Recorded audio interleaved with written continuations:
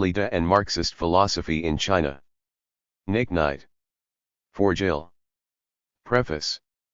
1. The life of a philosopher during an era of war and one revolution. 2. Marxist philosophy and social theory, the origins of THIRD-WORLDISm thought. 3. L62. 4. Lida and Marxist theory, 1923 to 3290. 5. 112. 6. Lida's elements of sociology and Marxist philosophy in 151 China. 7. Elements of sociology, the history, laws, and categories of 179 Dialectical materialism.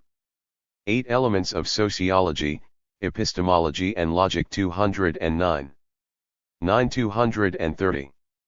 10. Writings on Marxist philosophy and theory of the 1950s 257 and 1960s.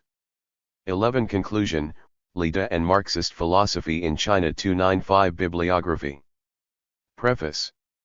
In the first chapter of his Main Currents of Marxism, Leszek Kolakowski identifies one of the major theoretical dilemmas confronting the historian of ideas. 1. Should the historian of ideas concentrate on the ideas themselves, investing them with some degree of immunity from the effect which the context might have on those ideas? Or should ideas be regarded as largely emanations of concrete historical contexts, as epiphenomena to the real theater of history? An affirmative response to the former allows concentration on the ideas themselves. From this perspective, it is the big and enduring questions of politics and philosophy posed by a body of ideas, and the responses to those questions, which are the primary consideration. An historian of ideas of this theoretical persuasion might be interested in how a doctrine or philosophy has influenced successive generations of believers, but would be less interested, if interested at all, in the possible impact of different historical contexts on the doctrine or philosophy. The focus here is on continuity, on genealogy. An affirmative response to the latter, however, necessitates perceiving ideas as the product of limited and specific historical contexts. From this perspective, one closely aligned to the sociology of knowledge, it is the context which is dominant, and the focus is the social origins of ideas, and particularly the social and political interests which ideas are generated to serve. It is the context which prevails over ideas, and as context alters, ideas are accordingly transformed. Ideas originating in another time and place are necessarily adapted to the particular requirements of different social contexts. The emphasis here is on discontinuity, on the transformative effects on ideas of changed social context. Kolakowski's response to this dilemma is to opt for the middle ground, to give due recognition to the links Marxism had to earlier philosophies and to the continuity of its core elements in eras subsequent to Marx's own, while recognizing the influence that different social conditions have exercised on those who have described themselves as Marxists. The task of analysis, for Kolakowski, is to achieve an appropriate recognition of both continuity and change, to explore Marxism in all its diversity while retaining the notion of powerful core themes which survived the erosive effects of changed time and place. Unlike Kolakowski, my analysis of the philosophical and theoretical thought of Lida does not seek the middle ground. My interest in Lida grew not so much out of an interest in Lida, the individual, as in his contribution to the elaboration and dissemination of Marxism in China. I became aware of Lida's significance to the development of Marxism in China through earlier research on the origins of the philosophical thought of Mao Zedong. The conclusion of that research was that Mao had been deeply influenced by the interpretation of Marxist philosophy endorsed in the Soviet Union in the early 1930s, which had found its way to the Chinese revolutionary movement through the translations and writings of Lida and other Chinese intellectuals. I also discovered that Mao had been deeply influenced by a volume on philosophy by Lida entitled Elements of Sociology, which itself drew heavily on Soviet Marxist philosophy. This suggested to me that the philosophical and theoretical writings of Lida could serve as a useful medium through which to explore the origins of Marxism in China, and its relationship with the Marxism of Europe and the Soviet Union, a relationship which is, I believe, much stronger and more intimate than many commentators would have us believe. Analysis of Lida's philosophical and theoretical writings might thus serve, I thought, as a useful corrective to those views of Marxism in China which perceive it as a quaint and exotic offshoot of Marxism, one which drew more from the cultural and social peculiarities of the Chinese context than it did from orthodox Marxism. My interest in Li De was thus motivated primarily by an interest in the sources of his Marxism and the way in which he elaborated Marxism for a Chinese audience. The focus of this book is thus the continuity of ideas, the continuity which exists between the theoretical and philosophical tenets of orthodox Marxism of Europe and the Soviet Union on the one hand and the theoretical and philosophical dimensions of Marxism in China on the other. By the same token, I have not entirely ignored the historical context within which Li De lived and wrote, and there is a biographical theme running through the book which lightly situates his philosophical and theoretical writings within the social and political environment within which he lived. Indeed, the book commences with a brief biography of Li De. I felt this to be necessary as Li is hardly known in the West despite being a founding member of the Chinese Communist Party and one of the most important of China's 20th century intellectuals. There is virtually nothing written on him in English. The biographical theme is also important as one of the objectives of the book is to explore the philosophical relationship between Li De and Mao Zedong, for it was through his influence on Mao that Li was able to exert such a powerful influence on Marxist philosophy in China more generally. Nevertheless, in general, the life and times of Li De take a backseat to his ideas, in particular his elaboration of dialectical materialism and important themes within the materialist conception of history. These are complex subjects, and the reader unfamiliar with Marxist theory may find some of the language used by Li De abstruse. There is no escaping the fact that dialectical and historical materialism are a very dense thicket, one difficult to penetrate and comprehend. Yet, if we are to make judgments about the origins and development of Marxism in China, the effort to do so must be made. The very complexity of the task is one possible reason why Western commentators on Marxism in China have given less than adequate recognition to its similarity to its European and Soviet counterparts. I argue that the more closely we look at Li De's elaboration of dialectical and historical materialism, the more evident it becomes that Marxist theory in China is in many significant respects the same as orthodox Marxism.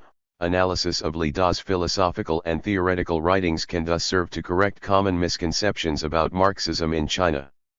Many people have helped me with the research for this book. Darrell Dorrington organized the search of various libraries in Beijing for material on Li De. Wang Yuping assisted my understanding of Li De's use of the Chinese language and also spent many hours discussing his philosophy with me. Dr. Hirako Wilcock of Griffith University kindly identified the names of the Japanese authors whose work Li De translated. Li Junruo, Zhang Kaiun, and Qian Hongming, of the Institute of Philosophy at the Shanghai Academy of Social Sciences, introduced me to contemporary Chinese evaluations of Li De, and also helped me track down many of the texts which Li De translated. Without their help, Chapter 5 could not have been written. Professor Ren Wuxian, of the Memorial Hall of the First Congress of the Chinese Communist Party, discussed with me the early theoretical and political activities of Li De. Wang Jin, Li Yang, and Dai Liang, graduate students of the philosophy department at Wuhan University, gave me a great deal of practical assistance and made my stay at Wuhan University a very pleasant one. Professors Chen Zihua, Tan Zhen, and Duan Qixian, also of Wuhan University's philosophy department, shared with me their recollections of Li De and spent many hours of their valuable time discussing the philosophical and theoretical issues which are the subject of this book. I am very grateful for their hospitality and kindness. Professor Song Jingming, of the politics department of Wuhan University and one of Li De's biographers, despite ill health, discussed Li De's life with me and shared with me his many publications. Professor Yuan Jingxiang, of Wuhan University's English department and one of China's best-known translators, gave me his views on Li De's approach to translation. Sun Adi, of Wuhan University's law department, introduced me to Russian writings on Li De. Professor Wang Jianhua, of the philosophy department of the Huazhong University of Science and Technology and one of China's foremost authorities on Li De's philosophical thought, spent many hours with me discussing Li's life and work, he and his wife also gave me an excellent lunch. Jenilyn Mann, of the Publications Unit of the Faculty of Asian and International Studies at Griffith University, did a marvelous job formatting the manuscript. Similarly, Sue Jarvis did a fine job editing and proofreading the manuscript. She also prepared the index. To these kind and helpful people I offer my sincere gratitude. Their help made the writing of this book possible. It also made the task of research and writing, often a lonely and frustrating business, much more enjoyable than it otherwise would have been. If they do not always agree with the interpretation offered here, they can rest assured that their contribution to my understanding of the complex issues of Li Da's life and work was a very significant one. Finally, to Jill Kenny, my deepest gratitude and affection. Her love and support over many years has made it possible for me to concentrate my energies on my research and teaching. This book is dedicated to you, Jill, with love and thanks. NickKnight. Griffith University. Brisbane, Australia. Preface. 1. The Life of a Philosopher During an Era of War and Revolution. Introduction. While this book is primarily a study of the origins, structure, development, and influence of Li Da's philosophical and theoretical thought, this first chapter is devoted to a brief biography, with the purpose of introducing Li Da. Although very widely known and admired in China, Li Da is almost unknown in the West, and is rarely mentioned even by scholars of Chinese history and ideology. 1. This chapter draws primarily on Chinese biographical accounts, 2. But also on interviews with some of his former colleagues, 3. And with Chinese scholars who have specialized in the study of his life and thought. 4. Li lived through a number of turbulent chapters in Chinese history: the decline and fall of the Qing dynasty, the early Republican period and the rise of warlordism, the formation of the Chinese Communist Party. The initial cooperation and later deadly hostility between the Communist Party and the Kuomintang, the anti-Japanese war, Communist victory in the 1945-49 Civil War, the years of socialist construction of the 1950s and early 1960s, and the opening salvos of the Cultural Revolution. This was the historical backdrop against which Li rose to prominence as one of China's most influential Marxist philosophers. While the influences on his philosophical thought did owe significantly to philosophical developments in the Soviet Union and elsewhere, as we shall observe in subsequent chapters, the course of events in China and Li's involvement in those events are not altogether incidental to our understanding of his contribution to the elaboration and dissemination of Marxist philosophy and theory in China. Like many of China's intellectuals of his generation, Li Da was not only a philosopher, he was also an activist, one who put his impressive intellect to the service of the Chinese Revolution. Throughout Li's voluminous writings, whether on legal issues, problems of financial 2. administration, analyses of Chinese society, the issue of women's emancipation, or the philosophical and sociological issues which are the main concern of this study, there runs a commitment to the cause of social change in pursuit of a communist victory in China. Everything Li wrote was written with a political purpose. This applies even to his extended writings on some of the most arcane formulations of dialectical materialism, the philosophical basis of Marxism. For Li's major purpose in writing textbooks on philosophy such as Shiwixu Dagong was the widespread dissemination of Marxist perspectives and concepts among the ranks of intellectuals and activists within the revolutionary movement, and the consequent facilitation of a Marxist analysis of Chinese society and the formulation of revolutionary strategies which could transform that society. However, while the Chinese context within which Li Da lived and wrote is significant, it is also important to bear in mind the international context which prevailed during Li's lifetime, and most importantly, the situation which emerged in the Soviet Union during the 1920s and early 1930s, in both the political and philosophical realms, for this was to have a dramatic impact on Li's political career, and on his perspective on Marxist philosophy and theory. A number of episodes stand out and will be explored in detail in both this and the following chapter. The first is the intervention of the Comintern in the internal affairs of the Chinese Communist Party in the early 1920s to bring about the realization of what is now known as the First United Front, The policy of cooperation between the CCP and the Kuomintang, in which members of the CCP entered the GMD, and in which the CCP was very much the junior partner of the larger and more powerful GMD. Li's implacable opposition to the form that this policy took was to contribute to his decision to quit the CCP, the party which he had worked so hard to establish. The implications of this action for his subsequent career as philosopher for the revolutionary movement need to be explored. The second very important episode was the upheaval in philosophical circles in the Soviet Union, which was to lead, from 1931, to the formulation of a revised interpretation of dialectical materialism, one which espoused the subordination of philosophy to the needs of the Communist Party. The emergence of this philosophical orthodoxy, sanctioned by Stalin, was to have a dramatic impact on Li's understanding of Marxist philosophy and, through his efforts, the development of Marxism in China. For this reason, the history of dialectical materialism in the Soviet Union, including the political struggles over its interpretation and function, will occupy our attention in the next chapter. 3. As well as events and intellectual developments in the Soviet Union, there is also the Japanese connection to be considered. As we shall see, Li's periods of study in Japan during the 1910s gave him most importantly a fluency in Japanese, which he later exploited to translate Japanese Marxist texts into Chinese. The interpretations of Japanese Marxists and socialists such as Kawakami Hajime and Sugi Yamasaki were thus an influence which we will need to explore. It was from their Japanese translations that Li was to translate into Chinese many works of European and Soviet Marxism.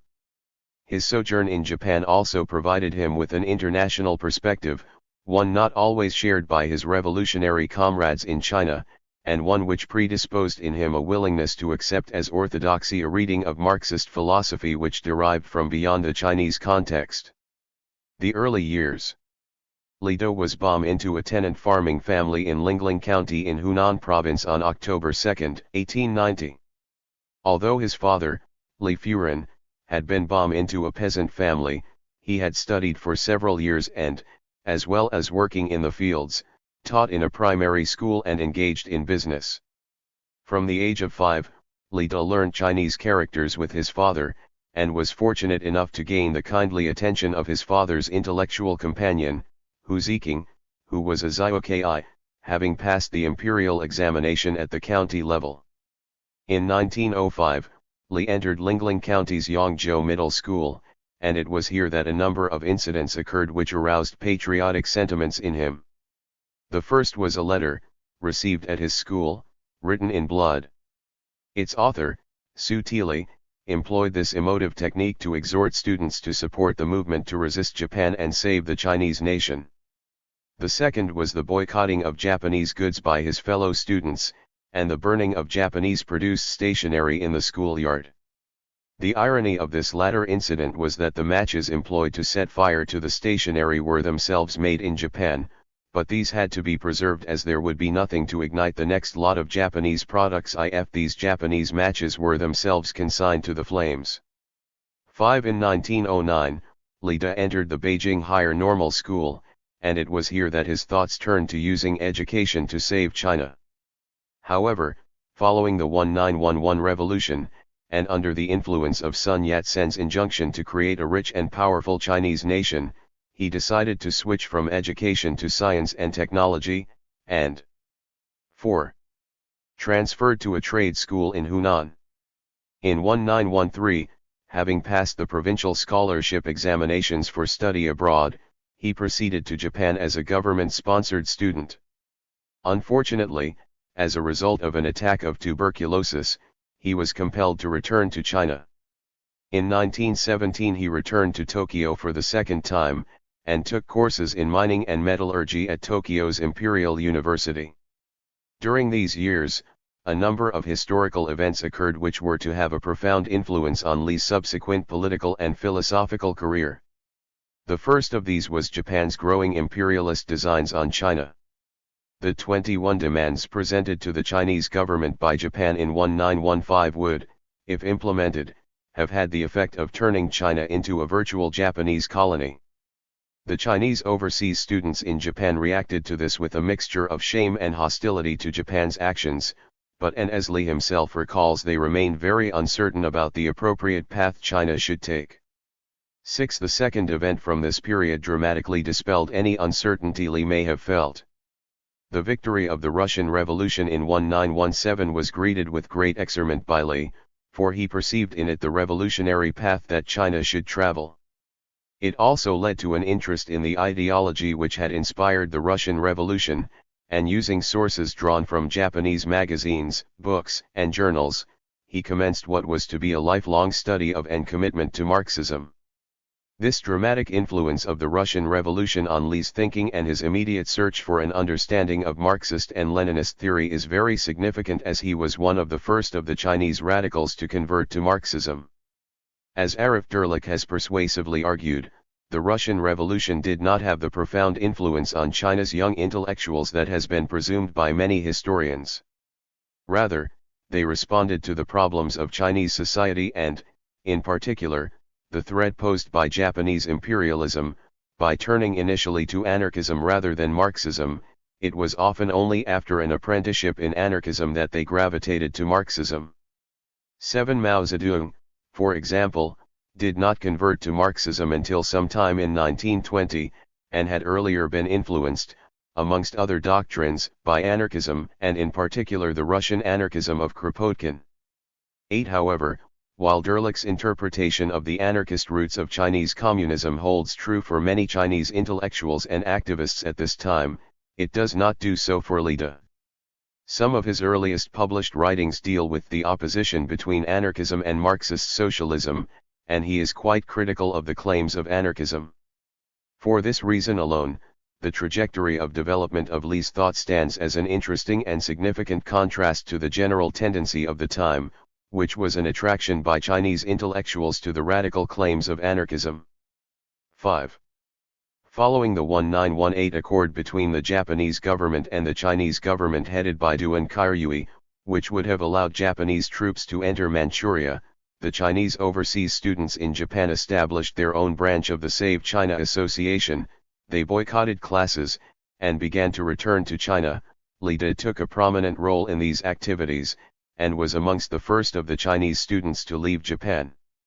In May he returned to Beijing as the representative of the Japanese branch of the Save China Association, and immediately plunged into student activities designed to oppose the Duan government. The failure of this movement left a deep impression on Li, for the political actions it had pursued, such as petitioning the government, had produced no effect. Success, he came to realize, would only come when the people rose and overthrew the reactionary government, as they had in Russia. To follow that road, it was necessary to study Marxist-Leninist theory, to study the revolutionary experience of the Russian people. 9. With this new conviction, he returned to Japan in June 1, 1918 for the third time. However, he abandoned his study of science and, under the guidance of the famous Japanese scholar of Marxist economics Kawakami Hajime, specialized in the study of Marxist theory. Included amongst the works studied by Li were Marx's The Communist Manifesto, Volume I of Capital, the preface to a contribution to the critique of political economy, Lenin's State and Revolution, and a number of introductory texts on Marxist theory. He also translated into Chinese an explanation of the materialist conception of history by the Dutch Marxist Herman Gorter, an overview of social problems by Takabate Motoyuki, and the economic doctrines of Karl Marx by Karl Koskai. His translations were subsequently published in China. Indeed, Li's translation of Koskai's The Economic Doctrines of Karl Marx was one of the texts studied by the Marxist study group established by Li Dazhao in March 1920. It is evident that Li perceived very early on the importance of translating Marxist texts into Chinese as the first step in the dissemination of Marxist theory amongst Chinese radical intellectuals, particularly as there was, at the time of the May 4 movement and throughout the 1920s and 1930s, a dearth of Marxist material in the Chinese language. Li's contribution to the introduction of Marxist theory to China through his translations is of considerable significance for an understanding of the type of Marxism which took root in China, and we will return in a subsequent chapter to a more detailed consideration of this aspect of his political and philosophical career. When the May 4th movement of 1919 broke out, Lee was still in Japan and he took no direct part in it. However, this movement and the subsequent June 3rd movement motivated Lee to express his political views, and he proceeded to write a series of articles on the nature and 6. Goals of socialism, on Chenduxiu and the New Thought movement, and on the situation of the European socialist movement in the pre-war period. 10. In certain important respects, these first articles, published almost immediately in China, set the tone for Lee's subsequent enormous literary output. First, they focused on theoretical issues concerned with socialism, and left-wing politics and thought, and it is entirely consistent with his later writings that his first two publications are entitled What is Socialism? And The Objectives of Socialism. Second, these essays are didactic in character, providing explanations of complex events, issues, and concepts in a way designed to facilitate the ready comprehension and dissemination of the information contained within them. Third, these early writings demonstrate clear evidence of an intellectual whose political emotions and values are very deeply engaged. It is this latter characteristic which anticipates most forcefully the general tenor of Lee's prolific literary career, for everything he subsequently wrote was written with a political objective in mind. Lee's impressive capacity as an author and his skills as a translator were thus, from the very beginning, deployed in the service of the political goals of communism, to which he remained committed to the end of his life. The formation of the Chinese Communist Party and its aftermath. In the summer of 1920, Lee traveled to Shanghai, where he engaged in discussions with Chen Duxiu. Lee and Chen, together with Li Hanjun, Chen Wangdao, and others, established what was later termed the Shanghai Committee for the Establishment of the Chinese Communist Party. This committee not only liaised with various regions of China in preparation for the establishment of a communist party, it established in November 1920 what was to be the CCP's first journal, Gongchandang, and appointed Li Da as its editor. This journal dedicated itself to the cause of socialist revolution, and propagandized Marxism-Leninism, in particular the theories of proletarian revolution, the dictatorship of the proletariat and party building. It also criticized opportunism, provided information on the achievements and experiences of the Russian Revolution, gave news of the international communist movement, and discussed problems of the Chinese and world revolutions. The Communist became an important medium for the dissemination of Marxist theory, its circulation exceeding 5,000. One of its subscribers, Mao Zedong, was to refer to the journal approvingly as a bright flag.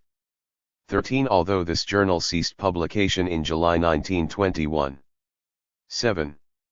After 7 issues due to financial problems, 14. It filled an important theoretical role at a crucial juncture in the development of the communist movement in China.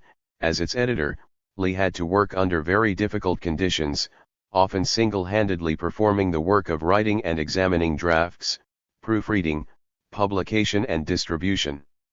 He wrote a regular column for the journal entitled Brief Words, in which he presented short, punchy essays on Marxism and the revolutionary movement. Lee also was involved in editorial work for Xi and Qingnian after it became a publication for the party, and he contributed essays and translations to Shayanikm's Honguo, Liadongja, Jueview and other journals. These essays again dealt with issues of basic Marxist-Leninist theory, and countered anarchist attacks on Marxism which were prevalent at this time. Looking back on this period of his life, Lee commented in his autobiography that his 2 major tasks following the establishment of the Shanghai Committee for the Establishment of the CCP were first, propaganda, and second, organizing the workers. 15. In the first half of 1921, Lee was heavily involved in the preparatory work for the first Congress of the CCP. On behalf of the Shanghai Committee, he contacted the groups in Beijing, Jinan, Changsha, Guangzhou, Wuhan, and Tokyo to send 2 delegates apiece to the Congress. Li Da and Li Hanjun represented the Shanghai group. 16. In the latter half of July, the Congress convened in Shanghai. However, because of harassment by French police, the first session of the Congress was adjourned. Wang Huivyue, Li Da's wife and a native of Jiaxing, arranged for the closing session of the Congress to be held on a pleasure boat on the South Lake in Jiaxing, Zhejiang Province. 17 As a result of the first Congress, Li was elected to the Provisional Central Executive Bureau, and appointed head of the party's propaganda department. 18 In September 1921, the party established its first publishing house, the People's Publishing House, with Li as its director. Li's plan was to publish a series of works by Marx, Lenin and other authors. He again threw himself into the work of writing, translating, proofreading, publishing and distribution, and within the space of a year, this new publishing house had succeeded in publishing 15 volumes, including the Communist Manifesto, Critique of the Gotha Program, An Introduction to Marx's Capital, Wage Labor and Capital, and 2 books by Lenin. In October of that year, Li also became headmaster of a school for girls, established by the party in Shanghai. He set up and edited a journal entitled Funisheng, and he contributed many articles and translations on women's issues to this and other journals. 8.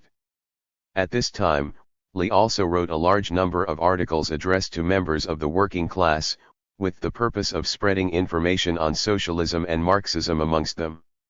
He also wrote, in essays such as Russia's New Economic Policies, about the current situation in the Soviet Union, and translated a lengthy monograph on the working class and peasantry in Russia.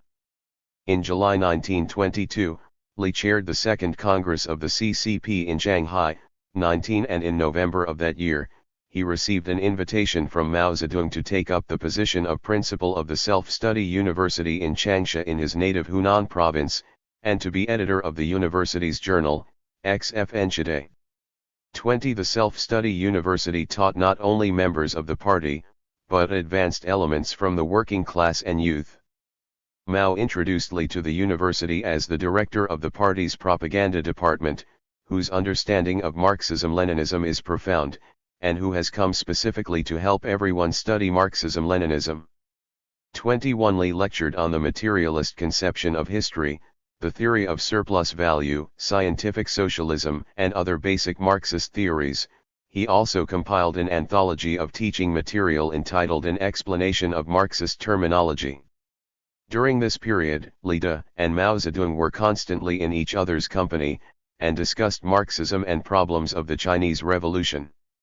According to Chinese biographers, the two revolutionaries forged a militant friendship. 22 Between April and July 1923, 4 issues of New Age were published, and they contained a large number of Li's essays and translations, including amongst the latter Marx's famous Critique of the Gotha Program. The First United Front and Li Da's departure from the CCP. In Marxism Restored, written in late 1920 and published in Xi and Xingnian in early 1921, Li had referred to the importance of establishing appropriate organizations for the working class. Of these, the political party was of great significance. 23 Li stressed the importance of the independence of such a party in its dealings with the organizations of other classes. To lose this independence would spell its death. Here is an early indication of Li's tenacious belief in the importance of the organizational independence of the Communist Party, for the party had the function of schooling its members for the struggle against capitalism in pursuit of socialist goals.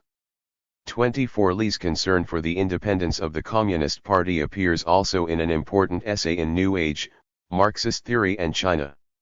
Here, Li addressed the pressing issue now confronting the CCP, an 9. issue which was to have a dramatic impact on his own future. 25 Under pressure from the Third Communist International, which the CCP had formally joined at its second Congress, the party had been exploring the possibility of an alliance with the GMD.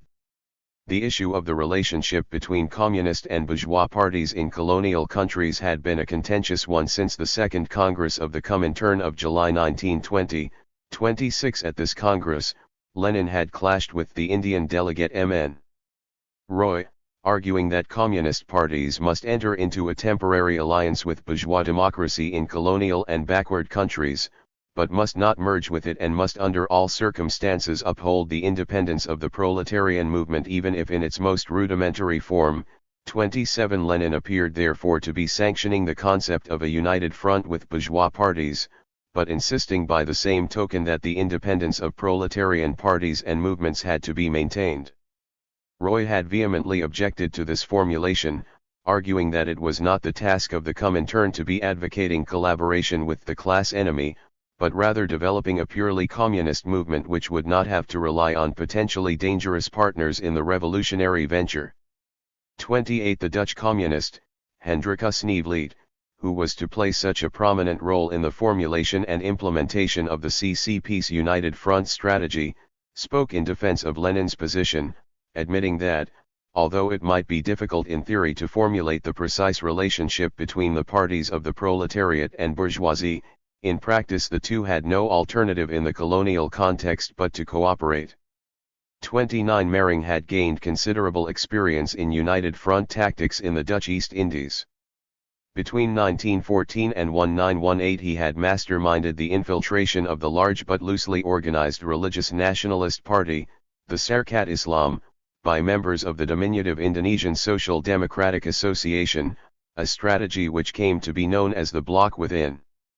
The strategy was ultimately so successful that ISDV members managed to gain control of many key regional branches, to radicalize the objectives of the Syarikat Islam, and to recruit followers among the masses to the cause of socialism. The success of the strategy can also be seen by the fact that, by 1922, the Indonesian Communist Party, formed in 1920, and its affiliated organizations had some 50,000 members and controlled much of the trade union movement. 30 The parallels between China and the Dutch East Indies were obvious. Here was a recently formed and tiny communist party, with a membership of only 195 at the time of its second Congress in 1922. Its potential partner in any United Front strategy, the GMD, was a large and poorly organized party. The GMD had, however, a lengthy revolutionary history and widespread popular support, and was led by 10. Sun Yat-sen, widely regarded as the father of the 1911 revolution. The GMD thus appeared as the natural leader of the Chinese Revolution, at least for the foreseeable future. Should the CCP ally with the GMD, and if so, what form should such a united front adopt?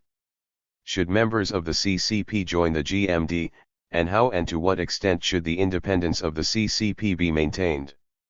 In Marxist Theory and China, Lee quoted extensively from the Communist Manifesto by Marx and Engels to reinforce the view that an alliance between a communist party and bourgeois political parties was appropriate in certain circumstances, particularly where the principal enemy was feudalism and its political representatives.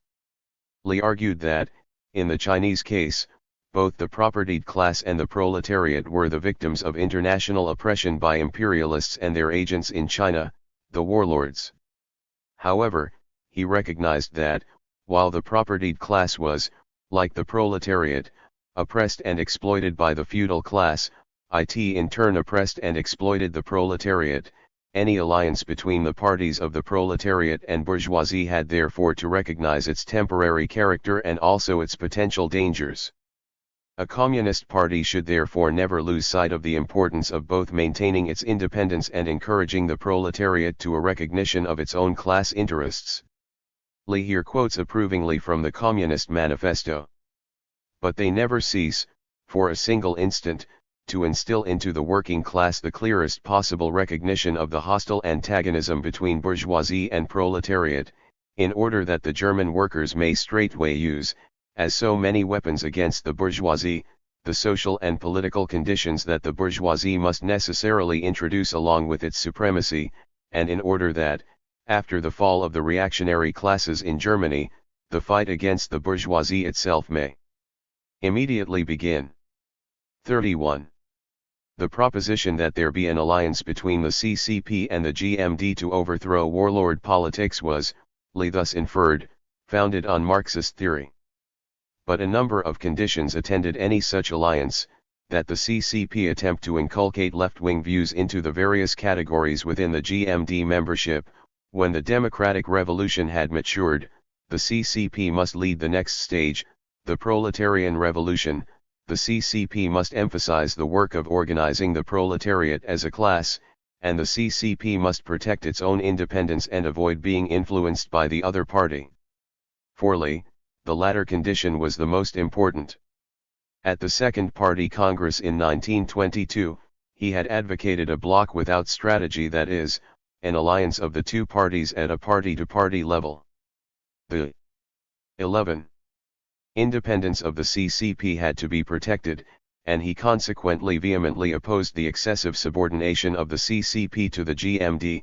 The CCP could not effectively perform its role of radicalizing the proletariat or leading the subsequent stage of the revolution if its independence were compromised. It was with these strongly held views in mind that Li traveled, in the summer of 1923, from Hunan to Shanghai to hold talks with Chen Duxiu on the question of cooperation between the CCP and GMD. It was not a happy meeting. According to Chinese sources, Li could not accept Chen's view that all work should be done with the approval of the Kuomintang. 32 Li believed that this position, now labeled a right deviationist line by party historians, hopelessly compromised the independence of the party. According to Li's later recollection, on hearing Li's views, Chen stormed and railed at Li, banging the table and smashing a teacup, and threatening him with expulsion from the party. It was a vain threat, for Li determined, on the basis of Chen's overbearing behavior and their differences over policy, to leave the party. He refused to participate in any further overt party activities in Changsha, such as parades or demonstrations. 3 And on returning to Changsha he severed his connections with Chen and the party center, and in the autumn of 1923 he left altogether the party he had helped establish. 34 This act of angry opposition to Chen's position on the United Front is one of the very few aspects of Li's long political and philosophical career to draw criticism from historians and biographers in post-Mao China. While they concede the correctness of Li's opinion that the independence of the CCP had to be maintained, they chide him for not adopting appropriate methods of struggle with party comrades. It is interesting, too, that this act of defiance, one which was to have such important personal and professional implications for Li, is only dealt with superficially, if at all, by most of his Chinese biographers.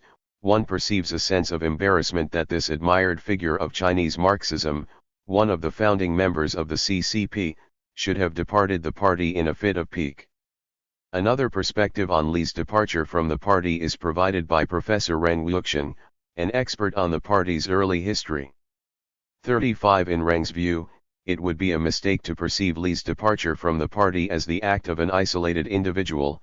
Li was not alone in his opposition to the United Front policies of Chen Duxiu, and his act of defiance was a reflection of the views held by a significant number of other party members. Professor Reng also argues that the differences between Li and Chen were not only over the issue of cooperation with the GMD. Li was first and foremost a theorist who believed that the principal task of the party during the early phase of its existence was 12. The study and dissemination of Marxist theory in China. He consequently invested most of his time and effort in research, writing, translating and publishing in order to raise the theoretical level of the early Chinese communist movement. Chen, on the other hand, was a politician, one who felt that the emphasis should be put on practical political action and struggle. This interpretation of the reasons for Li's departure from the party is supported by a number of comments in Li's own later writings. In his 1928 essay, The Revolution Which China Needs, Li stated, "At that time I advocated that a great deal of study of Marxist theory be carried out within the party, and I myself worked hard studying Marxist theory and Chinese economic conditions. I requested that we gain a thorough understanding of revolutionary theory. However, the others within the party emphasized practical action, and put no emphasis on study, demanding rather, Marxist practitioners and not Marxist theorists." Indeed, after the party's second Congress in 1922, Li quit his post as director of the propaganda department and became an ordinary party member so that he could concentrate his attention and energies on study and writing. According to Song Jingming, one of China's foremost authorities on Li Da's life and writings. This difference over the degree of emphasis to accord to theoretical as opposed to practical work was as important to Li's decision to quit the party as the disagreement over the United Front policy. 36. The non-party true believer.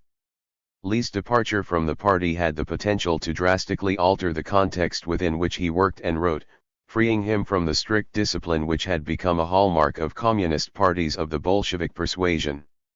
Here, for the first time in a number of years, Li was a free agent, at liberty to defy party pressures to conform to orthodox interpretations of Marxist theory and philosophy.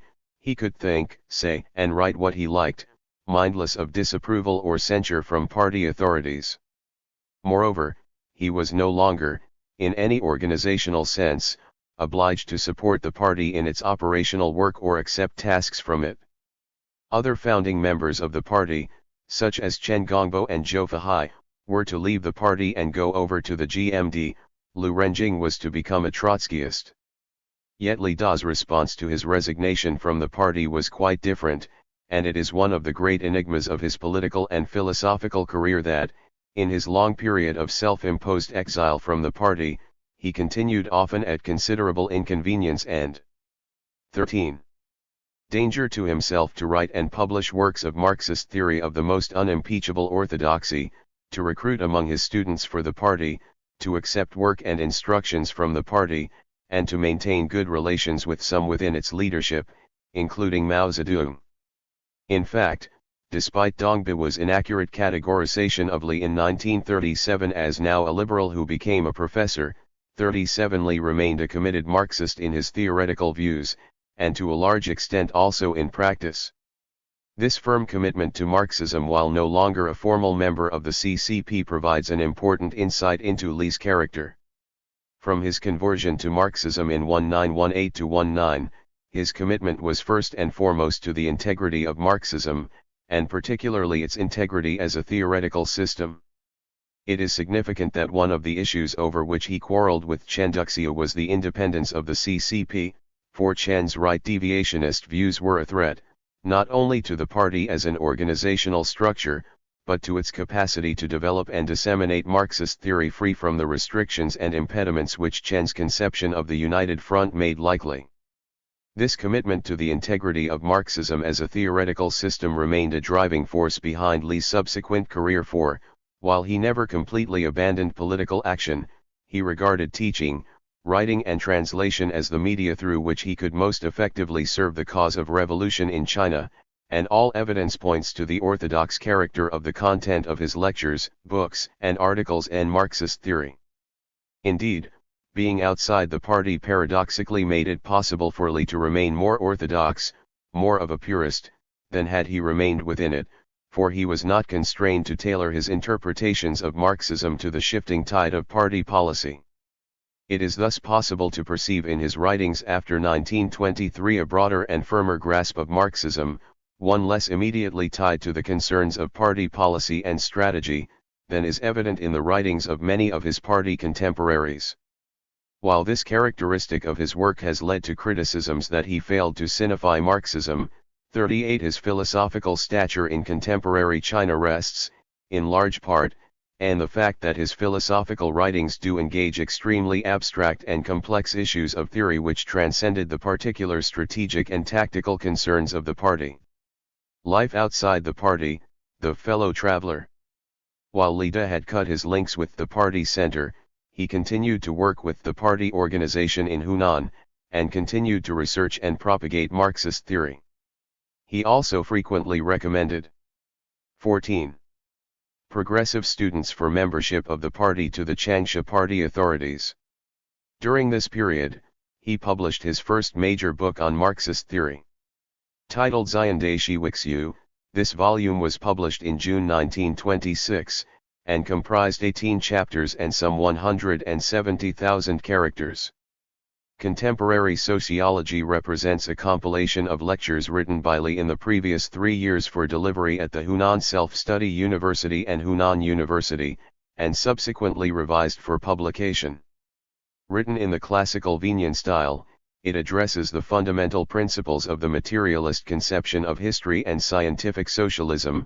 It examines the world revolution and the revolution in China, and critiques various anti-Marxist trends of thought. We will return to a more detailed consideration of the contents of this important volume in Chapter 4, for it provides useful insights, not only into Li Da's understanding of Marxist theory and philosophy, but also the extent to which the revolutionary movement in China did have access to Marxist theory. It casts doubt on the assumption that the early communist movement in China was largely isolated from the theoretical currents and developments of mainstream Marxism, and was consequently theoretically rather immature. For the moment, it suffices to note that the publication of Contemporary Sociology identified Li Da as one of the foremost Marxist philosophers in China, and the book enjoyed wide popularity amongst the ranks of the revolutionaries. 39 Indeed, Chinese commentators have described it as the first independently created systematic theoretical work in the history of the development of Marxist philosophy in China. 40 The book's publication also made Li Da more vulnerable to attack from his political enemies, particularly those within the GMD, and he was listed in 1928 on the Hunan Register of Wanted Criminals.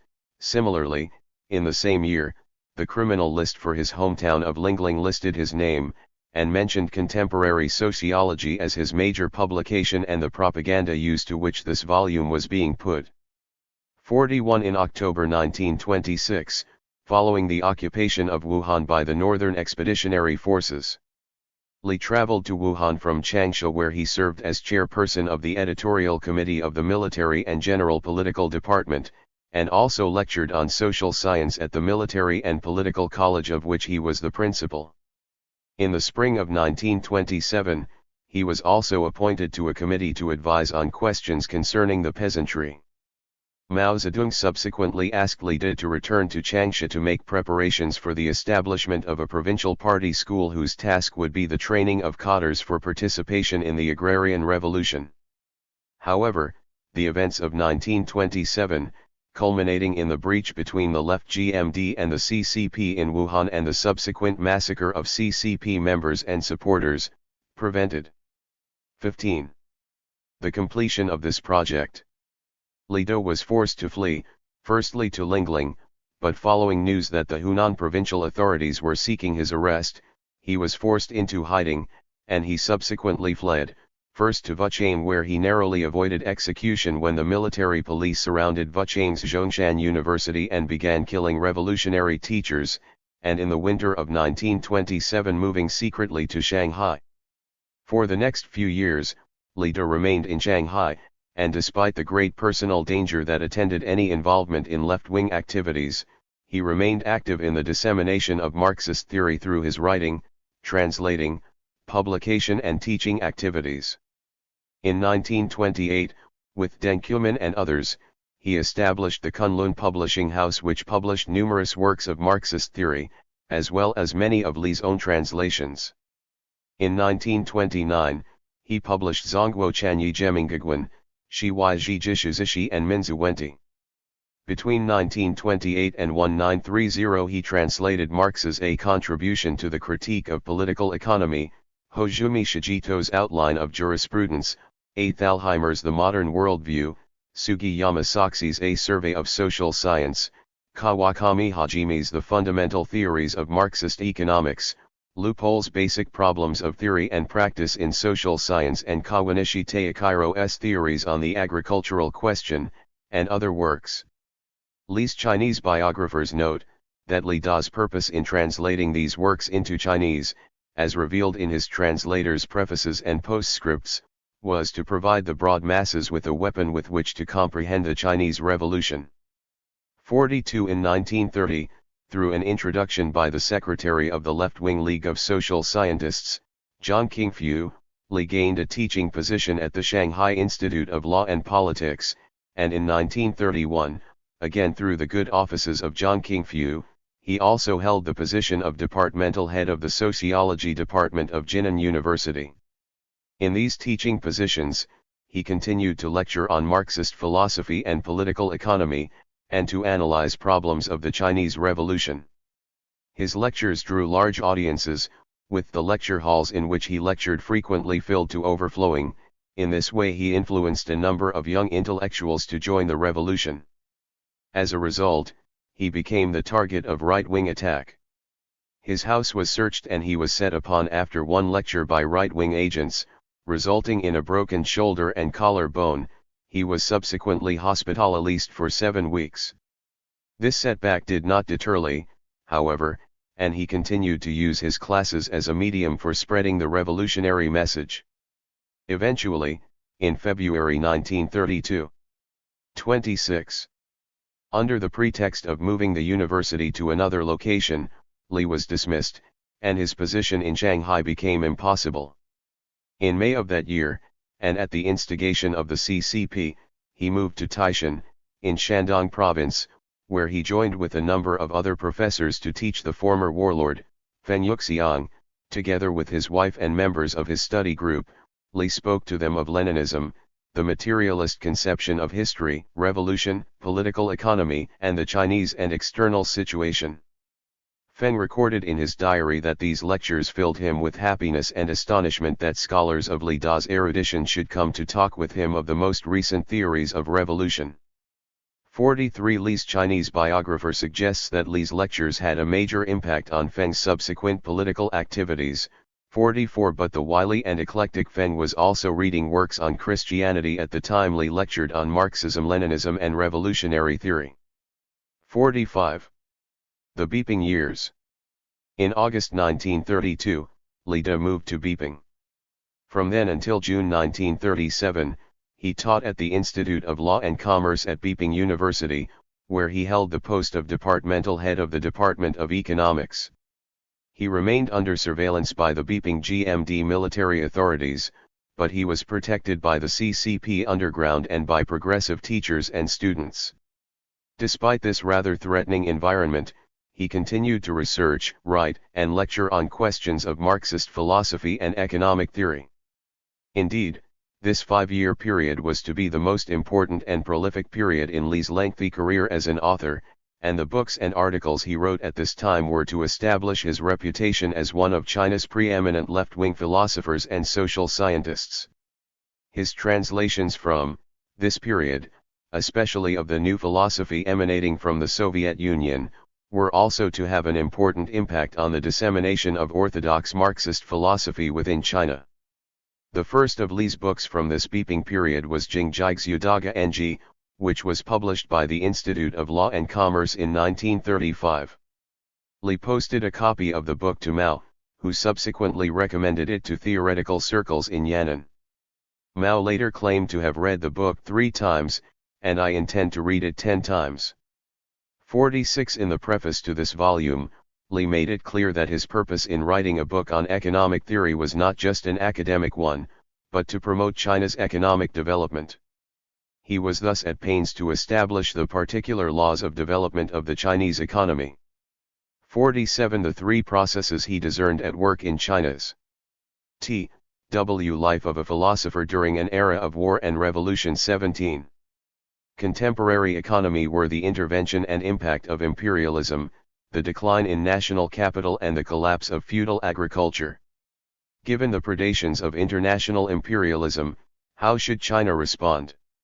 Li's response was that the problem of the oppression and bankruptcy of the Chinese economy could not be solved by economic means alone. Rather, Li's analysis led to a political conclusion, one in which China's people must struggle to seek liberation and economic survival. As well as another economics text on currency, Li also wrote 2 books dealing with problems of Marxist philosophy and social theory, Shi Wai Jinhua Shi and Shi Wix Yudagang. The latter massive Torna is, it could be argued, the most important text on Marxist philosophy to have been written by a Chinese philosopher. It not only provided a comprehensive coverage of dialectical and historical materialism, it did so from the perspective of the orthodoxy which had emerged in the Soviet Union following the overthrow of the Dvorinite school of philosophy in 1931. Elements of sociology thus provided Marxists in China with detailed information and the current line on Marxist philosophy within the international communist movement. The book was to have a significant impact on the development of Marxist philosophy in China, both directly and through the influence it was to have on the development of Mao Zedong's philosophical thought in 1936–37. 48. The importance of this text has been recognized by the editors of Li Da's writings, for Elements of Sociology now occupies the entire second volume of Li Da Wenji. We will return, in chapters 6, 7, and 8, to a detailed evaluation of the sources, content, and influence of Elements of Sociology, for this philosophical text can tell us much about the origins, development, and degree of orthodoxy of the philosophical dimensions of Marxist philosophy in China. As well as being heavily involved in researching and writing on Marxist theory and philosophy, Li also continued to engage in political activities instigated by the CCP.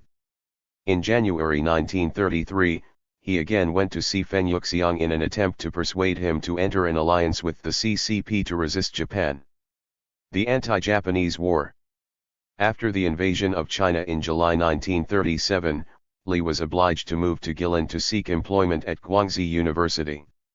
However, he was not able to take up a teaching post until his former superior at the Beiping Legal and Commercial Institute, Bai Pengfei, became vice-chancellor of Guangxi University in the spring of 1938. He then commenced teaching. 18.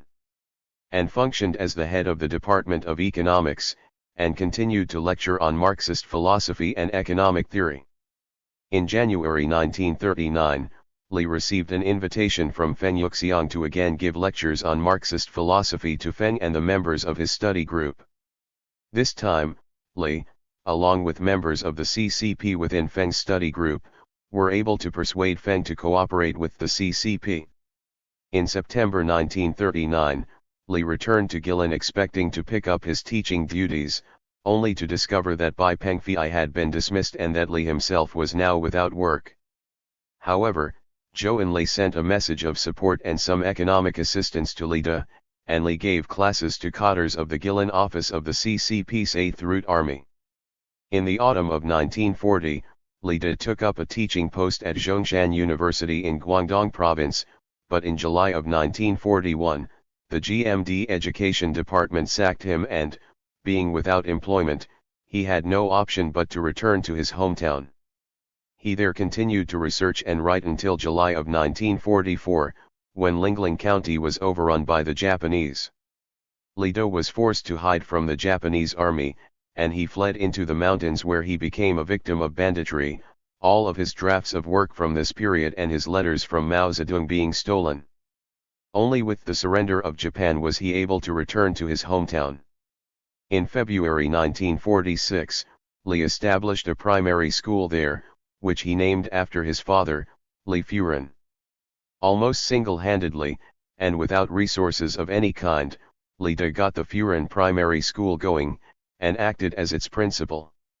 In this modest establishment of some 70 students in 5 grades, Li put into practice his philosophy of education. He believed that teachers and students were equal, and he eschewed compulsion and punishment in favor of patience and persuasion. His students were also encouraged to participate in classroom discussions. 49. Li rejoins the Communist Party. In the spring of 1947, through the good offices of the CCP underground organization in Hunan, Li gained a teaching position in the law department of Hunan University. Throughout this period, he was kept under surveillance by the GMD authorities, his lectures monitored, his visitors recorded and his name placed on a blacklist.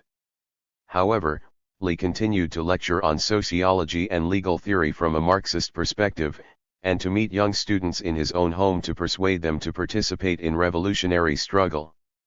It was also during this period that, despite serious health problems, he completed Felixu Dagang, in which he employed a Marxist standpoint to analyze the law. Law, he asserted, had to be perceived. 19. From a class perspective, for it was employed by the dominant class to protect prevailing property relations. The period from November 1948 to April 1949 brought Li Da directly into the attempts by the CCP's Hunanese underground organization to persuade General Cheng Qian, at that time commander of the GMD's headquarters for the pacification of the region, to capitulate to the communists. Li Do was asked by the CCP to persuade Cheng Qian to go over to the Communists, a venture which was not without great personal risk to Li. General Cheng requested Li to report to Mao Zedong on the situation in Hunan, and on Cheng's desire to see a peaceful liberation of the province. The strategy was ultimately successful insofar as Cheng and the governor of Hunan, Chen Minggren, did go over to the Communists, although the governor appointed to replace him did resist militarily the southward advance of Lin Biao's forces. In 1948 Mao Zedong had sent word via the CCP's Hunanese underground organization to invite Li De to Beijing, and on April 16, 1949, Li left Changsha and traveled secretly via Hong Kong, arriving in Beijing on May 14. There he met with Mao Zedong, Liu Shaoqai, Zhou Enlai, Zhu De and other party leaders. He talked late into the night with Mao Zedong, reporting on the situation in Hunan and re-establishing his old friendship with Mao. Because of his support for the CCP over many years, even though not formally a member, Li was invited to rejoin the party, with Mao Zedong, Liu Shaoqai, Li Vihan, and others testifying as to his suitability for party membership, and Liu Shaoqai acting as his sponsor. In December 1949, Li De was readmitted to the party that he had left some 26 years before. Philosophy and Politics in Post-Liberation China.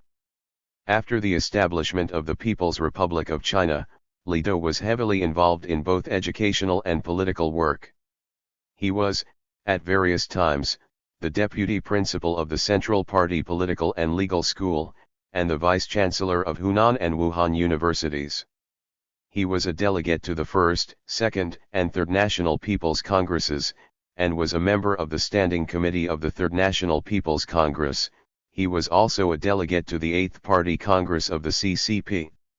He was elected a member of the Philosophy and Social Science Department of China's Academy of Science, and he was the president of China's Philosophical Association.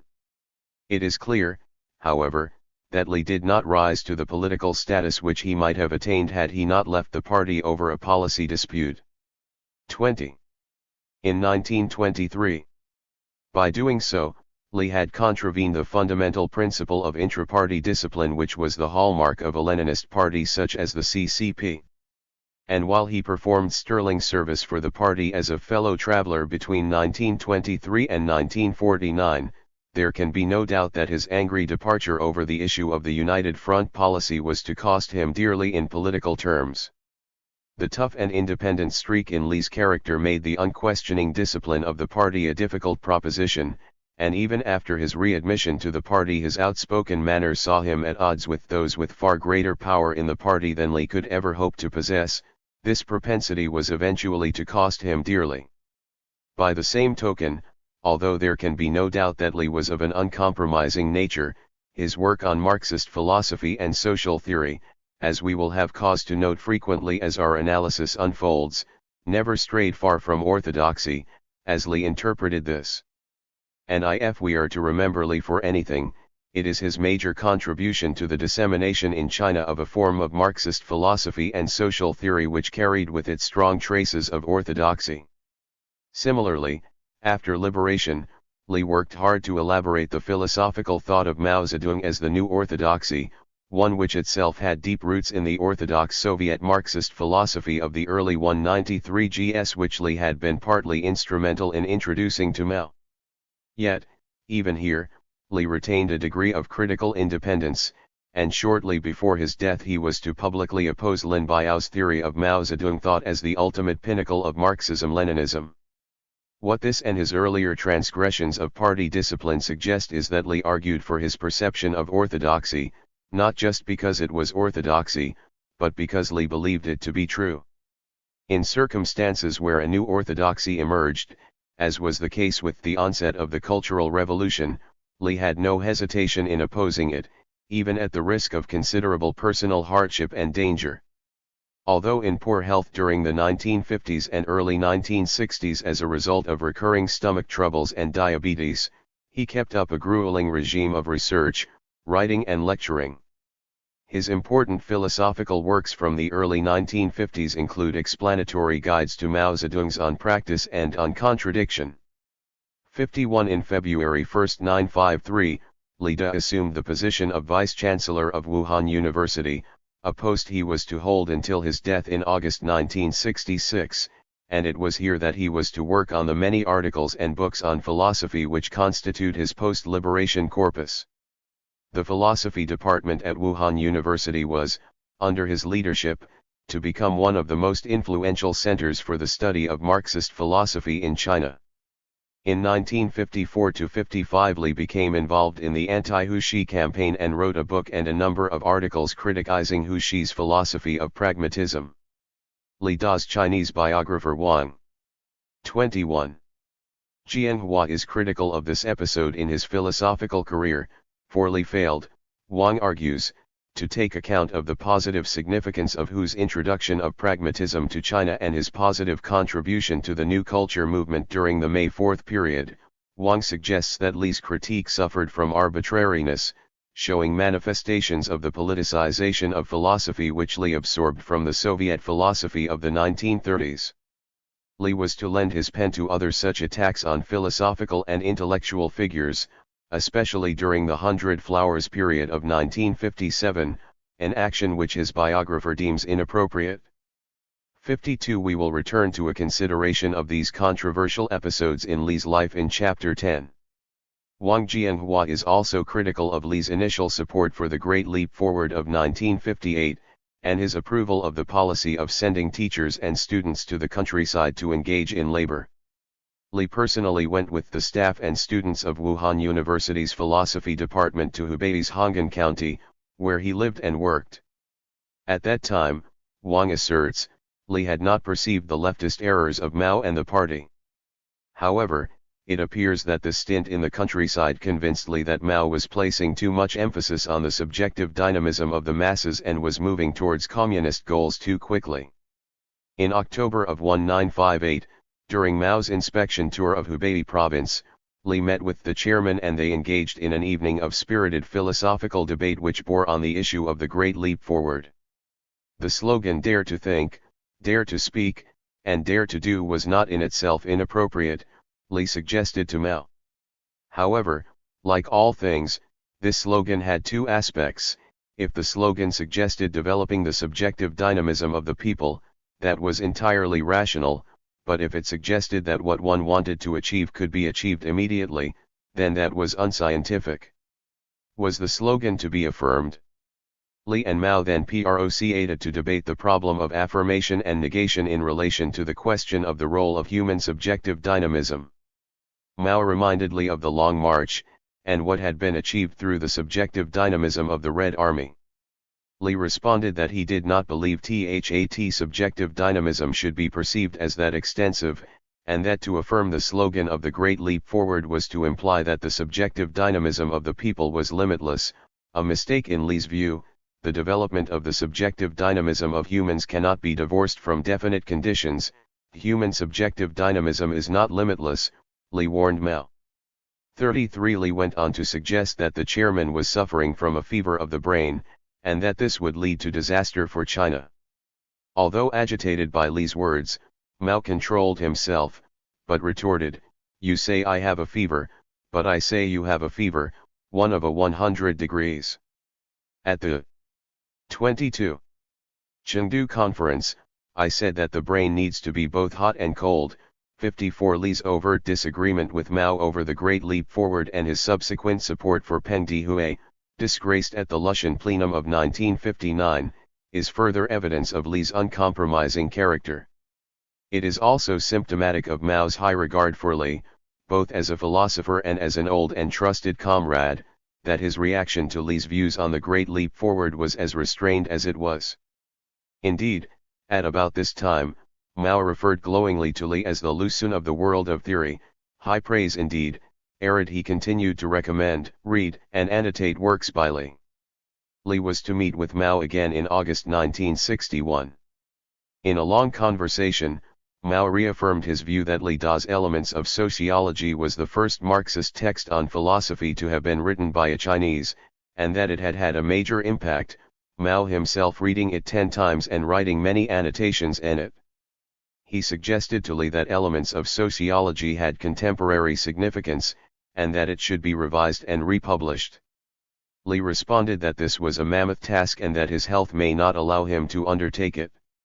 Mao responded that Li could use research assistants within his own philosophy department to assist him with this task. Li consequently assembled a group of research assistants under Tao Delin, the present vice-chancellor of Wuhan University, and divided the work of revision among them. The political and philosophical significance of this project will be considered in Chapter 10. The final chapter. During the early 1960s, Li was in very poor health and obliged to take regular medication and have daily injections. 55 Despite his failing health, Li continued to work hard on the draft of Marx's Wei Jiexu Dagang, and in the autumn of 1962, a preliminary draft of the first volume of this work, Wei Yubian Zenfa Dagang, was completed and used by the students in Wuhan University's philosophy department. This volume went through a series of drafts and became a completed book in 1965. This volume persisted with the logical structure of elements of sociology, but introduced new theoretical content, in particular the contributions which Mao Zedong thought had made to Marxist philosophy. 100 draft copies of the book were printed and sent to Mao Zedong, Zhou Enlai, Liu Shaokai and other party leaders for comment. Unfortunately, the Cultural Revolution intervened, and it was 23. Only after the overthrow of the Gang of Four in 1976 that Li Da's personal assistant, Tao Delin, was able to make the necessary revisions to the book envisaged by Li, and it was eventually published in May 1978, some 12 years after Li's death. However, Li was not able to complete the ambitious project to thoroughly revise and expand elements of sociology to incorporate developments in Marxist philosophy, and only the first volume of this work was ever published. In March 1966, Li Da responded to Lin Biao's theory that Mao Zedong thought was the pinnacle of Marxist-Leninist theory in characteristically forthright manner. On being informed possibly rather nervously by one of his research assistants that this theory originated from Vice Chairman Lin, Li responded, "I realize that, and I don't agree. This notion of a pinnacle is unscientific, and does not conform to dialectics. Marxism-Leninism is developmental, and so is Mao Zedong thought. If you compare them to a pinnacle, then there is no direction in which they can develop toward there. How can Marxism-Leninism have a pinnacle? I can't agree with violations of dialectics, regardless of who utters it." 56. It was this sort of indiscreet utterance, his criticisms of Mao during the Great Leap Forward, and his earlier breach with the party in 1923, which put him at odds with the cultural revolutionary authorities, particularly Lin Biao and Kang Sheng. He was branded a criminal element, traitor and landlord element, and his so-called anti-party, anti-socialist, anti-Mao Zedong thought research material and papers picked over, page by page, for evidence of his transgressions. 57 Wuhan University split into two Red Guard factions, the Dragon and the Tiger factions. Membership of these factions was largely determined by support for or opposition to Li Da. The Tiger faction, which was the radical faction opposed to Li, ultimately prevailed, and at least half of the members of the philosophy department were branded the Black Gang for their support for Li. 58 In the face of these bitter attacks and criticisms, Li remained defiant, adamant that he was a loyal party member, and a firm believer in Mao Zedong thought. On June 1, 1966, Li Da was expelled from the party, an illegal act according to post-1978 commentaries on his life.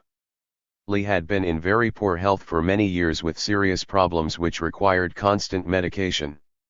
The vilification and abuse which he suffered in the first half of 1966 no doubt made this medical condition worse.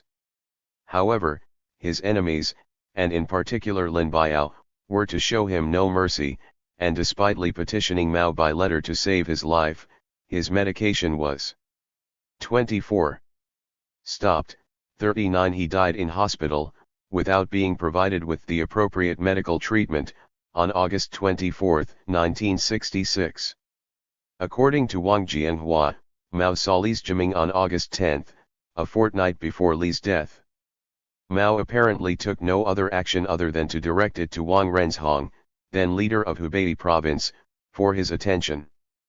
Mao was later to concede that Li De had been correct in his opposition to Lin Biao's theory of Mao Zedong thought as the pinnacle of Marxism-Leninism. 60 In January 1974, a commemorative service was held by staff and students of Wuhan University to honor Li's memory, and in November 1980, Li De was rehabilitated, the verdict of the cultural evolution overturned and his party membership posthumously restored. 61 Since 1978, Li De has been honored in China as one of the most outstanding Chinese Marxist philosophers and theorists of the 20th century. Numerous articles and books have been written analyzing his contribution to the dissemination of Marxist philosophy and social theory in China, the structure and characteristics of his philosophical thought and his role in the formation of the CCP. Many of his writings were reissued in the 1980s in the 4-volume Li De Wenji and in other volumes. The brief biography in the Li De Wenji sums up his life in the following appropriate style. Comrade Li De was one of the earliest to pioneer the dissemination of Marxism in China, and one of the founders of the Chinese Communist Party. For over a half a century, and to the very end of his life, he persevered in the study and spread of Marxism. Not only did he attain a deep mastery in Marxist philosophy, economics, and social science, in the areas of jurisprudence, the study of currency, history, and so on, he also made significant achievements. His theoretical activities were closely attuned to the pulse of the Chinese Revolution, and his huge corpus of writings reflects half a century of Chinese intellectual history, and is a valuable legacy. He is an influential figure in the history of culture in contemporary China. A study of his works is essential in order to attain a deep understanding of the dissemination of Marxism in China, the history of the development of intellectual thought in our country, including the early establishment of theory in the history of our party. Because of the historical conditions and his own limitations and personal characteristics, his writings are sometimes not mature, and do contain imprecisions and errors. However, his achievements and shortcomings, contributions and failures, are in themselves a genuine reflection of the tortuous progress described by the path of revolution, and in this too lies the value of his writings. *2. In subsequent chapters, we will look in some detail at Li De's contribution to the introduction and dissemination of Marxist philosophy and social theory in China. We will pay particular attention to the origins, content, and development of Li De's Marxism, and by so doing, raise broader 25 questions about the nature of Marxism in China.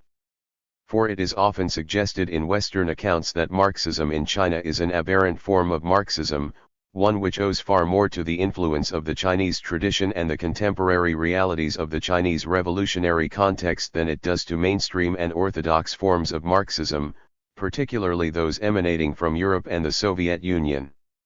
Marxism in China, from this perspective, is only distantly related to orthodox Marxism.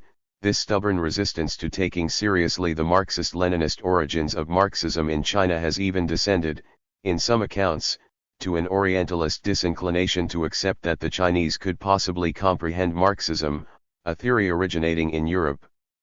63 Our evaluation of Li De's Marxism and the important role he played in introducing Marxist philosophy and social theory to China will demonstrate that such accounts are quite misleading. Li De was a Marxist to his bootstraps, and no slouch as a philosopher and theorist. He had a firm grasp of Marxist philosophy and theory and worked hard to ensure that Marxism in China had its roots firmly embedded in the soil of orthodox European and Soviet Marxism. We will be tracing a number of major themes through Li De's writings to demonstrate this proposition. The first of these is the philosophical dimension of Marxism, often referred to as dialectical materialism. The second is an important dimension of Marxism's social theory, namely its etiology of social change. Both of these themes have been employed by critiques of Marxism in China to demonstrate its heterodoxy, and they therefore constitute a significant medium for evaluating its orthodoxy. In the next chapter, we turn to a brief construction of the genealogy of the concepts and issues in Marxist philosophy and social theory which we will explore in Li Da's writings. This exercise will provide us with a compass to navigate Li's vast corpus, for we have no intention of addressing the entirety of issues considered by Li in his long and very productive intellectual life. Our purpose is a more limited one, and we will be restricting our gaze to these central themes in Marxist theory and Li's usage of them. Our genealogical detour will also create the foundation on which will be constructed judgments regarding the nature and orthodoxy of Li Da's Marxism, and of Marxism in China more generally. 2. Marxist philosophy and social theory. The origins of Li Da's thought. Li Da was one of the most influential of the philosophers and social theorists to introduce Marxism to China. As we saw in the previous chapter, he was amongst the first of the May 4th generation of Chinese radicals to convert to Marxism, and for the rest of his life he strove tirelessly to propagate his version of Marxism amongst Chinese intellectuals and activists. His major works on Marxist philosophy and social theory, especially contemporary sociology and elements of sociology, were instrumental in bringing to many Chinese the contemporary interpretation of orthodox Marxism, and they explained in great detail issues and concepts central to Marxist theory. Because of their centrality, these issues and concepts were also of considerable sensitivity, many fierce polemics having been fought over their definition and elaboration. Two major themes had been the subject of controversy within the Marxist tradition, and it is these that we will pursue through the voluminous writings of Li Da. Our purpose in doing so is to understand the origins, content, and development of Li's Marxism. We are particularly concerned with its genealogy and its relationship to mainstream European and Soviet forms of Marxism. This evaluation will allow a clearer understanding of the origins of the theoretical and philosophical dimensions of Chinese Marxism, from its introduction to China in the late 1910s to its manifestations in the China of the 1990s, for it is no exaggeration to suggest that the ideological system referred to in China today as Marxism-Leninism Mao Zedong thought still contains very strong genealogical connections to the orthodox Marxism propagated by Li Da in the 1920s and 1930s. We will return later in the book to a consideration of the influence of Li Da and Marxist theory and philosophy in post-Mao China, and raise questions about the trajectory which Marxism in China has described over the 3/4 of a century since its introduction to China. 31. The first of the themes we will be pursuing through Li Da's writings is the philosophy of Marxism, often referred to as dialectical materialism. This philosophy has been the subject of considerable and at times very bitter controversy, for it is the articulation of the core ontological and epistemological assumptions upon which the entire Marxist theoretical system rests. Dialectical materialism thus poses questions about the very nature of reality. How are we to understand the universe and its inner workings? Is there an objective reality beyond human consciousness, and if so, of what is it constituted? Is the universe and the objects which comprise it subject to natural laws, and again, if so, how are these to be understood and categorized, how are these laws to be discovered? How is human knowledge of reality derived, and how are true human perceptions of reality to be distinguished from those which are false? What is the relationship between human thought and external reality? How are movement and change to be explained, and is there purpose and direction in change? All philosophies must pose these or similar questions, for they deal, at a very abstract level, with the relationship between humans and the world. Marxism is different insofar as it does not perceive philosophy as an isolated and disinterested inquiry into this relationship.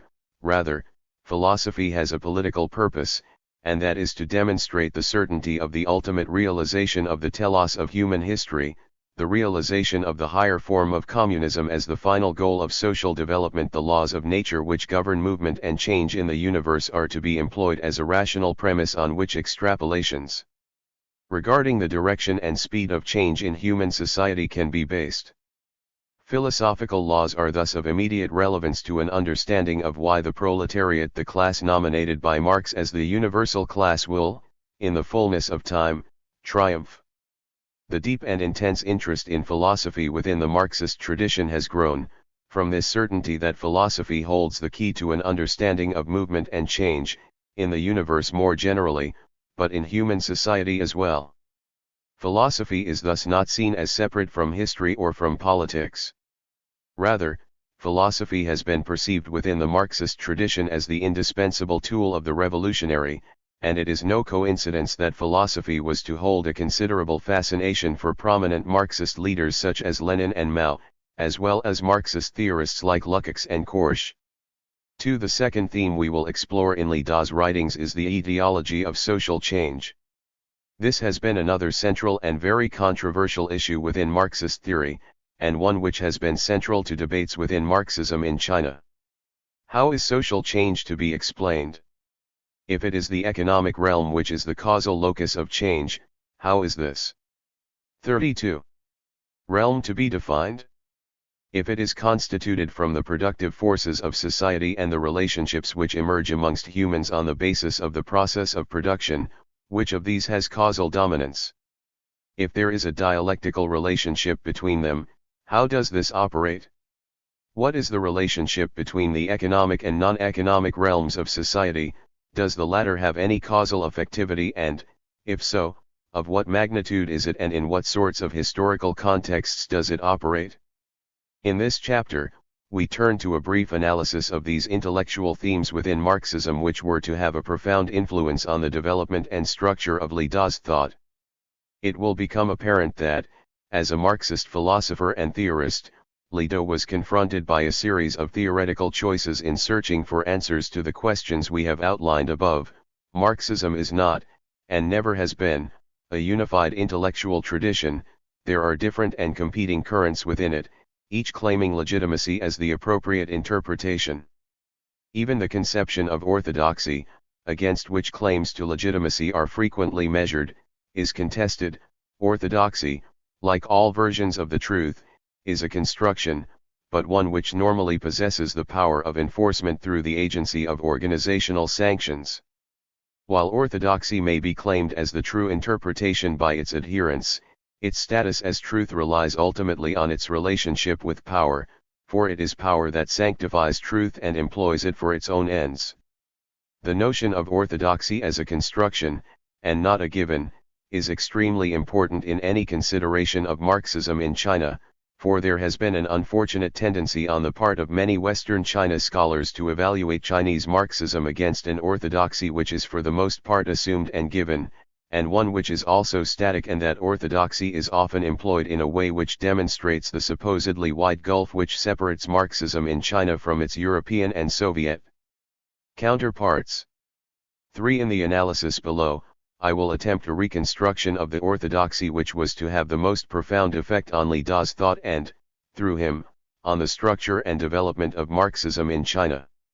It will become evident that the distance which separated Lida's Marxism and mainstream European and Soviet variants of Marxism was far less significant than one would gather from secondary accounts of Marxism in China. Indeed, we will have frequent occasion to note the considerable congruence existing between the structure of Li's thought and the structure of the Marxism which Li believed to be orthodox. 11. While some commentators perceive the origins of dialectical materialism in the general project of Western philosophy from earliest times to explain the nature of reality and movement and change within it, 5 others have argued strongly and often critically that its origins can be found in the attempt by Engels to formulate a nature philosophy from which the history of human society might be deduced. 6. The latter viewpoint thus takes issue with the assumption, so important to the establishment of dialectical materialism as an orthodoxy, that the ideas of Engels and Marx can be readily equated. 7. That Marx knew and approved of Engels' project to provide a philosophical basis for the materialist conception of history. 8. Rather, Engels' forays into philosophy diverged from Marx's approach in a number of fundamental respects, the most important of these being that Marx did not perceive human history as an expression of nature, a nature governed by general philosophical laws external to human society. Human history was, to the contrary, a history of human interaction with nature and not a passive reflection of the laws of nature. Marx accordingly abandoned philosophical attempts to explain human history, developing in its place his characteristic political economy within which humans are attributed, according to Lichtheim, with critical reason, the capacity to interact with and change nature in a dynamic way. 9. Marx's abandonment of philosophy occurred, according to his own recollections, in the mid-1840s, at which time he embraced political economy as the means by which the contradictions and laws of motion of capitalism could be explained.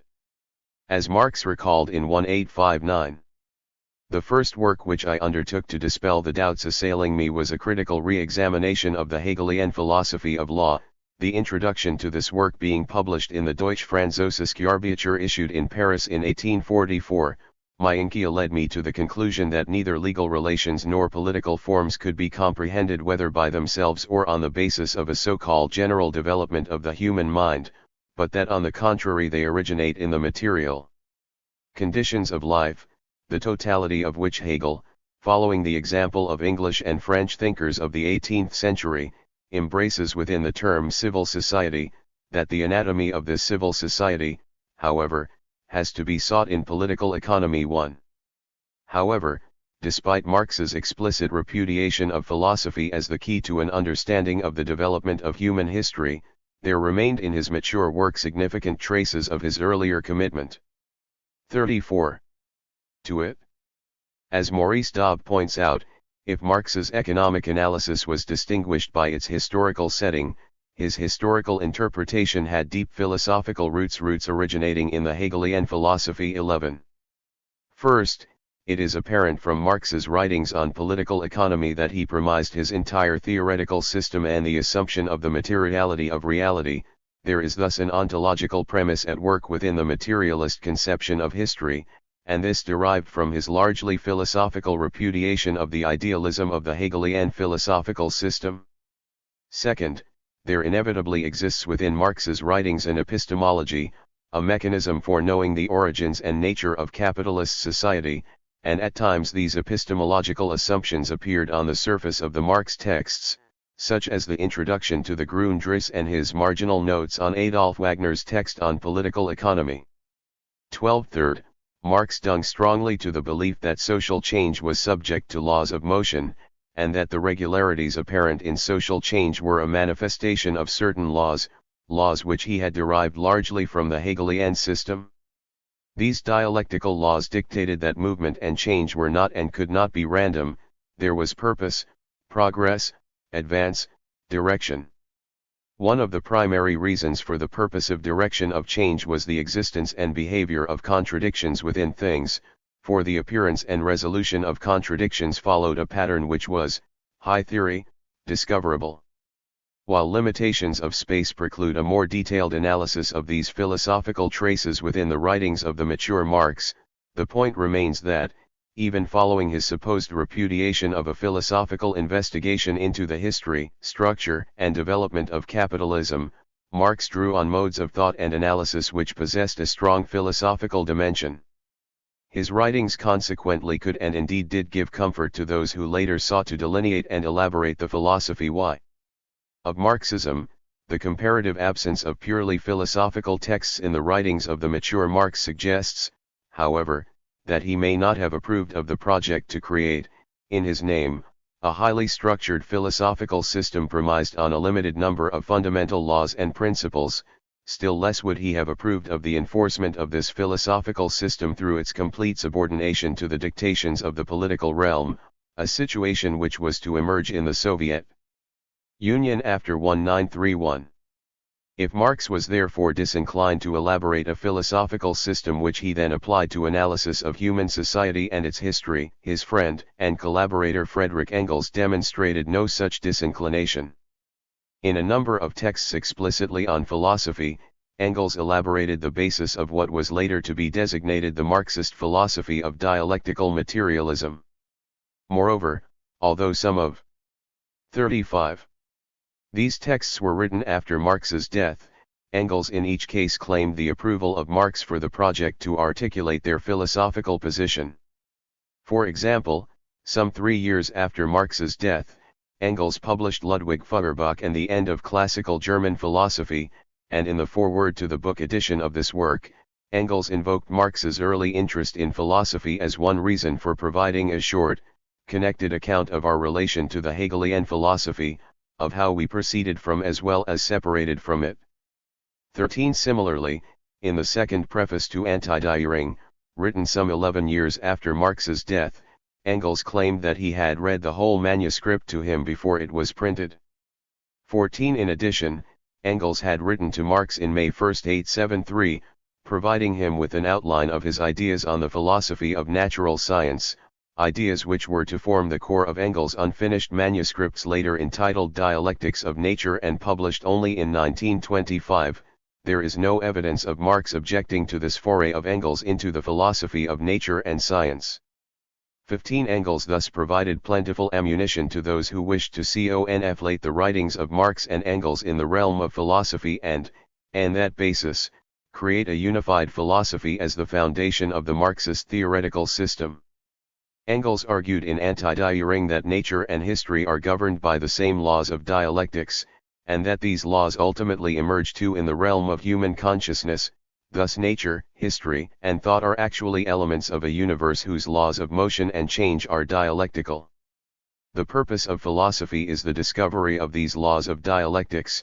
16. And the process of discovery is based on a largely inductive and empirical approach in which dialectical laws are the final result of investigation, and not the starting point. 17. Observation of reality confirms that the universe is in motion, a form of motion which is dialectical, allowing for both movement and stasis.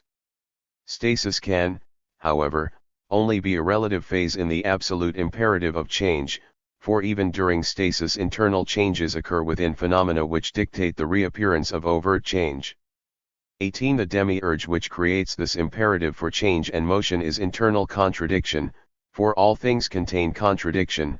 It is the ceaseless emergence of contradictions and the struggle between them which dictate that stasis can only ever be a relative condition.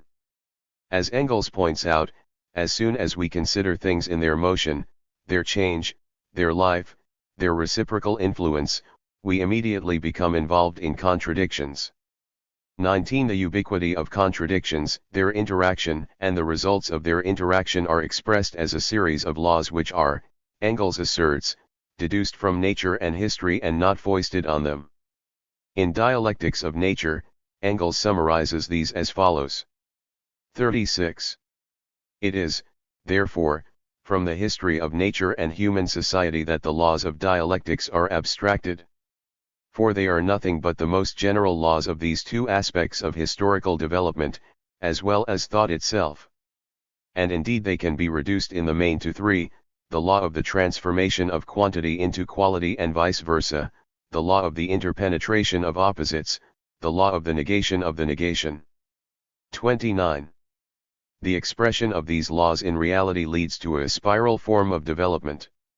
21. We will comment below on the interpretation of these dialectical laws in Soviet Marxism, and we will examine in considerable detail the explanation of them provided by Leda in his voluminous writings on philosophy. For the moment, it suffices to say that Engels had provided the basis on which a systematist philosophy of Marxism could be built, one premised on the centrality of the laws outlined above. However, Engels' scattered and often polemical writings on philosophy also created fertile ground for differing and sometimes incompatible interpretations of these laws and the relative significance of them, nor could Engels have anticipated the political uses to which philosophy would be put, especially in its guise as orthodoxy. As we have seen, Engels insisted that the laws of dialectics existed in nature, human society, and thought, and had to be discovered. One of the central problems of philosophy, as Engels saw it, was how this dialectical reality could be known. In Ludwig Feuerbach and the End of Classical German Philosophy, Engels suggested that the great basic question of all philosophy is that concerning the relation of thinking and being, and he articulated the fundamental questions of epistemology as follows: in what relation do our thoughts about the world surrounding us stand to this world itself? Is our thinking capable of the cognition of the real world? Are we able in our ideas and notions of the real world to produce a correct reflection of reality? 22. In response to these epistemological questions, Western philosophy had divided into two great camps, according to Engels, those of idealism and materialism. Idealism believed that thought or spirit was dominant in relation to being or nature. Materialism, on the other hand, regarded being or nature as dominant. In support of this latter position, Engels points to practice as the most telling refutation of such philosophical crotchets as idealism. 23 For we simply cannot get away from the fact that everything that sets men acting must find its way through their brains. The influences of the external world upon man expresses themselves in his brain, are reflected therein as feelings, thoughts, impulses, volitions. 24 One of the major problems with the materialist epistemological position articulated by Engels, and one which has continued to exercise subsequent Marxists, Leda amongst them, is the issue of how a true 37 reflection of reality is achieved. After all, every human engages in practice of one sort or another, and yet, as Engels is only too well aware, many of them are clearly the bearers of false, unscientific reflections of reality.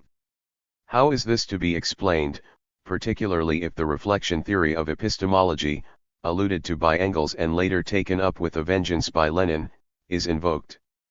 This is never satisfactorily answered by Engels, and the issue of the criteria by which true reflections of reality may be distinguished from the false has remained a controversial issue around which a number of highly charged philosophical polemics of considerable political significance have been fought.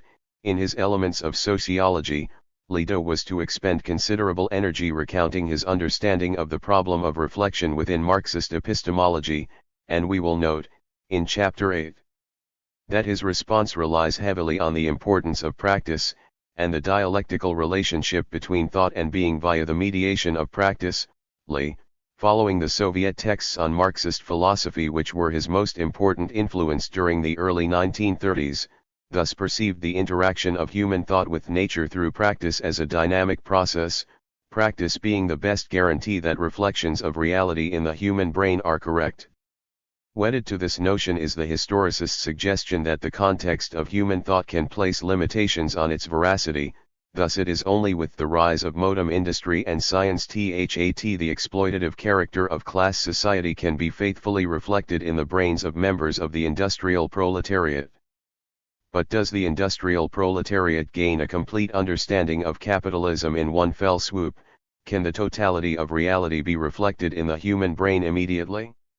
Here, as we will see, Leda invokes the distinction articulated by Engels and later Lenin between absolute and relative truth. The aggregation of the myriad relative truths will, in the fullness of time, provide absolute truth, for the accumulation of eternal truths, as Engels calls them, is a process one which proceeds unevenly in different areas of human inquiry. 25 Leda was also, in his many books on sociology, to ponder and elaborate the problem of the etiology of social change within Marxist theory. The conventional interpretation, one which had gained widespread currency during the period of the Second International, was that the economic structure or base of society possessed absolute causal dominance. Other social realms, political and legal institutions and ideologies, cultural practices and beliefs, including religions, were superstructural insofar as their emergence and continued existence were dependent on developments within the economic base and possessed little, if any, effectivity to initiate social change. Support for this supposedly materialist interpretation drew sustenance from Marx's preface to a contribution to the Critique of Political Economy. Here, 38. Marx had identified the causal preeminence of the economic realm as follows. In the social production of their existence, men inevitably enter into definite relations, which are independent of their will, namely relations of production appropriate to a given stage in the development of their material forces of production. The totality of these relations of production constitutes the economic structure of society, the real foundation, on which rises a legal and political superstructure and to which correspond definite forms of social consciousness. The mode of production of material life conditions the general process of social, political, and intellectual life. It is not the consciousness of men that determines their existence, but their social existence that determines their consciousness. The changes in the economic foundation lead sooner or later to the transformation of the whole immense superstructure. 2 *. While Marx was obviously, in this famous preface, providing only a thumbnail sketch of his political economy, many facets of which he elaborated in great detail in his extended theoretical critique of capitalism, the passage quoted above has become the locus class sicut for the economic determinist interpretation of Marxism. 27 But what does this passage signify? What did Marx mean when he suggested that the mode of production of material life conditions the general process of social, political, and intellectual life? Does the term condition denote the absolute causal priority of the economic foundation? Was Marx suggesting that the legal and political superstructure and definite forms of social consciousness had no causal role to play in the process of social change? Or is it possible that he allowed the superstructure some role, changes in the superstructure only following those in the economic foundation sooner or later? The point here is that Marx's preface, like all texts, is ultimately an empty vessel which can be filled with different meanings by different readers. 28 There can be no doubt, however, that the preface has given great comfort to those, Marxist and non-Marxist alike, who wish to construct as Marxist orthodoxy an economic determinism in which the various elements of the superstructure are attributed with no effectivity whatsoever. And this determinist interpretation of the Marxist theory of social change has been employed to make invidious comparisons and negative judgments regarding the heterodox character of interpretations which diverge from economic determinism. But what is the result if a different reading of Marx's theory of social change is derived from the Marx texts, one which perceives some role for the superstructure and a dialectical relationship of action-interaction between economic base and political ideological superstructure? Is such a reading unorthodox, un-Marxist? 39. Protagonists of this latter position have drawn on texts written by Marx himself, 29 but also on texts written by Engels who attempted to qualify the apparent economic determinism of the preface. As Engels was to point out in his letter to Joseph Bloch of September 1890. According to the materialist conception of history, the ultimately determining element in history is the production and reproduction of real life. Neither Marx nor I have ever asserted more than this. Therefore, if somebody twists this into saying that the economic factor is the only determining one, he is transforming that proposition into a meaningless, abstract, absurd phrase. The economic situation is the basis, but the various components of the superstructure also exercise their influence upon the course of the historical struggles and in many cases determine their form in particular. There is an interaction of all these elements. 30. We can see at a glance the fertile ground for differing interpretations of the etiology of social change within Marxist theory. Our primary concern, though, is with the interpretation taken by Leda from Marx, Engels, Plekhanov, and Lenin, but particularly from the Soviet philosophers and theorists of the early 1930s, and introduced into China. We will notice that the materialist conception of history enunciated by Leda, particularly in his major books Contemporary Sociology and Elements of Sociology, allowed that, while the economic base retained overall dominance, a dialectical relationship existed between economic base and superstructure in which the superstructure possessed the capacity to react back upon the economic base, thus having some influence on the general tenor and direction of historical change.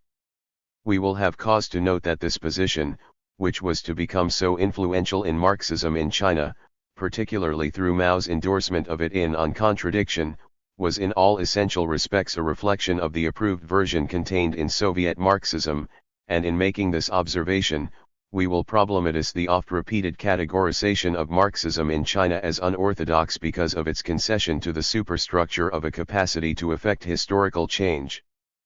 Plekhanov and Lenin, the establishment and defense of orthodox Marxism.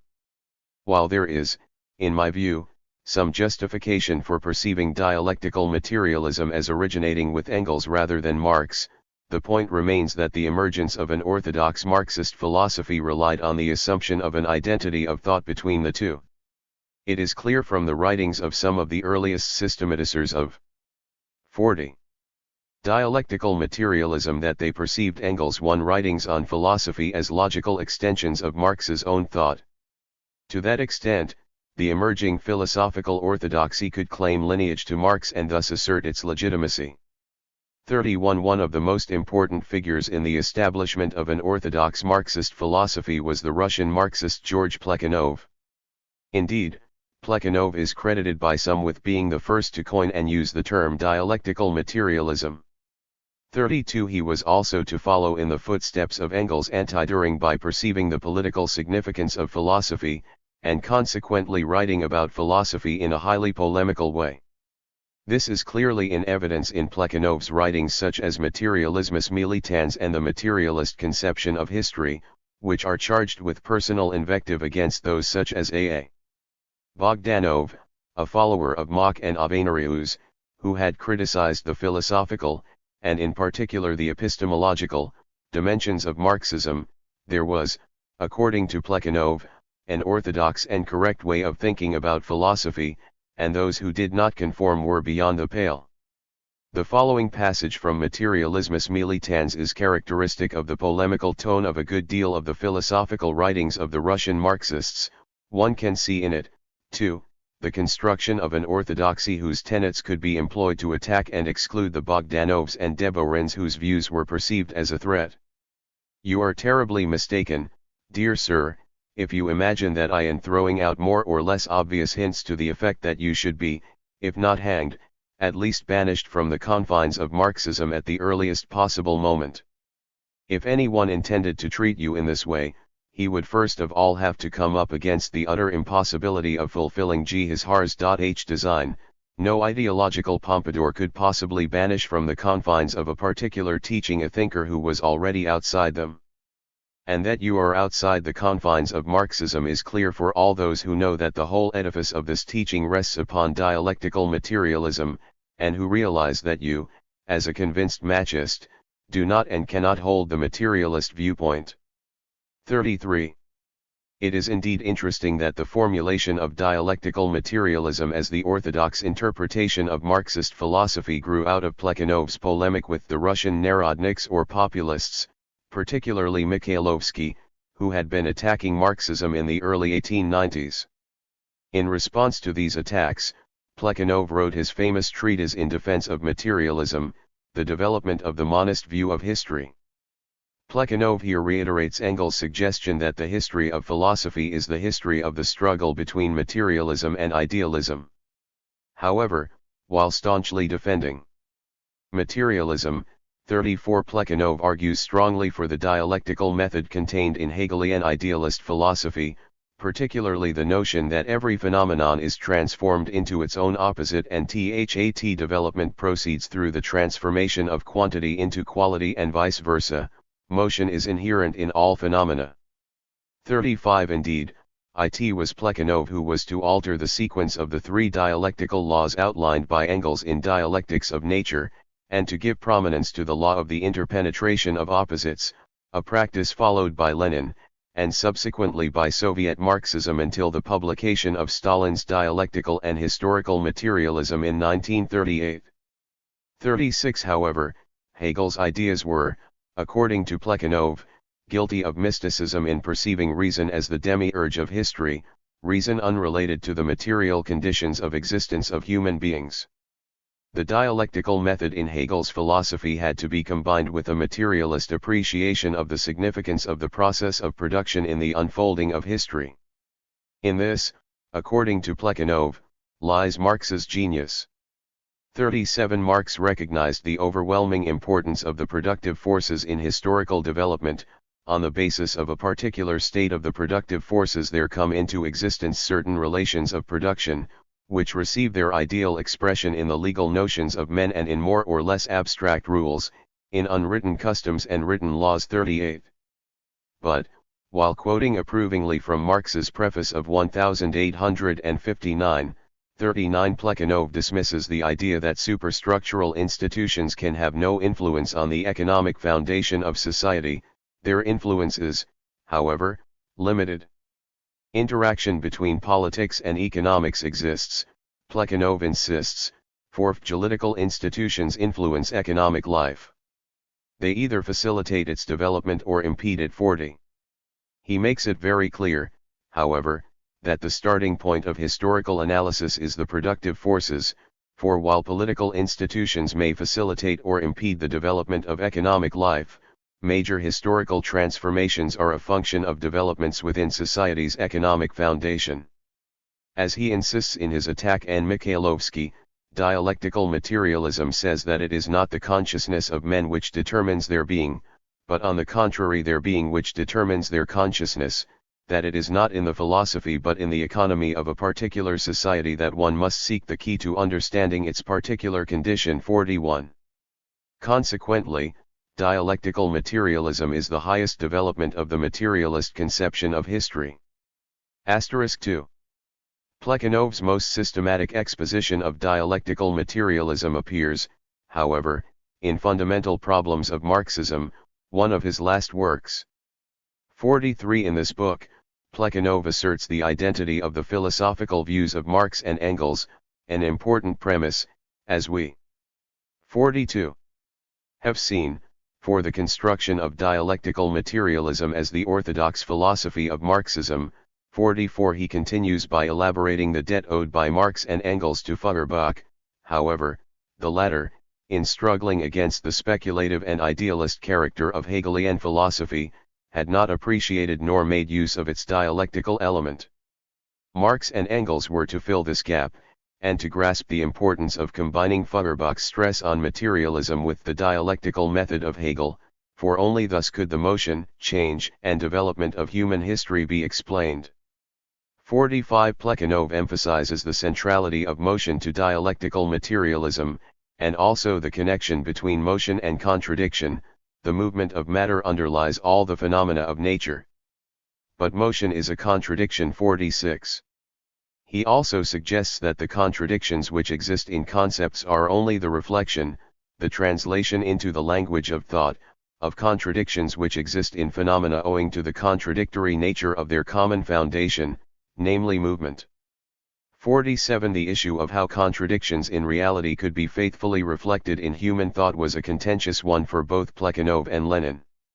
In Materialismus Militans, Plekhanov made the conventional dualistic distinction between thought and objects in material reality, but believed that the latter could be reflected in human thought, not just as the result of the impressions they made on the human nervous system, but as a result of practice which allowed humans to test their concepts. If this is done, then our perceptions conform to the objective nature of the things perceived. 48. In Materialism and Empirio-Criticism, written at the same time as Materialismes Militans and for the same purpose of defending orthodox Marxism against the philosophies of the followers of Marx such as Bogdanov and Bazarov, Lenin also expended considerable energy articulating the epistemology of dialectical materialism. Lenin asserted that the materialist theory, the theory of the reflection of objects by our mind, is here presented with absolute clarity. Things exist outside us. Our perceptions and ideas are their images. Verification of these images, differentiation between true and false images, is given by practice. 49. Lenin recognized, however, that the attainment of a true reflection of reality requires a dialectical process, one in which numerous relative truths combine to provide, ultimately, absolute truth. The process of knowledge thus possesses an historical dimension, one in which the practice of the human subject within a social context is central. 50. While materialism and empiric criticism is primarily concerned with the epistemological dimensions of dialectical materialism, in his later philosophical notebooks, Lenin explored the dialectical component of Marxist philosophy in considerable detail, arguing the 43. centrality of contradictions and their struggle to ail phenomena and processes. As he pointed out in On the Question of Dialectics, the identity of opposites is the recognition of the contradictory, mutually exclusive, opposite tendencies in all phenomena and processes of nature. The condition for the knowledge of all processes of the world in their self-movement, in their spontaneous development, in their real life, is the knowledge of them as a unity of opposites. Development is the struggle of opposites. The unity of opposites is conditional, temporary, transitory, relative. The struggle of mutually exclusive opposites is absolute, just as development and motion are absolute.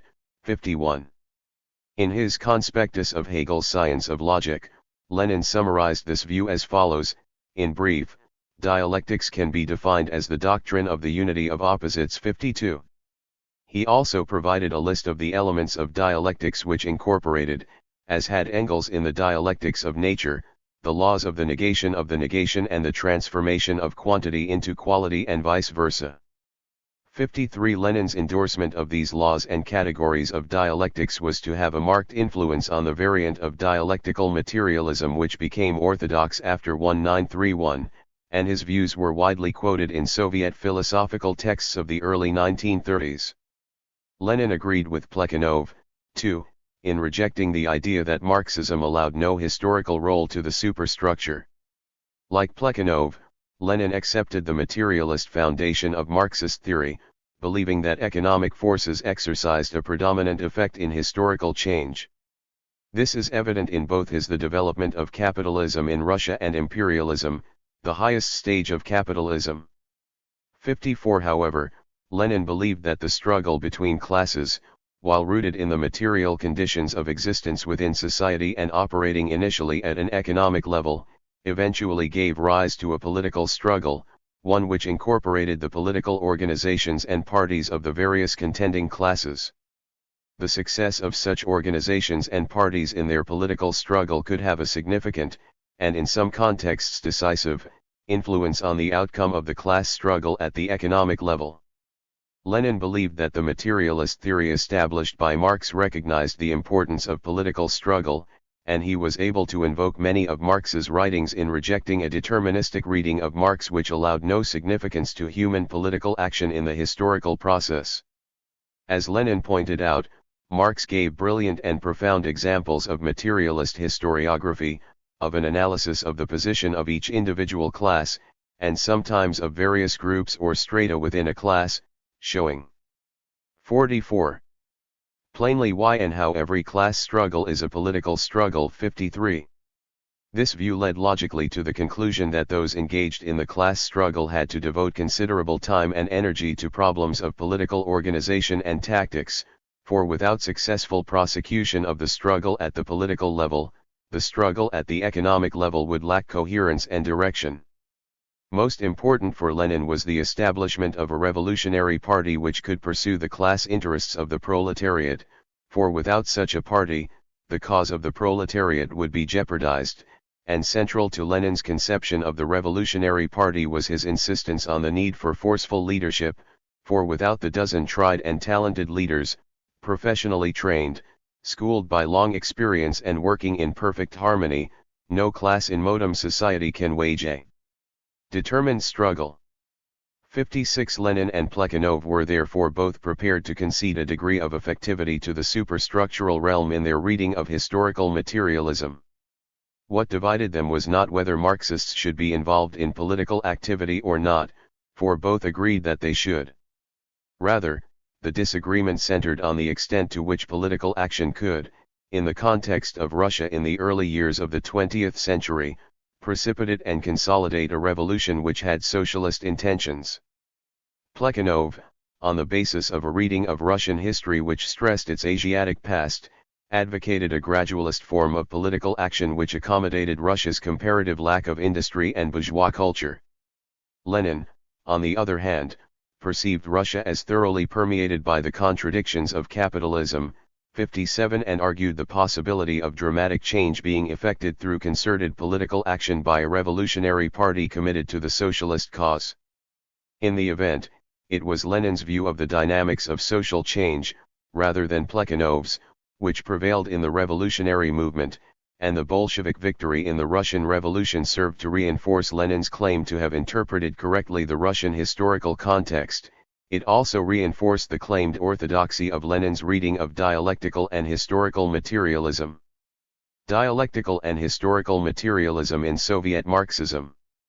By the time of the Russian Revolution, the idea had become well entrenched that there was an orthodox philosophy of Marxism, and THAT philosophical speculation and debate were legitimate preoccupations of Marxist theorists.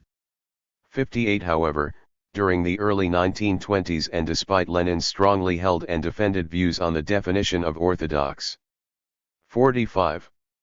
Marxist philosophy 59 Considerable debate continued over philosophical issues.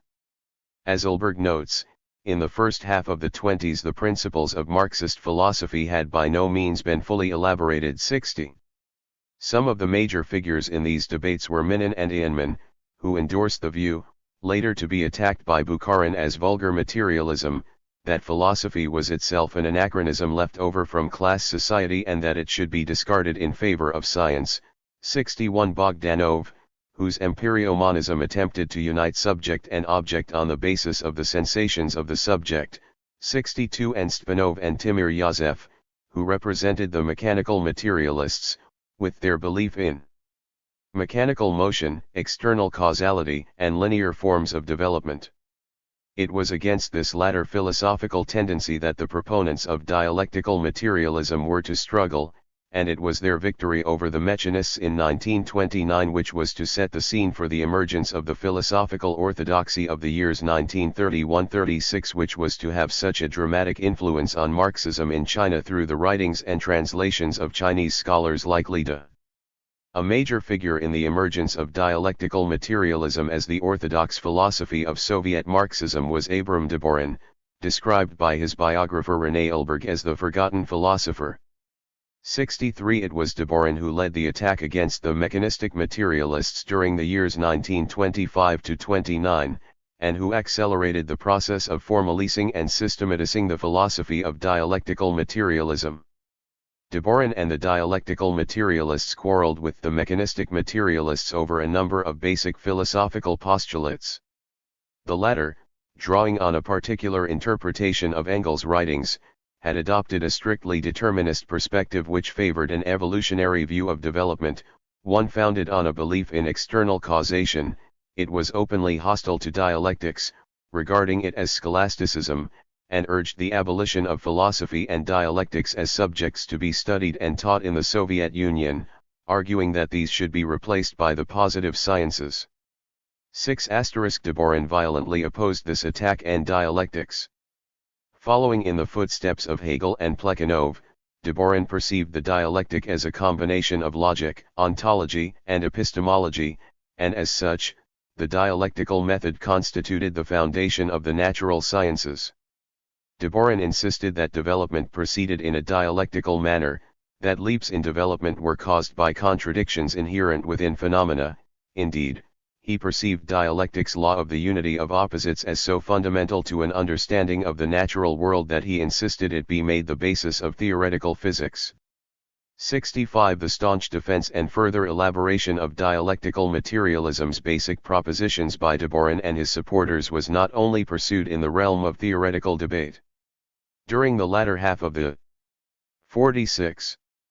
1920s, adherents of dialectical materialism as propounded by Deborin successfully strove to gain increasing control in key organizations such as scientific institutes, 66 universities and professional associations.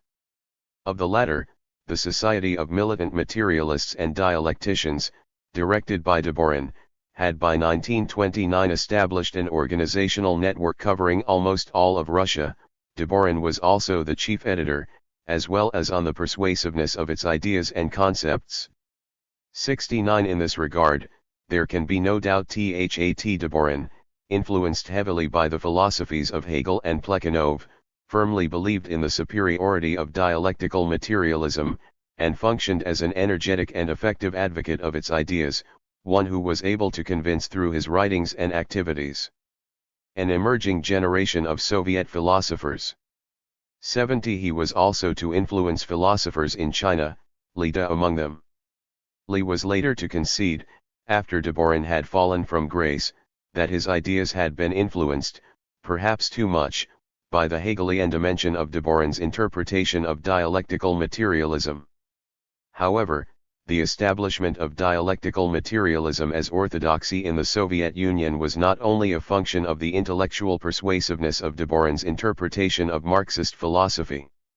It was also a function of increasing control of key organizations by its proponents, and ultimately of intervention by the party, for it was the party now firmly under the control of Stalin which determined that philosophy, science, and history were realms of intellectual inquiry too important to socialism to permit the existence of ideas which might be inimical to its needs as the party perceived these.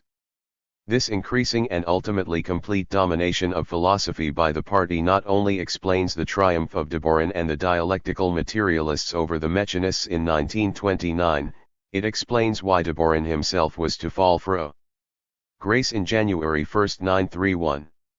As early as April 1930, the Deborinists had been attacked by members of the Institute of Red professors Mark Maidan, Pavel Yudin, and Vasily Raltsevic. Significantly, the attack was directed not so much at the theoretical arguments mounted by Deborin and his followers, but at their disinclination to give immediate sanction to the party's practical measures. In an article published in Pravda in June 1930, they were accused of a lack of party-mindedness, of extreme formalism and the malicious separation of philosophy from the practical problems of the country.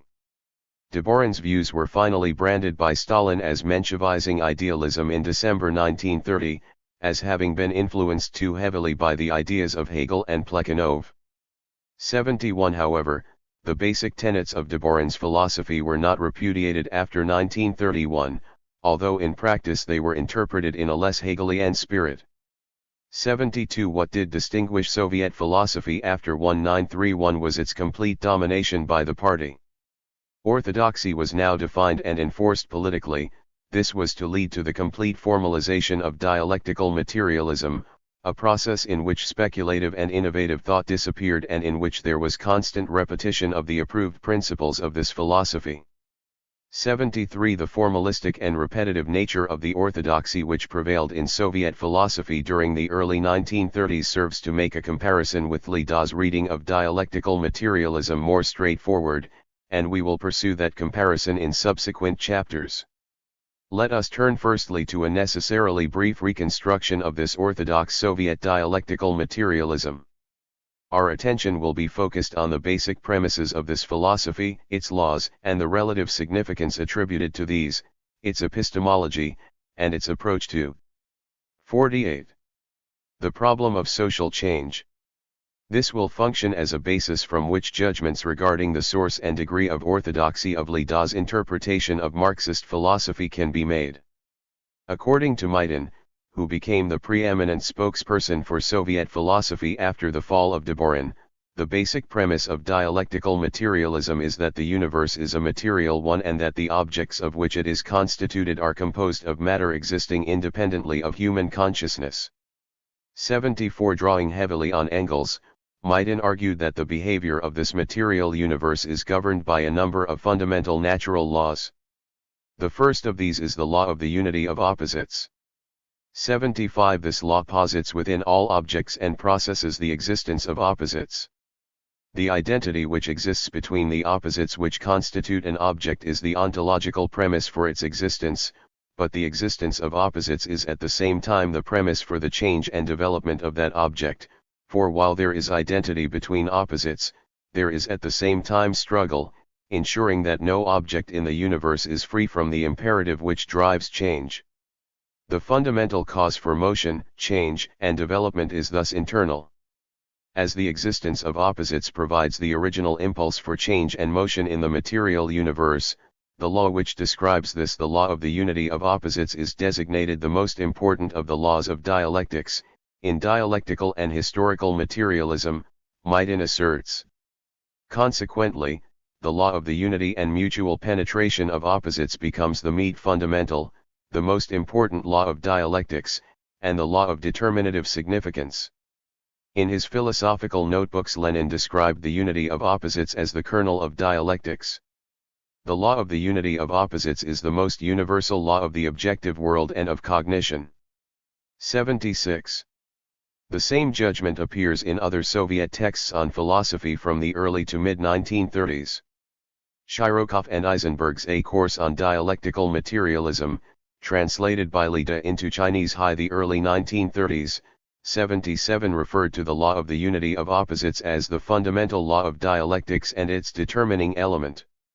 78 Similarly, Razumovsky, writing in Maidan's Outline of New Philosophy, commented on the determinative and general significance of this law. 79 Yet another Soviet text, An Outline of Dialectical Materialist Philosophy, asserted the principle of the unity of opposites to be the basis of dialectics and dialectical logic. 80 We can thus conclude that a central element of the orthodox version of Soviet Marxist philosophy from this period was the 49. Belief that, of the various laws and categories of dialectical materialism, the law of the unity of opposites occupied a preeminent position. The second and third of the laws of dialectical materialism are the law of the mutual transformation of quantity and quality and the law of the negation of the negation. While the law of the unity of opposites describes the ontological basis of change and development, these two laws are concerned with the process of change itself and the reasons why change proceeds in leaps rather than gradually and uniformly.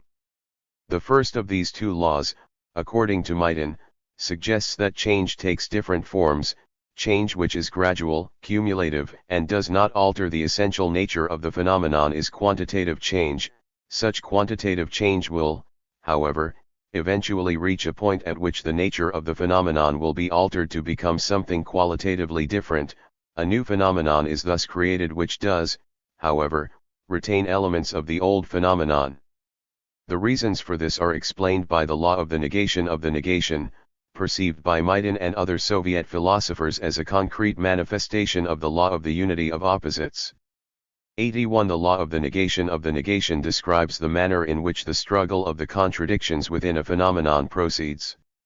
Of the two contradictory elements, one represents stability and that which is old, whilst the other represents that which is new, change and progress. The resolution of the struggle between them leads ultimately to the overcoming of the former by the latter, the negation of the old by the new, resulting in progress, in the emergence of a new phenomenon which nevertheless retains elements of the old. This is expressed by Maidan in the form of the Hegelian triad thesis, antithesis, synthesis, in which synthesis represents at the same time the negation and retention of elements of both the thesis and antithesis. 82 The law of the negation explains, according to Maidan and other Soviet philosophers, the periodicity of the process of change and the reasons why the direction of change is not random but progressive. 83 The issue of epistemology is also prominent in the Soviet philosophical texts of the early 1930s. Closely following Lenin, Maidan and other Soviet philosophers stress the dialectical character of the process of knowledge. Knowledge of reality comes about through a process of reflection in which reality is reflected in the brain of the subject.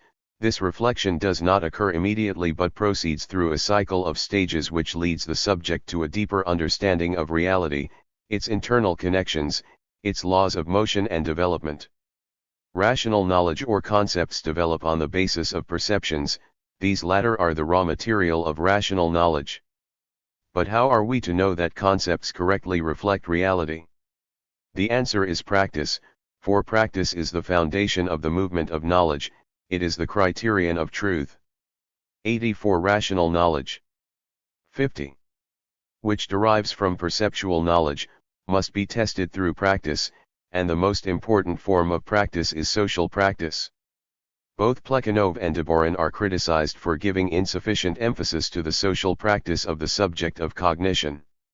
For Maidan, social practice is not only the basis of the knowledge process, it introduces the importance of the party character of knowledge, for knowledge must not only be true, it must be useful, and for it to be useful, it must serve the needs of society which, in the context of the Soviet Union, means the social needs and goals defined by the Communist Party.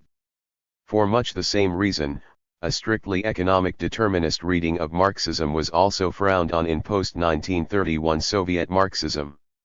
Economic materialism, as it came to be known in Soviet historical debates, argued for the decisive role of the economic base in historical change and development. However, This position came to be seen by the party as out of step with the actual role and significance of the superstructure since 1917, in particular the role of the state and its planning agencies in the process of socialist reconstruction. Consequently, the orthodoxy which emerged after 1931 recognized the active role of the superstructures and their reciprocal influences on the base, 85, and the defenders of economic materialism were forced to recant. In 1930, Pokrovsky conceded that according to a purely economic explanation, if appeal were made exclusively to the laws of economics, it would have been impossible to foresee what actually happened, that we would break through to socialism, through every law, in defiance of narrowly economic laws. 86. Indeed, the concept of economic materialism was linked to the ideas of both Trotsky and Bukharin, its proscription thus becoming the more urgent. In 1938, in his Dialectical and Historical Materialism, Stalin summarized the view which had emerged amongst party theorists during the early 1930s and his own opposition to economic materialism as follows. After the new productive forces have matured, the existing relations of production and their upholders, the ruling classes, become that insuperable obstacle which can only be removed by the conscious action of the new classes, by the forcible acts of these classes, by revolution. Here there stands out in bold relief the tremendous role of new social ideas, of new political institutions, of a new political power, whose mission it is to abolish by force the old relations of production. Out of the conflict between the new productive forces and the old relations of production, out of the new economic demands of society, there arise new social ideas. The new ideas organize and mobilize the masses become welded into a new political army, create a new revolutionary power, and make use of it to abolish by force the old system of relations of production, and to firmly establish the new system. 51. The spontaneous process of development yields place to the conscious actions of men. 87. We have seen that this reading of the etiology of social change could find comfort in passages taken from the writings of Engels and Plekhanov, who had both conceded some significance to the superstructure in the process of historical change. Similarly, Lenin's emphasis on the role of the party as an agent of revolutionary change, and on the political dimensions of class struggle, facilitated a reading of Marxist social theory which was far more activist in its political implications than an evolutionary, economic determinist reading of Marxism would allow. 88. Dialectical materialism, the Japanese connection. The tension between activism and determinism, between economic base and superstructure, was also an issue which exercised Japanese Marxists. The early introduction of Marxist theory to Japan, under the rubric of scientific socialism, had stressed its deterministic and mechanical aspects, particularly those evident in Engels' writings. For scientific socialism, the economic base was regarded as the overwhelmingly decisive factor for change, the superstructure little more than a pale reflection of the impulses at work within the real foundation. In this guise, Marxism was regarded as an economistic theory. However, a number of the more influential Japanese Marxist theorists recognized the two apparently conflicting themes within the corpus of Marx's writings, between the evolutionary, deterministic theme evident in his economic writings, particularly Capital, and the political theme which stressed the conscious and active role of human beings in the process of social change. 89. The latter theme was prominent in such writings as the Communist Manifesto, one of the first of the Marx texts to be translated into Japanese, 90, and the 18th Brumaire of Louise Bonaparte. The tension between determinism and conscious action is particularly evident in the famous passage from this latter text, a passage usually employed to validate the political reading of Marx's view of social change. Men make their own history, but not of their own free will, not under circumstances they themselves have chosen but under the given and inherited circumstances with which they are directly confronted. 91. Which reading of Marx's theory of social change was the correct one? Was it necessary to make a choice, or was it possible, through an exercise in thinking dialectically, to reconcile the apparent tension between them? 92. The response of Japanese Marxists to this dilemma bears on our analysis of Li Da's contribution to the process of the dissemination of Marxist philosophy and theory in China. For, as we have seen, Li first commenced his study of Marxism in Japan and under the influence of Japanese Marxists. Much of the first wave of Marxist theory reached China from Japan, and it was Li Da and a number of other Chinese radicals who translated Marxist texts into Chinese, not from their original German or Russian, but from their Japanese translations. 93. Moreover, Li continued to translate the writings of Japanese Marxists into Chinese long after his departure from the party in 1923, and this remained a continuing source of influence on the development of Marxism in China. One of the most famous of Japanese Marxists was Kawakami Hajime, under whom Li Da studied in the late 1910s. Many of Kawakami's writings on Marxism were translated into Chinese, and indeed they were amongst the first writings on Marx and Marxism to be introduced to China. 94. While Kawakami came to recognize the importance of economic factors in the creation of poverty and social injustice, and spent many years studying Marx's Capital, he could not accept an entirely economic reading of Marxism's theory of social change, for this left no role for the conscious and independent role of the human actor. Kawakami was very concerned with the importance of ethical behavior, of self-sacrifice, duty and restraint, as human virtues which could allow a rational response to social injustices. As Kawakami argued, revolution was not just a matter of blind natural forces, but of human action, since social organization consists of the association of individuals. Changes in social organization are different from natural phenomena, and both the construction and the destruction must be done by human power and deed. It is not a natural change. 95. Kawakami's study of the Russian Revolution in the early 1920s also reinforced his belief that Marxism did recognize the importance of conscious human will. 3. The shaping of history. Kawakami's concern with the economic determinist interpretation of Marxism was shared by other prominent Japanese Marxists.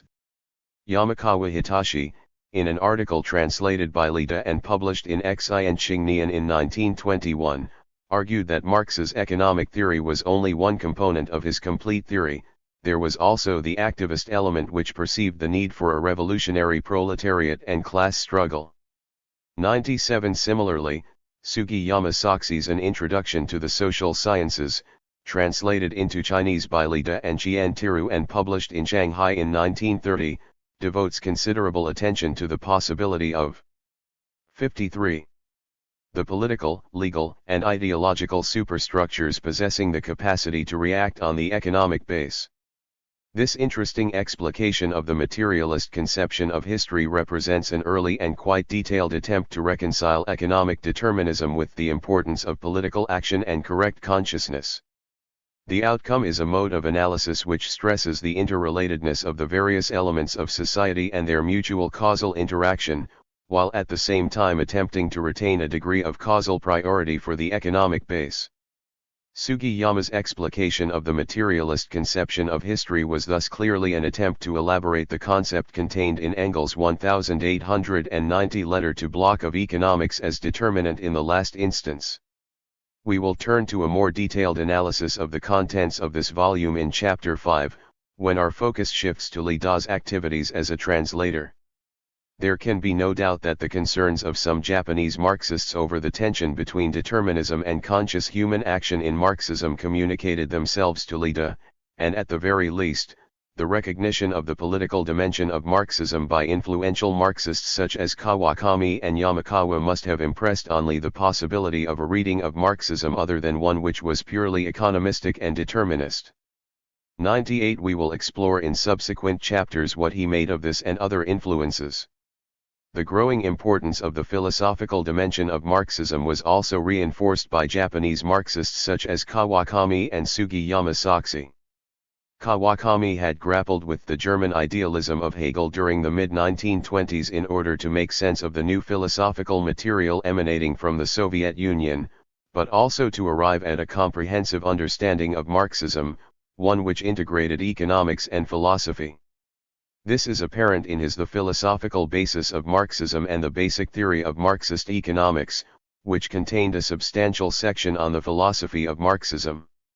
Written before the repudiation of Menshevising idealism in the Soviet Union in 1931, the latter book quotes approvingly from the works of Deborin and Plekhanov, and also emphasizes the significance of Hegel and the dialectic to Marxist philosophy. It consequently contains sections on the laws of the unity of opposites, the mutual transformation of quantity and quality, and the negation of the negation. 100. The inclusion of a section on philosophy in this book on economic theory signifies that Kawakami had recognized, as Bernstein points out, that the dialectical mode of thought was the basis of Marxist economics trademark. Similarly, Sugiyama Saku's An Introduction to Social Science contained a section 54 on dialectical materialism, indicating a belief that philosophy was the basis of social science. 102. Leda and Orthodoxy. The purpose of this chapter has been threefold. The first has been to provide a schematic representation of the concepts within Marxist discourse, which we will pursue, in considerable detail, in subsequent chapters, through Leda's writings on philosophy, history, sociology, and political economy. The major concepts of dialectical materialism and Marxism's ideology of social change have been introduced and will function as our compass as we navigate the extensive and complex structure of Leda's corpus. The second has been to provide, again rather schematically, a genealogy, in order to portray these central concepts of Marxism as possessing a history. Concepts and themes within Marxism have never been static, their definition has been a source of struggle, interpretations have been contested, and Marxism has become, like all major systems of thought, differentiated on the basis of different readings. We are interested in Leda's reading of Marxism and the way this reading influenced the development of Marxism in China. Our third purpose has been to introduce the notion of orthodoxy and, in particular, to suggest that orthodoxy, like all readings of Marxism, is a construction and never a given. What constitutes orthodox Marxism has been, as we have seen, a matter of contention.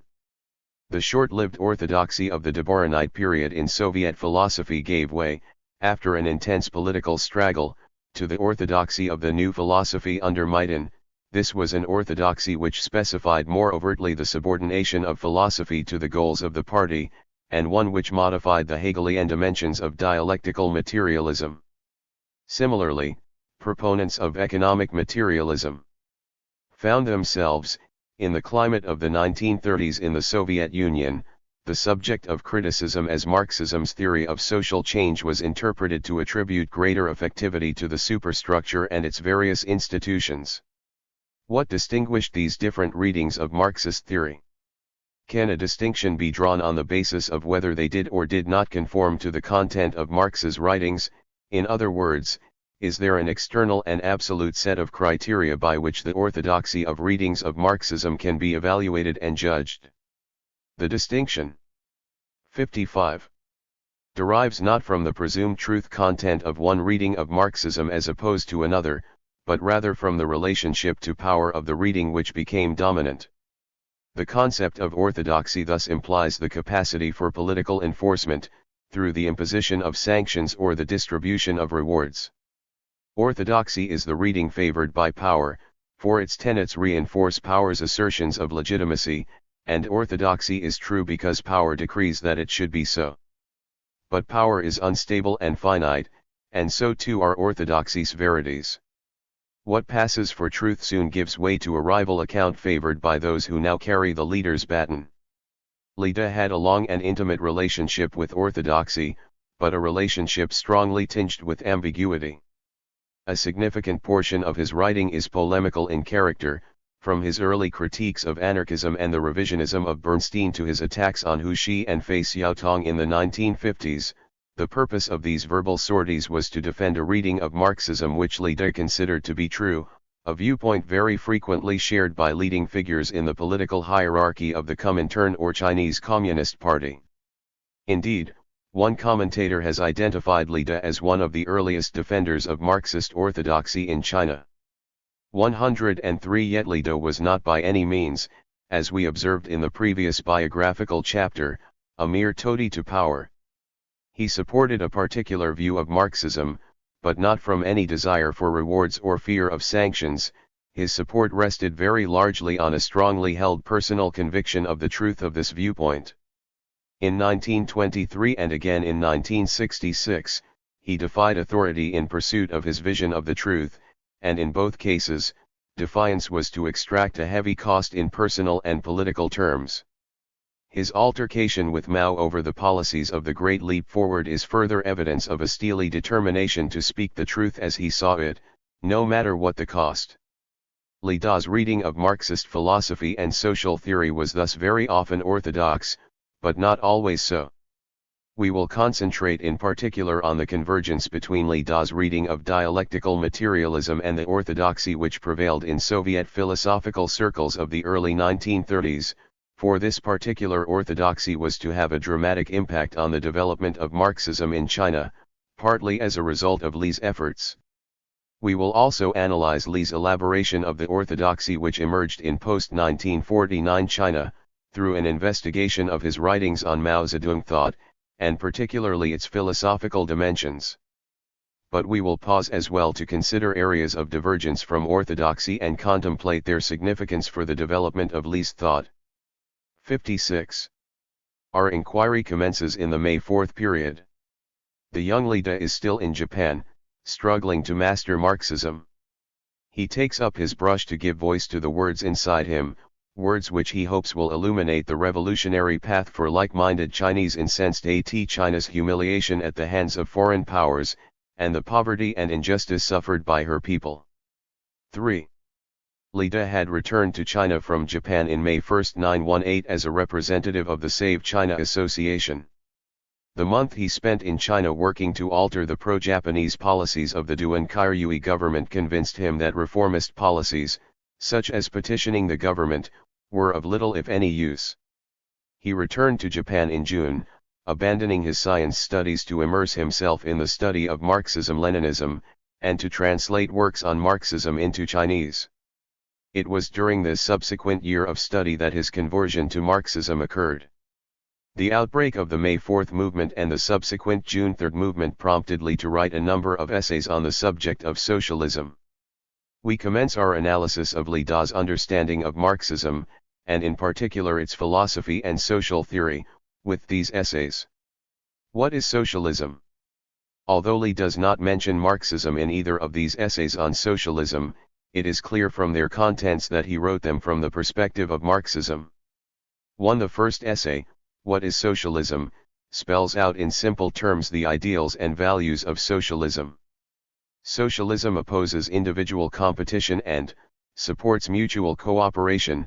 Socialism opposes the power of capital and supports the power of labor. Socialism opposes the monopolization of things by individuals and supports common ownership.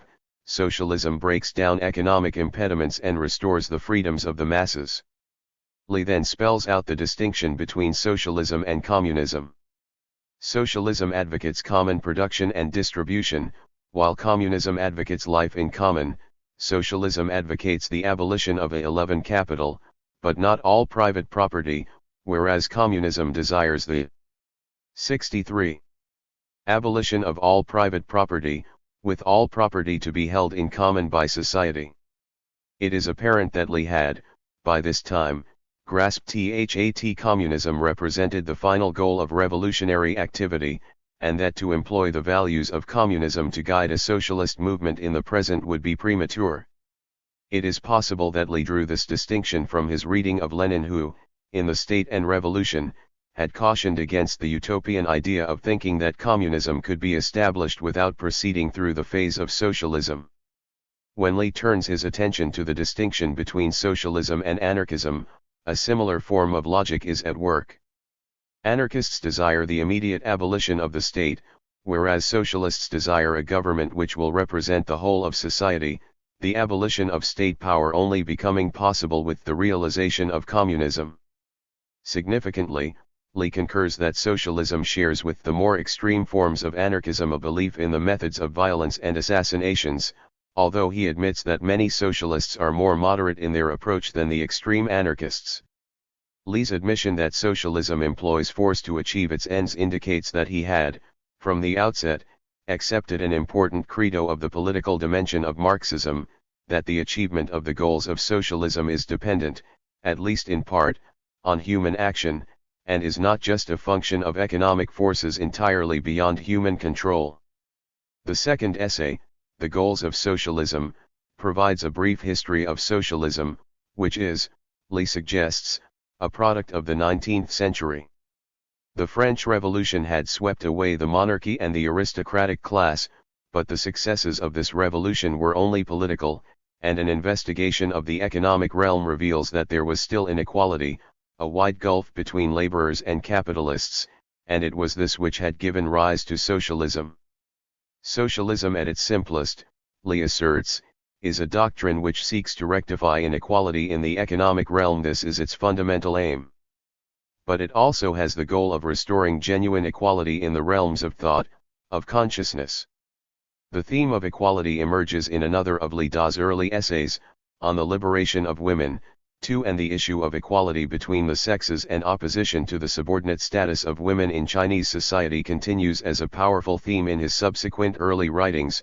3. While we will not be pursuing Lee's interest in gender equality, these preliminary explanations of the causes of women's oppression are of interest as they bear on the issue of his understanding and application of Marxist social theory.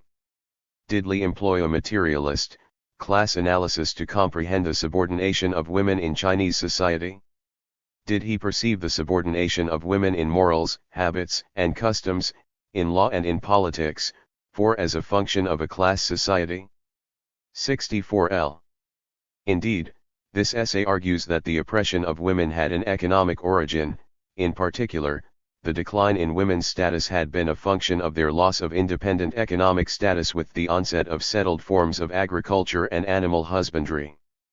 The liberation of women required certain economic conditions, but also their spiritual independence, for their spiritual oppression had been even more severe than their economic oppression. In the realm of morality and the acquisition of knowledge, women had been stifled.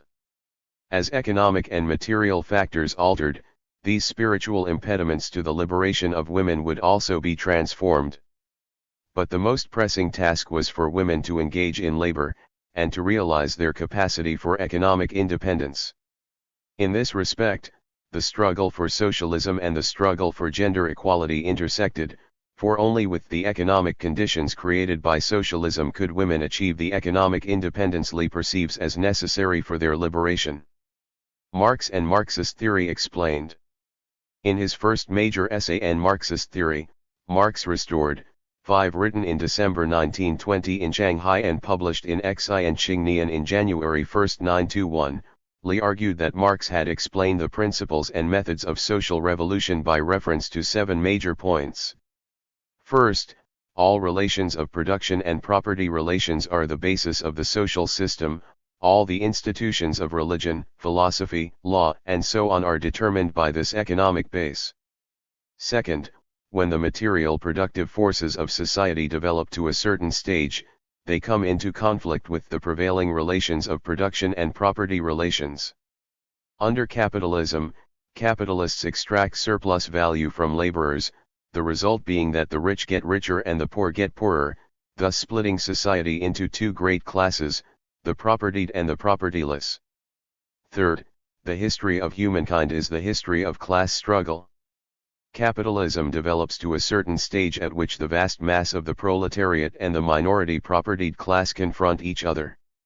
There emerges among the laborers a class mentality and consciousness, and they unite and organize to become an immense class, and proceed to engage in a fierce struggle with the propertied class.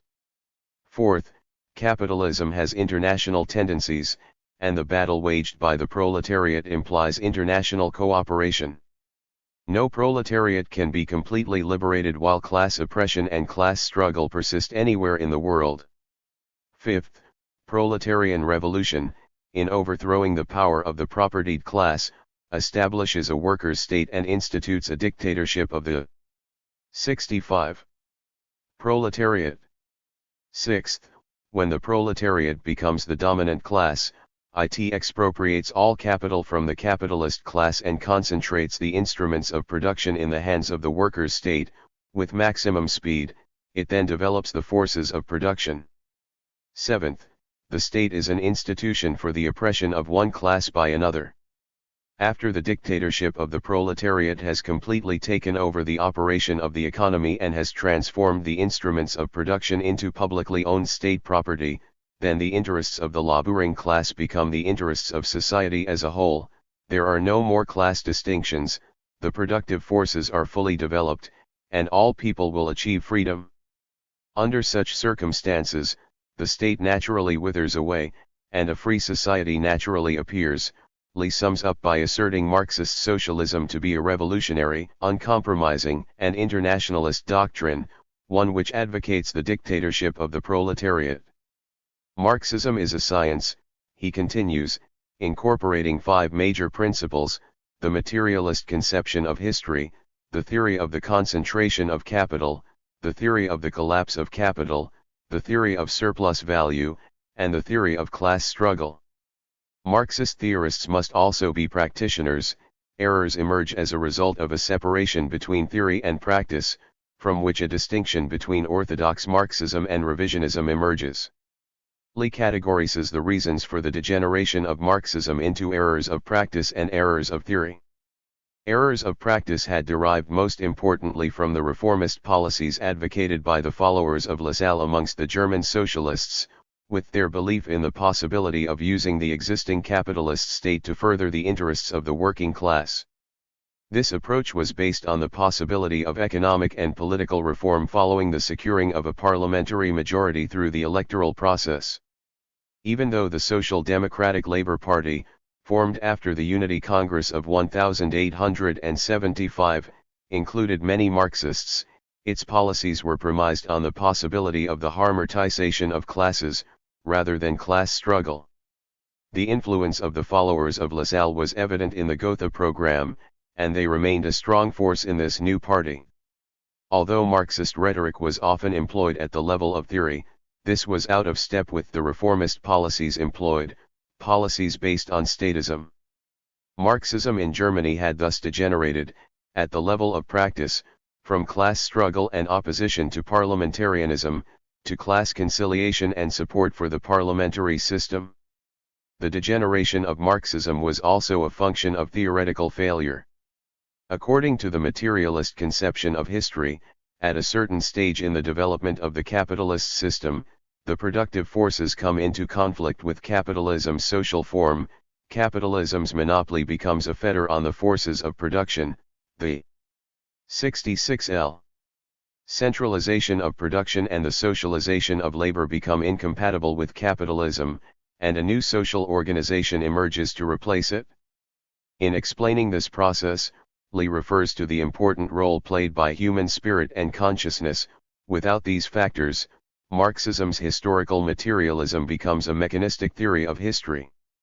6. The oppression of the proletariat by the capitalist develops, sooner or later, a class consciousness among the proletariat.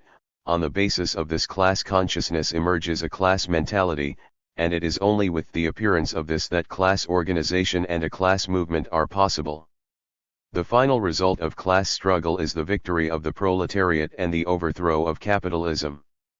The materialist conception of history thus explains, on the one hand, the process of the development of the capitalist system while, on the other, emphasizing the emerging strength of the proletariat within contemporary society. To ignore or de-emphasize class consciousness and mentality in this process is to hinder the class struggle, and the social revolution will consequently not occur. One further important reason for the theoretical degeneration of Marxism, according to Lee, is that some Marxists had come to doubt Marx's predictions regarding the concentration of capital and the increasing polarization of the classes. Rather than a revolutionary overthrow, there would be an evolutionary emergence of the new society, achieved through reformism. This shift from a revolutionary to an evolutionary perspective had been accompanied by a shift in art and literature, from naturalism to neo-romanticism, and in philosophy, from positivism to neo-idealism. This latter philosophy had threatened to replace Marxism's materialist conception of history, and had been accompanied by the attempted Kantianization of Marxism. Lee then provides a very interesting interpretation of the political limits of a Marxist political movement. Referring to the 10 measures in the Communist Manifesto, Lee notes that their achievement relies heavily on the use of the state. The revisionists of Marxism have perceived in this a sanction for reformism, but Lee stresses that all social questions are class questions, and a question of the communication between classes. In some circumstances, the overthrow of the propertied class is a necessity, in others, there is the possibility of some cooperation between the classes. This movement is a political movement, and political movements must use the state.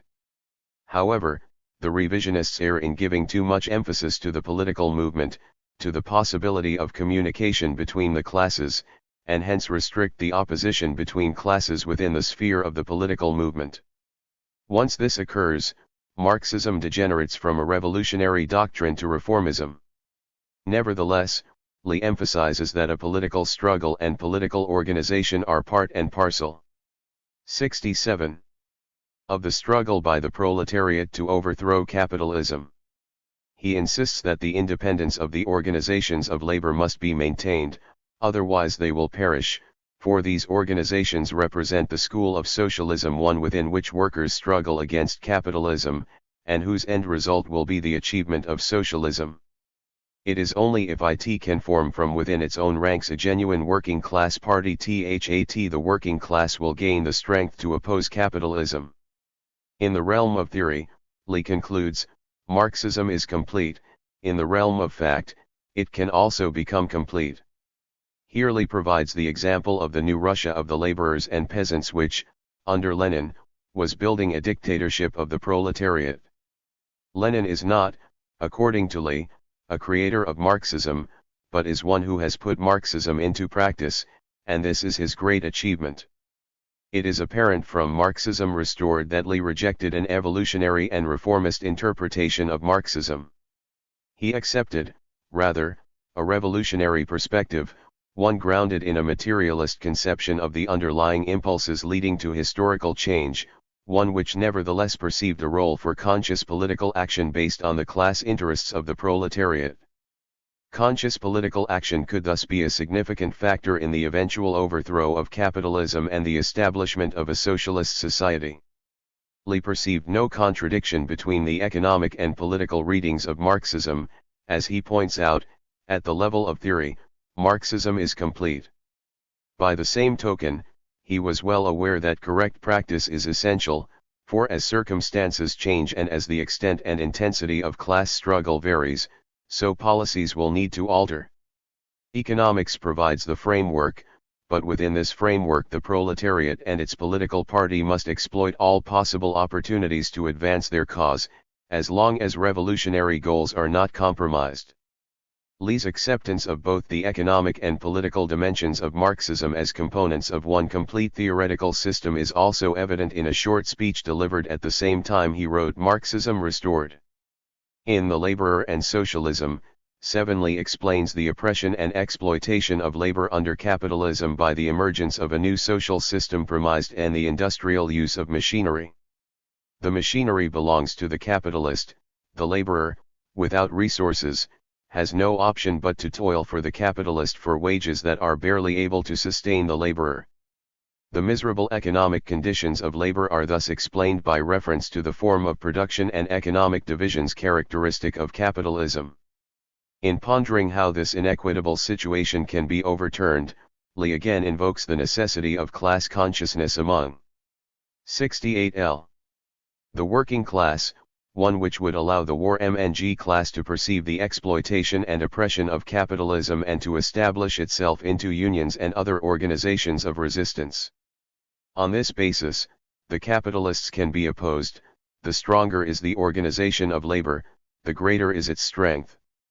Initially, the struggle of the organizations of the working class involves a demand for shorter working hours and more pay. However, with the increased strength of the organizations of labor, open battle can be joined with the capitalists, and with their eventual overthrow the final goal of socialism will be achieved. Deliberation on Social Revolution. Li De wrote a number of revealing polemical essays prior to the establishment of the Chinese Communist Party which target doctrines such as anarchism and false socialism, doctrines he regarded as antithetical to Marxism. These essays tell us much about Li's position and Marxism's theory of social change, for in critiquing these spurious doctrines, he was compelled to elaborate his own views. One of the most significant of these polemical essays is Deliberation on Social Revolution, published in The Communist in December 1920. 8. In this essay, Li queries whether those who participated in the French Revolution had mastered Rousseau's theories, and whether those who participated in the Russian Revolution had all mastered Marxism. Li responds that these revolutionaries were responding primarily to economic and political oppression. For people to grasp the theories of Rousseau and Marx, these theories first had to be explained. Li's explanation of Marxism runs as follows. The foundation of social structure is the material production and exchange of human life. All causes of revolution are to be found in the methods of production and exchange, and are not to be explained by reference to human wisdom or abstract truths. Put simply, Li asserts, social revolution does not derive from philosophy, but from changes in the economic conditions of contemporary society. Li then introduces the importance of class by quoting the famous sentence from the Communist Manifesto, "The history of all hitherto existing society is the history of class struggles." There are those, he says, who suggest that China has no class distinctions, that there are no landlords and capitalists, and that social revolution is not possible. Li responds that, since ancient times, China has had a class structure made up of those who owned land and those who were tenants. The latter had 69. No choice in the matter, their lives were difficult, labor was harsh, their living conditions were poor, and the lot of many of them was starvation as every year they were compelled to hand over more than half of their harvest to the landlords. Their suffering is there for anyone who has eyes to see, but some cannot see it, Li complains. The same harsh working and living conditions are also the lot of the working class, a class clearly in evidence in China as a result of the revolution in production China was experiencing. Although China's industry had not developed to the extent occurring in Europe, America, or Japan, the lives of the Chinese proletariat were even more tragic than the lives of their counterparts in these more industrially developed countries. And while the confrontation between labor and capital might on the surface seem different in China, in actuality it was no different. The commodities produced by European, American, and Japanese, and to a lesser extent Chinese, factories entered the Chinese market and undercut Chinese handicrafts. Unable to compete, Chinese artisans had no option but to enter the factories of foreign capital in China's large cities and become slaves to the machines within them. The influence of foreign capital was felt on agriculture too, and many peasants were forced into the ranks of the unemployed where they faced the prospect of death from starvation and cold. Rather than there being no laboring class, China had a surplus of labor. The increasing misery of the proletariat and the increasing wealth of the propertied classes meant that the opportunity for social revolution had arrived. But how is this revolution to be achieved? Li canvasses a number of possible options. The first he considers is the parliamentary strategy, that is, working to elect members to parliament who will represent the interests of the working class by introducing laws of benefit to labor. Li dismisses this option. After all, political power is in actuality the organized force of one class for the oppression of other classes. The capitalists will not allow their position of power to be substantially threatened by the actions of Parliament. The parliamentary representatives of labor will thus be forced into all sorts of compromises and will not achieve their socialist objectives. Li again uses the example of the German Social Democratic Party as an illustration of the uselessness of this strategy. The second strategy considered by Li is that of the union movement. Here he makes a distinction between reformist trade unions, which adopt the means of class conciliation, and revolutionary unions which are socialist and adopt class struggle in order to transform the current system. One of the means open to such unions is the industrial strike, but strikes of this sort on their own will not fundamentally alter the current system, nor the relationship between labor and capital. General strikes have a more revolutionary ambition and potential, but there are limitations here also. Nevertheless, Li 70L endorses the organization of labor into unions and the education of the working class to its revolutionary role. However, it is the third strategy, that of the direct movement based on class struggle, which is the most important. Examples of direct movements are, according to Li, the 1871 Paris Commune, the 1904 Italian Workers' Movement, the 1917 Russian Revolution, and the 1918 rice riots in Japan led by the proletariat. The May 4th and June 3rd movements in China were similar, but had some incorrect characteristics.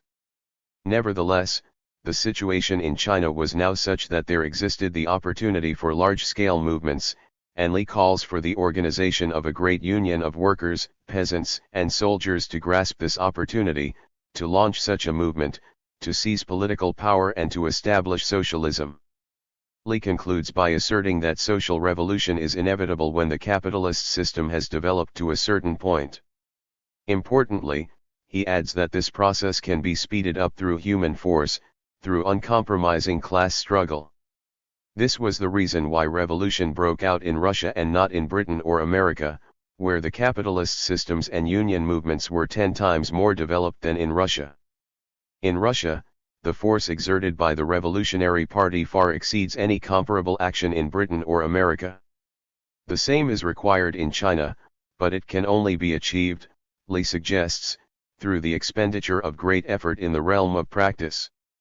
Deliberations on social revolution reinforces an important theme in Li's Marxism which had been present from virtually his first published writings, that an explanation of revolution is to be sought initially and primarily in large-scale economic changes, such as the rise of industrial capitalism, and the consequent transformations in the social system with their increasingly intense class contradictions.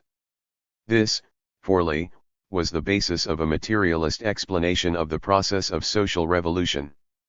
However, this was not, and could not be, the end of the explanation, for this resulted only in a mechanistic and evolutionary view of the process of social change. Rather, once the conditions which made revolution possible had developed, other factors emerged as necessary for the successful realization of this revolutionary potential. Of these, the organization of the proletariat into unions and a political party, and the heightening of class consciousness and mentality amongst the working class, were the most significant. On the basis of successful organization and a mature consciousness of its own exploitation and oppression, the proletariat could launch direct movements which threatened the very basis of the existing economic system, and which hastened the progress of historical change towards the goal of socialism. For Li, as we have already observed, there existed no tension between a recognition of massive economic forces as the demiurge of history and the significant 71. Role that political action and consciousness could play once these economic forces had reached a particular stage of development. These were dimensions of the one unified and complete theoretical system of the materialist conception of history. Contra l'Anarchia, contra the anarchists. Deliberations on social revolution also reinforces the tendency, again evident from Li's very earliest writings, to elaborate his understanding of Marxism through a critique of doctrines which he regarded as false. Li was thus appealing to a conception of Marxism that he regarded as orthodox, and his often polemical writings, directed at persons and doctrines both in China and beyond, were important, as Luck has observed, in instilling in the early Chinese communist movement a perception that there was a correct reading of Marxism and that those who did not adhere to its truths were legitimate targets for criticism. 9. One of the targets of Li Da's criticism immediately prior to the establishment of the Chinese Communist Party was the famous scholar and reformer Liang Qiqiu. 10. In a lengthy essay published in Xi and Xingnian, Li again detailed his view that the socialist movement could be explained only by reference to the revolution in China's production. As in Europe, where the emergence of industrial capitalism created the class conditions within which a socialist movement could emerge, so in China the appearance of factory-based production, within which the exploitation of the new working class could occur, had led to a socialist movement whose goal was the overthrow of capitalism and the establishment of a socialist society based on public ownership of production. But how was this goal to be achieved? Li again emphasizes the importance of organizing the workers into unions, establishing schools within which socialist ideas can be propagated, studying how to manage the organs of production, and following appropriate training, adopting the strategy of the direct movement to institute a social revolution. It is not, as Liang Kikao had suggested, a matter of raising the status of the workers, but a transformation of the entire economic system. In order to improve the economic situation of the working class, it would be necessary to expand production by establishing new productive enterprises. But should this be under the control of capitalists or socialists? Their methods, Li contends, are entirely different. Under capitalist control, the worker is nothing more than a wage slave.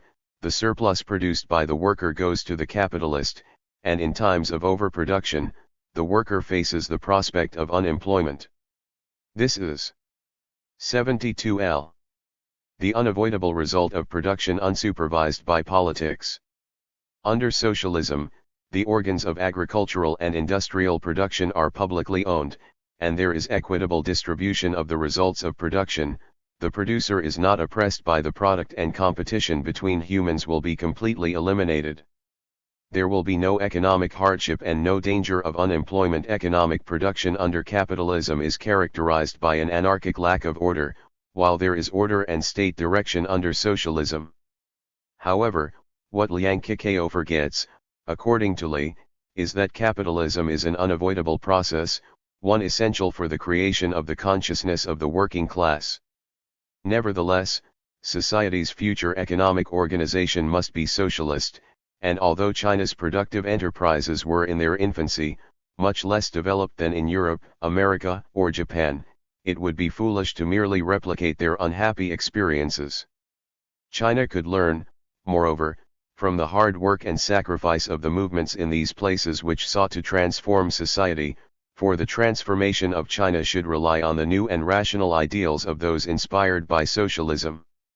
It is important to remember, Li argues, that capitalism is an international system, and the methods used to oppose it must also be appropriately international, and in particular must rely on the unity of the working class internationally. The working class has no country, and it must oppose capitalism wherever it oppresses workers. It is not appropriate to oppose foreign capitalism and to support Chinese capitalists, as some Chinese do. As Li points out, capitalists are tigers, and they eat workers wherever they are. In opposing these tigers, Li again rejects the reformist parliamentary strategy. What is needed is the organization of the workers into a labor movement which will facilitate strike action and educate the workers in the management of organizations.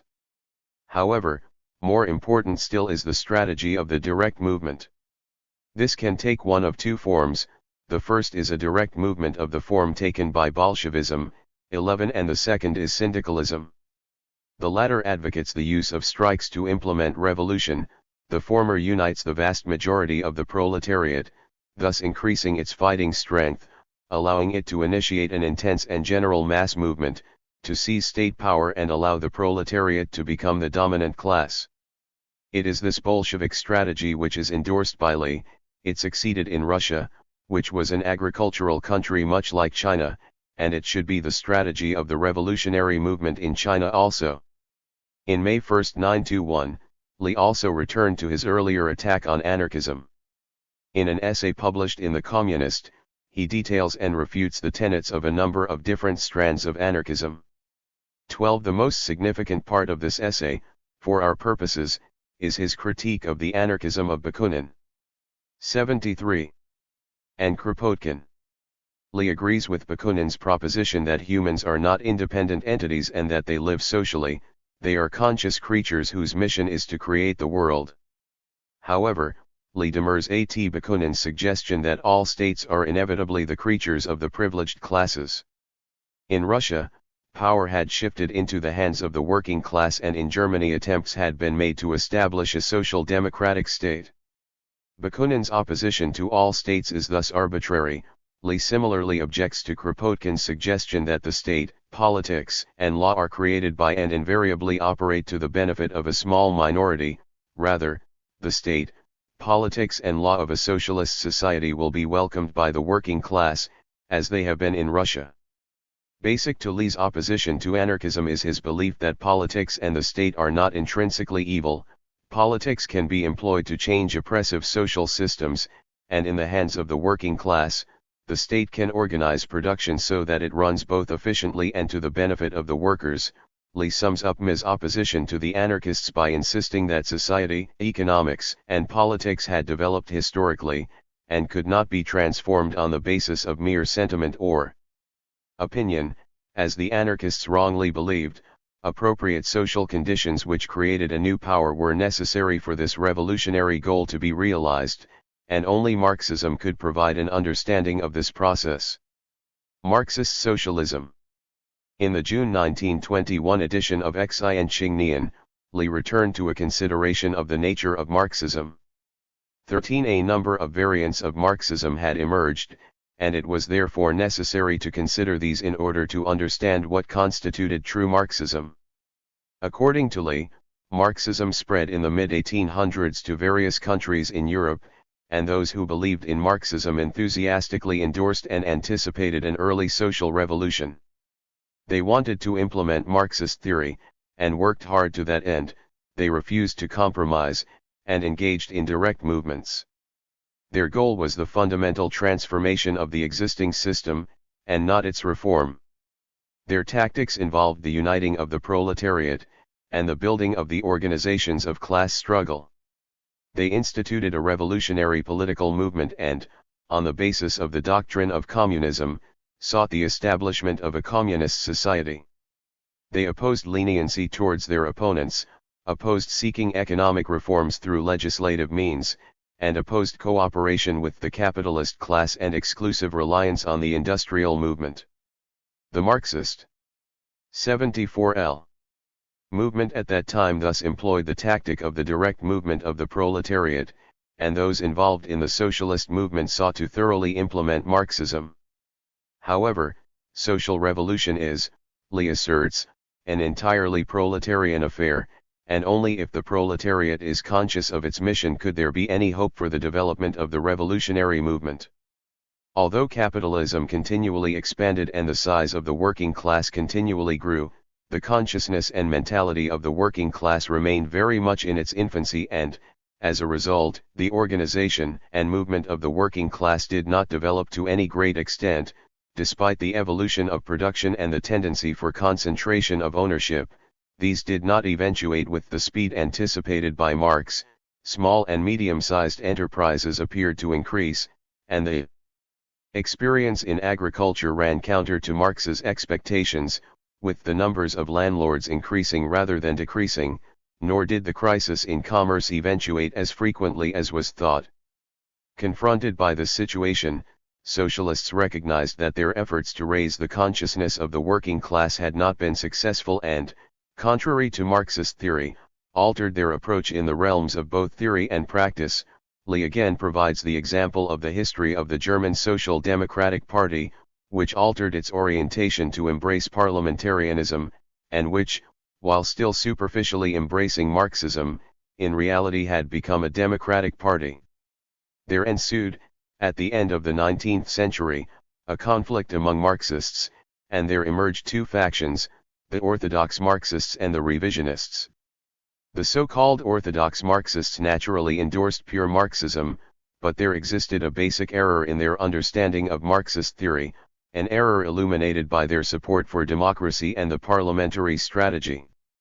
For Lee, whether or not Marxists should adopt democracy and the parliamentary strategy was a recent question of great moment for Marxists. The writings of Trotsky and Lenin were relevant to this discussion, but whoever has studied Marxism and read the writings of these two would definitely understand which of them was the true Marxist.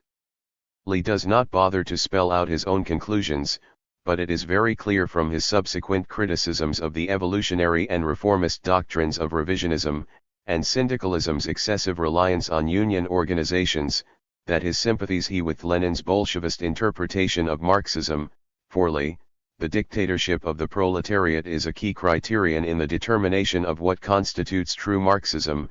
In response to Koskai's denials, Lee returns to Marx and, quoting from the Civil War in France, critique of the Kotha program and the Communist Manifesto, insists that this concept did originate in Marxism. Moreover, democracy is not an absolute concept, and it is not appropriate. 75. To counterpose democracy to the dictatorship of the proletariat, as Koskai does. Rather, democracy, as Lenin has demonstrated, is class democracy. The goal of the democracy of the working class is the overthrow of the democracy of the capitalist class. But what is the essence of the dictatorship of the proletariat?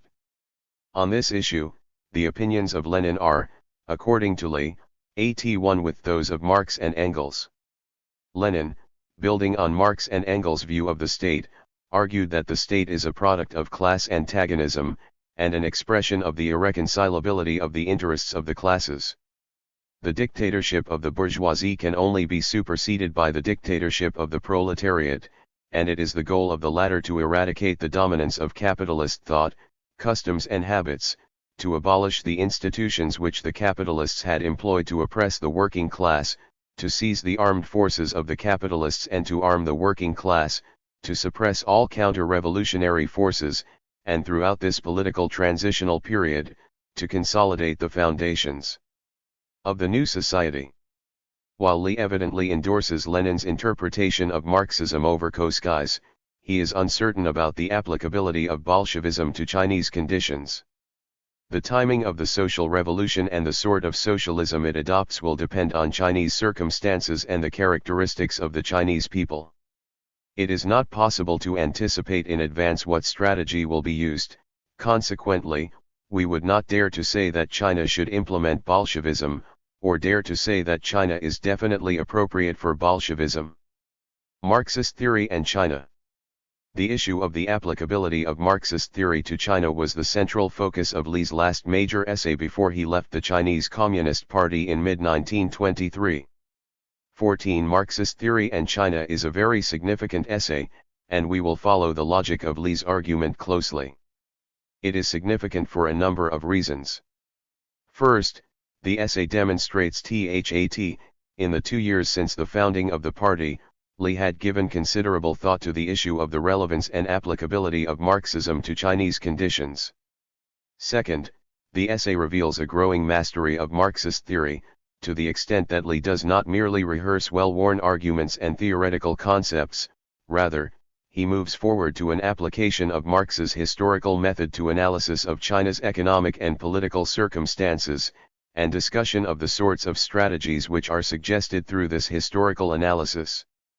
Third, it provides a clue to Lee's angry and somewhat 76L. intemperate departure from the Chinese Communist Party just a month or so later, an act which had ramifications that extended to the end of his life. Lee commences by summarizing the manifesto passed at the party's Second Congress in 1922. According to this manifesto, the goal of the Communist Party was to organize the proletariat, to employ the tactic of class warfare, to establish a dictatorship of workers and peasants, and to strive for the establishment of a communist society. The party's current political strategy was to lead the proletariat in assisting the democratic reunification, to cooperate with China's democratic revolutionary parties and to overthrow warlord politics. The issue of what policies to pursue was vital because Marxism had, according to Lee, moved from the period of its introduction to China to the period of its implementation. Lee divides his discussion into 3 sections. In the first, he poses the question of whether present-day China can use Marxist theory to transform society. In responding to this question, Lee suggests that it is first necessary to understand what Marxist theory actually understands by social revolution, and how and at what stage it can be initiated. According to Marx's materialist conception of history, at a certain stage of development, the material productive forces of society come into conflict with the existing relations of production, or this merely expresses the same thing in legal terms with the property relations within the framework of which they have operated hitherto. From forms of development of the productive forces these relations turn into their fetters. Then begins an era of social revolution. The changes in the economic foundation lead sooner or later to the transformation of the whole immense superstructure. 15. Lee interprets this passage to imply the complete disintegration of the organization of society. But how is social revolution to be implemented?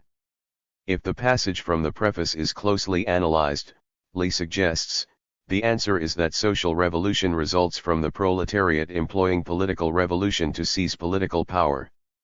The emergence and development of industry based on machines saw the propertied class employ the means of concentration so that large-scale production resulted.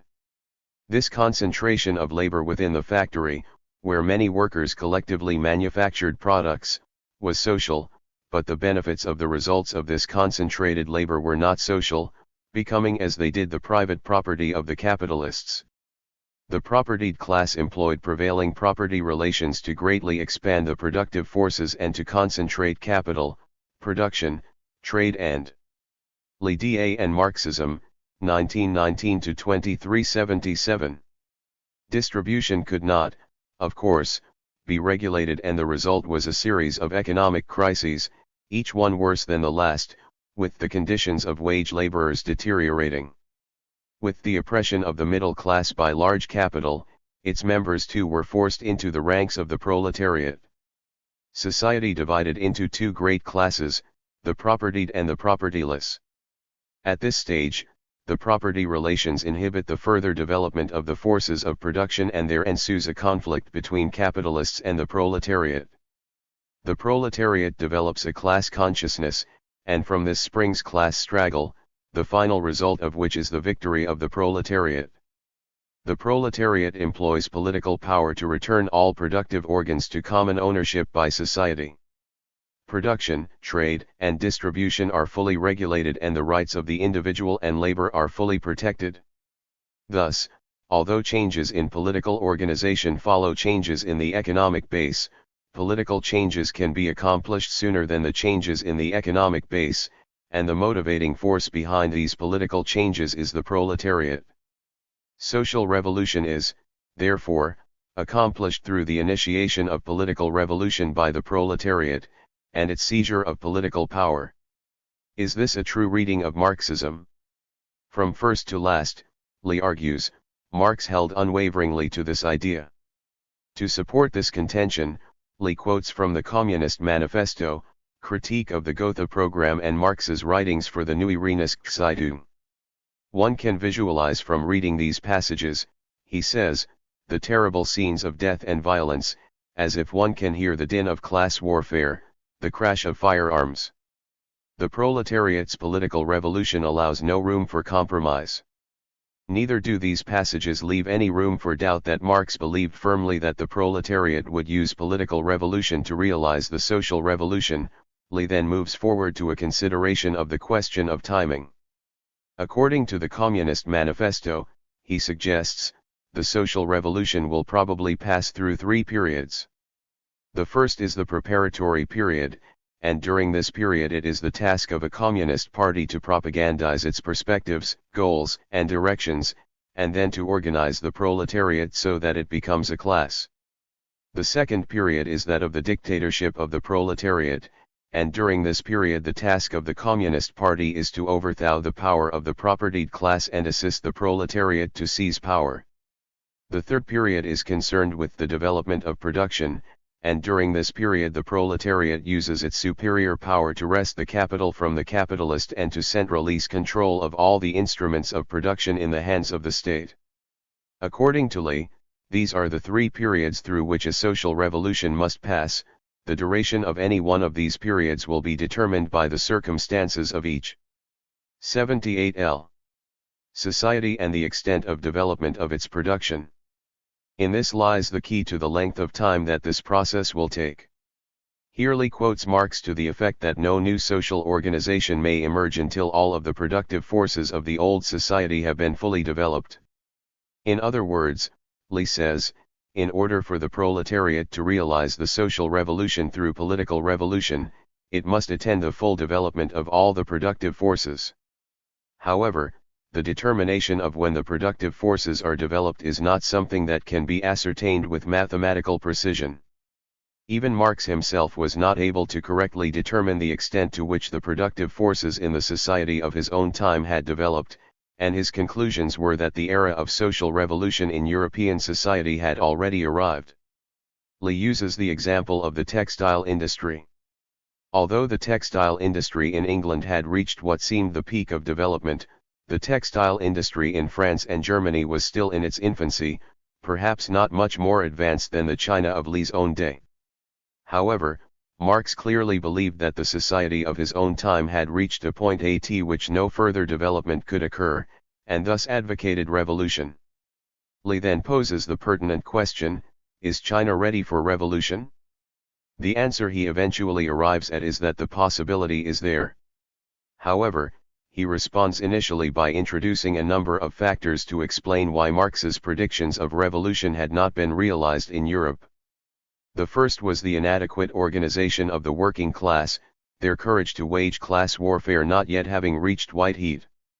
Moreover, the propertied class had postponed its fate by extending the development of production overseas, by getting rid of its surplus products in the colonies and semi-colonies which it had seized. Consequently, capitalism could continue to develop, and it did so, passing from the age of textiles to the age of the steel industry. The problem for Marx had been in determining whether the expansionary impulses within capitalism had reached their limit, but he was certainly not wrong in advocating that the proletariat employ political revolution to realize the social revolution. The extent of development of a society had to be evaluated along with the organization of the proletariat and its fighting spirit, for these were the determining factors. Interestingly, Lee here quotes Trotsky to the effect that the possibility of the proletariat seizing power is not determined by the degree of development of the productive forces of capitalism, but by class struggle, by the international situation and particularly by all sorts of subjective factors, such as the courage and determination of the proletariat to fight. For Trotsky, the suggestion that there is an automatic correlation between the level of development of a country and the possibility of the establishment of a proletarian dictatorship represents a naive 79. Understanding of the materialist conception of history, one which bears no relationship to Marxism. Trotsky's view, Lee opines, is a new and different one, yet one which truly captures the essence of Marxist theory. The possibility of the realization of social revolution through political revolution is thus determined by these sorts of factors. Consequently, in Russia, the Communist Party was able to achieve the consolidation of the organization of the proletariat and to use its courage to fight, to exploit the crisis created by the European war for Russian imperialism, and overthrow the weakened propertied class, and so establish a dictatorship of the proletariat. By contrast, a social revolution was still difficult to realize in England and America, and it was not because the time for revolution had not eventuated. Rather, the organization of the proletariat had not been consolidated, revisionist leadership had led the working class astray, and the courage of the proletariat to do battle was not particularly intense. Moreover, the propertied classes of these countries repeatedly employed their superior international status and power to plunder the flesh and blood of the peoples of the colonies and semi-colonies, and in so doing extended the evil existence of capitalism. But its final grave had, according to Lee, already been dug.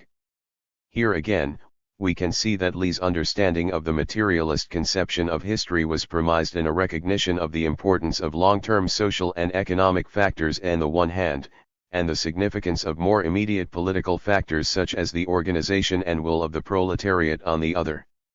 The former created the context within which a political revolution could become a possibility, but without the latter, no revolution could occur, regardless of how propitious the social and economic context might appear. Lee perceived no deviation from Marx's intent in this interpretation of the materialist conception of history, rather it truly captured the essence of Marxist theory. Having outlined his analytical premises, Lee turned to a specific analysis of China's economic and political conditions. For the past 2,000 years, China's economy had been a purely agricultural one, and cm this economic base had been constructed the politics of feudalism. During this feudal era, economics had not undergone any substantial change and, despite periodic changes of dynasty, there was consequently no significant change in the political realm either. After the Opium War, capitalism gradually infiltrated China, and China's economy had been completely ruined. China then entered the era of revolution in production. The products of international capitalism sold widely throughout China, whose own textile industry was still in its infancy, and China's handicrafts had been destroyed. The great majority of Chinese had become wage slaves or had become unemployed. ADL. Li reminds us that politics is constructed on an economic base, and THAT as the latter changes, the organization of politics becomes no longer appropriate, and must also change. When China's economy altered from an agricultural to an industrial economy, its politics changed from the politics of feudalism to the politics of democracy. Those advocating democracy availed themselves of the opportunity presented by the collapse of the Qing dynasty to strive for democratic politics. However, the early industrial and commercial class in China could not, because of the oppression of imperialism, become a revolutionary capitalist class. Moreover, the Kuomintang, which claimed to be a revolutionary party, was inspired by the ideals of Rousseau and hatred for the Manchus. The revolution of 1911 was thus based on sentiment, rather than on a firm economic foundation. Such sentiment is a transitory thing, and the goals of the 1911 revolution were eventually derailed by the feudal warlord faction of Yuan Shikai. China's politics was thus characterized by the opposition between those who strove for democracy and the feudal warlords. Li then turns his attention to the relationship between imperialism and China. In the previous 80 years, China's diplomatic history was the history of invasion by imperialism. Control of China's finances was entirely in the hands of foreign capitalists, and the bulk of China's railroads, mines, forests, and communications, and many enterprises, were also under foreign control. The Beijing government was indirectly controlled by foreign capital. In short, China had become a semi-colony of imperialism. On the basis of this elaboration of the international and internal political and economic situation, Li constructs a chart which depicts the opposition between classes as follows. International: the oppressing classes. Oppressed classes. Within China: feudal class. Capitalists. Proletariat. The parties which represent these classes. The northern faction. Kuomintang Chinese Communist Party. It can be seen from this, Li explains, that China's proletariat suffers a threefold oppression, by China's capitalists in the economic realm, China's feudal class in the political realm, and internationally from imperialism.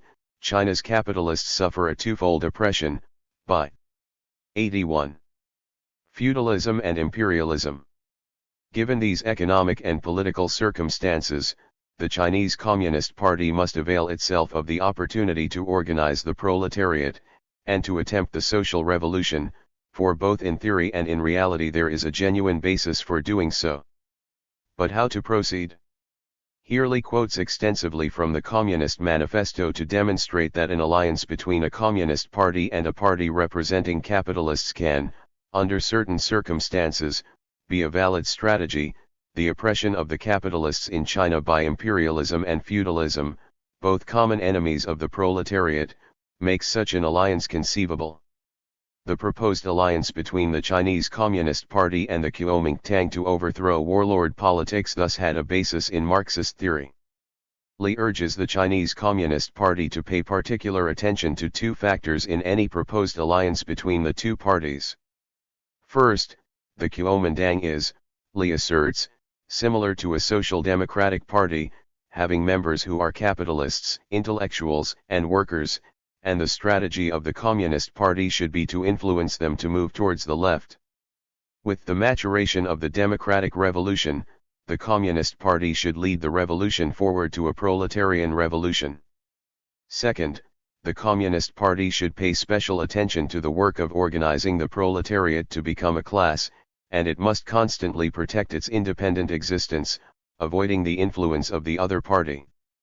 But what policies should be pursued if and when the proletariat is able to seize power? Lee responds that the policies enacted by this new state will be determined by the circumstances of production and the cultural level achieved. In this, the state of the propertied class is no different from a proletarian state. Lee then lists the 10 measures suggested by Marx in the Communist Manifesto, measures which could only be enacted by the most developed states of the time. These measures could likewise be enacted only by the most developed of proletarian dictatorships. However, times had changed since Marx and Engels wrote the Communist Manifesto, and policies which may have been appropriate in 1848 were not so in 1875 when Marx wrote his critique of the Gotha program. Marx here castigated the leaders of the German Workers' Party for not recognizing that several of the measures enunciated in the Communist Manifesto were no longer relevant. Not only had the economy and culture developed, but some of these policies had already been adopted by capitalist states. Lee continues that, when Lenin analyzed the characteristics of Russia's economic evolution, he came up with 5 factors. 1. Patriarchal, based on primitive peasant production. 82L. 2. Small-scale commodity production. 3. Private capitalism. 4. State capitalism, and 5. Socialism. If Lenin's analysis is applied to China's economic and social conditions, Lee suggests, what is apparent is that the first 3 factors in Lenin's list are evident, but private capital is the most representative. Consequently, if China's proletariat were to seize power, it would naturally use political power to speed the change from private capitalism to state capitalism. Lee then suggests his own set of 12 measures which, on the basis of Marxist theory and the circumstances of China's production and cultural level, the proletariat should enact. 1. Those who do not work, neither will they eat. 2. Equality of land ownership and the opening up of waste land. 3. Banks to be state-owned. 4. Transport and communication to be state-owned. 5. Foreign trade to be state-owned. 6. Abolition of all taxes, and implementation of a heavy progressive income tax. 8. Conditional importation of foreign capital. 9. Implementation of free and compulsory education below middle school. 10. Enactment of laws which guarantee work. 11. Unconditional right for workers and peasants to elect and be elected. And 12. Equality for women, economically, politically and socially. This is, Lee concludes, just a general program, the more detailed items not being included. Conclusion. Marxist theory and China develops a number of themes already evident in Lee Da's earlier writings. The most important of these is the belief that the Marxist theory of social change is not a mere evolutionary theory premised on the overwhelming causal dominance of economic forces largely beyond human influence. Lee does indeed recognize the significance of the economic realm as the starting point in any historical analysis, and he quotes extensively from Marx, particularly 83. The 1859 preface, to reinforce this position. The productive forces and their level of development, and the existence of economic classes, are invariably Lee's first concern when posing questions of historical interpretation. The economic base, Lee repeatedly affirms, determines the superstructure. But this, Lee is adamant, is only one dimension of the materialist conception of history. Marxism is above all a theory of revolution. While history might have periods of evolutionary development, its dominant motif is revolutionary, the major social changes deriving from revolutionary transformations in the social fabric. Moreover, this process of social revolution is not immune from human intervention. At certain stages in history and the period following the rise of capitalism is of immediate concern to Lee, class struggle in the realm of politics can have a decisive influence on the pace of change. Changes to the organization of politics initially follow changes in the economic realm, but once created, the political organization and the strategies of the proletariat can exert a decisive influence. Thus, while the context created by changes in the economic base made the political revolution possible, the revolution at the political level ensured the realization of the tendencies for fundamental social change. Lee clearly perceived some sort of dialectical relationship between the economic base and the political superstructure, the latter representing far more than a passive reflection of the former, it being in some sense the midwife of historical change. The political superstructure could not of itself initiate the massive changes set in motion by the economic base, but once set in motion, its impact on channeling and accelerating these changes could be decisive. Lee believed strongly that the level of class consciousness of the working class, its class mentality, was of very great significance to the chances of success of the proletariat in the revolutionary struggle. As we have seen, Lee suggested that the economic and social conditions for revolution had existed in Europe in the latter half of the 19th century. However, the level of consciousness of the European proletariat and its courage to wage class warfare were insufficient to the task of political revolution. It was thus vital, particularly for the newly created Communist Party in China, to adopt as one of its principal functions the raising of the class consciousness of the proletariat, arming it with an awareness of its oppression and exploitation, and mentally preparing it for the realization of its historical mission, the overthrow of capitalism and the establishment of a socialist society. This emphasis on the role of consciousness as a medium for change in Lee's early writings anticipates Gramsci, although in Lee's writings the idea is not pursued with the same degree of theoretical complexity and sophistication with which the Italian Marxist explored problems of consciousness. Nevertheless, the appearance of these themes in Lee's 84 writings underlines once again that he was no mechanistic Marxist. For Lee, humans were not the mere creatures of history, pushed along by the tide of change, inert, passive, unresponsive.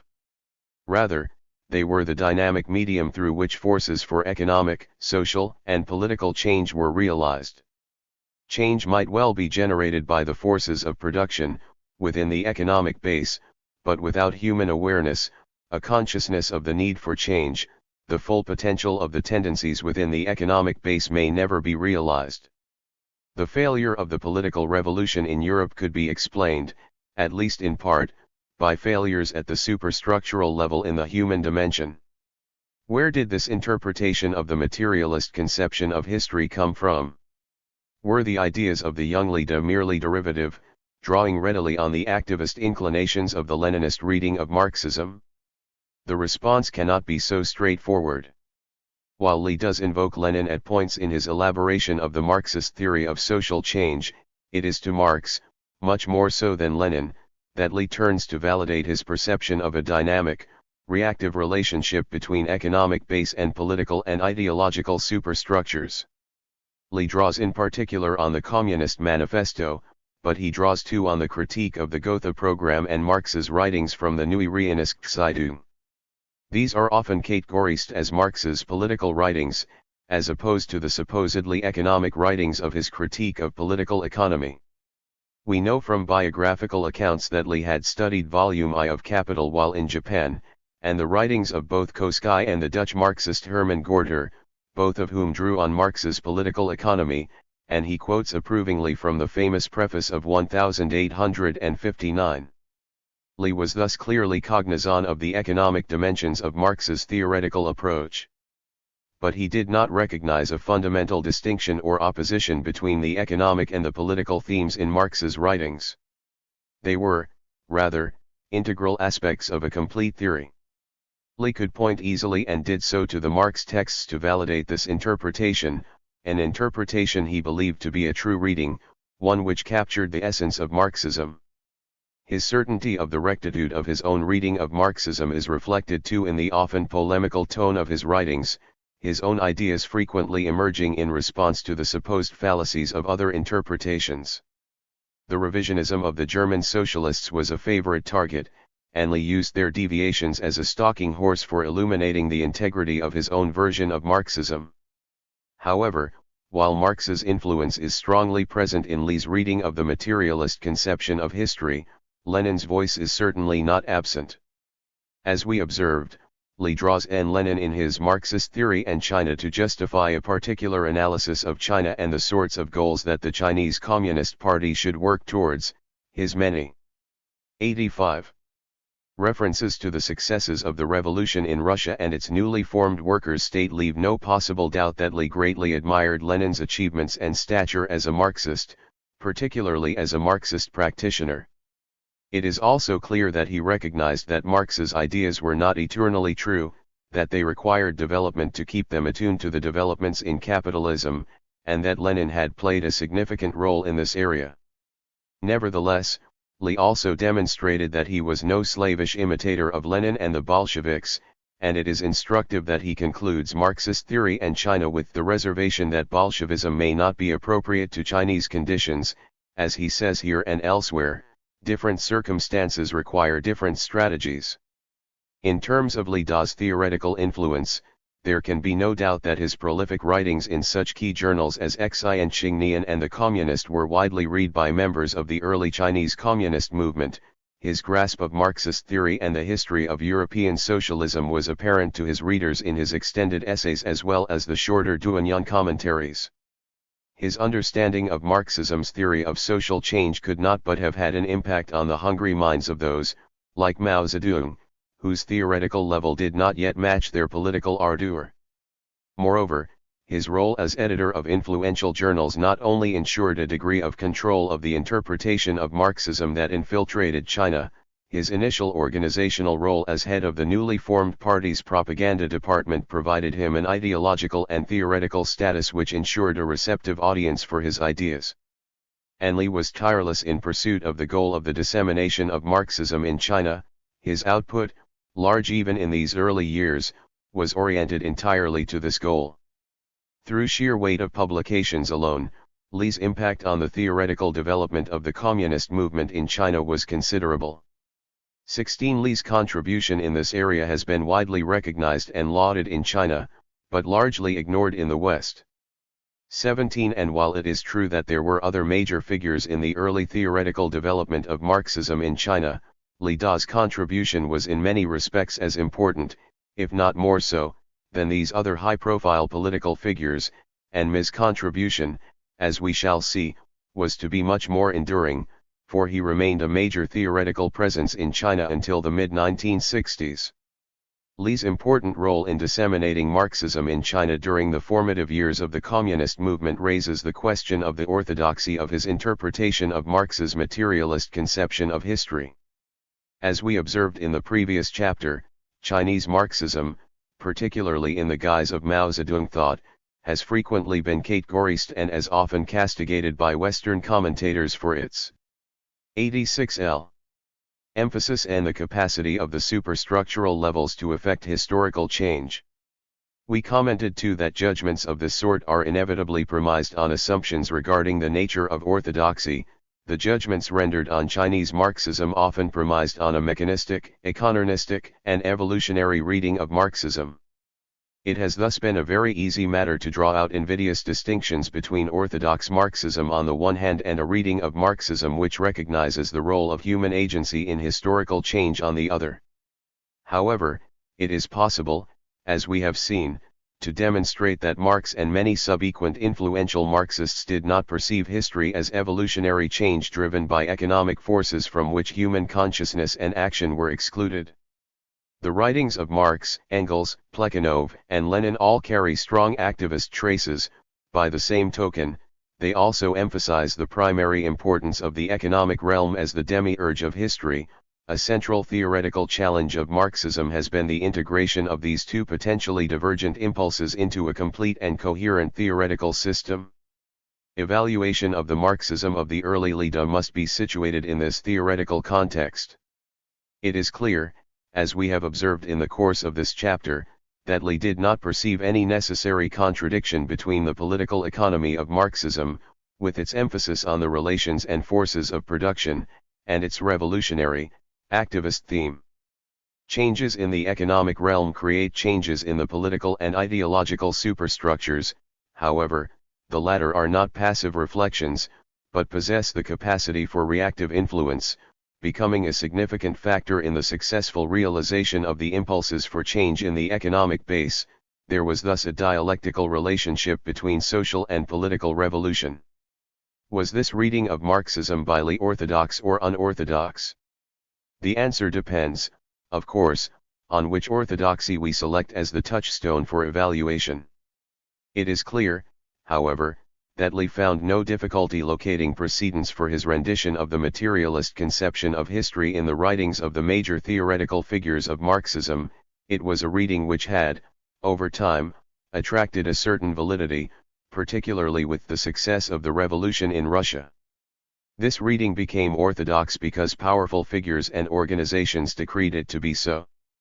In this sense, the form of Marxism introduced by Li to the early communist movement in China was orthodox, and Li was, as we have seen, prepared to defend it staunchly in the face of deviations, revisions, and attacks from all quarters. We can thus conclude that Li was instrumental in introducing a particular version of orthodoxy to the early Chinese communist movement, both through the content of his theoretical elaborations and through his polemics which reinforced this orthodox reading of Marxism. His influence was thus considerable. 87. Li's influence during these early years, those prior to his departure from the party, did not, however, extend to the philosophical dimension of Marxism.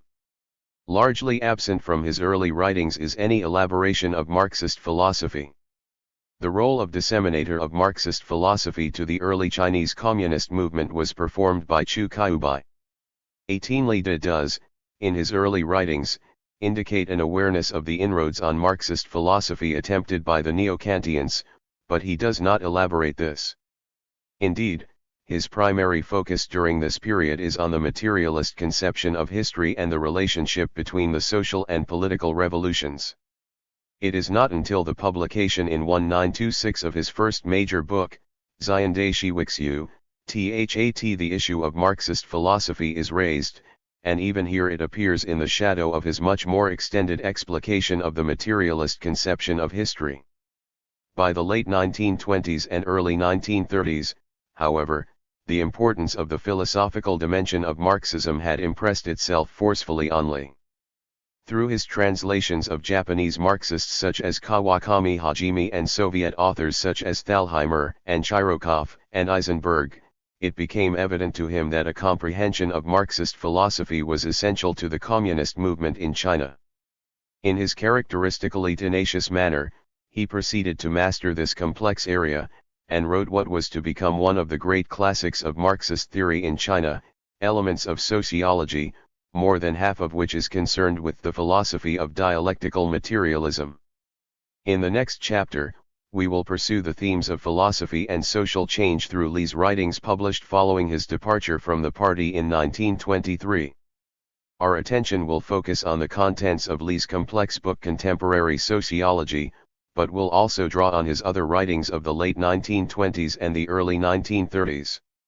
Did his departure from the party lessen his commitment to Marxism?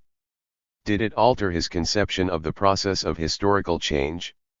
How did he integrate the realm of philosophy into his reading of the materialist conception of history? And how did he relate to orthodoxy as a non-party theorist? To a consideration of these questions, we now turn. Notes. 1. Li Do Wenji, Volume I, pages 1-5, 2. Ibid, pages 9-23. 3. In this respect, Li's concerns paralleled those of Mao Zedong. For Mao's early writings on the oppression of women, see Stewart R. Scram, Mao's Road to 88L. Power, Revolutionary Writings, 1912-1949, Volume I, The Pre-Marxist Period, 1912-1920, pages 421-49. 4. On the Liberation of Women, he states, the bulk of the history of women in the world, has been the history of their subjugation by men. During this period, in morals, in customs and habits, in law, in politics and in economics, the position women invariably occupied was subordinate to men. Li Do Wenji, Volume I, p. 9. 5. Ibid, pages 30-39. 6. In his column, Duanyan, in issue number 5 of The Communist which he edited, Li spoke of the two missions which confronted a communist party in China. One is the economic mission, the other is the political mission. The political mission involved transformation of the politics and political parties which had grown up on the basis of capitalism. Unless politics, law, education, and state finances were transformed, the political mission could not be accomplished. See also Li Siju, Wang Jianhua, and Zhang Dixian Meixes Wi Jixiu Zhe Zongguo, pages 100 to 101. 7. Li Do Wenji, Volume I, pages 40 to 41. The Laborer and Socialism was first published in Liaodongji in November 1920. See also Li Do Wenji, Volume I, pages 40-45 for Li's glowing paean to the virtues of labor and the working class. 8. Ibid, pages 46-56. 9. This is evident in his critiques of Zhang Dongsun and Liang Kikao. See Li Do Wenji, Volume I, pages 24-26, 57-74. See Michael Y. L. Luck, The Origins of Chinese Bolshevism, An Ideology in the Making, 1920-1928, p. 60. 10. Li Do Wenji, Volume I, pages 57-74. 11. The term Bolshevism was translated variously in early Chinese Marxist texts. Li later moved from this translation to Duoshuzuyi. For his comment on the translation of this term, see Li Do Wenji, Volume I, p. 91. 12. Ibid, pages 78-90. 13. Ibid, pages 91-104. 14. Ibid, pages 202-15. 15. I have employed the translation in Karl Marx, A Contribution to the Critique of Political Economy, p. 21. 16. One bibliography of Li's work lists 75 essays, chapters, and translations, some of book length, between 1919 and mid-1923. See Zongguo Dangde Shi Waikexugia, pages 131-34. 17. An exception is Luck, who refers to Li as a theorist of first-rate importance. The Origins of Chinese Bolshevism, p. 59. 18. There can be no doubt that Chu Kaibai was far more important than Li in terms of introducing Marxist philosophy to the early Chinese Communist movement in 1923. Chu had written a major treatise on Marxist philosophy which demonstrated his deep familiarity with contemporary debates on the origins and content of dialectical materialism. See Chu Kaibai, Shi Jixiu in Chu Kaibai Wenji, Volume 2, pages 310-485. For a Chinese evaluation of the relative theoretical importance of the early leaders of Chinese communism. 89. Which judges Chu Kaibai to be the most important for the elaboration and dissemination of Marxist philosophy in China, see Songs Heiming and Zhao Dezi, Xiande Zongguo Jixiu Sichao, pages 36-53. 4. Li and Marxist Theory, 1923-32. In Marxist Theory and China, published in May 1923, Li had put two conditions on the collaboration between the Communist Party and the Kuomintang. The first was that the Communist Party must propagandize members of the Kuomintang to persuade them to a more left-oriented perspective. The second was that the independence of the Communist Party must not be compromised. As Li put it, the Communist Party must at all times protect its independent existence, and avoid the influence of the other party. Li thus supported the strategy of the United Front and could perceive great benefits deriving from it, but he was adamant that a strategy of alliance with the Kuomintang must not weaken the independence of the Communist Party, nor weaken its capacity to commence the proletarian revolution on the successful completion of the democratic revolution. He thus supported the general tenor of the resolution on the relationship between the Chinese Communist Party and the Kuomintang, adopted by the Communist International in Moscow in January 1923, to what he could not accept, however, was the way in which Chen Duxiu and the Comintern agent Mering III were prepared to diminish the independence of the Communist Party to achieve an alliance with the Kuomintang. Their position was that all work should be done with the approval of the Kuomintang, for a position which Li felt could only weaken the independence of the party. In his celebrated confrontation with Chen Duxiu in mid-1923, Li gave vent to his anger at what he considered Chen's supine position and promptly left the party. Li's departure from the party could well have been the occasion for a change in theoretical perspective, perhaps a diminution in his commitment to Marxism. However, his writings and translations from the period 1923 to 32 indicate that this was certainly not the case. His publications, while not so numerous in number, consist 91. In the main of works of book length which display, if anything, a deepening commitment to Marxism and a far greater sophistication in his understanding of its theoretical dimensions. Important from this period are such works as Xiande Shi Wixu, Zongguo Chanyi Gemingguan, Shi Wai Ji Fishizishi and Minzuwenti. He also published a considerable number of book-length translations which were to greatly expand the textual basis from which Marxism in China could develop. Such translations also included, for the first time, in-depth studies of the philosophical dimensions of Marxism by such authors as the Japanese Marxist Kawakami Hajime and the Soviet Marxist philosophers Lupol and Thalheimer. We will turn to a consideration of the content and influence of these and other translations in the next chapter. In this chapter, we will be pursuing the themes outlined in Chapter 2 and applied in the previous chapter to an evaluation of Li's writings of 1919 to 23. In this chapter, our focus will be on Li's writings from the years 1925 to 32, that is, from his departure from the party to the commencement of his beeping period in 1932.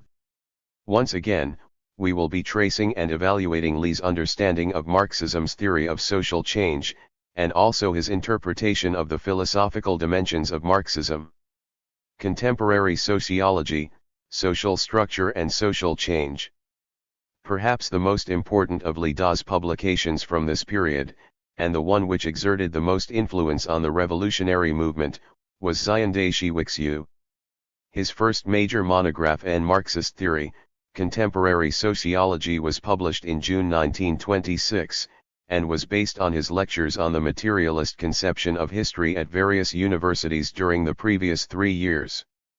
5 divided into 18 chapters, the book runs to 170,000 characters.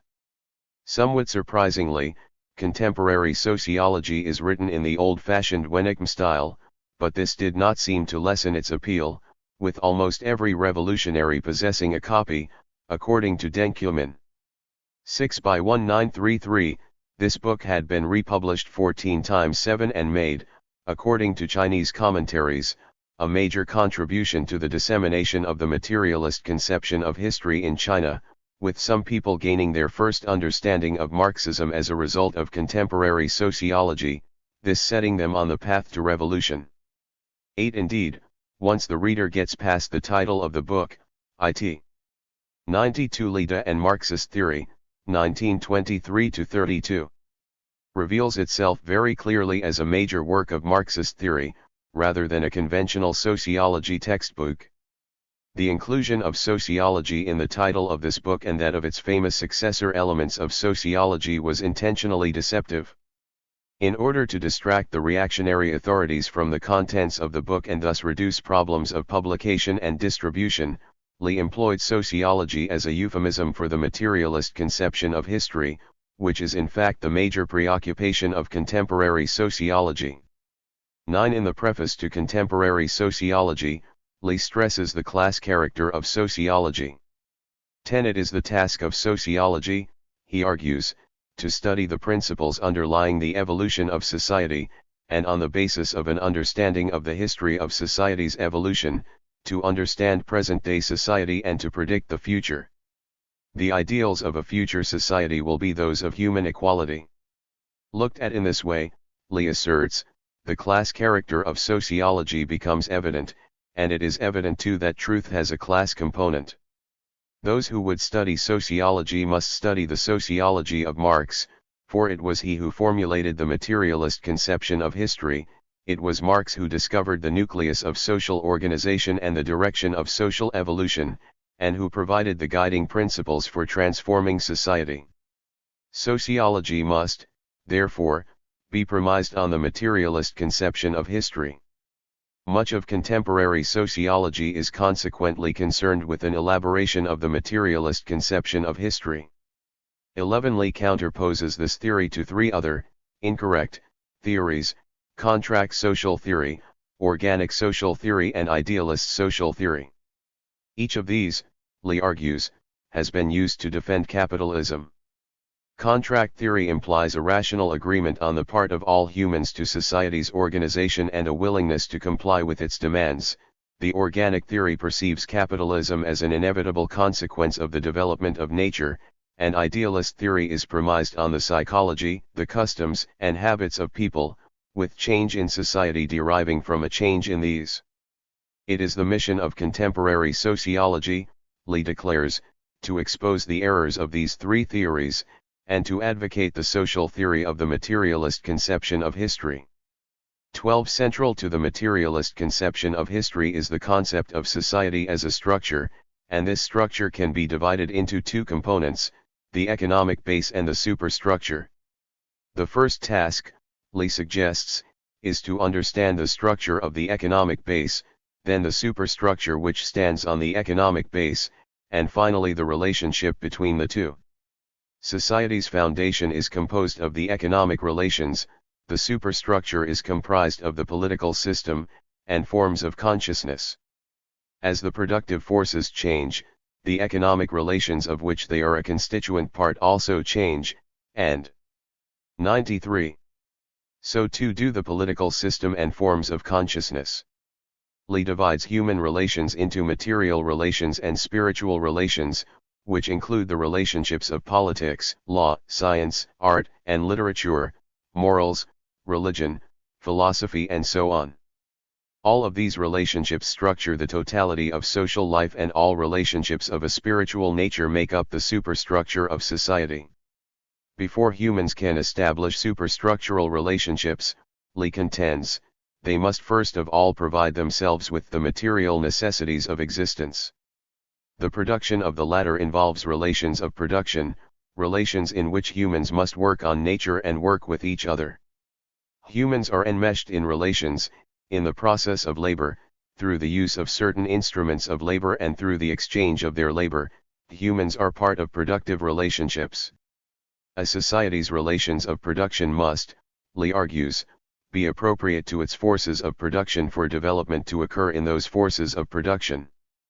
But harmony between relations and forces of production is only one form of their relationship, the other is disharmony, and when this occurs, the social basis becomes unstable.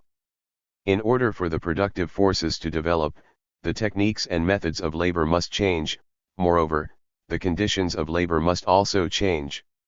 It is only when the techniques and methods of labor change that new forces of production can emerge, and it is only when this latter situation occurs that the relations of production are transformed. Changes to the relations of production mean a change in the basis of society, and a fundamental transformation of society's entire structure. 13 Having established the premise for his interpretation of the materialist conception of history, Lee turns his attention to the structure and function of the superstructure. 14 Society's political and legal superstructure and its forms of consciousness emerge, he says, as a result of its economic relationships, and function to maintain those relationships. The nature of a society's political thought and political orientation is determined by the nature of its social life. Similarly, political organization is the result of class struggle. The state is thus an institution of the ruling class, its purpose being the oppression of the producing classes, the state having served this purpose in slave, feudal and contemporary capitalist societies. The state emerged initially because the contradiction between the ruling and producing classes could not be resolved. The law too is a manifestation of property relations, and functions to protect those relations. It serves to legitimate the right of the dominant class to exploit the lower classes. Lee perceives science as a part of the superstructure too. It is a tool humans employ to subordinate and transform nature, but it is a form of consciousness closely related to developments in the techniques of 94 Leda and Marxist theory, 1923-32. Production. Art and literature are also a manifestation of social life, an expression of human emotion and a record of the relationships between humans. As these relationships alter, art and literature change accordingly. Much previous art and literature had been a product of the dominant class, for it had only been its members who had enjoyed sufficient leisure and opportunity to be involved in such pursuits. Similarly, morals and morality are social products, and as the forces of production change, so too do morals. In class society, morality performs a class function, rationalizing the domination of one class by another. The world of religion is also a reflection of the real world, according to Lee, and the mysteries of religion are to be explained by reference to real life. The worship of nature was appropriate to primitive society, Christianity to feudal society, and the new religions to capitalism. Like morality, religion performs a class function, being employed by one class to control another. Another element of the superstructure is philosophy. The object of philosophy, Lee suggests in one of his first major references to it, is to understand the basic principles of life and nature. All of the concepts of philosophy have their genesis in the material world, and the systems of philosophy are the organized forms of the ideas of ordinary people, ideas which are influenced by the social and economic environment. There is an intimate relationship between human thought and social organization. The forms of human thought which develop in a particular society are essentially depictions of the economic conditions of that society, and are appropriate to the needs of its classes. Philosophy comes into being in this way, and philosophy is consequently the philosophy of particular classes. It can have no independent existence. Lee concludes that, while the superstructure is created by the relations and forces of production, it has the capacity to influence them. The structure of society is determined by the forces of production, and the change in its form is also determined by changes in the forces of production. The superstructure can influence this change in quantitative terms, but cannot be the primary force for qualitative economic change. 15. What makes humans distinctive, Lee continues, is not so much that they are social animals, for other animals possess highly structured forms of social organization. The distinction lies, rather, in the capacity of humans to create instruments and tools and use these in a purposeful way to transform and control their environment. Humans are also able to accumulate experience, to improve their techniques of production, and hence allow progress. As the instruments of production change, human life undergoes major change, and as life changes, consciousness also alters accordingly. However, in turn, new forms of consciousness are able to invent new instruments. It is for this reason that the principles 95, which govern socially organized animals, do not apply to human society. 16. Lee then turns his attention to the function of language and thought. The development of these is closely bound up with the invention of instruments of production, and the consequent development of human society. Language in particular is an indispensable medium of communication and, unlike animals, humans are able to employ language to express emotion as well as to describe things. Language and thought are closely connected, and thought has played a major part in human progress. Those who study sociology, Lee suggests, should not underestimate the significance of thought. Unlike the psychologists who perceive thought as mere manifestation of matter, thought must be seen as reacting on matter. The separation of humans from animals verifies this. Humans are able to develop goals and to pursue and satisfy these, particularly through the conscious use of instruments and tools. Humans are able, through the exercise of their capacity for thought, to strive to achieve their goals through action, and through the continued use and development of instruments, humans are able to control their environment and to increase their capacity for thought and reflection. There is thus an intimate connection between the development of the instruments of production and an increase in the capacity of human thought. The former gives rise to the latter, but the latter in turn facilitates the further development of the former. The result is that society progresses. 17. Contemporary sociology, social development and social consciousness. The development of society, Lee suggests, is characterized by increasing complexity and an expansion in the capacity of society. Complexity of social life arises from complexity in the relations of production, whereas increased capacity is a result of expansion of the capacity of production and exchange. Those who seek the increased complexity and capacity of society, Lee suggests, must work for the development of the forces of production. The development of the forces of production has two causes. According to the original edition of Contemporary Sociology, these are increase in population and growth in human aspiration. Lee concedes that the Malthusian population theory is partially correct insofar as an increase in population dictates an increase in the material necessities of human existence, and thus an increase in production. Humans also will work hard to fulfill their 96 Leda and Marxist theory, 1923-32. Aspirations, and this too impacts on the forces of production, increasing their capacity and pushing them forward.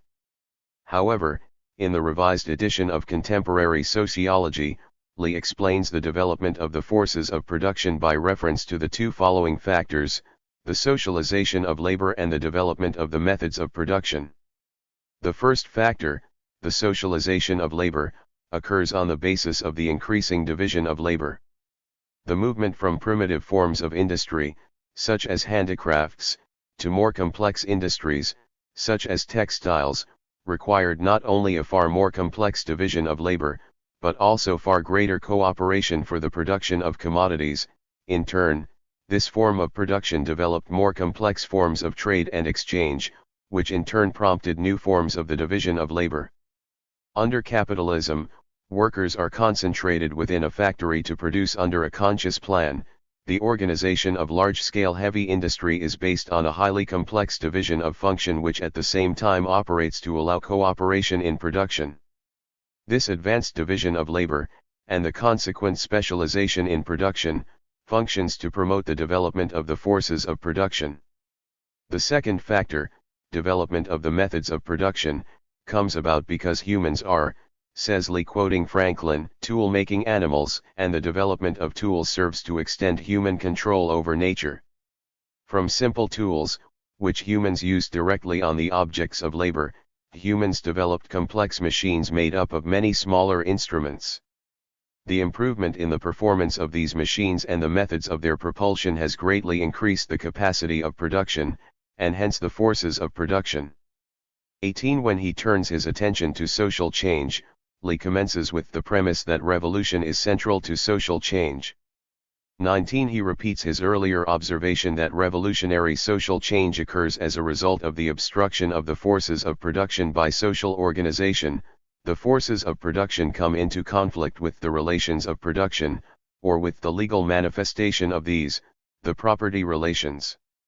Lee emphasizes that social change must be evaluated on the basis of the material changes of society, rather than on the basis of social consciousness, for changes in social consciousness follow and are the result of material changes.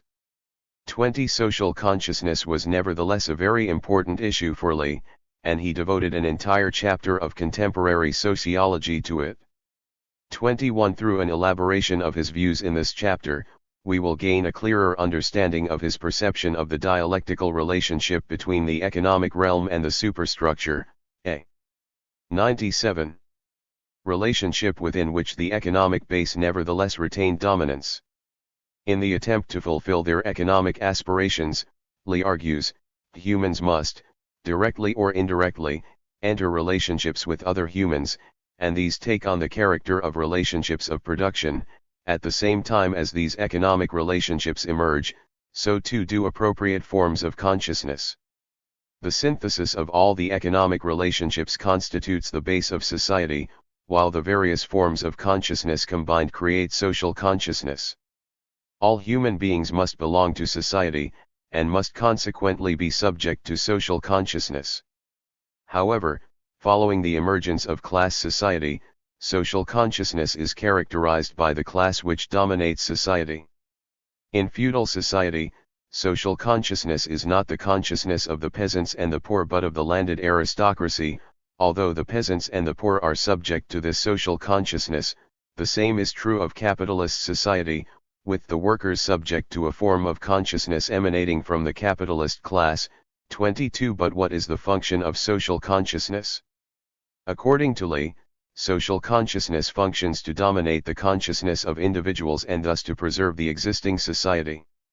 The restraint imposed on individuals by social consciousness takes two forms. The first is the one which is internalist, with the individual not conscious that he or she is following the directions of social consciousness. The second is the external form, manifest as a legal system able to compel submission from individuals. The beneficiaries of this restraint are, according to Lee, members of the class which enjoys economic dominance. Those who are oppressed may not even be aware that they are oppressed, because of the domination of their thinking by social consciousness. However, Lee continues, society is not unchanging, and as the economic organization becomes unstable, there gradually emerges a change in the content of social consciousness.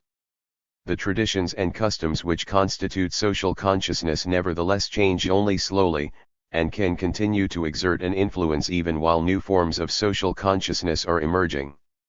This can be seen in capitalist society, where the proletariat had been strongly influenced by the social consciousness of the capitalist class. With the growth in the importance of the proletariat within capitalism, however, a realization grew amongst the working class that this social consciousness was unreasonable, and a new form of consciousness emerged whose content reflected the interests of the proletariat. The consciousness of the proletariat is based on the desire for socialism, and as the numbers of capitalists decline and the ranks of the proletariat swell, the force for change grows. Eventually capitalism will be overthrown, to be replaced by a socialist society. With the eventual realization of a classless society, social consciousness. 98. Leda and Marxist theory, 1923-32. Will revert to the form it had taken in ancient classless society, to a consciousness appropriate for each person, rather than just the dominant class. 23. In a later section of contemporary sociology, Lee returns to the issue of consciousness and its role in social change. Thought, he stresses, is created by particular classes, but in general, the form of consciousness which predominates in a society is the consciousness of the dominant economic class. However, with the emergence of new class forces, new forms of consciousness arise, and at times of instability and change, the new forms of thought also become a factor for change, becoming a subsidiary factor in the destruction of old customs and habits. 24. The picture which emerges from Leda's interpretation of the historical role of thought and social consciousness is clearly premised on a materialist conception of social structure and change. He invariably relates the emergence of forms of consciousness to particular societies and their characteristic forms of economic production and relationships. Consciousness is, he stresses, related to class, and the class which enjoys dominance in the economic realm is dominant too in the arena of social consciousness. In morals, philosophy, religion, art, and literature, and legal systems, the customs, beliefs, habits, and practices which prevail are those which serve to maintain the existing social and economic structure. It is only with the emergence of new economic practices and relationships that new forms of consciousness can emerge, but even then, the old traditions and habits can persist in the face of change. It is only at times of social instability and change that new forms of consciousness are able to exert a significant influence, and this influence does not approach the significance of the influence exerted by forces for change in the economic realm. Class, law, politics. Class, Lee argues, emerges as a result of the process of production, and the sort of class structure to emerge is dependent on the nature of production. It is the forces of production which determine the relations of production. 25. The division of society into two major classes between which there has been opposition has meant that all members of society are invariably members of a class. For Lee, the issue of the distribution of resources, the means of production, is crucial to an understanding of where a member of society stands in relation to the class structure. Those who own the means of production occupy a directive, managerial role, whereas those who are propertyless must be involved in labor. The rewards which flow from this differentiated structure are in turn very 99. Different, the laborer under capitalism receiving a wage while the capitalist receives the profit from the enterprise. Fourthly, therefore, class is an economic category. However, class is at the same time a legal and a political category, for the legal system and the nature of politics within a society emerge as a result of, and must be consistent with, the nature of that society's class relations. The very different status of the owning and non-owning classes within the realm of the relations of production is reflected in the realm of law, and the law functions to maintain the economic interests of the owning class. This is a theme which permeates Lee's voluminous writings on jurisprudence. As He points out in a later volume on law, elements of jurisprudence, the property relations which exist in law are, at the economic level, relations of production, and are dependent on the existence of private property. The most fundamental relations which exist within law are class relations. 26. In the same way, the opposition between classes is the premise for political life and the relationships which exist in political life. Fourthly, the most important institution in the political realm is the state. 27 and Chapter 8 of Contemporary Sociology is devoted to an exploration of the distinction between state and society, the essence and development of the state, and finally the withering away of the state. As one would expect, Lee argues that the basis of the state is the opposition between classes. 28 An explanation for the emergence and character of particular types of state is thus dependent on an explanation of the economic evolution of society, and the sorts of class structures which have emerged in the course of this evolution. 29 Lee provides examples of states within different class societies to demonstrate that their structure and the laws they enact reflect the nature of the production process, and the interests of the dominant economic class. The state which characterized late feudal society, for example, was premised on a shift from the forms of agriculture and economic production characteristic of early feudalism. The growth in population, the advent of new agricultural techniques, the expansion of monoreal land, the rapid growth of handicrafts, emergence of large-scale trade and commerce between countries, the increasing importance of large cities and in particular the capital city as the center of industry and commerce all presaged a shift from a decentralist political structure to one in which political institutions and power became centralized, and the power of the monarch greatly increased.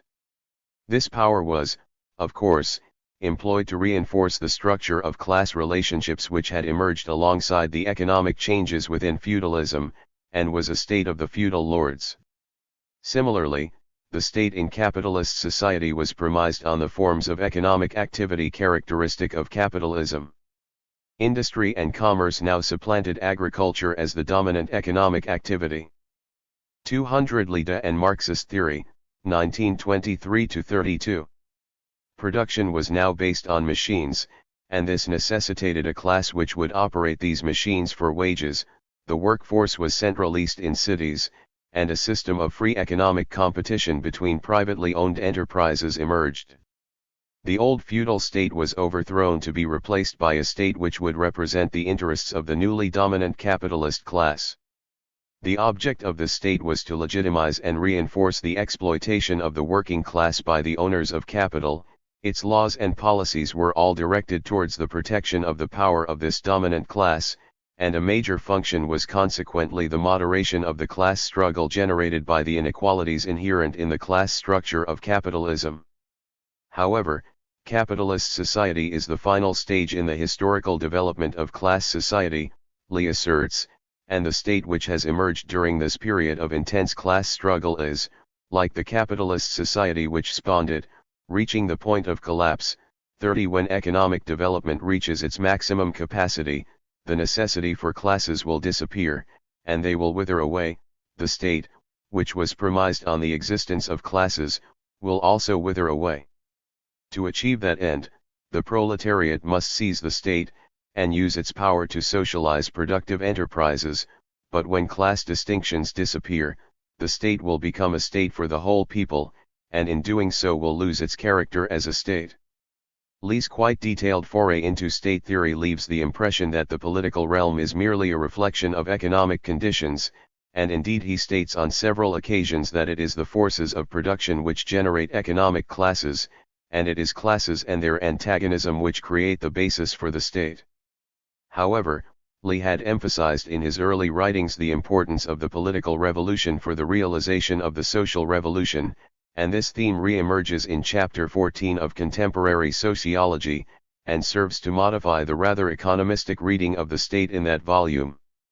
Marxism, he asserts, is made up of three theories: the historical, the economic, and the political.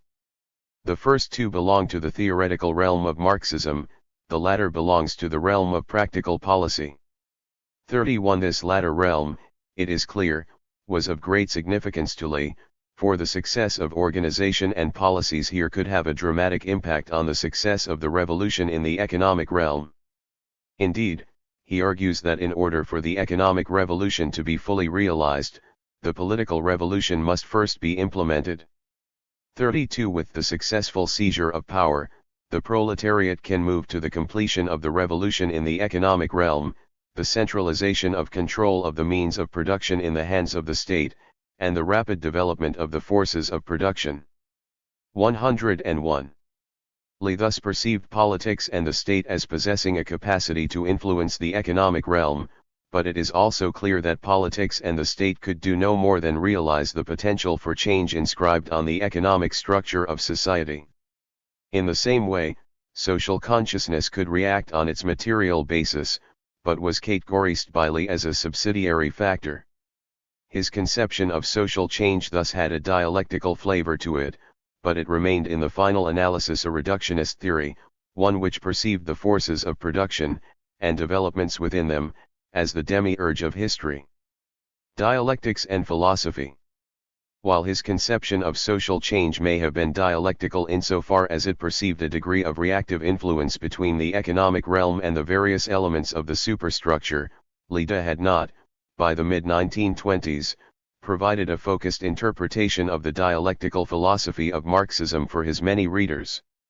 Indeed, it had been Chu Kaiubai, rather than Lee, who had written most prolifically on Marxist philosophy in the early 1920s. In a series of publications written while he was head of the sociology department at Shanghai University in 1923, Chu had demonstrated a familiarity with dialectical materialism lacking in the writings of other early Chinese Marxist theorists. In particular, his Shiwaijigzugalen contains an interesting introduction to the laws of dialectical materialism. Here he argues, in his explanation of the law of the unity of opposites, that contradictions within things and their motion constitute the most fundamental principle of dialectics. Without contradictions, there could be no mutual transformation of contradictions, and therefore the morion of things would not be possible. 33. Chu does not, however, elaborate at any length on the relationship between the various laws of dialectics, nor the relationship between historical and dialectical materialism. He was, nevertheless, the pioneer of Marxist philosophy in China, and it was on the foundation that he laid that others, and especially Lee, were to further elaborate dialectical materialism and disseminate information on it in their writings and translations.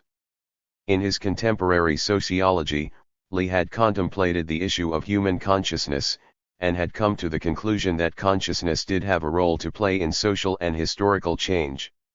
To the extent that correct consciousness was a factor in achieving change, it was important for a communist party to elaborate and disseminate forms of consciousness which could guide and encourage the actions of members of 102 Lee and Marxist theory, 1923-32. The proletariat in the political revolution.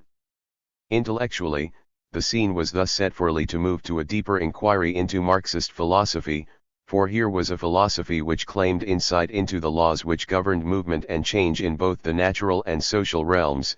An understanding of this complex philosophy might well provide guidance to the political movement to achieve change. Li Da's writings and translations of the late 1920s and early 1930s evince a growing fascination for the world of philosophy, although he never lost sight of its political significance. We will examine Li Da's philosophical translations from this period in the following chapter, and his major treatise on philosophy, Elements of Sociology, in subsequent chapters. In the remainder of this chapter, we will briefly examine the first references to philosophy in Li Da's writings. These appear in his Fundamental Knowledge of Society, in which he devotes a short section to the history of philosophy, culminating in a discussion of dialectical materialism and its superiority over other philosophies.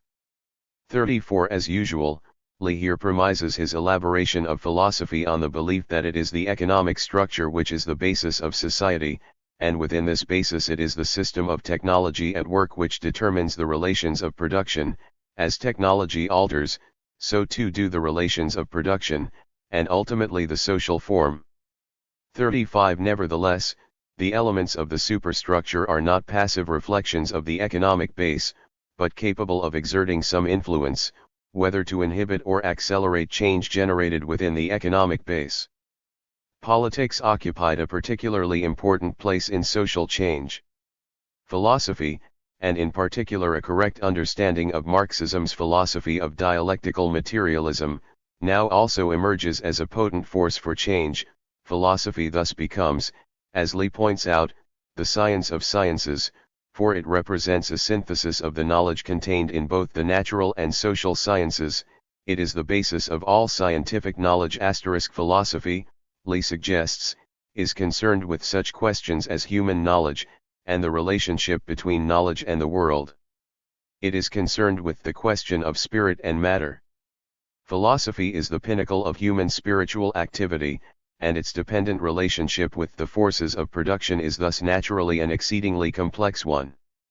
The factors which Li perceives as linking the forces of production to philosophy are, in order, the nature of the classes within society and the economy, the disposition and condition of existence of these classes, the mentality of society, and the situation of the various sciences.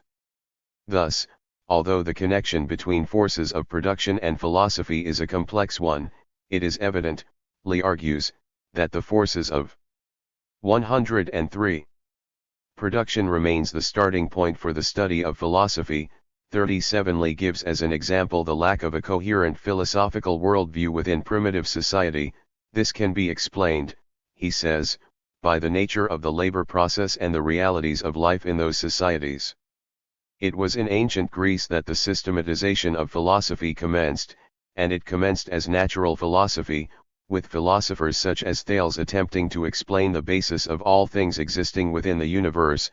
Thales believed the origin of all things to be water, all things emerged from water and returned to water. However, as Greek society became more complex, its philosophy developed from a philosophy of nature to a philosophy which incorporated the concerns of human life. According to Li, an organized worldview must address the following issues: the relationships between I and not I, knowledge and existence, and spirit and reality.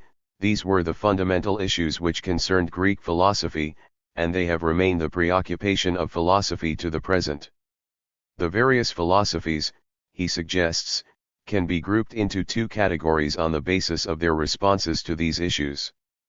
The first category includes those philosophies which take the object, nature, and reality as their starting point, that is, they perceive nature or reality as the basis, existing independently of humankind, with spirit or thought a product of nature or the material world. The second category incorporates philosophies which regard the subject, spirit and thought as the starting point, that is, they perceive spirit and thought as the basis, existing independently of nature, with nature and the object a product of thought or the spiritual world. The former category is materialism, the latter idealism. Philosophies which attempt to harmonize materialism and idealism are described by Li as eclecticism. The history of philosophy, Li contends, is the history of the opposition and struggle between materialism and idealism. The creator of idealist philosophy was Plato, whose subjective idealist philosophy argued that the only truly existing things are concepts, that all knowable objects and phenomena are nothing more than the images of concepts. During the Middle Ages, philosophers took Plato's concepts and suggested that God originally created all material things, and in the last century, the English philosopher Berkeley stated that all existing things are spirit, everything else being only appearance.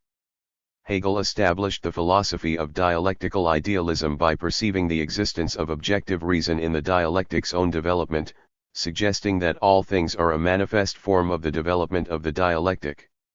The combination of dialectics and materialism, Lee continues, gives dialectical materialism, which is the philosophy of the revolutionary.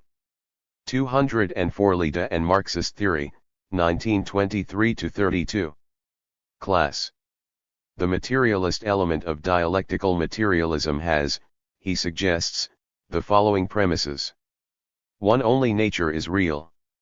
2. Nature exists independently of the subject. 3. Spirit is a minor part of nature. 4. Nature precedes life, matter precedes spirit. 5. Spirit emerges only when matter has appeared in a definite form. 6. Spirit cannot exist apart from matter, but matter can exist without spirit. 7. Knowledge emerges from experience. 8. Consciousness is determined by the external world. 9. Reality is the only object of knowledge, and only when our knowledge is consistent with reality is it truly objective. When Lee turns his attention to the dialectical component of dialectical materialism, he commences by identifying the origins of dialectics in the mode of philosophical discourse characteristic of ancient Greek philosophy. In disputation, the discourse of the first speaker would be negated by the discourse of the second, a synthesis of elements of both discourses resulting ultimately in the truth. As well as a mode of dialogue, it is as well, Lee adds, a method of thought with which humans can think about things. Hegel stated that objective reason develops through the dialectical principle of thesis, antithesis, and synthesis. It is therefore necessary to investigate things in motion, in change, in life, and through their interconnections.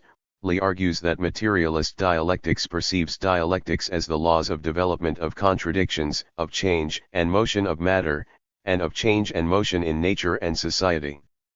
The dialectical mode of thought, he asserts, is the only method for grasping the dialectics of nature, and it is therefore the only scientific method.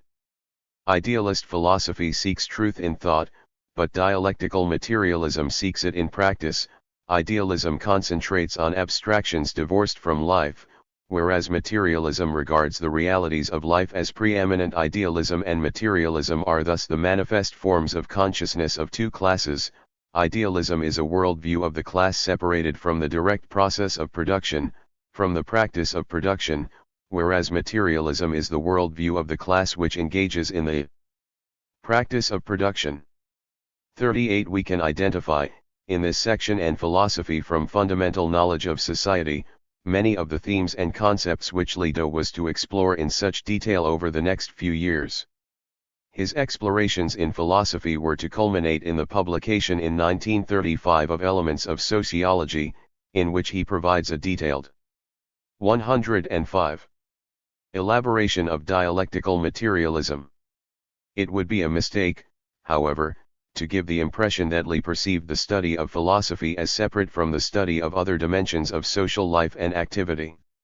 Indeed, it is clear that he came to regard Marxist philosophy as providing the concepts, categories, and modes of analysis which could facilitate comprehension of social realms as diverse as law and currency. In particular, he mobilized the categories of essence and phenomenon, which he drew from dialectical materialism, to comprehend and explain the distinction between the stated purpose of the law and its real purpose. In Elements of Jurisprudence 39 Lee suggests that all things are a unity of essence and phenomenon, and knowledge of an object represents an understanding of this unity, which is a unity of contradictions. The unity of essence of a phenomenon represents both identity and not identity, compatibility and lack of compatibility, and a phenomenon is both able and not able to completely manifest essence. In the final analysis, it is essence which determines phenomenon, phenomenon is the manifest form of the connections of the various aspects internal to an object, and essence represents the fundamental connections contained within phenomenon. The essence of an object is that which permits and defines its existence, but essence develops through phenomenon. Phenomenon represents an object's development, essence its relative stability. The contradiction between phenomenon and essence, Lee continues, is the premise for scientific knowledge. If there were to be complete consistency between phenomenon and essence, science would be useless.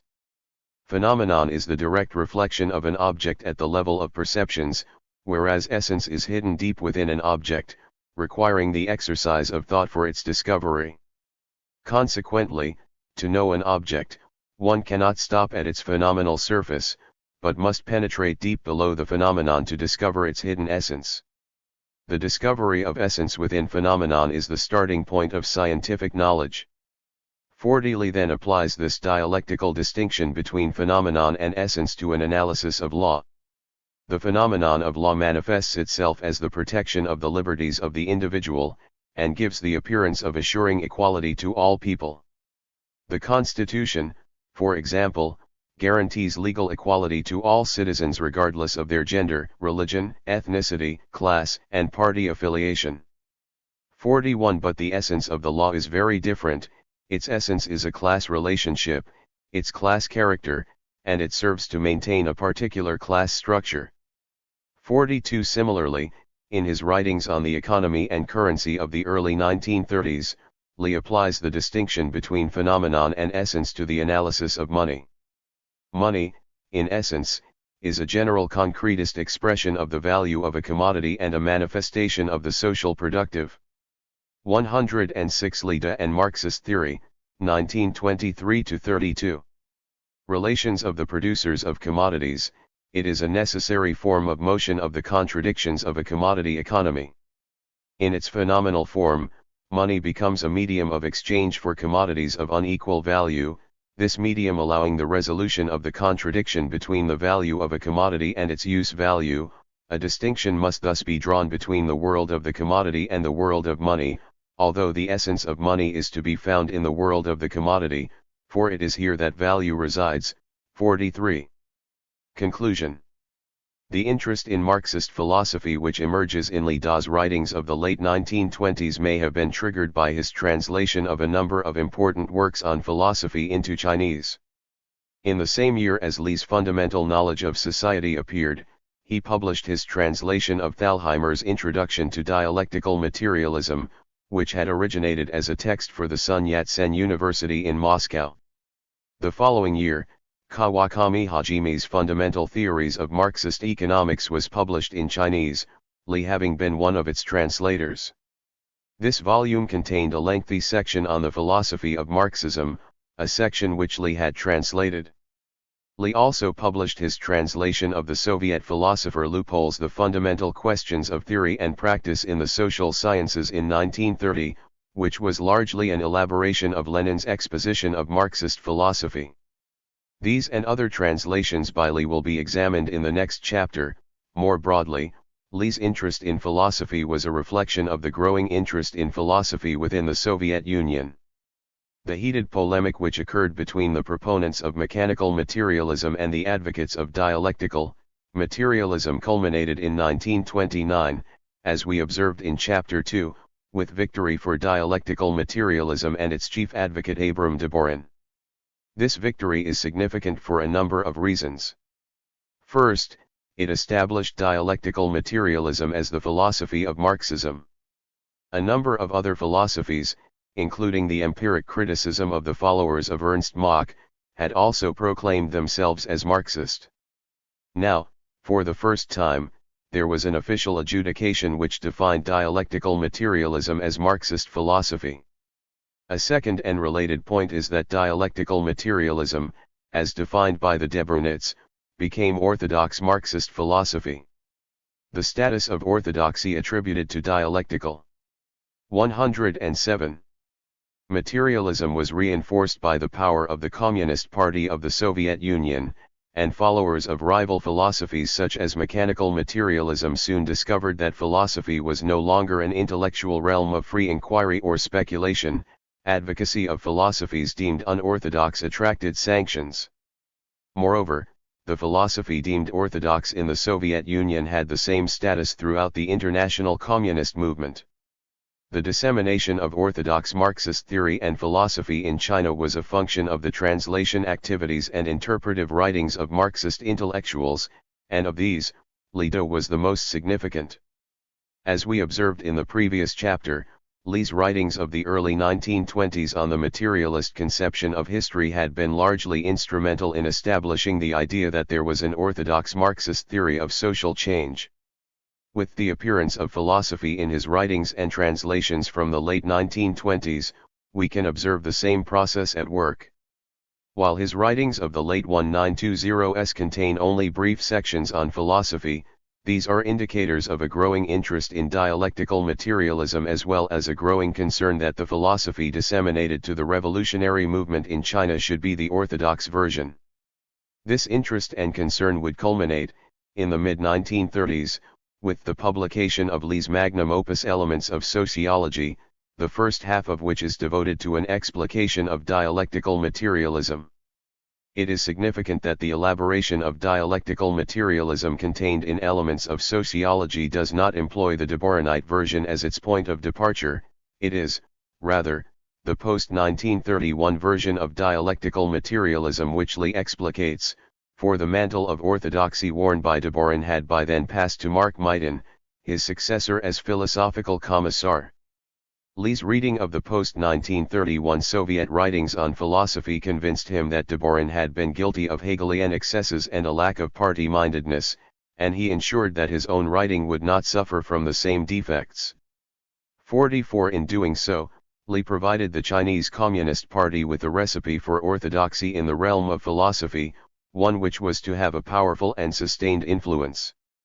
When we turn our attention to Li's writings on the Marxist theory of social change of the late 1920s, the most striking impression we derive is of his commitment to a materialist explanation which located causal primacy within the forces of production, and in particular within its sphere of technology. The nature and level of sophistication of the technological dimension of production has, according to Li, an overwhelming impact on the way in which society changes, for these establish the necessity for certain forms of labor and relegate others to oblivion. The class structure of a particular social formation thus has its basis in the prevailing techniques of production, although there is 108 Lida and Marxist theory, 1923-32. Interaction between these. Similarly, Li invariably asserts that, in the relationship between economic base and superstructure, the economic base is dominant. The various elements of the superstructure all derive from the economic base. Changes within the economy will ultimately lead, as Li argued at length in Contemporary Sociology, to changes in the structure and policies of the state. The same is true of other superstructural elements as well. However, the relationship between economic base and superstructure is not, for Li, a one-way street. Once created, the elements of the superstructure have the capacity to exert an influence on the economic base, primarily to obstruct or to facilitate the changes at work there.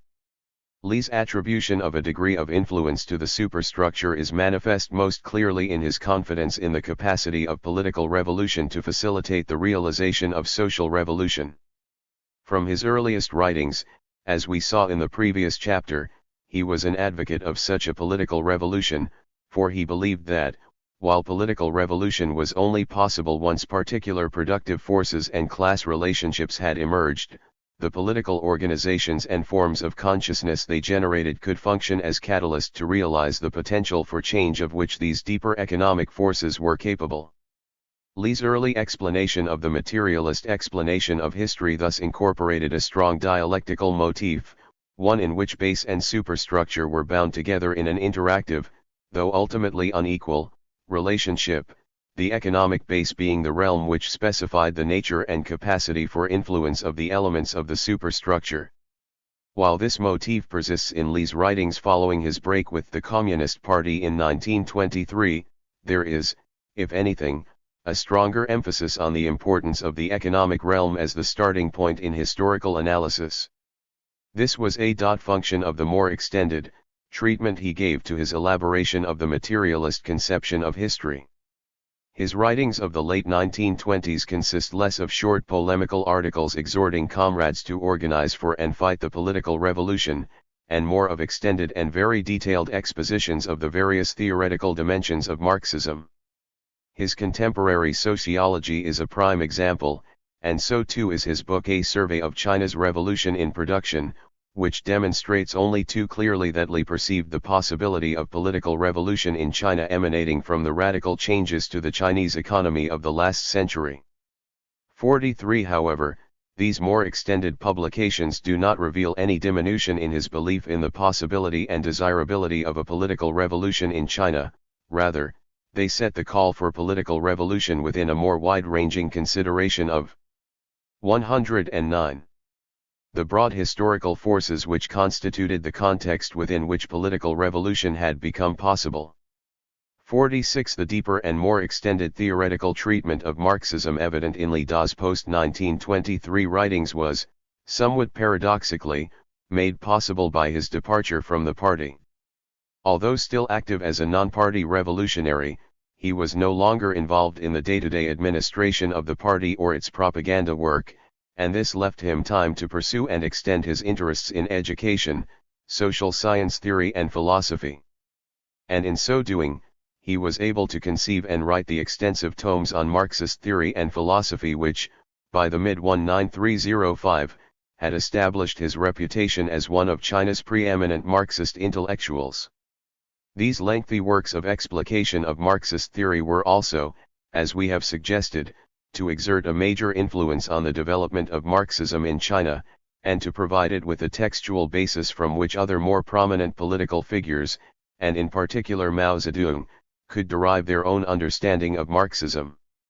Li's influence on the introduction of Marxist theory to China came, however, not only through his own writings, but through his translations.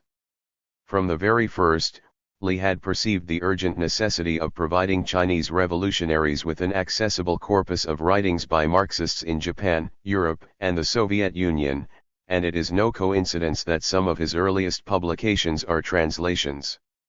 Between 1920 and 1935, Li published some 32 translations, ranging from short pieces such as Marx's Critique of the Gotha program to enormous texts such as Koskai's The Economic Doctrines of Karl Marx and Chirokov and Eisenberg's A Course on Dialectical Materialism.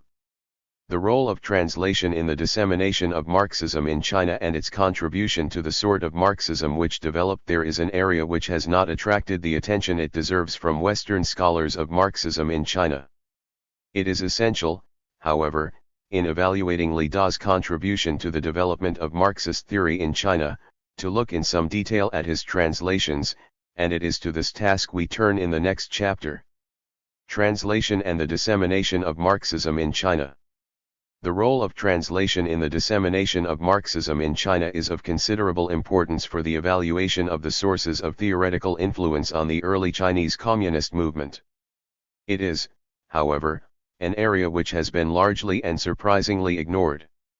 Any attempt to evaluate the theoretical maturity of the first generation of Chinese Marxists, and the nature of their understanding of Marxism, should not, however, overlook the content of translated texts, for these constituted a significant ingredient in the brew of theoretical formulations and political strategies which came to define Marxism in China. Analysis of the content of these translations can shed light on the reasons why Marxism in China adopted the theoretical trajectory that it did, and also on the vexed issue of its orthodoxy.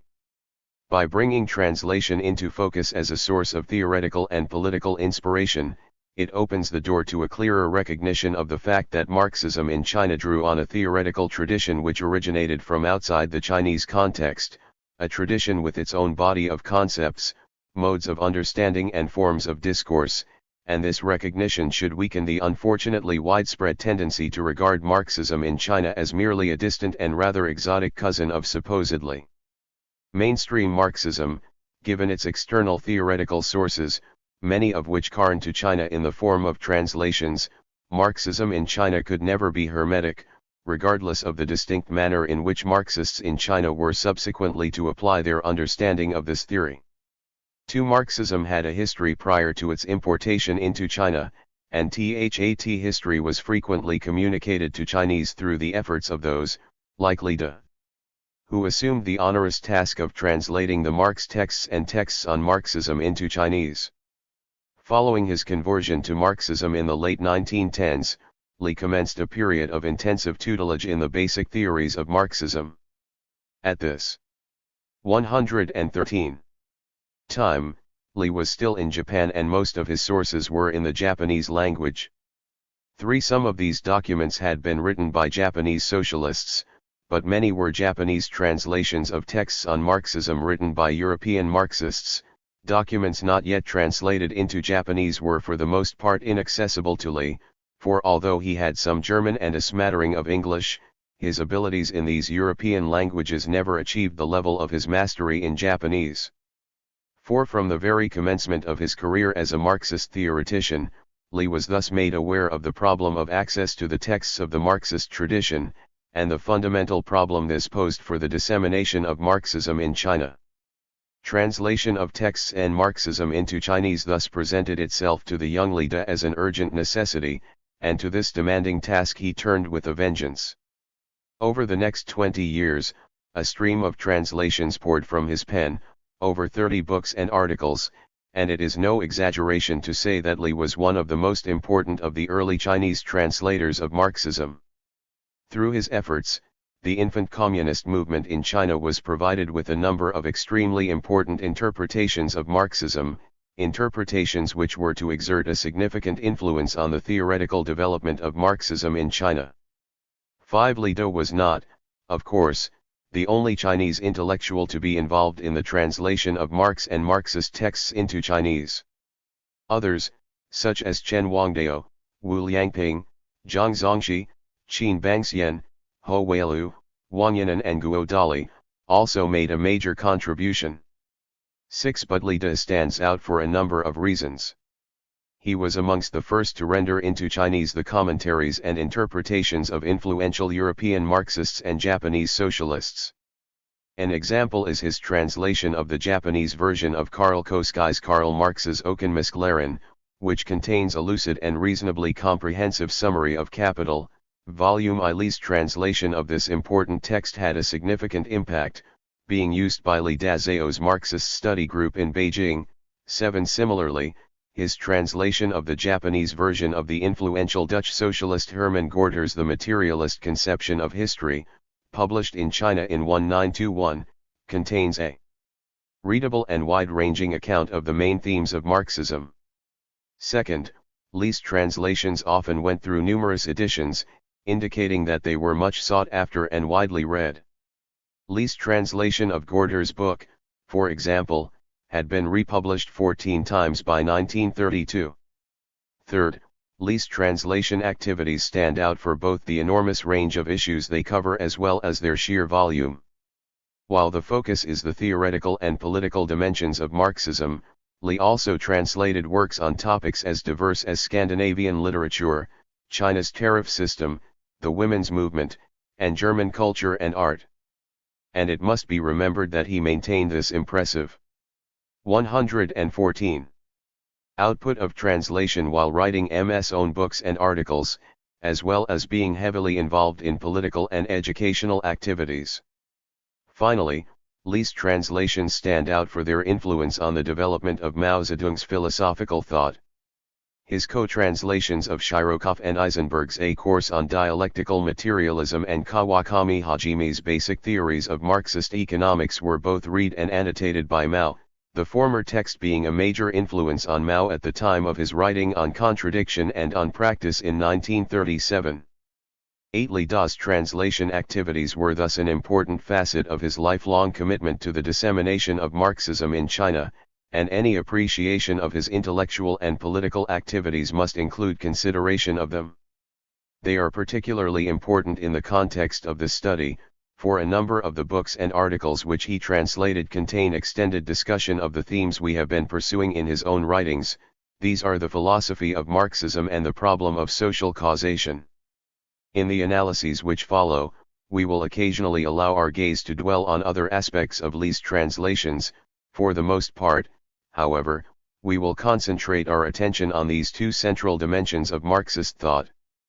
Through a consideration of these themes in Li's translations, the nature and range of theoretical choices open to Marxists in China will become clearer, although a comprehensive study of the influence of translation on the development of Marxism in China would, of course, need to incorporate a broader consideration than can be offered here of the translation activities of the entire cadre of translators who worked on behalf of the early Chinese Communist movement.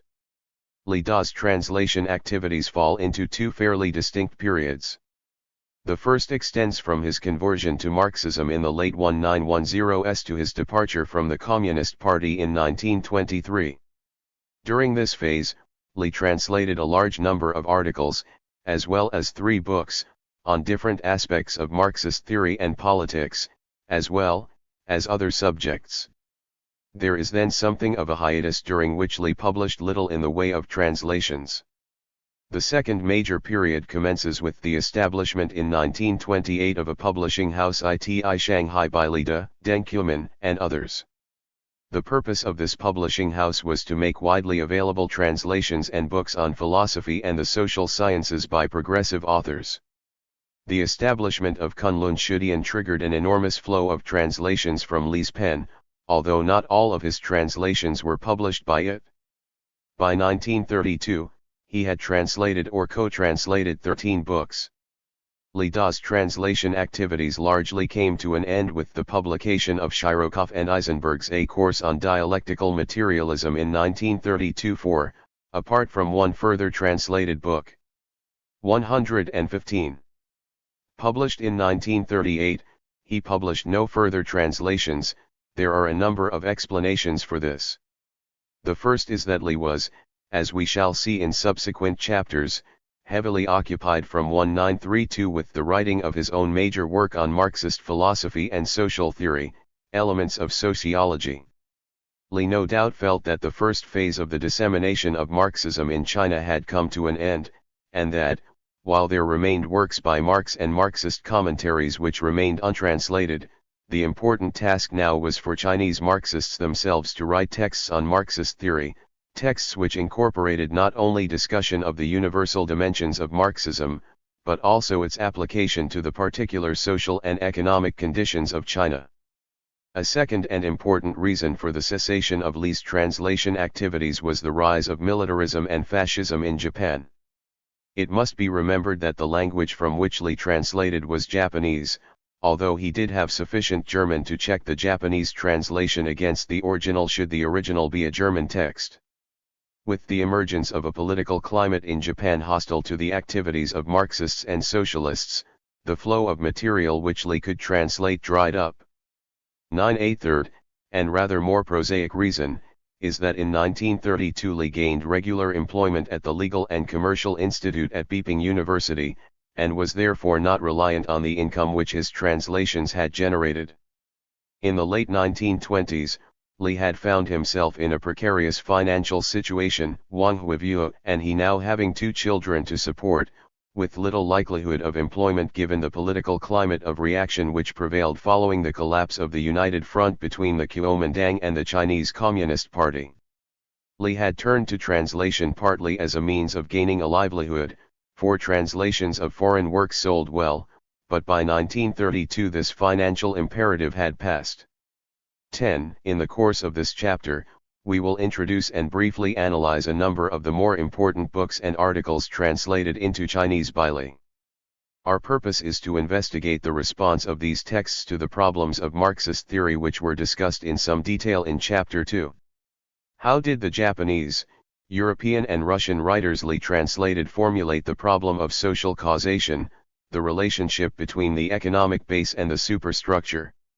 If they spoke of Marxist philosophy, how did they conceive of its central preoccupations, and what philosophical laws and categories did they list and in what order of importance? In responding to these questions, we can obviously provide no more than thumbnail sketches of these often very substantial volumes. Nevertheless, These brief sketches will demonstrate that these translations provided a significant quantity of information about these central theoretical problems of Marxism, and this suggests that Marxists in China were consequently not quite the theoretical babes in the wood. So 116. Often implied in Western accounts of the early communist movement in China, it will become clear that the theoretical responses of European, Russian, and Japanese Marxists and socialists to the problem of the relationship between the economic base and superstructure communicated to Marxists in China the possibility of theoretical choice within the Marxist tradition. Also made evident to them was the possibility that there were alternatives to a mechanistic and economistic reading of the process of social change, and that these alternatives possessed a strong degree of theoretical legitimacy. The same is true of Marxist philosophy, for a range of different readings are evident in the translations, especially in texts originally published before and after the watershed of 1931 in Soviet philosophical circles. Lida on translation. Before turning to mistranslations, however, it is important to consider the philosophy of translation adopted by Lida, while clues to his approach to translation are scattered throughout the translator's prefaces and postfaces which he often inserted into the books he translated. Li left no substantial published discussion of the problem of translation. He did, however, give a talk on this topic at a conference in 1954, and we are fortunate that notes on this talk were taken and kept by a colleague at Wuhan University. In this talk, Lida referred to a number of criteria which should guide the work of the translator. 11. The translator should strive for three things, Li suggests: exact comprehension of the content of the original, precise and accurate translation, and elegance of style of the translated text. He concedes that the last of these is the most difficult to attain, and that it is sufficient if only the first two are achieved. To achieve these, translators must firstly work hard to improve their understanding of the Chinese language, for if this is deficient the original meaning of the text will be lost in the process of translation.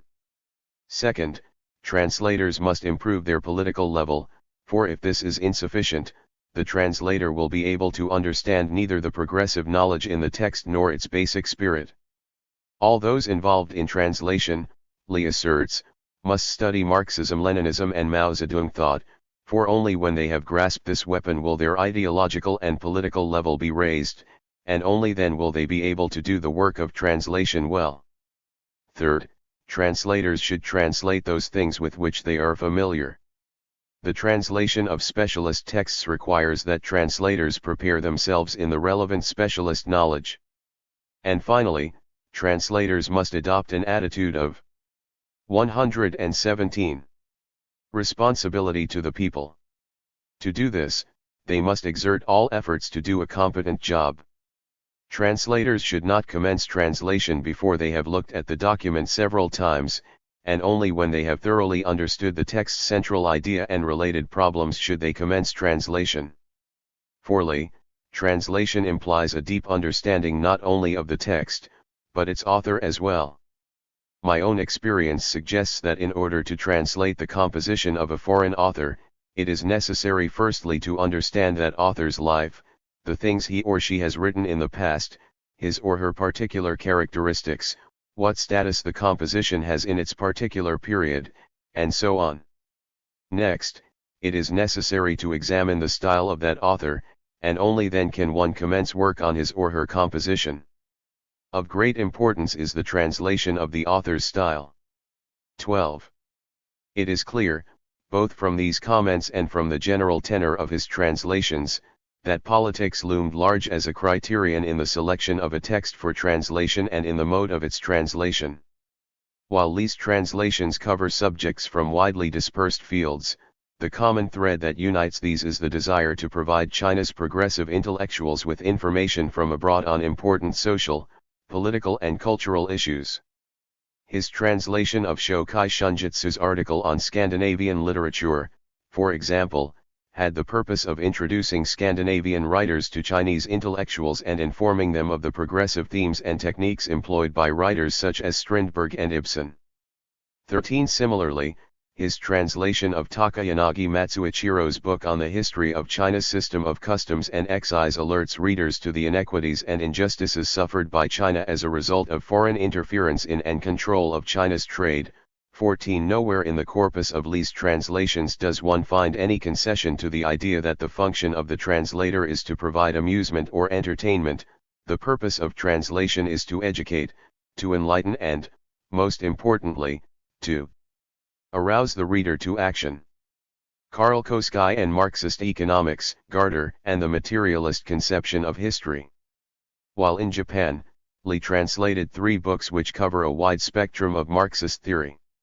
One of these was The Economic Doctrines of Karl Marx, written by Karl Koski, published first in 1887. 118. And published by Li in Chinese translation in 1921. 15. This volume provides a readable and fairly comprehensive summary of Volume I of Marx's Capital, and it served for some decades after its original publication in German as a handbook of Marxist economic theory for beginners, with those who had read it being better equipped to approach capital itself. 16. Koski follows the general outline of Capital, providing analysis of commodities, the way in which commodities come to have value and the exchange of commodities. He deals with money and its circulation, and the problem of price. His analysis of money incorporates consideration of the way in which money is transformed into capital, which introduces to the problem of surplus value and how labor power becomes a commodity under capitalism. He replicates Marx's discussion of the working day and the way in which surplus value is central to the generation of profit. The concept of class is introduced through a discussion of the exploitation of labor power, and the role of the Industrial Reserve Army in depressing wages. Koski makes it quite clear that Marx had employed political economy to unravel the natural laws of the process of production of capital. His analysis of capitalism's laws of motion was thus premised on a scientific approach. Li's translation of Koski's The Economic Doctrines of Karl Marx was employed by the Marxist study group in Beijing led by Li Dazhao and, according to Chinese sources, it consequently played an important role in disseminating the theories of Marxist political economy in China, with many readers being assisted by this book in their study of the materialist conception of history. 17. It was also to be only the first of a number of books on economics and political economy translated by Li De, although the remainder were mainly from the second period of his translation activities. 18. The second work on Marxism translated by Li while in Japan focused more directly on the ensemble of theories and concepts which, combined, constitute the materialist conception of history. An explanation of the materialist conception of history was written by the Dutch Marxist Herman Gorter, a leader of the left faction of the Social Democratic Party and one of Holland's foremost poets. 19. This book, of 14 chapters and 60,000 words of text, was translated by Li from the Japanese translation which was, according to Li, incomplete. His own translation compared the German and Japanese texts to ensure that the Chinese translation was complete. Because his own knowledge of German was not so good, he obtained the assistance of his friend Li Hanjun when he ran into difficulties with the German language. 20. An explanation of the materialist conception of history commences with a discussion of historical and philosophical materialism, Gorter arguing that philosophical materialism perceives matter as eternal. 119.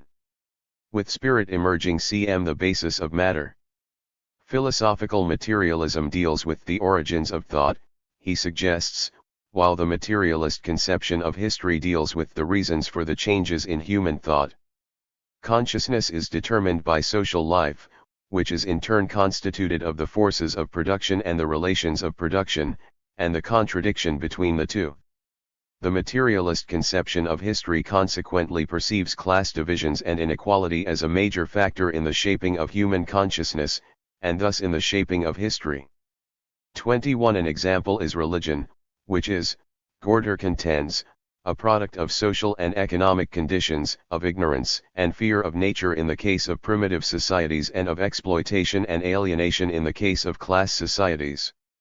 2. According to Gorter, the materialist conception of history contains 3 major tenets. First, the techniques of labor, namely the forces of production, constitute the social base. The forces of production determine the relations of production, and these latter are consistent with society's property relations. The relations between humans are therefore necessarily class relations, not individual relations. Second, the techniques of production continually develop, and as there is continual change in the forces of production, so too is there continual change in class and property relations, change which is subsequently mirrored in changes in morals, religion, politics, law, philosophy, and the arts. Third, when the techniques of production have progressed to a certain point, a contradiction emerges between the forces of production on the one hand and the class and property relations on the other. It is this contradiction which generates the impulse for qualitative, revolutionary change. 23. In elaborating these tenets, Gorter stresses that the labor process is the source of thought, politics, law, in short, the human spirit. But it is important to recognize too, he suggests, that conscious human labor is at the basis of the process of production, for it is this which allows humans to create inventions and to progress. Human spirit is thus part of the process of production. 24. Humans are animals with the capacity for thought, but human thought operates within the boundaries established by the relations of production and the property relations. Gorter points out that the forces of production and relations of production are material, and so too in its own way is spirit. What he denies is that spirit can exist independently. Spirit gives rise to new science, new techniques of production, but these do not arise from spirit as an independent entity, but as something which has evolved from society itself. Nevertheless, humans are creative animals and their consciousness is part of the process of creation. 25. While Gorter apparently sets out from a rather mechanistic and determinist premise, he proceeds to qualify this by insisting that the materialist conception of 120. History does not incorporate the proposition that a certain sort of production will automatically give rise to a certain sort of thought. Other factors, he suggests, intervene to influence this process, and these factors vary from one society to another, and these too must be investigated. An important factor singled out here by Gorter is nationality.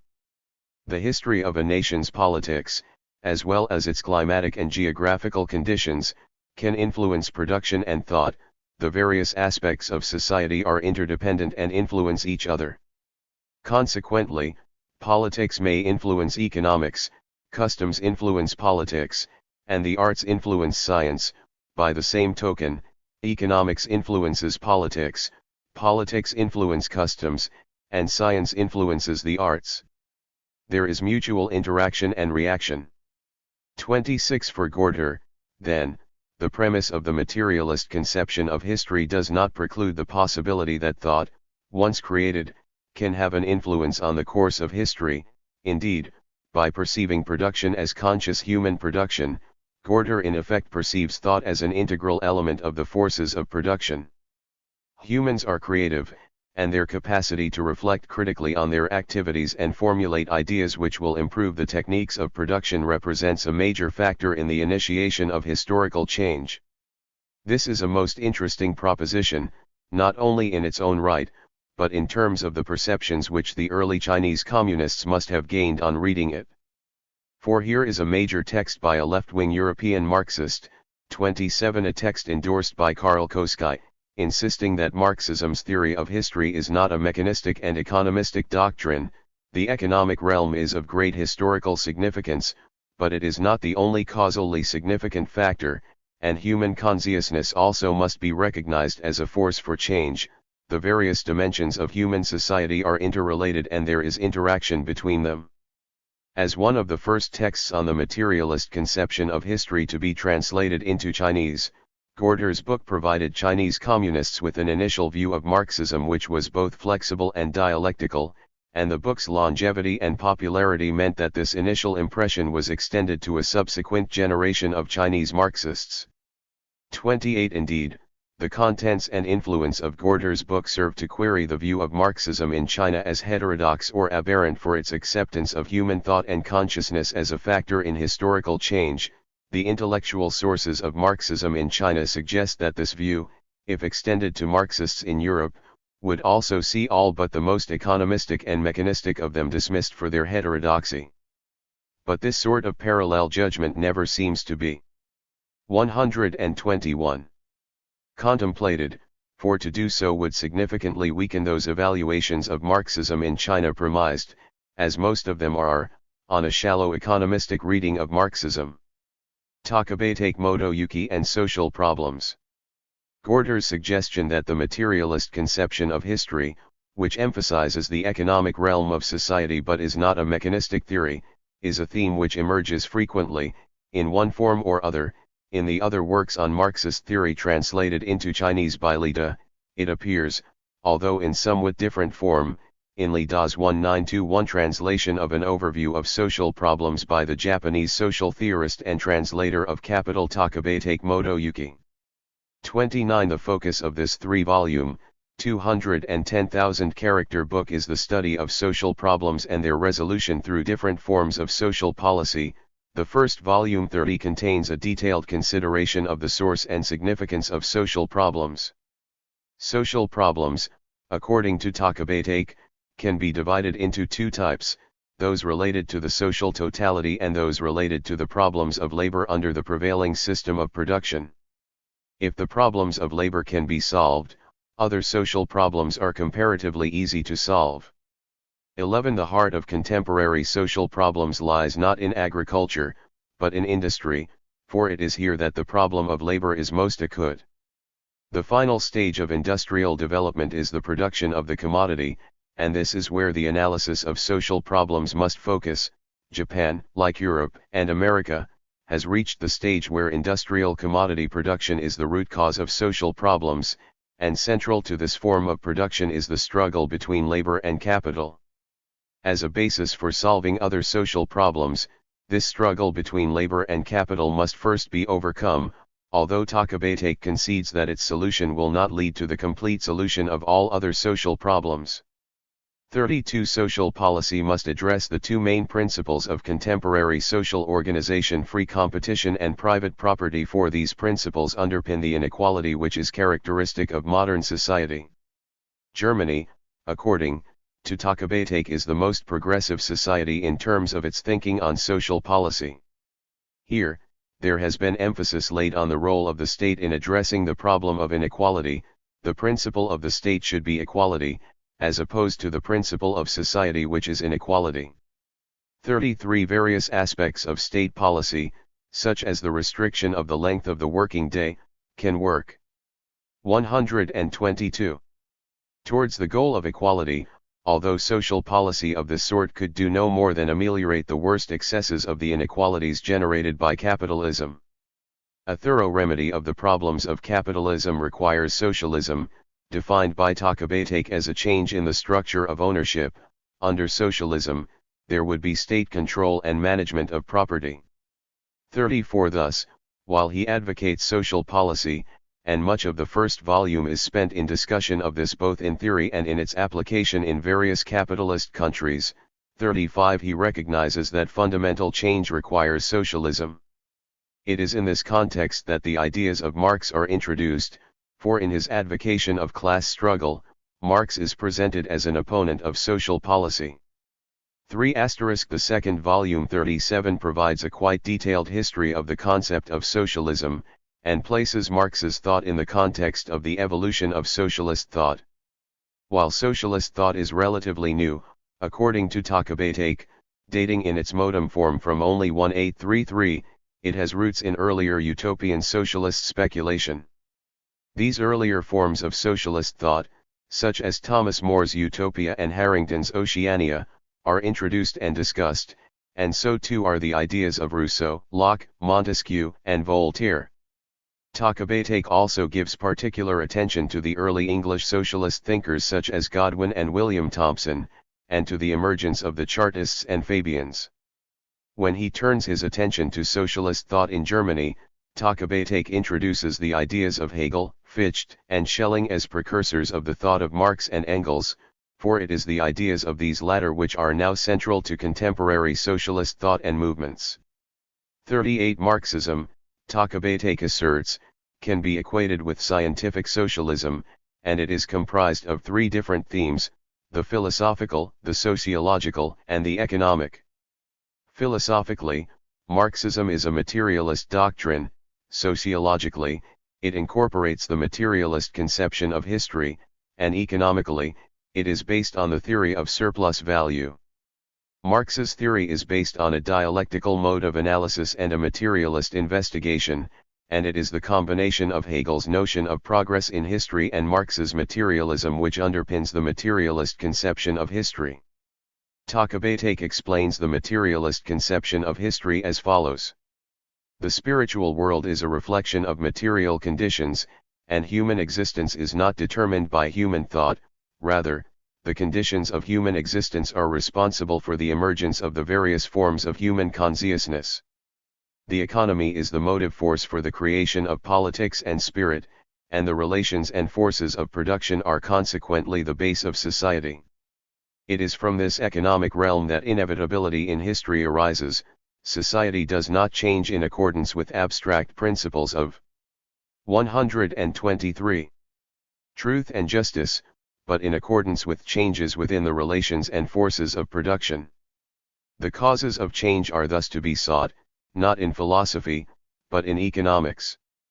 39. Having provided the conventional economistic introduction to the materialist conception of history, Takabatek, like Gorter, then proceeds to qualify its mechanistic implications.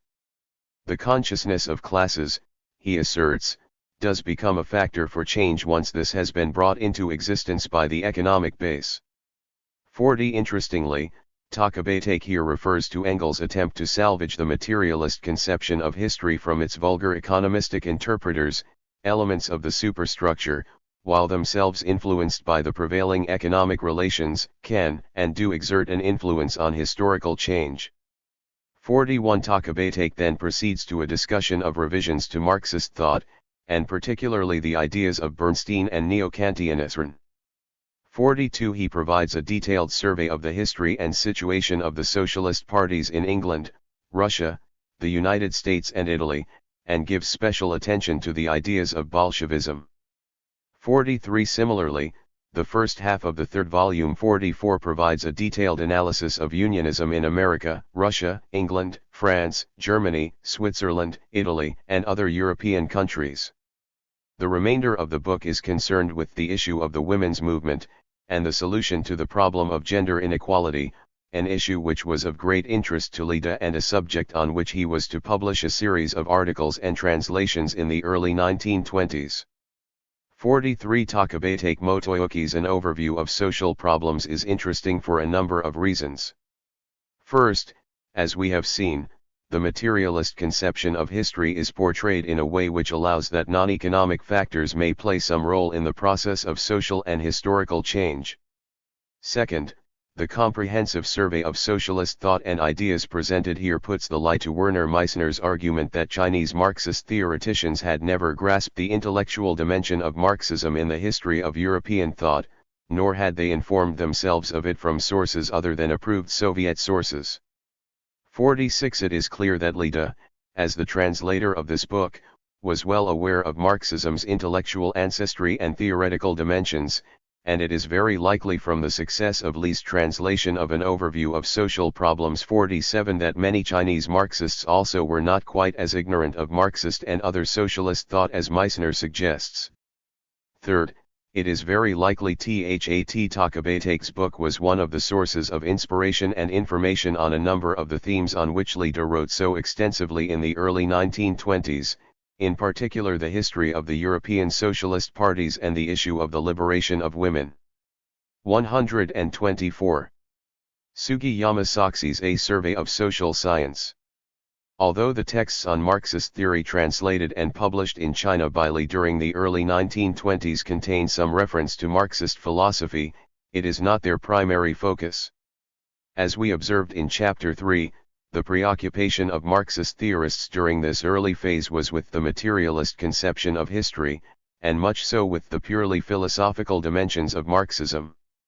This was certainly the case with Li Da's own writings, which are preoccupied with the theoretical aspects of the materialist conception of history and its practical political implications, in China as well as in other countries. Indeed, it is not until the late 1920s that Marxist philosophy makes a significant appearance in Li's writings, and this coincides with his second major period of translation activities. A number of the books translated by Li between 1928 and 1932 discuss in considerable depth the premises, laws, and categories of dialectical materialism, and also the debates which had occurred over their appropriate interpretation. What is interesting about this array of translations is that they fall over the 1931 watershed in Soviet philosophy. Consequently, works by Debernitz such as Lupol, as well as critics of Deborin such as Shirokov and Eisenberg, are represented in Li's corpus of translations. Of the translations, it was to be Shirokov and Eisenberg's A Course on Dialectical Materialism which was to exert the greatest influence on the development of Marxist philosophy in China, and we will turn to an analysis of its contents in due course. One of the first of the books dealing with philosophy which Li did translated is the Japanese socialist Sugiyama Saku's Shiwaiketsugalan. Published in China in 1929, A Survey of Social Science is an interesting bridge between Li's earlier translations and writings, with their preoccupation with the materialist conception of history, and the later translations and writings in which philosophy appears as a major theme. For in Sugiyama's book, not only is there considerable attention devoted to both of these themes, but its interpretation of the materialist conception of history continues the tendency of the earlier translations to represent the relationship between economic base and superstructure in flexible and dialectical, rather than mechanistic and economistic, terms.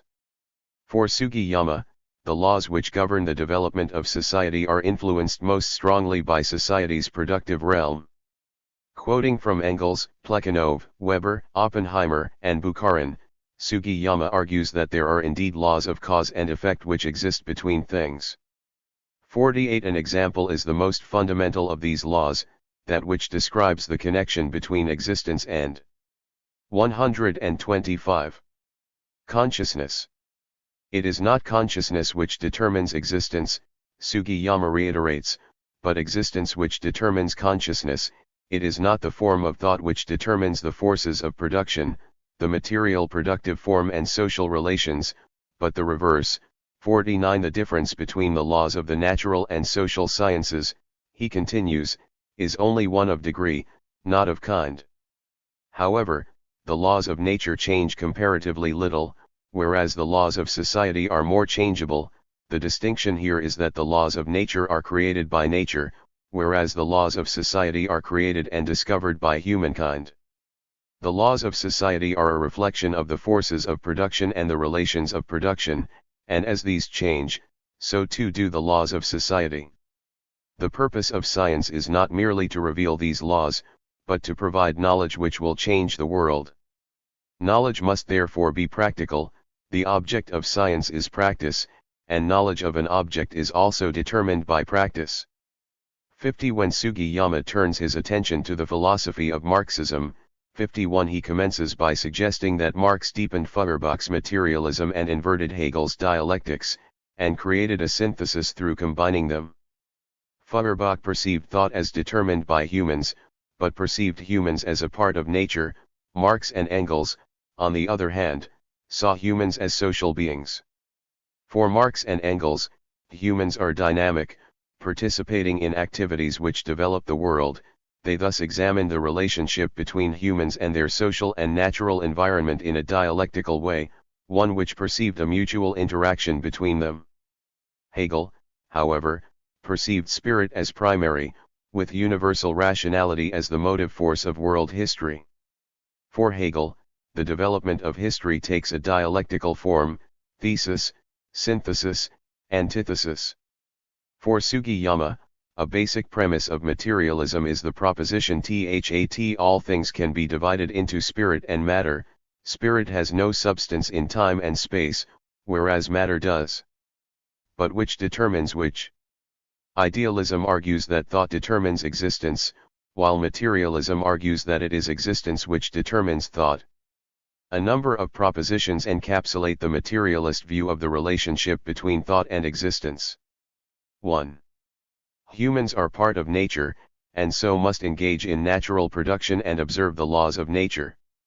2. Humans, like other animals, have evolved, and part of this evolution has been the development of thought from matter. 3. Thought is manifested as a particular form of matter, such as the brain. 126. 4. Without thought, matter could still exist, but thought could not exist without matter. Materialism, however, must be united with dialectics in order to provide an accurate perception of the world and its development. The basic propositions of a dialectical materialism, Sugiyama suggests, are that 1. All things are in motion, and motion is a form of the existence of matter.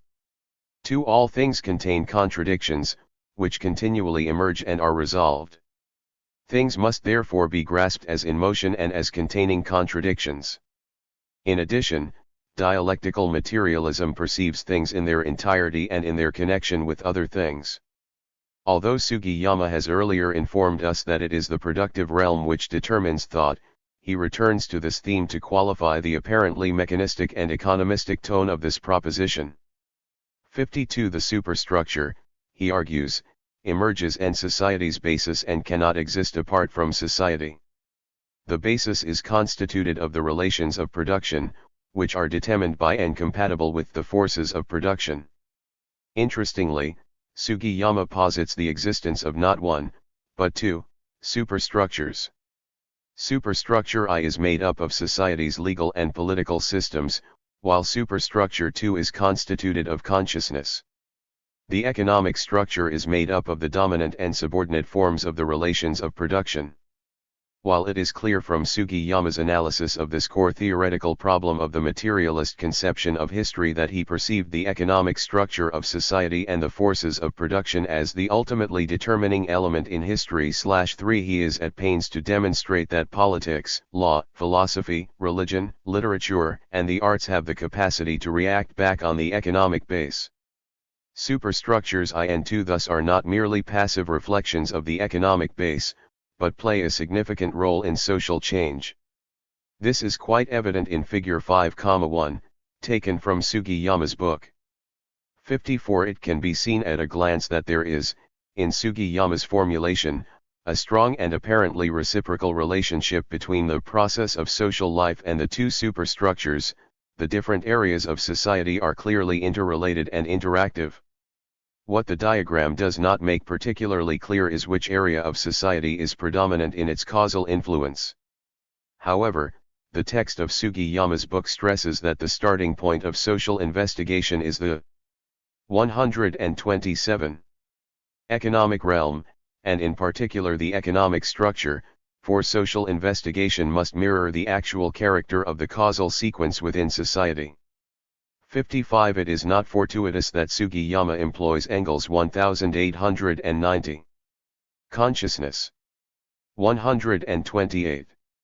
Depiction of the economic realm as being the ultimately determining element in history, for he was evidently attempting to arrive at a formulation which allowed the economic structure and form of production causal priority, while attributing the superstructures with a significant capacity for reactive influence. His interpretation of the causal sequence within the materialist conception of history is thus far from being mechanistic or dogmatically economistic. It is, rather, flexible and dialectical, while retaining a materialist perspective. In this regard, Sugiyama's A Survey of Social Science reinforces the interpretation of the materialist conception of history evident in Lee's earlier translations of the books by Gorter and Takabatake. There is some evidence to suggest that Lee perceived Sugiyama's formulation as an appropriate interpretation of the causal relationship between economic base and superstructure. As we shall observe in subsequent chapters, not only did he provide a similarly flexible and interactive interpretation of the materialist conception of history in his key writings of the 1930s, but a diagram very similar to Sugiyama's appears in Lee's writings of the late 1950s when he was to devote considerable attention to the issue of the relationship between economic base and superstructure in the context of a socialist society.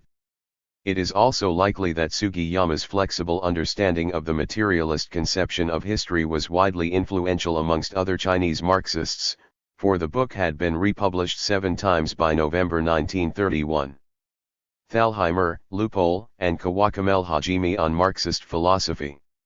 A number of the texts translated by Lida and published in 1929 and 1930 dealt exclusively or in large part with dialectical materialism, the philosophy of Marxism. What is interesting about these texts is that they were written under the influence of the Deboranite interpretation of dialectical materialism, and they consequently are characterized by a rather Hegelian reading of the dialectic, something for which Deboran and his followers were to be criticized after 1931. 56. The first of these is August Thalheimer's Einführung in den dialektischen Materialismus. First published in 1927 as a textbook for Moscow Sun Yat-sen University, Lee came across its Japanese translation in 1928, and it impressed him as an excellent introduction to 129. The philosophy of dialectical materialism. He translated it firstly on the basis of the Japanese translation, and then checked his translation against the German original which a friend had sent him. Lee believed Thalheimer's book to be as important as Plekhanov's Fundamental Problems of Marxism and Bukharin's Historical Materialism. 57. Thalheimer's exposition of dialectical materialism suggests that all things are matter in motion, and spirit too is a form of matter. There is thus an absolute unity of matter. Reality is, however, knowable by human thought, and the criterion of truth is human practice, but human knowledge is a process, for things cannot be known in their entirety at first contact, and the knowledge which results is relative knowledge. The idealists are incorrect in suggesting the absence of contradictions as a criterion of truth, for all things contain contradictions. 58. Indeed, this is a central characteristic of dialectics, which Thalheimer sums up in 2 related propositions. 1. All things, phenomena, and concepts are united in one absolute unity, despite their contradictions and differences. 2. There is identity between all things, while at the same time there exists absolute and unconditional opposition. 59. The law which describes this latter condition is the law of the unity of opposites in things, which is the most common, the most basic of the laws of dialectics. 60. The law which describes the development of contradictions, and consequently the inevitable change and motion in things, is the law of the negation of the negation. The unity of opposites is the premise for the negation of the negation, for contradictions create the impulse for change and development. 61. Dialectics, Thalheimer continues, has to be applied to the study of history. He stresses production and the economic formation of society, as well as classes and class struggle, as the starting point for analysis. However, consciousness, while created by class, does possess a reactive influence. Indeed, historical materialism does not deny the effect of social groups and political parties, but it is class which is the determining factor. 1*2 Here again, we notice an important concession to the influence exerted by the superstructural realm, a concession which could not have gone unnoticed by Marxists in China, for the book had been republished 8 times by 1942. The second text on philosophy from this period is I Loopholes Lenin und die Philosophic Zuerfrage der Verhältnisses der Philosophic zur Revolution, although once again Lida employed the Japanese translation, and again altered the title, this time to Fundamental Problems of Theory and Practice in the Social Sciences. According to his translator's preface. 130. Lee altered the title because he considered the central theme of Loophole's book to be the unity of theory and practice. This book is, Lee asserts, essential reading for Marxist scholars and activists, for the method of theory and practice of the proletariat is materialist dialectics. It is a weapon, 3. This substantial volume by Loophole contains a detailed exposition of dialectical and historical materialism, but is based primarily on Lenin's thought, although it also quotes extensively from Deboran. It introduces a number of themes of considerable interest to Marxism in China. The first of these is the unity of theory and practice.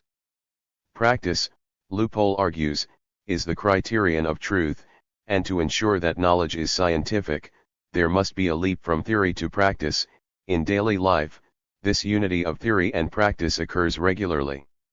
It must be recognized, however, that the acquisition of knowledge is a process, and that knowledge of reality and the objects in it comes gradually through continual practice. 64 Second, loophole discusses Lenin's approach to the party character of philosophy. Philosophy is not a neutral and disinterested inquiry into humans and their relationship with the world. It develops from class society and is the articulation of the interests of particular classes. Philosophy is thus, according to loophole, a class science. 65 Third, loophole stresses the dialectical character of reality and development. All things, he asserts, are connected and in motion, all things are full of difference, and under certain conditions contradictions manifest themselves and change into other forms through the process of the negation of the negation. 66 In addition, loophole provides enlaces of formal and dialectical logic, the distinction between dialectical materialism and dialectical idealism, and the problem of phenomenon and essence. Underpinning all of these themes is the view that at the basis of dialectical materialism is the unity of theory and practice. Kawakami Hajime's Fundamental Theories of Marxist Economics was the third text from this period to contain a detailed exposition of dialectical materialism. 67 Although Kawakami's volume is supposedly about Marxist economics, the first 310 pages are devoted to materialism, dialectics, and the materialist conception of history. Kawakami had spent the latter half of the 1920s wrestling with Marxist theory and attempting to integrate its philosophical and economic dimensions into a unified theoretical framework. 68 He attempted to achieve this by firstly exploring the materialist premises of Marxism, looking in detail at the history of materialism in pre-Marxist thought, and in particular the materialism of Feuerbach. For Marx and Engels, materialism was created on the basis of a deepening of Feuerbach's materialism. 69 Feuerbach had rejected the possibility that the world was a manifestation of human. 131. Thought, rather, thought was itself created by matter. He had not proceeded past this point, however, and his entire philosophical framework rested on a simple and rather mechanistic materialism which perceived humans and their thought as solely the product of nature. Not only was this approach mechanistic, it was undialectical, for it did not allow the possibility that thought might have a reactive influence on matter. Marx and Engels consequently took the rational part of Feuerbach's materialism, but deepened and critically extended it by uniting it with dialectics, and through perceiving humans as social and not just natural beings. Marx and Engels, while building on the proposition that existence determines thought, recognized that this proposition could not adequately explain why human thought did not always and immediately accurately reflect existence in its entirety. 70 Important to the solution of this problem was the fact that humans, while living in society, do not share the same social experiences. In particular, humans belong to different classes, and the reflection of reality as human consciousness is consequently mediated by many other factors. Correct thought thus emerges gradually, and the truth which we gain as a reflection of reality is thus relative, rather than absolute truth.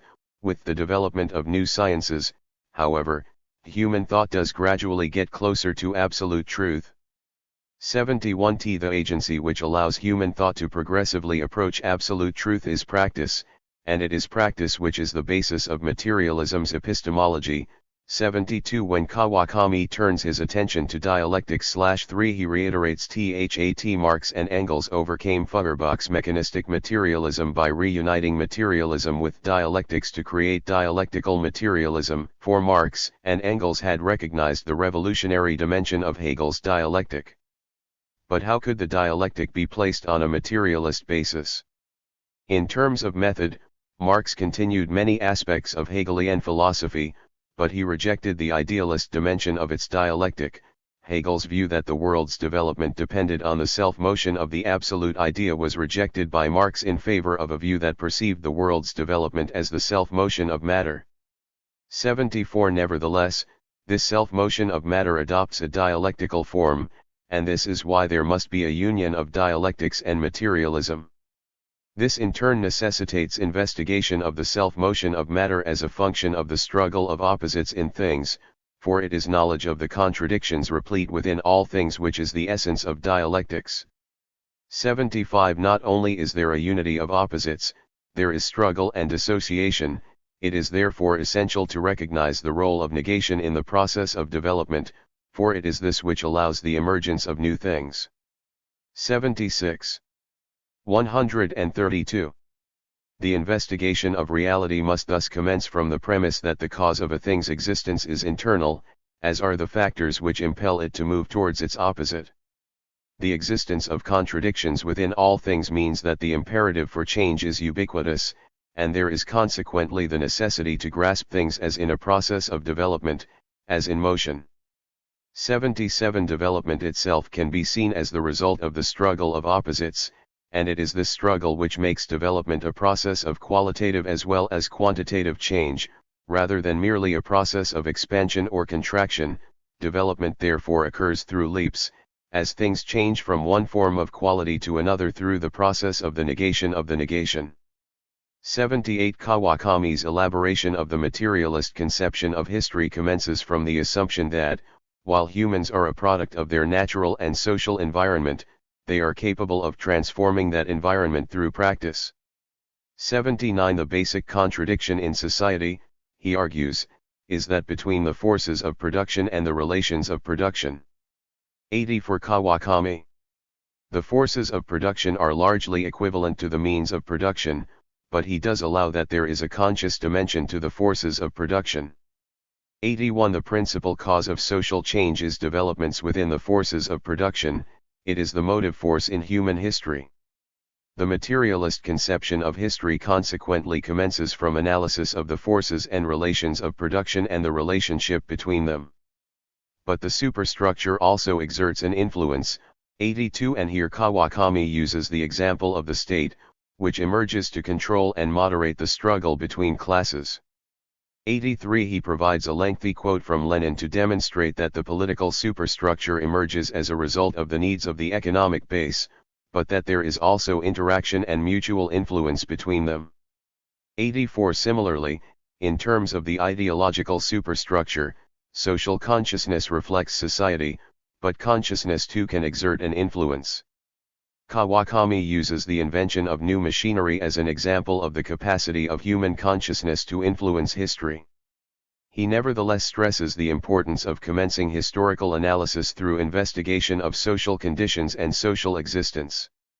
Kawakami's exposition of materialism, dialectics, and the materialist conception of history is replete with lengthy quotes, not only from Marx, Engels, and Lenin, but also from Plekhanov, Deborin, Lupol, and Thalheimer.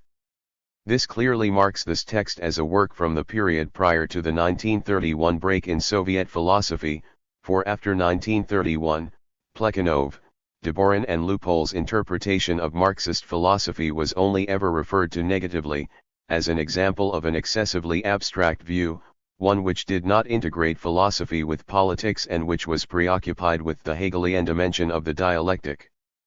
133.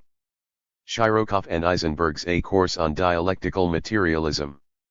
The failure of Deborin and his followers to integrate philosophy and politics and to subordinate philosophy to the needs of the party was criticized by Stalin in 1931 as an example of Menshevising idealism. During the early 1930s, the new generation of Soviet philosophers, under the leadership of Mark Mitin, thus ensured that their texts on philosophy demonstrated the veracity, not just of Marxism, but of the policies of the Communist Party of the Soviet Union. These texts are, in some contrast to the three pre-1931 volumes on philosophy examined above, intensely polemical in character, with Bukharin, Plekhanov, and Deborin in particular frequently employed as a whipping boy for the supposed failures of pre-1931 philosophy. The new philosophy promulgated by the Soviet philosophical texts of the early 1930s consequently became the new orthodoxy, the correct interpretation of Marxist philosophy, articulated by party philosophers, disseminated by the party and its agencies and reinforced through threat of quite palpable sanctions at the discretion of the party. The Soviet philosophical texts of the early 1930s are characterized too by a rather formalistic codification of the basic laws and categories of dialectical materialism. Gone is any pretense that the purpose of philosophy is speculation, or that uncertainty or skepticism may be the appropriate attitude of the philosopher. We find, rather, certainty verging on dogmatic rectitude, and elaborations of dialectical materialism which reiterate, as in a standard recipe, the core assumptions and political implications of this philosophy. There is consequently considerable repetition, and while the volumes and philosophy from this period are not identical, there exists between them an intertextual congruence which precludes any one text standing out as particularly distinct. 85 It is this genre of Soviet Marxist philosophy which was to exert such a major influence on the development of Marxist philosophy in China, for it was its texts which were to constitute the core material from which Mao Zedong was to draw his understanding of the new orthodoxy in Marxist philosophy. The philosophical texts which Mao studied so assiduously in 1936–37, prior to writing his own essays on philosophy, were drawn from this genre, or from the works of Chinese philosophers who had also come under its influence. 87 One of the earliest of these texts to be translated into Chinese was Shirokov and Eisenberg et al.'s A Course on Dialectical Materialism. 88 We know that Lida, the principal translator of this volume, could not read Russian. 89 So we must assume that he translated it into Chinese on the basis of a Japanese version. 90 First published in China in September 134. 1932 under the title Bian Zhenfei Weidun Jiaochang, it was republished on several occasions throughout the 1930s. There can be no doubt that this volume, and the process of translating it, impressed very forcefully on Li the inadequacies of the previous texts on Marxist philosophy that he had read and translated. As he points out in his translator's preface, Deborin was guilty, on numerous occasions, of unconditionally accepting Hegel, uncritically continuing Plekhanov, and in so doing ultimately exposing his formalism 1, his Hegelian tendency, and his Menshevik coloration. 91 Li admits that he had himself uncritically adopted the views of these philosophers, and would employ the criteria provided by Shirokov and Eisenberg's A Course on Dialectical Materialism to settle accounts with the philosophy of Plekhanov and Deborin. The research in this volume is, Li declares, our model. 92 It is no coincidence that the opening section of A Course on Dialectical Materialism deals forcefully with the party character of philosophy. The Soviet Union, Li asserts, has achieved the era of socialism and, in this context, a major target of theory is those who opportunistically oppose the correct policies of the party. Of these class enemies, the Mensheviks are the most pernicious, for their brand of mechanistic materialism and Menshevizing idealism represents a revisionist theme within philosophy. 93 The Mensheviks are guilty of refusing to change, even though the context had changed and the urgent needs of the party demanded that they change. For the tasks of Marxist-Leninist philosophy in the current stage are to study the problems raised by practice in the period of the socialist transition, the relationships between the various classes in the Soviet Union, the creation of new forms of labor and other problems of contemporary significance. And such problems can only be solved through an acknowledgement of the party's orientation, and through a struggle for the truth of Leninism. 94 Philosophy can therefore no longer be perceived as a realm of inquiry that stands apart from the urgent tasks of the day, it is, rather, a party science. 95 The Mensheviks are guilty of proceeding not from concrete reality, but from empty theoretical premises. In so doing, they produce elaborations that are subjective and non-materialist. 96 Singled out for criticism are those mechanistic materialists, like Merton, who advocate the abandonment of philosophy for natural science. 97 These advocates of the natural sciences in fact employ the premises of bourgeois philosophy, adopting a static conception of nature and society, one which ignores the dialectical character of motion and change. An instance of the latter is Bukharin's theory of equilibrium, which ignores the existence of classes and the struggle between them, and ignores the fact that development comes through leaps. This position thus rejects the law of revolutionary development, which is the law of the struggle of opposites, opting rather 135 for a perspective which views change as gradual expansion or contraction, as merely quantitative change. 98 Similarly, Menshevizing idealists such as Deborin are accused of being unable to integrate theory and practice, of being unable to grasp the purpose of philosophy during its Leninist stage.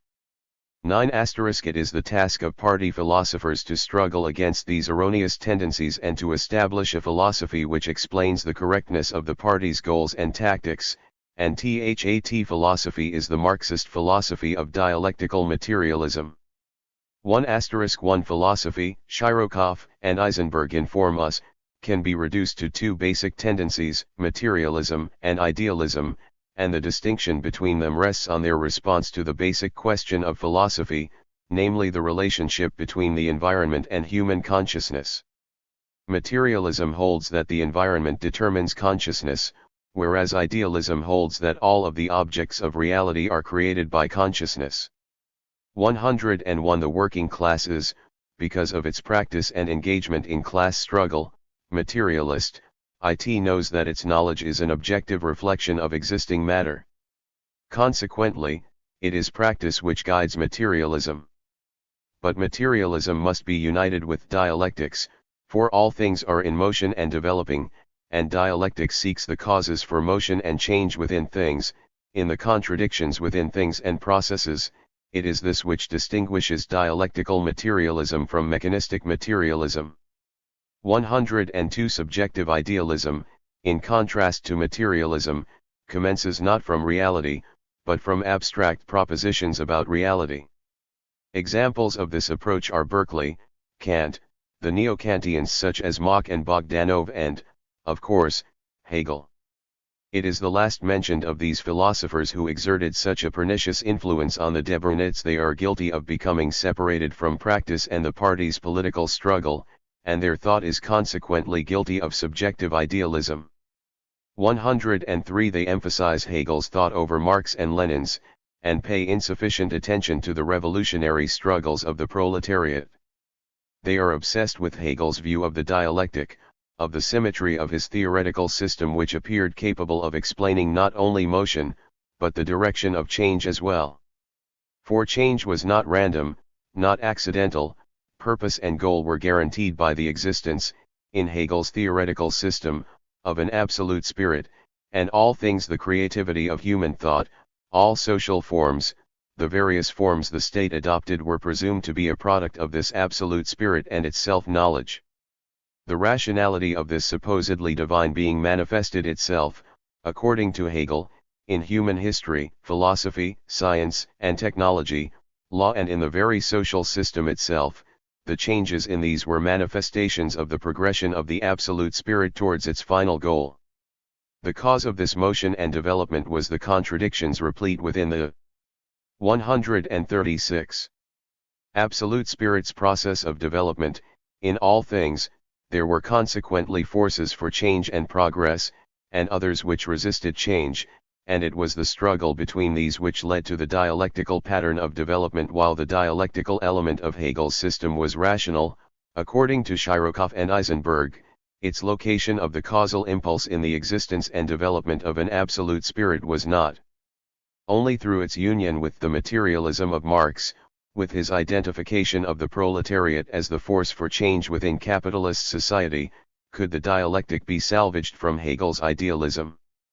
Those guilty of Menshevizing idealism placed too much emphasis on the dialectic at the expense of Marxism's materialist premises. Moreover, they compounded this error by perceiving Marx as the theorist and Lenin as simply a proletarian revolutionary practitioner, without perceiving the philosophical and theoretical implications of Lenin's writings and practice. 104 For Lenin, dialectics permeated every dimension of class struggle, and it was thus of great theoretical significance, but the object of analysis and investigation was not the dialectic itself, but its implications for the course of revolutionary struggle. Nevertheless, Lenin had devoted considerable attention to understanding the philosophical dimensions of Marxism. In particular, Lenin had identified the law of the struggle of opposites as the basic law of dialectics, had recognized that identity between opposites was relative while struggle between them was absolute. 105 Lenin had also recognized the unity of dialectics, epistemology, and logic, and had criticized Plekhanov for addressing the problem of epistemology separately from that of dialectics. When they address the problem of epistemology, Shirokov and Eisenberg stress the centrality of practice to the process of knowledge production, and to the unity of subject and object. The process of knowledge production is a dynamic process which incorporates the multifaceted aspects of social practice, and of these production and class struggle are the most significant. 106 In this process, humans act on reality and, in changing it, also change themselves. Practice is the basis of the motion of knowledge, and practice is the criterion of truth. 107 Knowledge production is a process, however, one which incorporates a number of stages. The first of these is perceptual knowledge, which commences from an understanding of the external dimension of things. The process then moves to the stage of rational knowledge, to an understanding of the internal connections of things, to an understanding of their laws.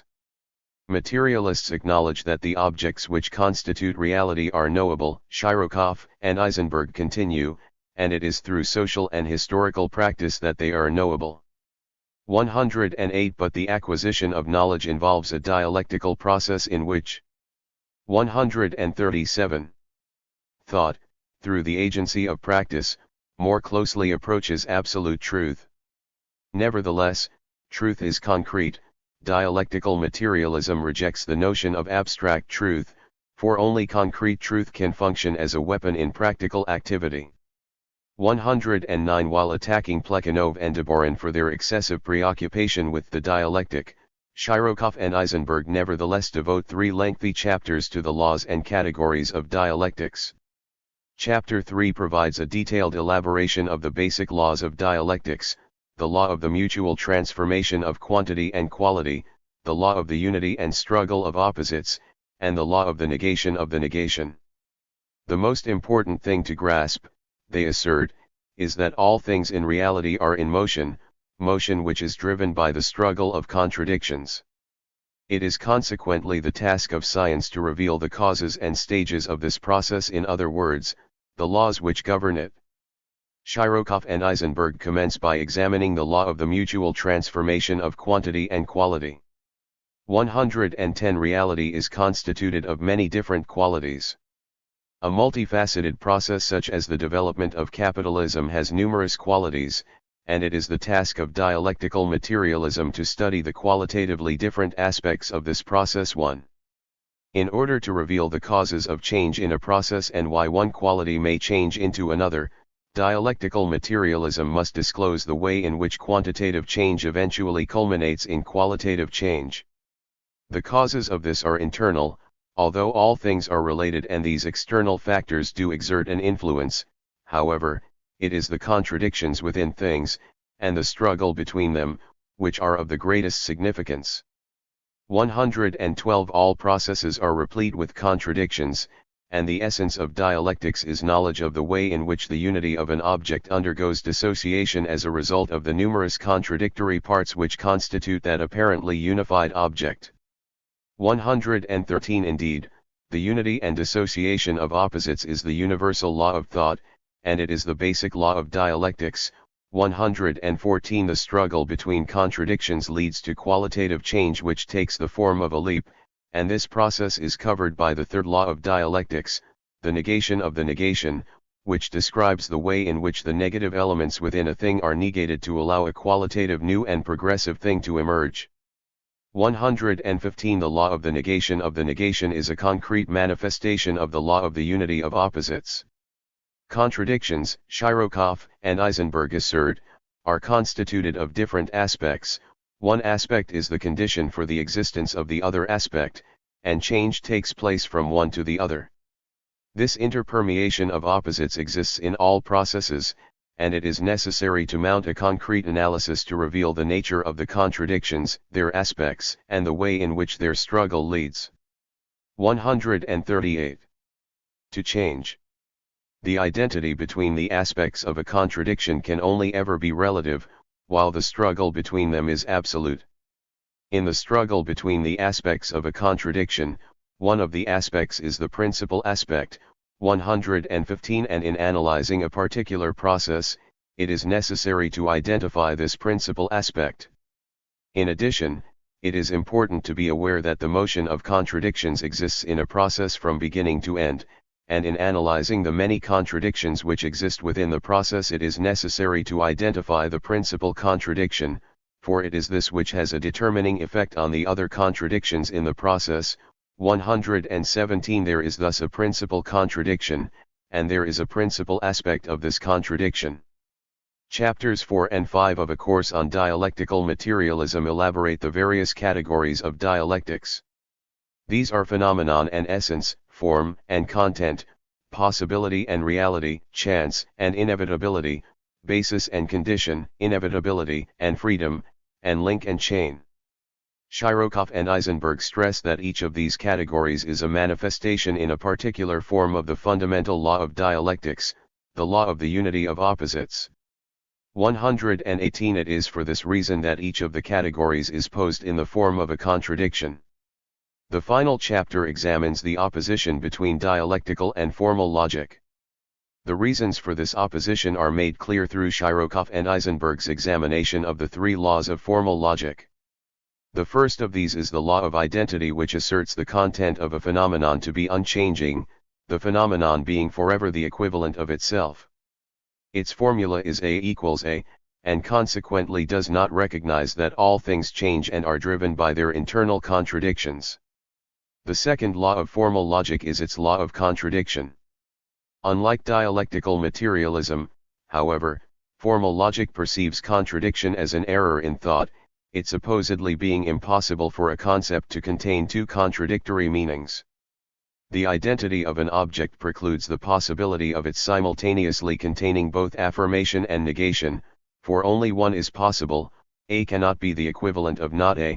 The third law, the law of the excluded middle, precludes the possibility that a thing or concept can change into something radically different.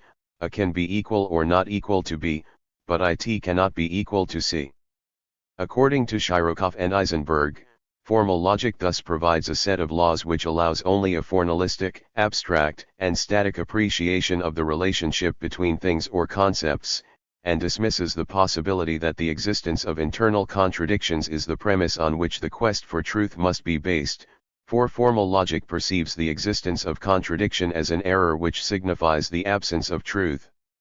Advocates of formal logic thus do not understand that the law of the unity of opposites is the essence of dialectical materialism, or that practice is central to its.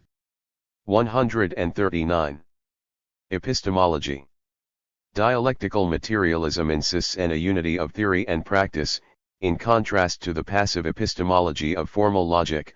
Moreover, dialectical materialism has revolutionary implications, for through its recognition of the contradictions inherent within things, and the ubiquity of change through leaps, it has become a weapon in the hands of the proletariat, which can use the knowledge it supplies to change society and itself. 119. A Course on Dialectical Materialism concludes with a discussion of the movement within the process of knowledge from the particular to the universal and from the universal to the particular. In order to reveal the concrete contradictions within specific things, thought must employ judgment, and judgment, on the basis of the practice of production and class struggle, allows the observer to decide whether a concept actually reflects the motion of the contradictions within things, for it is this social practice which provides the criteria for judgment to occur. Judgment is an important stage in the motion of knowledge from the specific to the general, and it allows the formation of premises which allow inferences to be made. However, such inferences avoid the subjectivism and formalism of formal logic through their reference back to practice, for the motion of knowledge must return from universal conclusions to concrete reality, and these conclusions tested again in practice. Similarly, analysis and synthesis, while high-level orders of cognition and seemingly very abstract, must, like judgment and inference, return to practice to ensure that generalizations, laws, and principles do reflect reality. It is this constant motion, from the particular to the universal and from the universal to the particular, which makes possible a reflection in thought of a constantly changing and developing reality, for change and development are not merely random, and thought can achieve ever closer approximations of their law-like regularities and, on this basis, can formulate predictions about the future development of natural and social realities. 120. Translation and the dissemination of Marxism in China. While our thumbnail sketch of the contents of Shirokov and Eisenberg's A Course on Dialectical Materialism can do no more than identify the main lines of argument in what is a very large and complex volume, it serves to establish some basis for comparison with Li Da's own massive philosophical tome, Elements of Sociology, the history and contents of which we will subject to sustained scrutiny in 140. The next 3 chapters. It will become evident that Li's own elaboration of dialectical materialism was heavily influenced by A Course on Dialectical Materialism, just as Mao Zedong was to be influenced by it in late 1936 and early 1937 prior to writing his own essays and lectures on Marxist philosophy. 121. The influence of this Soviet text on philosophy highlights the significance of translation for an understanding of the process of the dissemination of Marxist philosophy in China, for it forcefully underscores the importance of recognizing that Marxists in China drew heavily on foreign sources for their understanding of Marxist theory. Concepts, laws, principles, modes of discourse and debate characteristic of Marxist thought in other countries entered the vocabulary of Marxism in China largely via the agency of the translated text. 122. Judgments regarding the level of theoretical maturity of Chinese Marxists in the 1920s and 1930s, and the extent to which Marxism in China did or did not develop at variance to Marxist theory formulated elsewhere, therefore need to be based on a closer familiarity with the source and content of these translations. For we have seen, through an examination of just a portion of Li Da's extensive translation activities, that Marxists in China did indeed have access to a wide variety of information on Marxist theory and movements in other parts of the world. A broader study of the translation activities of the first generation of China's translators of Marxism would undoubtedly reinforce this judgment. One of the dimensions which this broader study would need to consider is the importance of the Japanese connection to the dissemination of Marxism in China. Many of the documents that Li did translated were by Japanese Marxists and socialists. Moreover, while the original language of other texts on Marxism translated by Li may not have been Japanese, it was from their Japanese translations that he was largely obliged to work. Li Da, like many other overseas students of the May 4th generation, had studied in Japan, and it was there that he became fluent in Japanese and familiar with the political context within which Japan's left-wing parties and personalities operated. 123. And it was the response of Japan's left-wing parties and personalities to the problem of the dissemination of Marxism in their own country which was to function as the filter through which Li Da and other Chinese were first to discern the theoretical and political terrain of Marxism. It was the selection of texts for translation by Japanese Marxists and socialists, and their initial interpretation of Marxist concepts and modes of understanding, which were to both orient and limit the perspective of radical overseas Chinese students like Li Da. The concerns of Yamakawa Hitashi, Takabate Motoyuki, Seino Manabu, Kawakami Hajiran, Sugiyama Soxi and other Japanese Marxists and socialists, as expressed through 141. Their political actions and theoretical writings, are thus far from incidental to an understanding of the dissemination of Marxism in China during the 1920s and 1930s. One of the issues which exercised Japanese Marxists and socialists was the economic determinism implied in some interpretations of Marxism. As we have seen, Takabate Motoyuki's An Overview of Social Problems alerts readers, through reference to Engels' 1890 formulation, to the possibility of a flexible and dialectical interpretation of the materialist conception of history, one which attributes the various dimensions of the superstructure with a significance greater than that of passive reflection of developments within the economic base. Indeed, the general thrust of Takabate's book The Employment of Social Policy to Resolve Social Problems indicates a belief in the possibility of state intervention to influence the behavior of the economic realm. The same is true of Kawakami Hajime's fundamental theories of Marxist economics which, while commencing from a materialist premise in which the forces of production possess causal priority, allows that the superstructure can possess a reactive influence, and he similarly employs the example of the state to illustrate this point. However, the strongest repudiation of a mechanistic economic determinism is to be found in Sugiyama Saku's Introduction to Social Science. Here, the possibility of superstructural influence within a materialist framework is made abundantly and graphically evident. The response of these Japanese Marxists and socialists to this central problem of Marxist social theory was certainly not lost on Lida, and it was almost certainly not lost on those Chinese Marxists who read his translations of their writings. A similar response is to be found in those books which Lida translated from the Japanese but which were not Japanese in origin. Gorter's The Materialist Conception of History, while commencing from a materialist recognition of the causal significance of the forces and relations of production in history, stresses that the materialist conception of history is not a mechanistic theory in which only the economic realm has influence, rather, there is interdependence and reaction between different areas of society, with politics and culture having the capacity to influence economics. Thalheimer's The Modem Worldview likewise acknowledges the possibility that consciousness, once created by class, can have a reactive influence.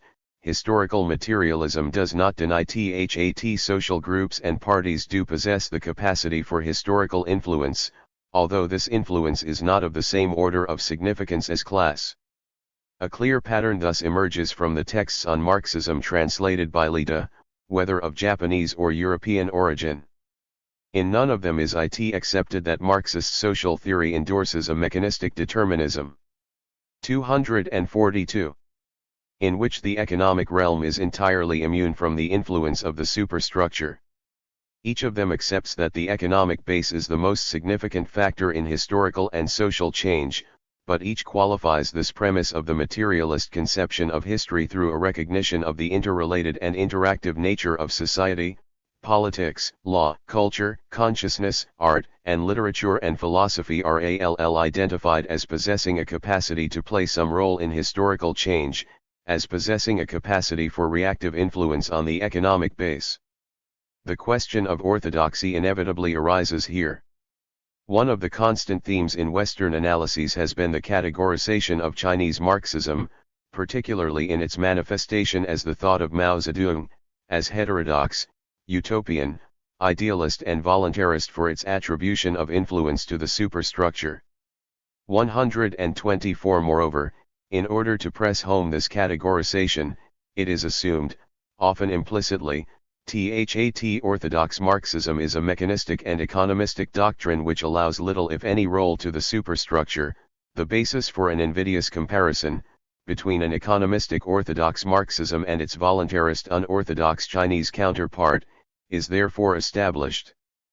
But how valid is this construction of orthodox Marxism? It is evident that the authors of the texts on Marxism translated by Lida would not have endorsed this construction. Indeed, it is probable they would have regarded this economistic rendition of the materialist conception of history as little more than a vulgar caricature of Marx's dialectical approach to history. Would they be guilty too of heterodoxy? The answer is, of course, that it depends on the criteria employed to evaluate orthodoxy. Nevertheless, it is significant that amongst the theorists translated by Lida are representatives of a number of different currents in the Marxist tradition. Gorter's book received Koskai's imprimatur. Thalheimer's book was endorsed for use as a textbook in Moscow during the 1920s, and the Japanese authors represent a number of the various theoretical and political strands of Marxism in Japan, yet not one of these authors concurs with the notion that the materialist conception of history is an economistic doctrine within which there is no role for the superstructure. Indeed, it is probable that they would have regarded such an interpretation as heterodoxy, as a mechanistic and undialectical form of materialism. At the very least, Marxists in China had sufficient grounds for rejecting the idea that orthodox Marxism was a mechanistic and economistic doctrine, for through Li's efforts, there existed translated texts on Marxism which painted a very different perspective on the materialist conception of history. Similarly, Li's translations introduced to Marxists in China a wealth of information on the history and content of Marxist philosophy. A number of themes are conspicuous in these translated texts and are 143. Significant for the subsequent development of Marxist philosophy in China. First, Chinese Marxists discovered that Marxist philosophy was a significant area of contention within the Marxist tradition, its history characterized by many fierce polemics. Philosophy could be employed as a touchstone in the determination of whether a particular variant of Marxism was orthodox, and there was consequently a struggle to control both its content and its role. The study of philosophy was thus a legitimate and significant pursuit of the Marxist intellectual. Second, the ubiquity and constancy of motion and change were forcefully impressed on them. The idea of a static or only incrementally changing reality is decisively rejected in favor of a revolutionary perspective which incorporates qualitative change through leaps. Third, they learned that, although there are at the core of dialectical materialism, several philosophical laws and categories, the law of the unity of opposites stands out as the most common, the most basic law of dialectics. 125. Central to this law is the notion that, while there is identity between contradictions, the struggle between them is absolute. Moreover, in the analysis of the various contradictions within a process, it is necessary to identify the principal contradiction and the principal aspect of that contradiction. Fourth, they were made aware that practice is not only the starting point in the process of knowledge production, it represents the ultimate criterion of truth. Knowledge of an object is not attained through a passive reflection of that object in thought, rather, the human subject must engage in practice in order to identify the essence of the object. The acquisition of knowledge is consequently a dynamic process, with humans interacting continually with their environment, and in so doing transforming both themselves and their environment. Of the different forms of practice, production, and class struggle are the most significant. Each of these themes emerges and re-emerges in important texts in the history of Marxist philosophy in China. It is evident, in particular, that Mao Zedong's reading of dialectical materialism incorporates each of these themes. Indeed, he endorsed them firmly in On Contradiction and On Practice, essays which have become the cornerstone of Marxist philosophy in China.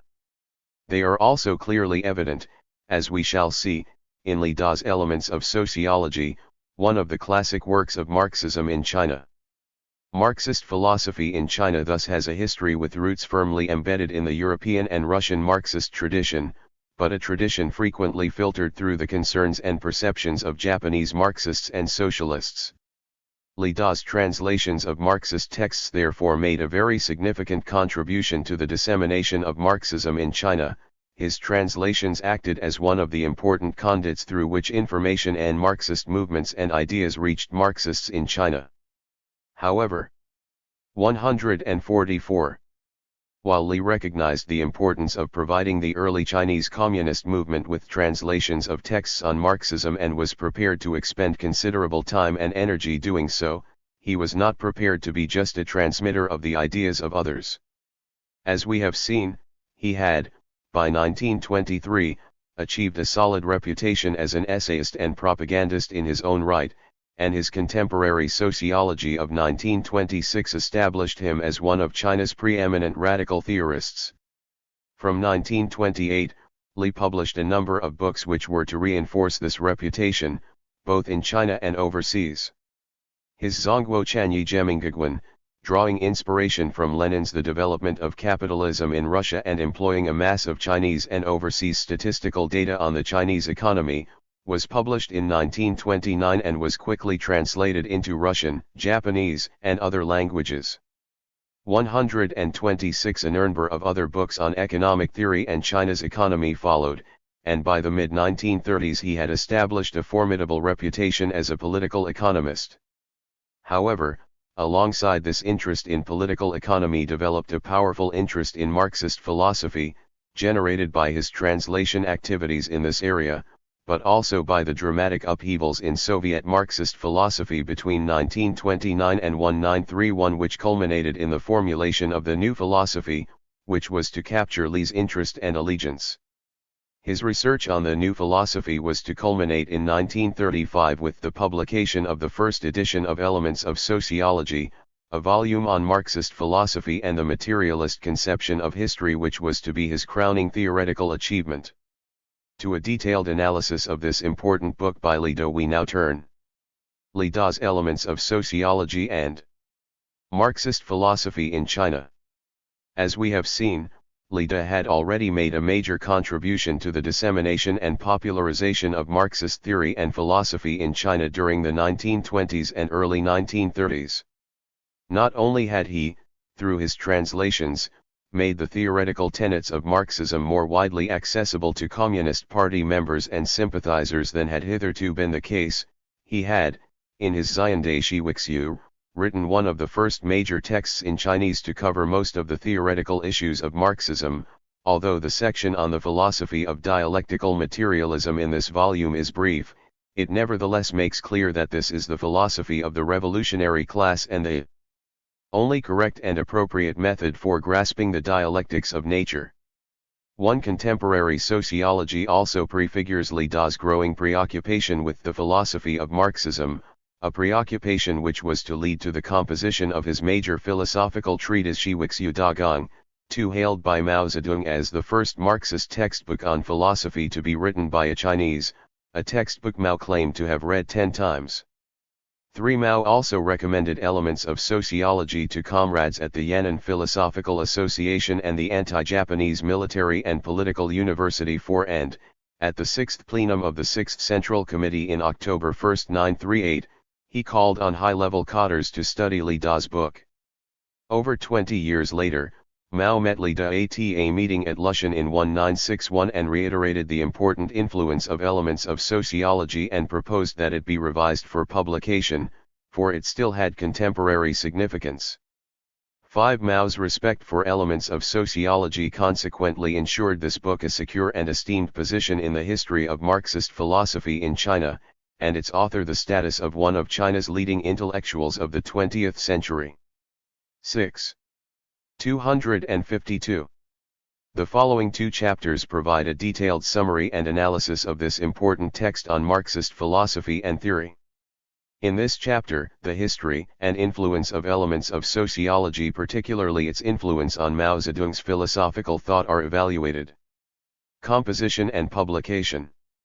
Li Da lectured at Helping University's Legal and Commercial Institute between August 1932 and May 1937, and during this period he studied and taught Marxist economics and philosophy, among other subjects. He also wrote and translated extensively. Important amongst his writings from this period are Jingjixu Dagang, published by the Institute in 1935, a book Mao claimed to have read 3.5 times and intended to read 10 times, 7 Qi Wai Jinhuishi, and essays on such subjects as dialectical and formal logic. He also translated in 1932, with Lei Zhongjian, Shirokov, Eisenberg etals Bayan Zenfawi Wulunjiao Cheng. In the previous chapter, we examined the influence of this and other translations by Li Da and the dissemination and development of Marxism in China. However, Li's translation of a course on dialectical materialism is doubly significant in the context of a discussion of Elements of Sociology, insofar as Li regarded Shirokov and Eisenberg's text as a model in terms of its philosophical approach. 8 Elements of Sociology was written over a 3 to 4 year period, a difficult time for Li as he was harassed by the Kuomintang authorities for his suspected connections with the Chinese Communist Party. The first edition was published by the Legal and Commercial Institute at Beiping University in 1935. It ran to some 310,000 characters and was 544 pages in length. Several chapters of this first edition were published in journals in 1935 and 1936, the chapters and Dialectical and Formal Logic, The Object of Dialectical Materialism, and the Laws of Dialectical Materialism, were published in Faxuzian, the Journal of the Legal and Commercial Institute, in 1935. And the chapter on the Laws of Dialectical Materialism was republished in issue number 1 of Zhongshan Wenhua Jia Yunanjikan, and the third chapter, entitled Dialectics of the Process of Knowledge, was published in issue number 3 of this same journal. 12. Following the publication of the first edition in Beiping, Li continued to add to and revise the manuscript, and a second revised edition of Elements of Sociology was published in Shanghai in May 1937. Li de Elements of Sociology and Marxist Philosophy in China 153. By the publisher Beijing Tang Shudian. The book, in this edition, had expanded to 400,000 characters in length, and is, by any estimation, a massive tome, one which contains a scholarly summation of virtually all of the various dimensions of the philosophy and social theory of orthodox Marxism. Indeed, O'Breyer, in his brief and unfriendly review of Li Da's philosophical writings, commented that Elements of Sociology is according to our knowledge the most learned work published in China on this school. 13. On the publication of the Shanghai edition, Li sent Mao a copy asking for comments and criticisms. Mao, as we have seen, welcomed the publication of the book with great enthusiasm and, in a letter to its author, referred to Li as a really good fellow. Mao's endorsement ensured the book a positive response, and it was regularly republished during the late 1930s, its fourth edition appearing in 1940. In 1939, the chapter dealing with the laws of dialectical materialism was published in Yan'an in a compilation volume and philosophy edited by A.I. Psyche, and on Mao's recommendation, the entire book was republished in a slightly revised form in 1948 by Xinhua Shudian, with much of the outmoded terminology of early Marxist discourse in China revised to conform to now standardist conventions. 16. The second half of the book, dealing with the materialist conception of history, was also revised and published separately in 1948 in Hong Kong under the title Qinchi Wixu Dagong. 17. And the entire volume was republished on its incorporation into the collected writings of Li De in 1981. Elements of Sociology has thus been a stubborn survivor in the sometimes fickle world of Chinese Marxism, and it is still, more than half a century after its initial publication, the subject of intense academic scrutiny and debate by scholars in China. Influences. In terms of influences on Li De, the date of composition of Elements of Sociology is not incidental. Li De, as we have seen, had written an Marxist philosophy in the 1920s, and in 1930 had collaborated in the translation of the famous Japanese Marxist Kawakami Hajime's The Fundamental Theory of Marxist Economics.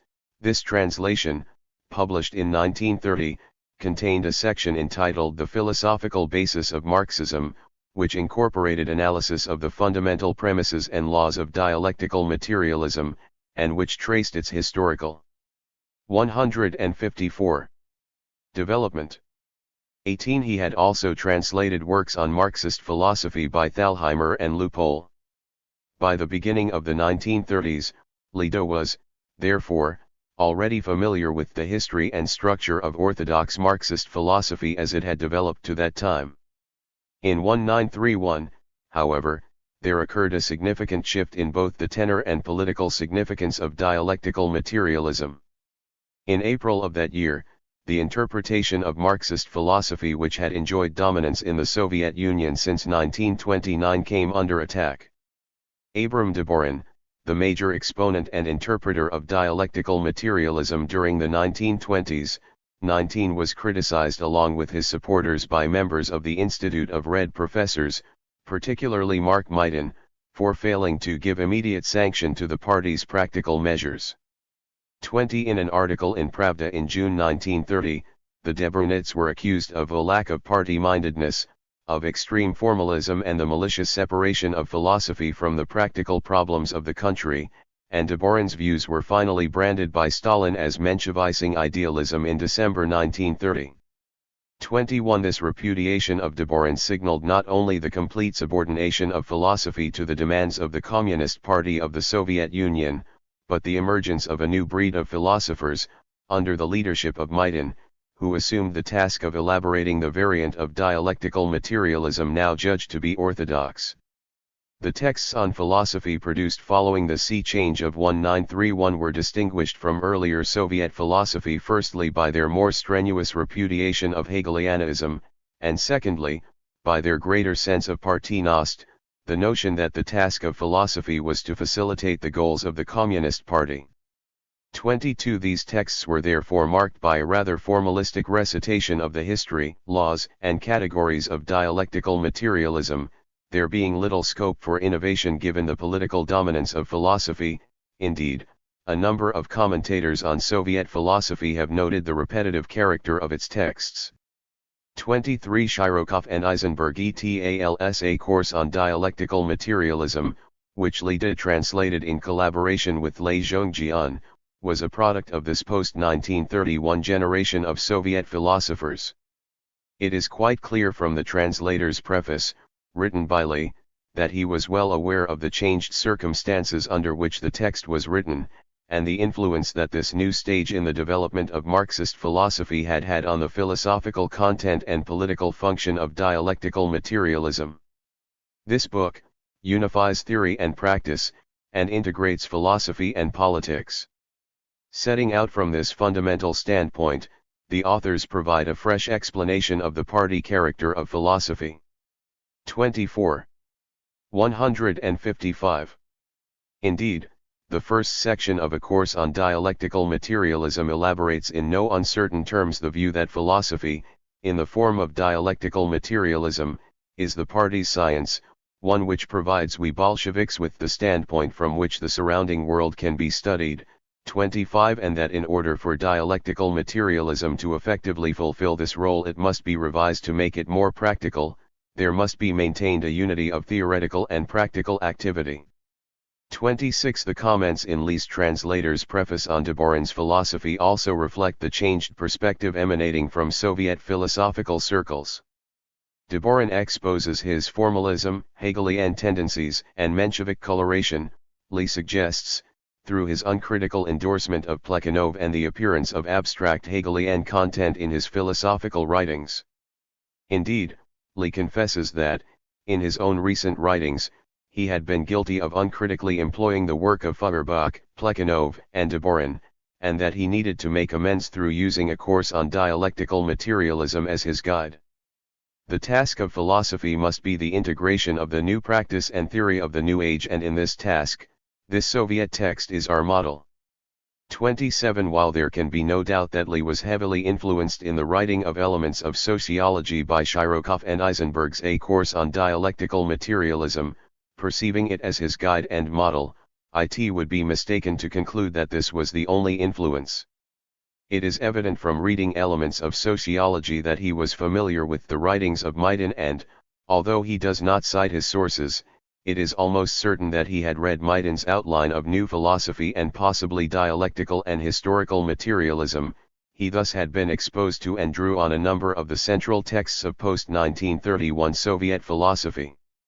28 This undoubtedly reinforced in Li's mind the content and, perhaps even more importantly, the acceptable limits of the new philosophy. When he came to write Elements of Sociology, he thus had a firm grasp of the discursive terrain on which his own philosophical treatise would be situated and the style of language and exposition which was appropriate. He had, through his familiarity with the Soviet texts on philosophy, acquired a well-developed and acute sense of what could be said and what could not. A question arises as a result of the significant influence exerted by these Soviet texts on Li's understanding of the content and function of dialectical materialism, and the philosopher's role in its elaboration. That Li was exposed to and influenced by this new wave of Soviet philosophy is not in itself remarkable. After all, there were a number of other Chinese intellectuals involved in the translation and dissemination of Marxist works from the Soviet Union who were influenced by its content. 29 AI Psyche, in particular, was to translate Meithen's 156 Outline of New Philosophy and to popularize the often arcane formulations of dialectical materialism through his copious essays and columns. 30. The curiosity lies rather in the fact that at the time Li translated a course on dialectical materialism and wrote his own elements of sociology, he was not a member of the Chinese Communist Party, and therefore not in a formal sense subject to its discipline. That being the case, why did Li conform so fully to the line emanating from Soviet philosophical circles? Was it through a genuine philosophical conviction that the post-1931 Soviet interpretation of dialectical materialism was the correct one? Was it the influence of his still strong connections with the communist movement in China and commitment to its revolutionary program, or was it a mixture of both of these factors? We know that throughout the late 1920s and early 1930s Li continued to maintain close contact with the Chinese Communist Party and to accept tasks from it. 31 And it is very clear from his writings from this period that he remained a fervent supporter of the Chinese Revolution. It may be that Li did not perceive his lack of formal membership of the party as sufficient reason to evade the discipline expected of party members, and to embellish or challenge the interpretation of the new philosophy emanating from the Soviet Union may have seemed tantamount to a breach of discipline. We must keep in mind that Li had been a very early convert to Marxism and a founding member of the Chinese Communist Party, and that his breach with it in 1923 was based on differences over strategy, rather than a rejection of its fundamental theoretical and philosophical doctrines.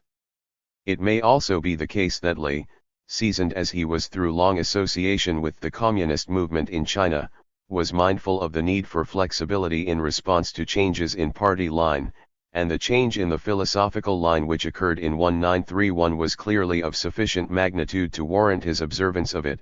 The alternative would have been a dramatic separation from the philosophical and theoretical activities of the mainstream revolutionary movement and a consequent serious decline in his own influence on and participation within it. By the same token, we should not belittle the possibility that Li did come to recognize, through his exposure to the post-1931 new philosophy, the danger of conceiving of philosophy as an abstract intellectual pursuit, and also came to accept the consequent need to integrate philosophy with the practical political needs of the revolution. The influence of Shirokov and Eisenberg's A Course on Dialectical Materialism on Li may thus have been to convince him philosophically that philosophers and philosophy were an integral part of the political and economic struggle, and that the strategies of this struggle would be ultimately determined not by philosophy, but by the party. 157. Whatever the reasons, Li's acceptance of the line advocated by the new philosophy and his self-criticism for having in the past uncritically utilized the philosophical writings of Deborin and Plekhanov meant that his own writings on philosophy, and in particular elements of sociology, were to continue to make a very significant contribution to the development and dissemination of Marxist philosophy in China, rather than being sidelined for their independence and lack of commitment. On the other hand, however, Li's observance of the philosophical line emanating from Soviet philosophical circles was to rob his work of the hallmark of originality which might otherwise have set him apart as one of the truly great Marxist philosophers. Acquiescence to the post-1931 line of Soviet philosophy thus brought advantages in terms of continued contact with and influence on the theoretical wing of the revolutionary movement, but exacted a cost in terms of the restrictions imposed by operating within the framework of officially sanctioned Marxist philosophy, restrictions which removed the possibility that Li's considerable capacity for innovative philosophical thought would develop to the extent to which it was otherwise capable. 32. Li as author. There can be no doubt that Li's high status in China as a Marxist philosopher rested and still rests very heavily on the elaboration of dialectical materialism which appears in elements of sociology. As we have seen, Mao was to give a ringing endorsement to this book, and its republication as the entire second volume of Li's collected writings in the early 1980s has ensured it a very significant position in Marxist philosophy in China for some time to come. It is thus necessary for us to explore the contents of this book in some detail, an exercise which will create the basis from which informed judgments may be made about the process of the consumption and dissemination of Soviet Marxist philosophy by the first generation of Marxist philosophers in China. This will hopefully add to our understanding of the genealogy and content of Marxist philosophy in China, as well as its subsequent developmental trajectory. Evaluation of elements of sociology thus has significance for a comprehension of the structure, content and developmental tendencies of the philosophical dimension of Marxism in contemporary China. It also allows a clearer perception of the textual basis from which Mao was to draw his own understanding of dialectical materialism. 158. Chapters 7 and 8 are therefore devoted to a detailed summary and analysis of the contents of elements of sociology. Before the reader turns to these chapters, however, a cautionary word is in order. There is, in light of what has previously been said about the influence of Soviet philosophy on Lee, and in particular Shirokov and Eisenberg's A Course on Dialectical Materialism, something of a danger in recounting and analyzing the contents of elements of sociology as though it stands alone as a text, rather than as one text in the constellation of texts which collectively constituted the genre of post-1931 mainstream writings and dialectical materialism. The danger lies in giving the impression that the concepts and categories contained in elements of sociology were Lee's brainchild, his own creation, owing little if anything to an already existing body of theory. Such an impression would be a false one. While there is no doubt that Lee was the author of elements of sociology in a conventional sense, he consciously wrote within the confines of a discourse whose parameters were clearly and firmly delineated. Deviation from this discourse could lead to negative sanctions, in particular ostracism by the theoretical wing of the revolutionary movement, although fates more sinister than this were a possibility given the climate of terror which existed in the Soviet Union during the 1930s and the harsh and uncompromising discipline prevailing within Leninist parties.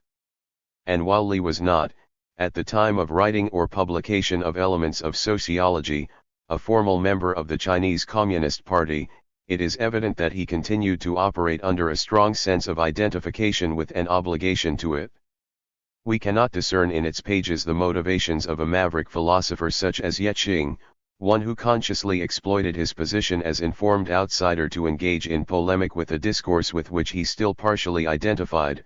33 Lee's motivation was much more obviously the dissemination of the dominant version of dialectical materialism, the so-called new philosophy which he himself fully endorsed, and the vehicle he employed for this task, unlike A.I. Psyche whose medium was popularization through the columns of magazines and journals using everyday language, was a massive textbook which made little if any deference to the conceptual limitations of the reader, a work aimed explicitly at the intellectual. And the overwhelmingly dominant tone of Elements of Sociology is one of approval of the new philosophy. Nowhere to be found within its pages is the quest for originality which implies a degree of scepticism. Even the polemical style of language which Lee adopts in certain sections of the book to critique those such as Deborin, Plekhanov, and Bukharin, whose philosophical views had fallen foul of the approved interpretation of dialectical materialism, is reflective of the style of language to be found in contemporary Soviet texts on philosophy. 159. What we find in Elements of Sociology is erudition, a profound and extremely sophisticated understanding of the complexities of dialectical materialism, and a desire to communicate this to like-minded Chinese intellectuals and, in so doing, to hasten the dissemination of Marxist philosophy in China. Elements of Sociology is thus, in the most conventional sense of the term, a textbook, one which draws on an existing body of discourse for its substance and whose purpose is dissemination of information. As pointed out, it is essential to keep this in mind when traversing the summary of Lee's volume presented in the following chapters, for one of the implications of exaggerating the originality of Elements of Sociology would be to distance Marxist philosophy in China from its Soviet and European counterparts, a tendency already too much in evidence in Western accounts of Marxism in China. The very fact that Lee's substantial foray into philosophy was predicated so clearly on the terrain of mainstream Soviet philosophy is in itself highly significant for an understanding of the origins and development of Marxism in China, for it suggests that the philosophical component of Marxism in China is not particularly Chinese, but shares much with the form of Marxism which was, at one time, widely regarded as possessing universal relevance. Mao Zedong on Dialectical Materialism, the Influence of Elements of Sociology.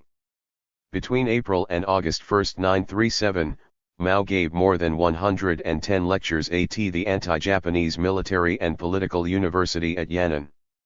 34 One of the subjects on which he lectured was the Marxist philosophy of dialectical materialism, and this series of lectures on philosophy was later published under the title Lecture Notes on Dialectical Materialism. 3-2 of the most influential texts of Marxism in China commenced as lectures in this series of lectures.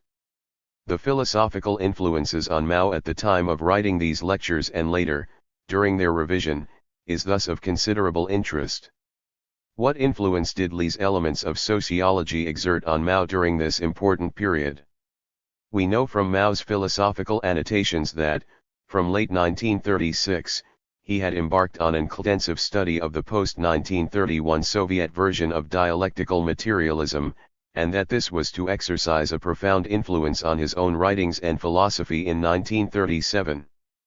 Mao's personal copies of Shirokov and Eisenberg's A Course on Dialectical Materialism, and Maidan's Dialectical and Historical Materialism, are literally covered with his underlinings, summaries and critical annotations, and a comparative analysis of these Soviet texts and Mao's writings on philosophy indicates that he drew on them heavily in writing his lecture notes on dialectical materialism. 36 Although his own copy of Maidan's Outline of New Philosophy has not been located, it is safe to assume, according to Chinese Mao scholars, that he also read this in the same intensive way as the other two Soviet texts. 37 Given the direct influence of these Soviet texts on Mao's growing understanding of dialectical materialism, what role might Li's elements of sociology have played? The answer to this question is complicated by the fact that it is not at all clear whether Mao had read elements of sociology prior to writing his own lecture notes on dialectical materialism. On the publication of the revised and expanded Shanghai version of Elements of Sociology in May 1937, Li sent Mao a copy. We have direct textual evidence in the form of his annotations and reader's diary that Mao did read Elements of Sociology between January 17 and March 16, 1933. But had he read it earlier? A number of factors suggest that he had, but the evidence is far from conclusive. First, there is the possibility that Mao had read Elements of Sociology before July 1937, but in its first edition which had been published in Beiping in 1935. 38 This is the view of Wang Jianhua, one of China's foremost authorities on Li De. Wang points to the fact that Mao had repeatedly read Li's Jingjixiu Dagong, also published in Beiping in 1935. And even if the 1935 edition of Elements of Sociology had not been sent to Yan'an, Mao might still have read parts of it in other sources. Its second chapter, The Laws of Dialectical Materialism, and its third chapter, Dialectics of the Process of Knowledge, had already been published in issues 1 and 3 of the journal Zhongshan Evenhua Jiayu Guanjikan, and in Faxu Zhuangkan, the journal of the Legal and Commercial Institute. 39 Second, Mao later claimed to have read Elements of Sociology 10 times, a considerable feat, since it extends to more than 420,000 characters in the 1937 Shanghai edition. 40 Even allowing for some hyperbole on Mao's part, this suggests a considerable engagement with this complex text over a significant length of time, quite possibly extending back to before the writing of his own lecture notes on dialectical materialism. A third consideration is the subject matter of Elements of Sociology and Mao's own writings on dialectical materialism. Wang Jianhua argues that, while Mao did not plagiarize Elements of Sociology, the contents of On Practice and On Contradiction are consistent with it. 41 This is not, given the intertextual congruence of the Soviet texts on philosophy and their influence on both Li's and Mao's understanding of dialectical. Li De Elements of Sociology and Marxist Philosophy in China 161. Materialism, a particularly convincing argument, for there was a strong element of consistency between all of these texts. Su Quanxing rejects Wang's assertion of consistency between Elements of Sociology and Mao's writings on dialectical materialism, arguing that there is no direct relation in terms of writing between them. 42 There thus exists the possibility that Mao had read Elements of Sociology before mid-1937. However, the basis of this supposition is circumstantial and there is not agreement amongst Chinese scholars over this issue. The available documentary evidence allows us only to be certain of the fact that Mao did indeed read and annotate elements of sociology in early 1938. Mao's annotations to elements of sociology.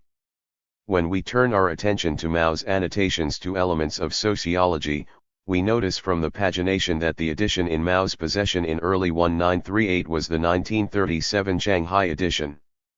As with the Soviet texts on philosophy in his possession, he covered its margins and spaces with numerous annotations, and the text of the book is heavily scored with underlinings. The most numerous of the annotations occur in the first section, that which deals with dialectical materialism in the history of human thought. These annotations are significant, for they tell us something of Mao's familiarity with the major themes and figures of Western philosophy. It is clear from them that Mao endorsed Li's premise that dialectical materialism must be examined historically. We must employ an historical perspective, Mao comments, to examine the process of emergence and development of materialist dialectics.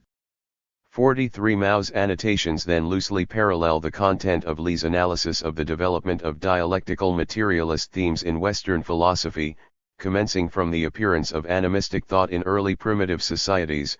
The two characteristics of primitive thought were, Mao suggests, first, that nature, as with humankind, is living, and second, that nature and humankind can transform into one another. 44 For Mao, this was an example of primitive dialectics.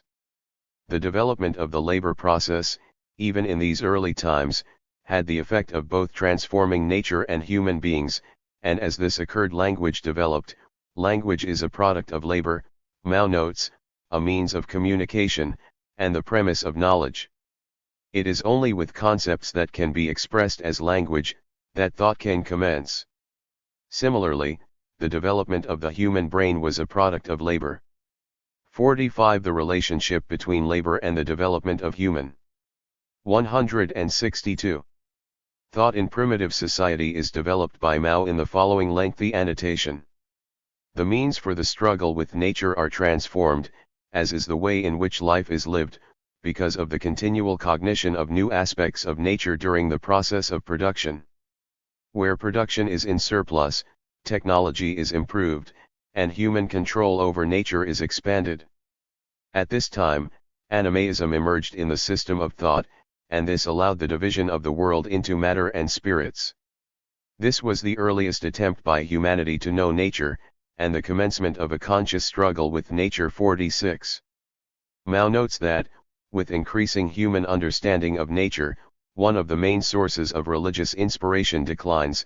On the other hand, however, the emergence of class society brought on by the development of the process of production is the cause of the emergence of philosophy, initially a pastime of the economically dominant, and therefore leisured, class. In the first instance, the form of class society was based on slavery, and it was the slave-owning class, especially of ancient Greece, which introduced philosophy which contained materialist themes. 47. Why was it that materialist philosophy could emerge during the Greek era and not before? First, knowledge of the laws of nature must attend progress in the techniques of production, and it is only when this has occurred that humans can gradually discern the character of nature, can start to employ perspectives different to those of religion to explain the world. Second, only when there are handicrafts and commerce, and a commercial slave-owning class which has time and money, is there the motivation for there to emerge sophisticated scholarship. Third, only with the experience of commodity exchange is there generated the capacity for abstract thought, and only then can philosophy be engaged in. Fourth, only when the leading nationalities came into contact and geographical vision was extended, could there be an enlargement of the field of vision of the spirit. Fifth, only when there had been a preliminary development of the natural sciences, and thus the foundation of knowledge, could those factors which constitute necessity and which are universal be determined and a philosophy of nature established. These all represented the new anti-religious worldview, namely the historical foundation of the ancient philosophy of nature. Prior to this, humankind was restricted by the oppression of the forces of nature and society, and could only employ spiritual or supernatural concepts to explain the world, and materialist thought consequently could not appear. 48. Having established the basis on which materialist forms of philosophy emerged in ancient Greece, Mao turns his attention to individual Greek philosophers. The first of these is Thales, who was, according to Mao, the first to offer a natural explanation for the emergence of the universe. For Thales, the universe emerged from water. 163. Which was the source and true noumenon of all things in reality, and this perspective, which saw all matter as constituted of a simple thing, allowed that there could be transformation of one thing into another. This was the first manifestation of materialism and dialectics, although in an extremely simple form. 49. The second philosopher of ancient Greece considered by Mao in his annotations is Heraclitus. Heraclitus was also a materialist, perceiving the universe as constituted of four elements, but of these he designated fire as the basic element, and Mao suggests that in this can be perceived the monism of Heraclitus' materialism. However, the main importance of Heraclitus, as far as Mao is concerned, lay in his discovery of the two fundamental concepts of dialectical thought, that there is constant change of all things in reality, and that change emanates from the internal struggle of opposites. Heraclitus also perceived the universe as limitless in time and space and in a constant state of change, and that in the internal struggle of opposed entities, one form could change into another. Contradiction, for Heraclitus, was central to the process of change, and Mao quotes the Greek philosopher to the effect that struggle is the father of all things in reality. Heraclitus can thus be designated, according to Mao, as the father of dialectics. 50. The main achievement of Democritus, the next Greek philosopher considered by Mao, was his materialist atomic theory. Mao comments that while Democritus' materialism was a very primitive and mechanistic one, his atomic theory has had a major influence, one in which science is seen to be guided by philosophy. Democritus proposed that matter is constituted of extremely small and impenetrable particles, namely atoms. The various dissociations and associations of these atoms in space create the multifarious character of the material world, one in which the myriad things of reality have their own particular and relative forms. For Democritus, there were only atoms and the void of space. He consequently negated spirit. Motion could not be separated from matter, and space was the condition for the motion of matter. Although his views on the motion of matter were mechanistic, Mao suggests, he perceived the basic laws for the transformation of matter, perceived the causal necessity of the universe, and sought the basic reasons for motion from within matter itself. 51. Mao here pauses to consider the reasons for the emergence of idealist forms of thought representative of the reactionary aristocracy in ancient Greece. He lists 6 historical reasons why materialism was supplanted by idealism. 1. The deterioration of the Greek slave economy and the production of deep class divisions and struggle led to an ideological struggle between 164 leaded elements of sociology and Marxist philosophy in China. The aristocratic mentality and democracy, the former becoming the basis for idealist philosophy. 2. Because the system of slavery impeded technological progress, the slave-owning class did not concentrate its attention on natural phenomena which may have had the effect of improving technology, concentrating rather on social phenomena. This gave rise to moral philosophy and state theory. 3. Because those divorced from manual labor denigrated it and exaggerated spiritual matters, there arose idealist philosophy. 4. Consequently, in the realm of consciousness, the aristocracy belittled a philosophy which studied base matter. 1, considering that only idealist philosophy represented the truth. 5. Because materialist philosophy had been limited by the level of science achieved at that time, it could not avoid naivete and internal contradictions, and was thus derided by idealist philosophers. 6. Due to the fact that materialist philosophy had only involved itself with the dialectics of objective reality and had given no attention to the dialectics of subjective thought, idealism which did emphasize this displaced materialism. 02. Mao then turns his attention to Socrates, the first of the idealist philosophers to struggle against materialism. Mao credits Socrates with raising the issues of moral philosophy and epistemology, and of taking philosophy into the realms of society and thought. In moral philosophy, Socrates spoke of the dialectical relationship between knowledge and action, and in epistemology, he referred to the dialectics of the relationship between the universal and the particular. Nevertheless, Mao judges his moral philosophy to be reactionary, for Socrates had supported the traditional aristocratic system and had rejected the newly emergent democracy. Mao also condemns Socrates' idealism, for he had asserted that knowledge determines action. Mao suggests, rather, that action is the basis which determines knowledge and the criterion for the determination of what constitutes knowledge. Mao allows that Socrates' epistemology was partially correct insofar as he had perceived the purpose of knowledge as the movement from the particular at the level of perception to the universal at the level of reason. However, he was idealist in believing that the latter constituted the basis for the former. 53. The last of the ancient Greek philosophers considered by Mao in his annotations to Lida's Elements of Sociology is Plato. Followingly, Mao notes that Plato's thought was idealist, reactionary and incorrect. Plato had believed that only concepts had permanent and real existence, and that they had existed prior to the world and humankind. Both the world and human thought were a product, a reflection or 165 shadow of concepts. He consequently created conceptual logic, advocating that the object of thought is concept, not the perception of the world, and that the method of knowledge was to engage in thought and the basis of concepts empty of any material substance. However, it is in Plato's conceptual logic that his positive contribution lies, for his conceptual logic expressed the function of concepts in relation to thought. 54. Mao's annotations dealing with ancient Greek philosophy and philosophers are interesting for a number of reasons. First, although Mao had annotated Shirokov and Eisenberg's A Course on Dialectical Materialism and Maidan's Dialectical and Historical Materialism far more extensively than Lida's Elements of Sociology, he made no substantial annotations regarding the philosophy of ancient Greece and these two Soviet philosophical textbooks. The reason for this is simple: neither of these Soviet texts contains sections which dwell at any length on ancient Greek philosophy.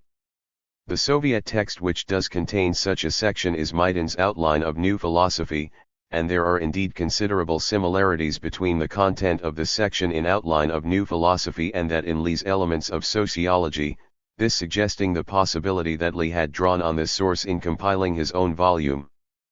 55. Mao's own copy of Outline of New Philosophy has not survived, but the likelihood is that he read and annotated it in the same way as these other texts on philosophy. However, it may well be the case that Mao had not concentrated on or annotated this particular section of Outline of New Philosophy, and consequently concentrated his annotations on the section dealing with ancient Greek philosophy in Li's book when he later came to read it. This suggestion is strengthened by the fact that Mao's own lecture notes on dialectical materialism do not contain any extensive reference to ancient Greek philosophy of the sort contained in Li's volume. If it is the case that Mao read Elements of Sociology after he wrote lecture notes on dialectical materialism, we have here a possible explanation for this omission. Mao's annotations concerning ancient Greek philosophy are also significant, for they demonstrate that Mao had accepted one of the Basque premises of dialectical materialism, and that is that philosophy and developments within philosophy can only be understood by reference to the social conditions of the time, and in particular the mode of production and the extent to which this limits or encourages the development of production and technology. As we have observed, Mao invokes this premise when explaining both the flowering of philosophy in ancient Greece and the rise of idealist forms of philosophy there. Finally, Mao's annotations are interesting insofar as they represent one of the few instances where Mao discusses themes and figures from ancient Greek philosophy. While his other writings on dialectical 166 Lida Elements of Sociology and Marxist Philosophy in China Materialism contain plentiful references to the philosophy of Kant and Hegel and other later philosophers, they do not delve into the early history of Western philosophy to anywhere near the extent of these annotations to Li's Elements of Sociology. While these annotations do not suggest any great depth of erudition on Mao's part, they do indicate a familiarity with the subject matter and an interest in the subject sufficient to expend time and energy jotting down these quite extensive annotations. Mao's remaining annotations to Li's Elements of Sociology are far less extensive and consist for the most part of occasional cryptic comments, question marks, and vigorous underlining of the text. It is interesting that the bulk of these remaining annotations appear in the section of Elements of Sociology concerning the laws and categories of dialectical materialism, and that the second half of the book that dealing with the materialist conception of history, the economic structure of society and ideology is almost unannotated. We know that Mao had read the section on dialectics from 17 to 3 January 1, 1938, prior to commencing his reading diary, and that he recorded his progress through the latter section of the book in his diary and completed his reading of the book by March 16. The sections of Elements of Sociology that Mao read and recorded in detail in his reading diary thus correspond to the latter half of the book, the part hardly graced by an annotation. The answer to this imbalance in Mao's annotations to Elements of Sociology is to be explained by his deep interest at this time in the philosophical dimensions of Marxism and his deeply felt need to achieve mastery of the history, laws, and categories of dialectical materialism. The same picture emerges in his annotations to the Soviet philosophical texts by Shirokov and Eisenberg, and Mitin. It is the sections on dialectical materialism in these texts which attracted Mao's attention and his most copious annotations. 56 Although Mao's annotations to the section of Elements of Sociology dealing with the laws and categories of dialectical materialism are rather sparse and cryptic, some do bear consideration. In one of these, next to a section dealing with the emergence of materialism through a process of struggle in the realm of philosophy, one which reflects the struggle in the political arena, Mao commented that struggle is dialectical. 57 Further on, Mao jotted the annotation contradiction, that is, motion 38 and alongside a passage dealing with antagonism as a stage in the development of a contradiction he wrote, we must acknowledge the universality of the law of leaps. 59 A number of annotations also appear next to a section in which Li had stressed the importance of perceiving and grasping possibility through a correct analysis of objective forces and subjective conditions. Here, Mao notes, somewhat pessimistically, in the anti-Japanese war both the objective and 167 subjective conditions are insufficient, and he follows this with the comment, at the time of the Xi'an incident we grasped cooperation between our party and the Kuomintang, and after the July 7 incident we pursued guerrilla war. 60 Mao's annotations dealing with epistemology are also interesting. Li had written that, when analyzing the process of knowledge, it is first necessary to explain the dialectics of the movement from matter to consciousness, and second the dialectics of the movement from perceptions to thought. Next to this, Mao wrote, third, it is necessary to explain the dialectics of the movement from thought to matter, namely testing and further knowledge. 61 What conclusions can be drawn from Mao's annotations to Li Da's Elements of Sociology? The most important conclusion is that this text on philosophy, although regarded by Mao as the first Marxist textbook on philosophy to be written by a Chinese, had the effect of reinforcing in Mao's mind the essential message he had already drawn from reading the Soviet texts on philosophy. The fact that the author of Elements of Sociology was Chinese was, from the perspective of content, of little consequence, for there is no attempt whatsoever by Li to illustrate the formulations of dialectical materialism by reference to Chinese examples. 62 Indeed, the book remains from start to finish an abstract treatise, Li making no concession to the possibility that his message may have been more comprehensible, more palatable, and more relevant had he attempted to illustrate the new philosophy with examples drawn from everyday Chinese life.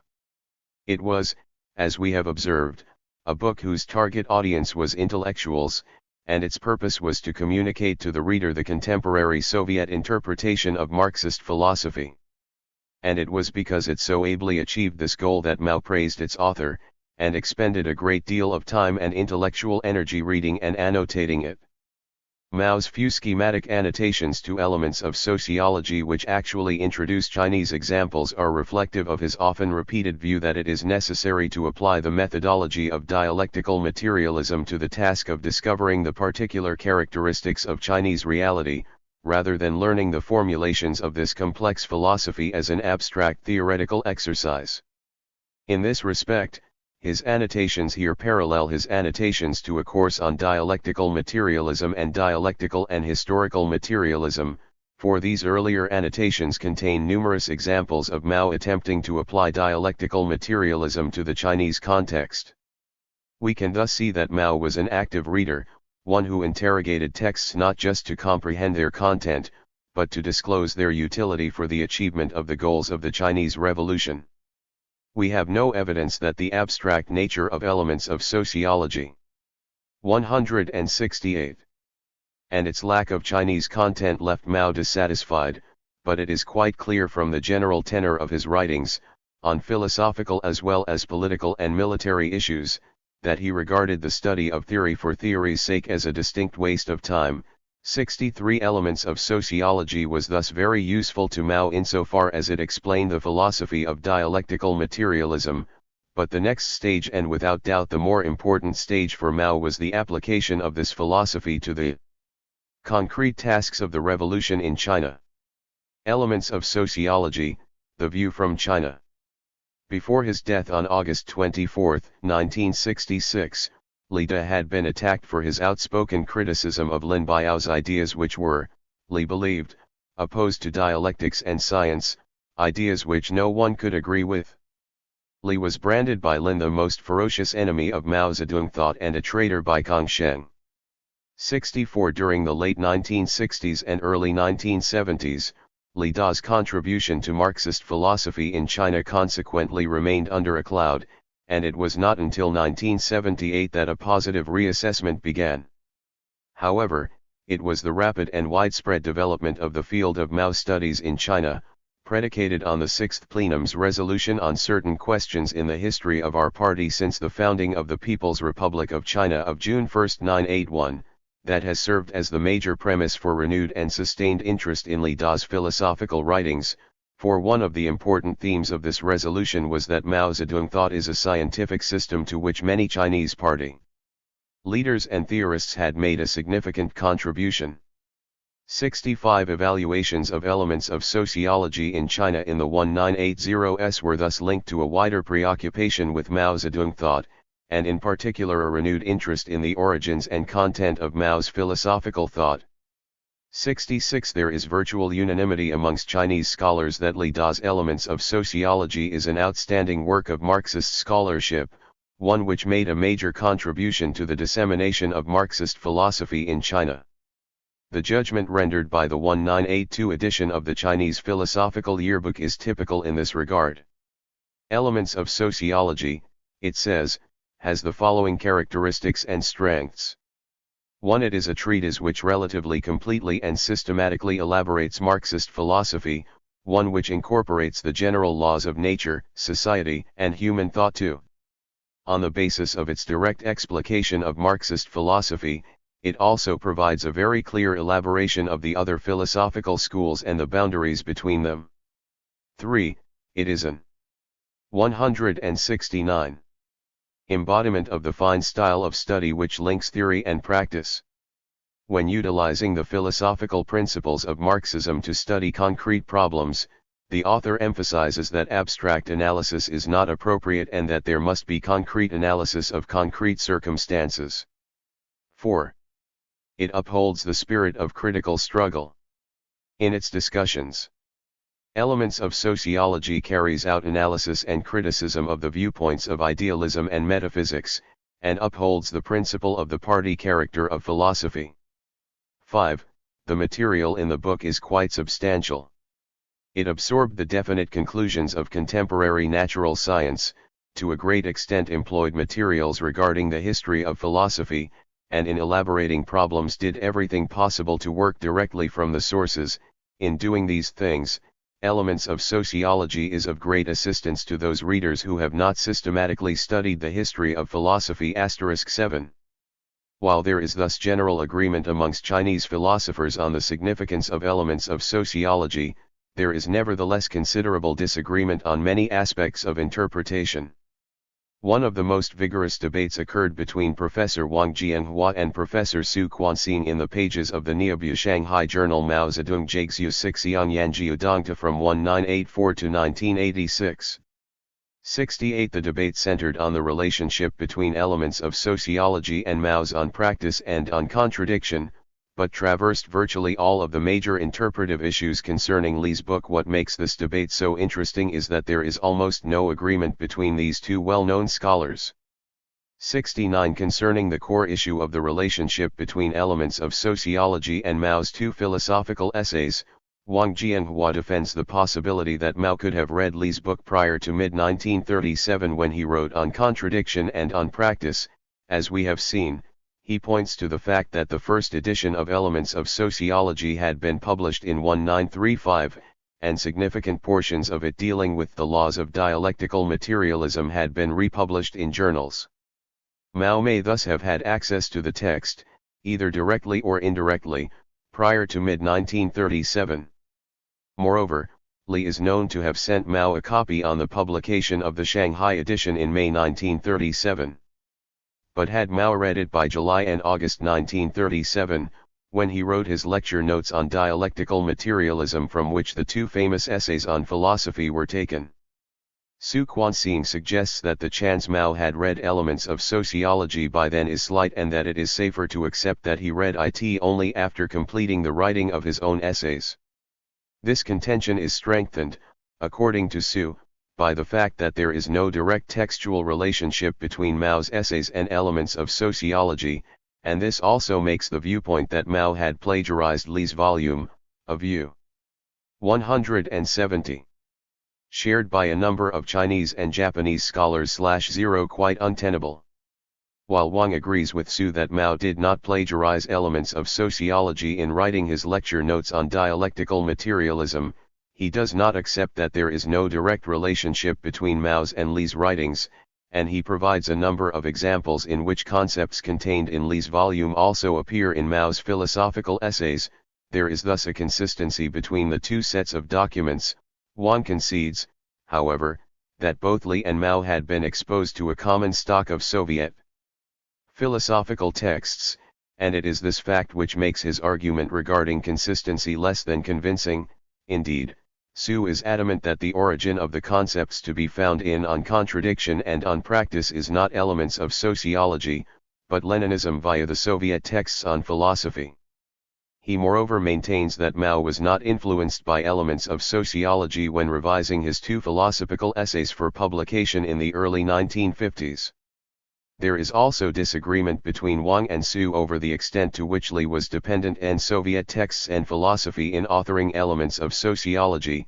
Su suggests that Li's volume was largely a reprint or reproduction of the Soviet texts, and in particular outline of New Philosophy and Dialectical and Historical Materialism, both by Meithen. Wang counters by pointing out that these two latter Soviet texts had only been published in translation after June 1936, by which time the first edition of Elements of Sociology had already been published, and because the basic structure of the two versions of Li's book remained largely the same, this puts out of court the argument that it could have been only a thinly disguised copy of these Soviet texts. However, Wang's response does ignore the fact that Li had conceded that he had employed Shirokov and Eisenberg's A Course on Dialectical Materialism as a model for his own writings on dialectical materialism. Nevertheless, while there is, in my view, no doubt that Li's interpretation of the new philosophy drew heavily on Soviet philosophical texts, Su's charge that Elements of Sociology is merely a reproduction or reprint of them is going too far, for this implies that Li did little more than plagiarize the Soviet texts, which is certainly not the case. This area of contention bears on the related issue of the degree of originality demonstrated by Li in Elements of Sociology.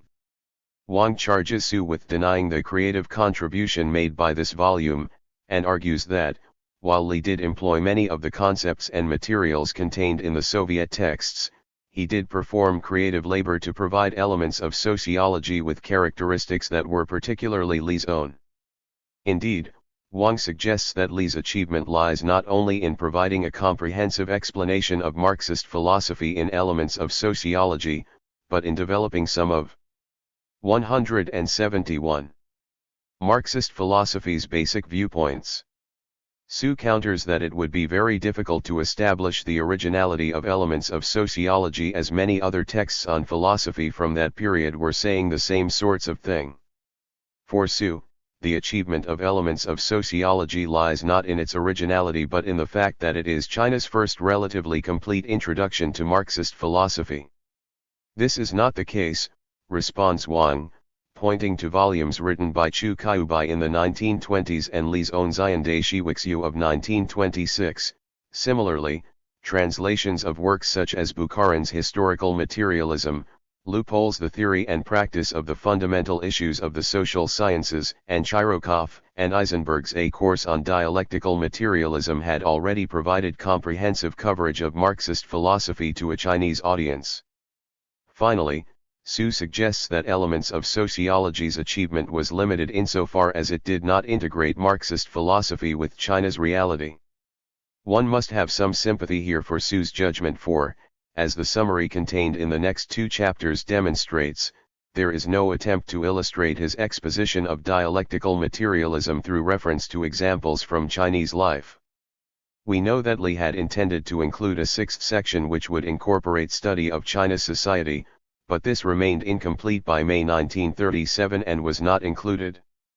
71 However, Li probably felt less compulsion to attempt the signification of dialectical materialism in this volume as he had, in so many of his other books and writings, already provided detailed analyses of a number of very significant problems from China's society and history. 72 Su's judgment here must therefore be tempered by placing elements of sociology in the broader context of Li's writings which, in total, reveal an impressive attempt to render a materialist interpretation of Chinese society. Conclusion. The debate between Wang Jianhua and Su Quanxing over Li Da's elements of sociology throws into sharp focus the problematic nature of any attempt to arrive at a definitive interpretation of the origin, history, and influence of this text. However, the task of evaluation is made somewhat easier if the criterion of originality is diminished in importance or indeed, set aside to allow a contemplation of this text from other perspectives. For the major significance of elements of sociology, I would argue, lies not in its development of the concepts or forms of argument of orthodox Marxist philosophy as this was. 172 Li de Elements of Sociology and Marxist Philosophy in China. Understood in the early 1930s. Rather, its significance lies in what the text can tell us about the origins and development of Marxism in China. Many interpretations of Marxism in China stress the heterodoxy of its content, emphasize the conceptual distance which separates it from Soviet and European forms of Marxism. However, here we have, in Elements of Sociology, one of the most influential texts of Marxism in China, its author universally praised among contemporary Chinese scholars for his role in the dissemination of Marxist theory in China, and yet the contents of this volume are orthodox to a fault. Nowhere in the pages of this massive tome does Li test the limits to orthodoxy, and indeed he goes out of his way to ensure the reader that he has expunged from his own thinking ideas now deemed heretical in the new climate of the subordination of philosophy to politics. If Elements of Sociology is accepted as a model of orthodoxy, does this serve to problernitize and weaken the mainstream viewpoint that continually underscores the unorthodox character of Marxism in China? I contend that it does. While there are limits to the argument I am pressing here, and I will turn to these qualifications shortly, the point remains that blanket judgments regarding the idiosyncratic and heterodox character of Marxism in China do not stand up to close scrutiny alongside a close reading of Li Da's Elements of Sociology or Mao's writings on dialectical materialism, for that matter. This argument is further reinforced when we consider the relationship between Elements of Sociology and Mao's understanding of Marxist philosophy. It is not at all clear that Mao had read Li's book by the time, in mid-1937, when he wrote his lecture notes on dialectical materialism, although he certainly did so, as we noted above, in the first few months of 1938. The important aspect of this relationship is not so much the direct relationship between Li's and Mao's writings on dialectical materialism, it is, rather, the relationship both sets of writings shared in common with a limited number of post-1931 Soviet texts on philosophy.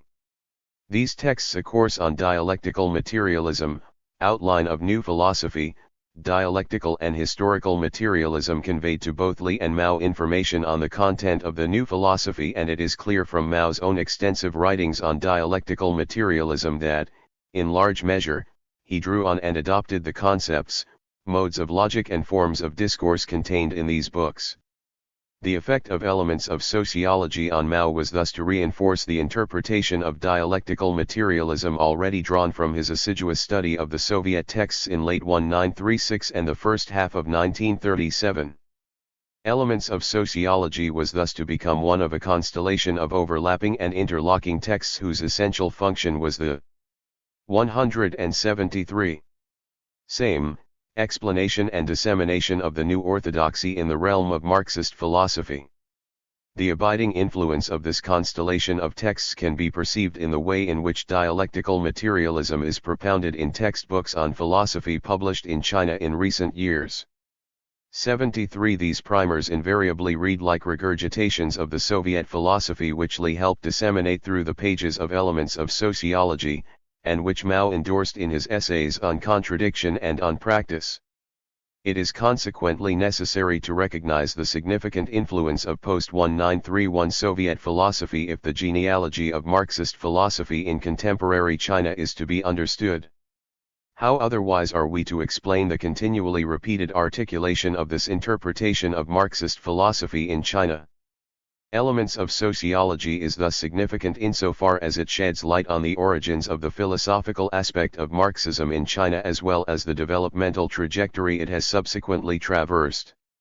Finally, while I have emphasized the high level of orthodoxy contained in Elements of Sociology and Mao's writings on dialectical materialism, it is important not to fall into the trap of consequently assuming an equal level of orthodoxy across the entire spectrum of the themes and concepts which constitute the totality of Marxism in China. Our analysis of Elements of Sociology and its relationship to Mao's philosophical thought allows only the conclusion that the philosophical dimension of Marxism in China is not unorthodox when judged by the orthodoxy which prevailed in Soviet philosophical circles in the early to mid-1930s. The genealogies of other concepts and themes of Marxism in China cannot be assumed, but need to be subject to specific calculations. In this way, blanket generalizations which serve only to disguise the complex pattern of development of Marxism in China would be avoided. In the next chapter, we embark on a detailed analysis of the contents of Li Da's Elements of Sociology. The reader will thus be able to judge the degree of orthodoxy of Li's elaboration of the philosophy of dialectical materialism. 7. Elements of Sociology, the history, laws and categories of dialectical materialism. Introduction.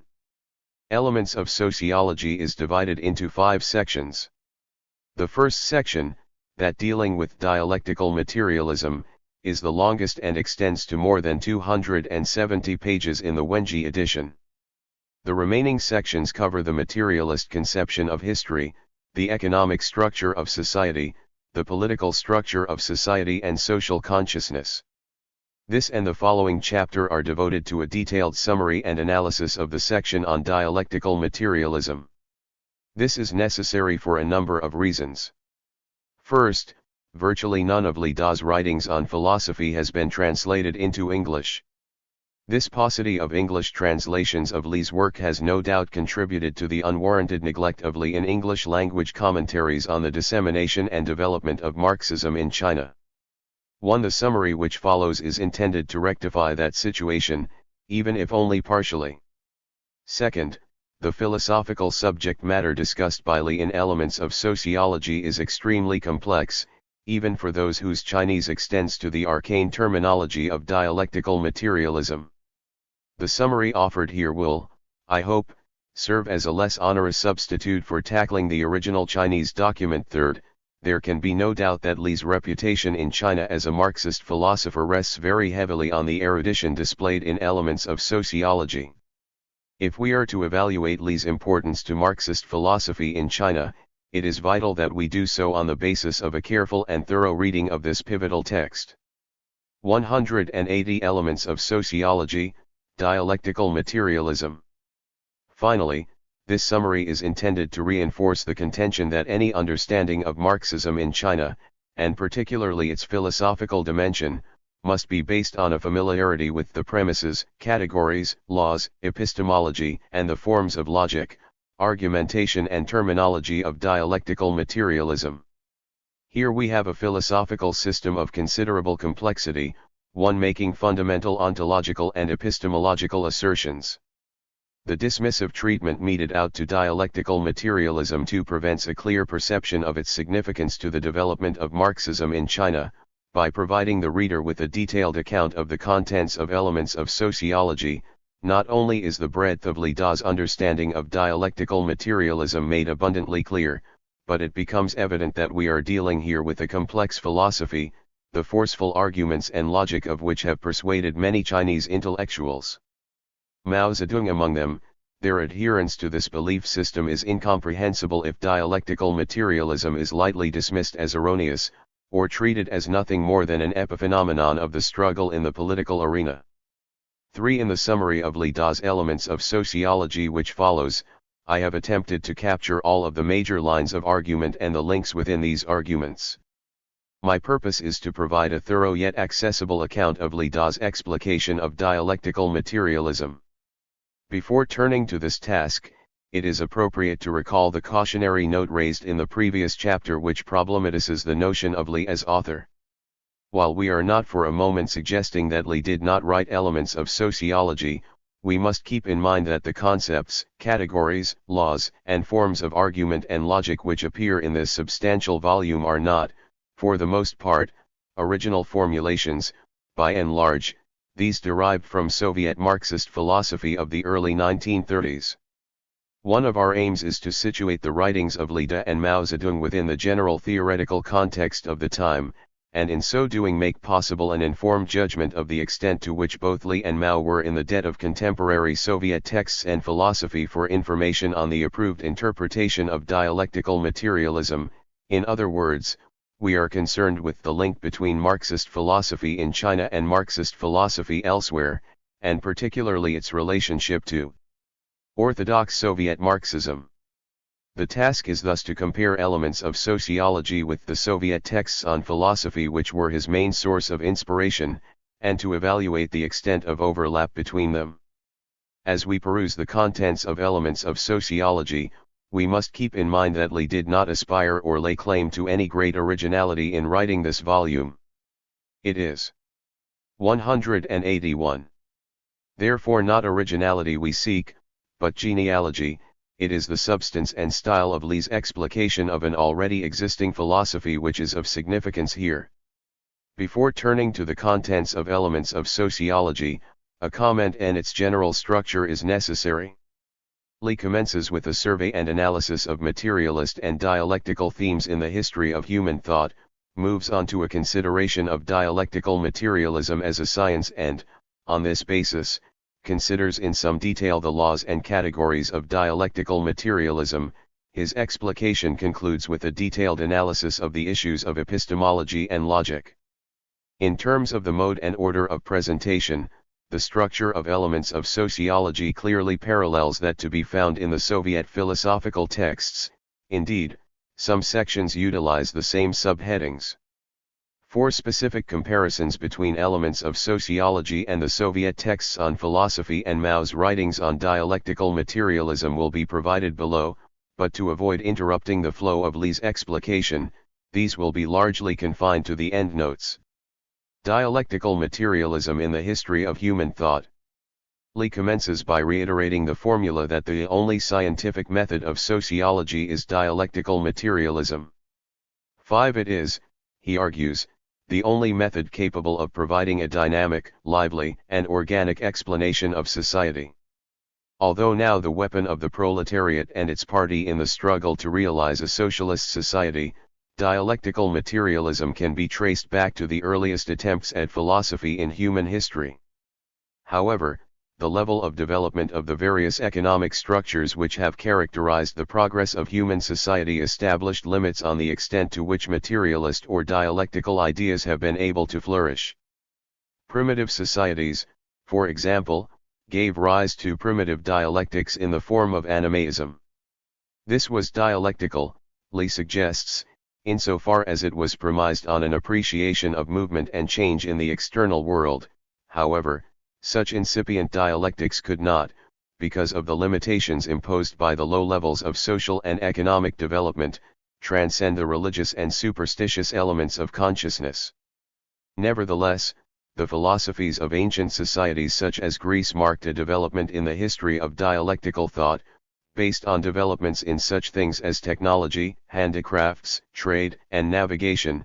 Human thought generated a greater awareness of nature, one which encouraged progress in the various branches of natural science such as mathematics and 182 elements of sociology, dialectical materialism.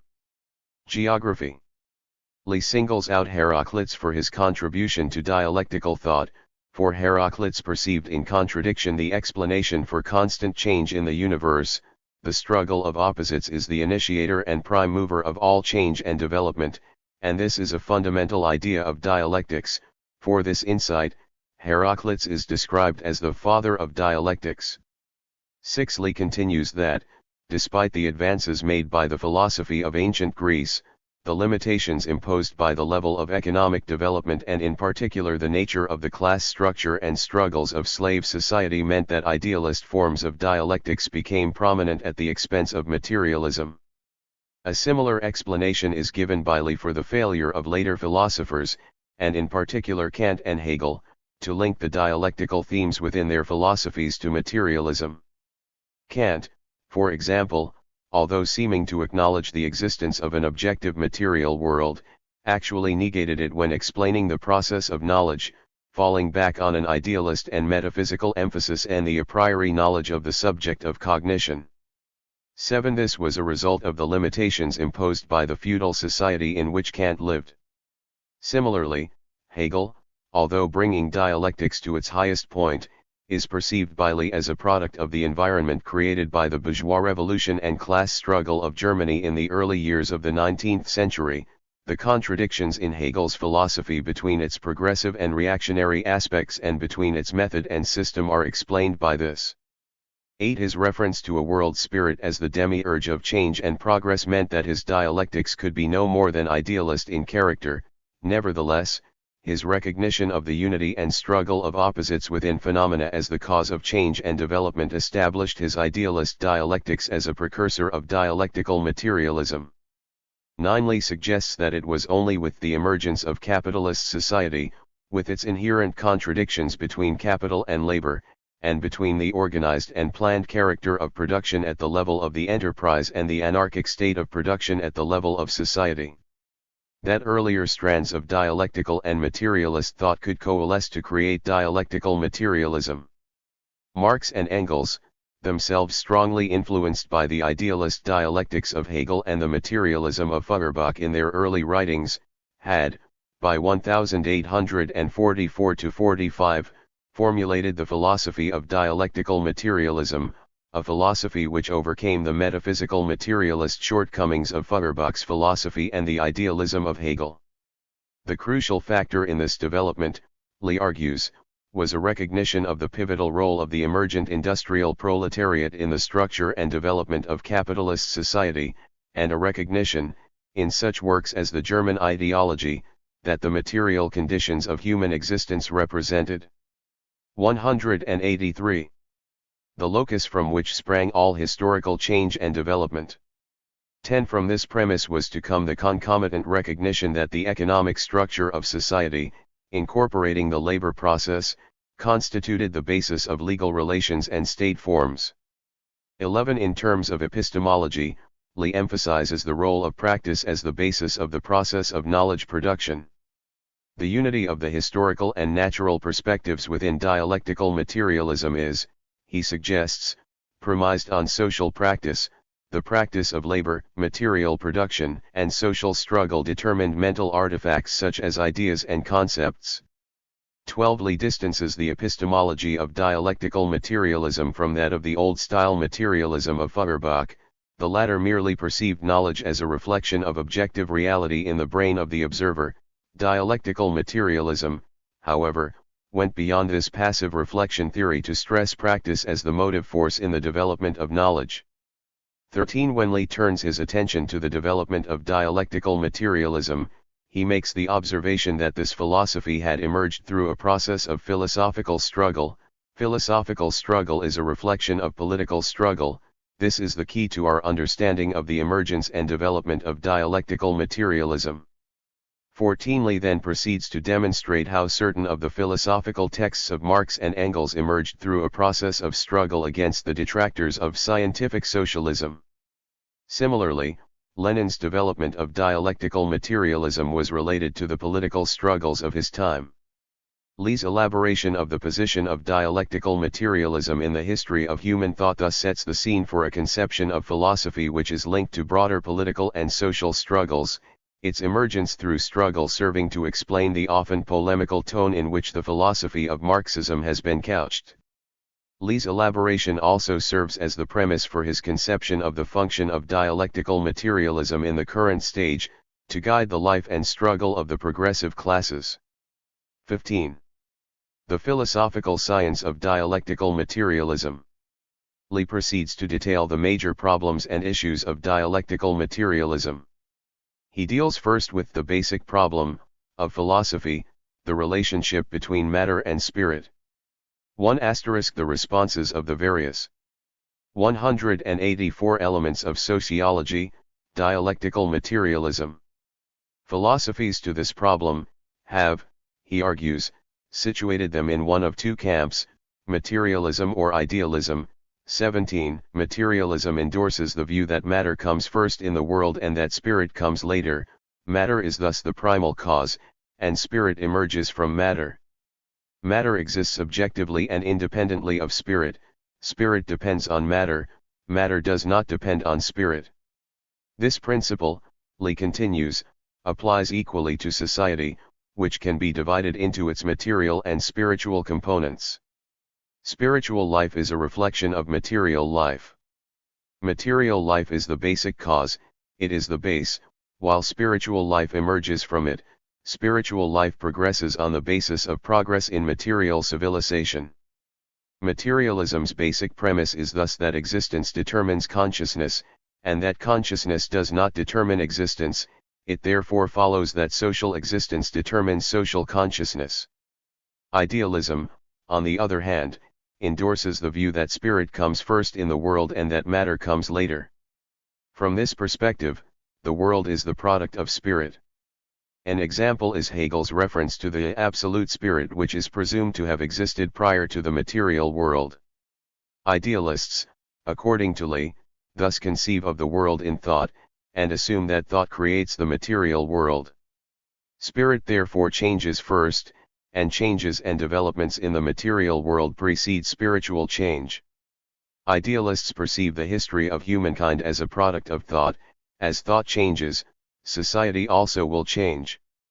The fundamental premise of idealism is, consciousness determines existence, existence does not determine consciousness. Applied to history and society, this results in the view that social consciousness determines social existence. Dualism, which attempts to integrate and unite matter and spirit, cannot, Lee asserts, be accounted a separate philosophy, for it actually belongs in the idealist camp.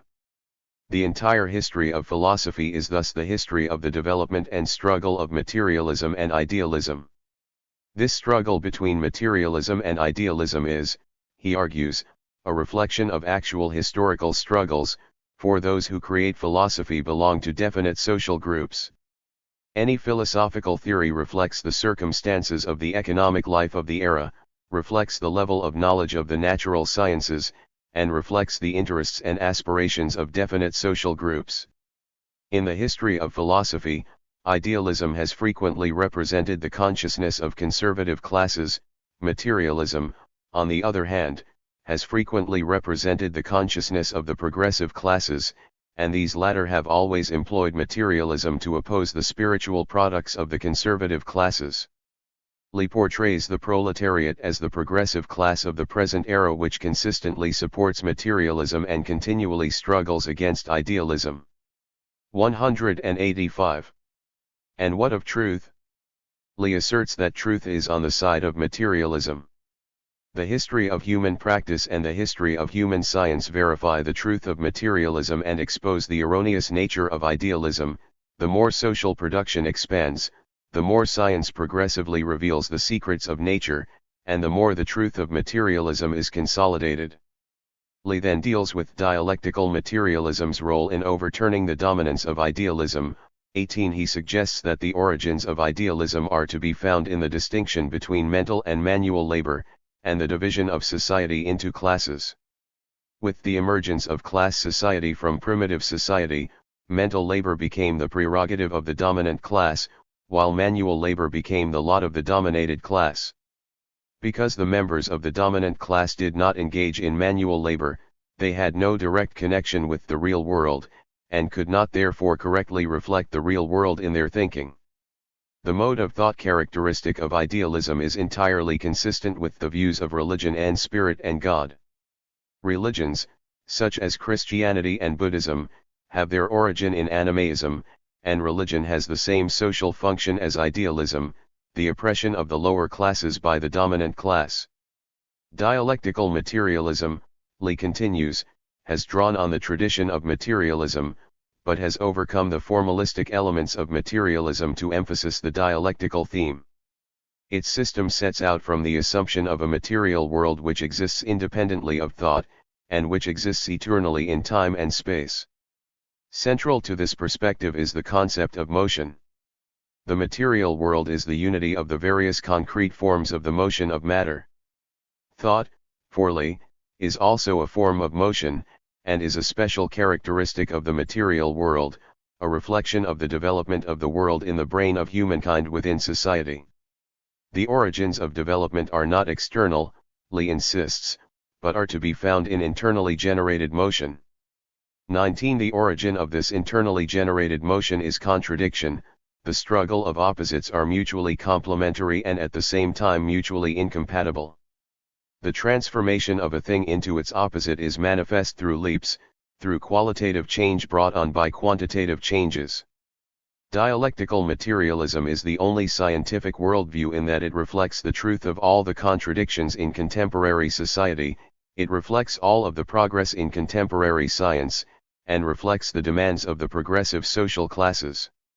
It is a synthesis of the entire history of human knowledge. 186 Elements of sociology, dialectical materialism. Ontology, matter and motion. When Lee turns his attention to the ontology of dialectical materialism, 20 he poses the basic question, what is matter?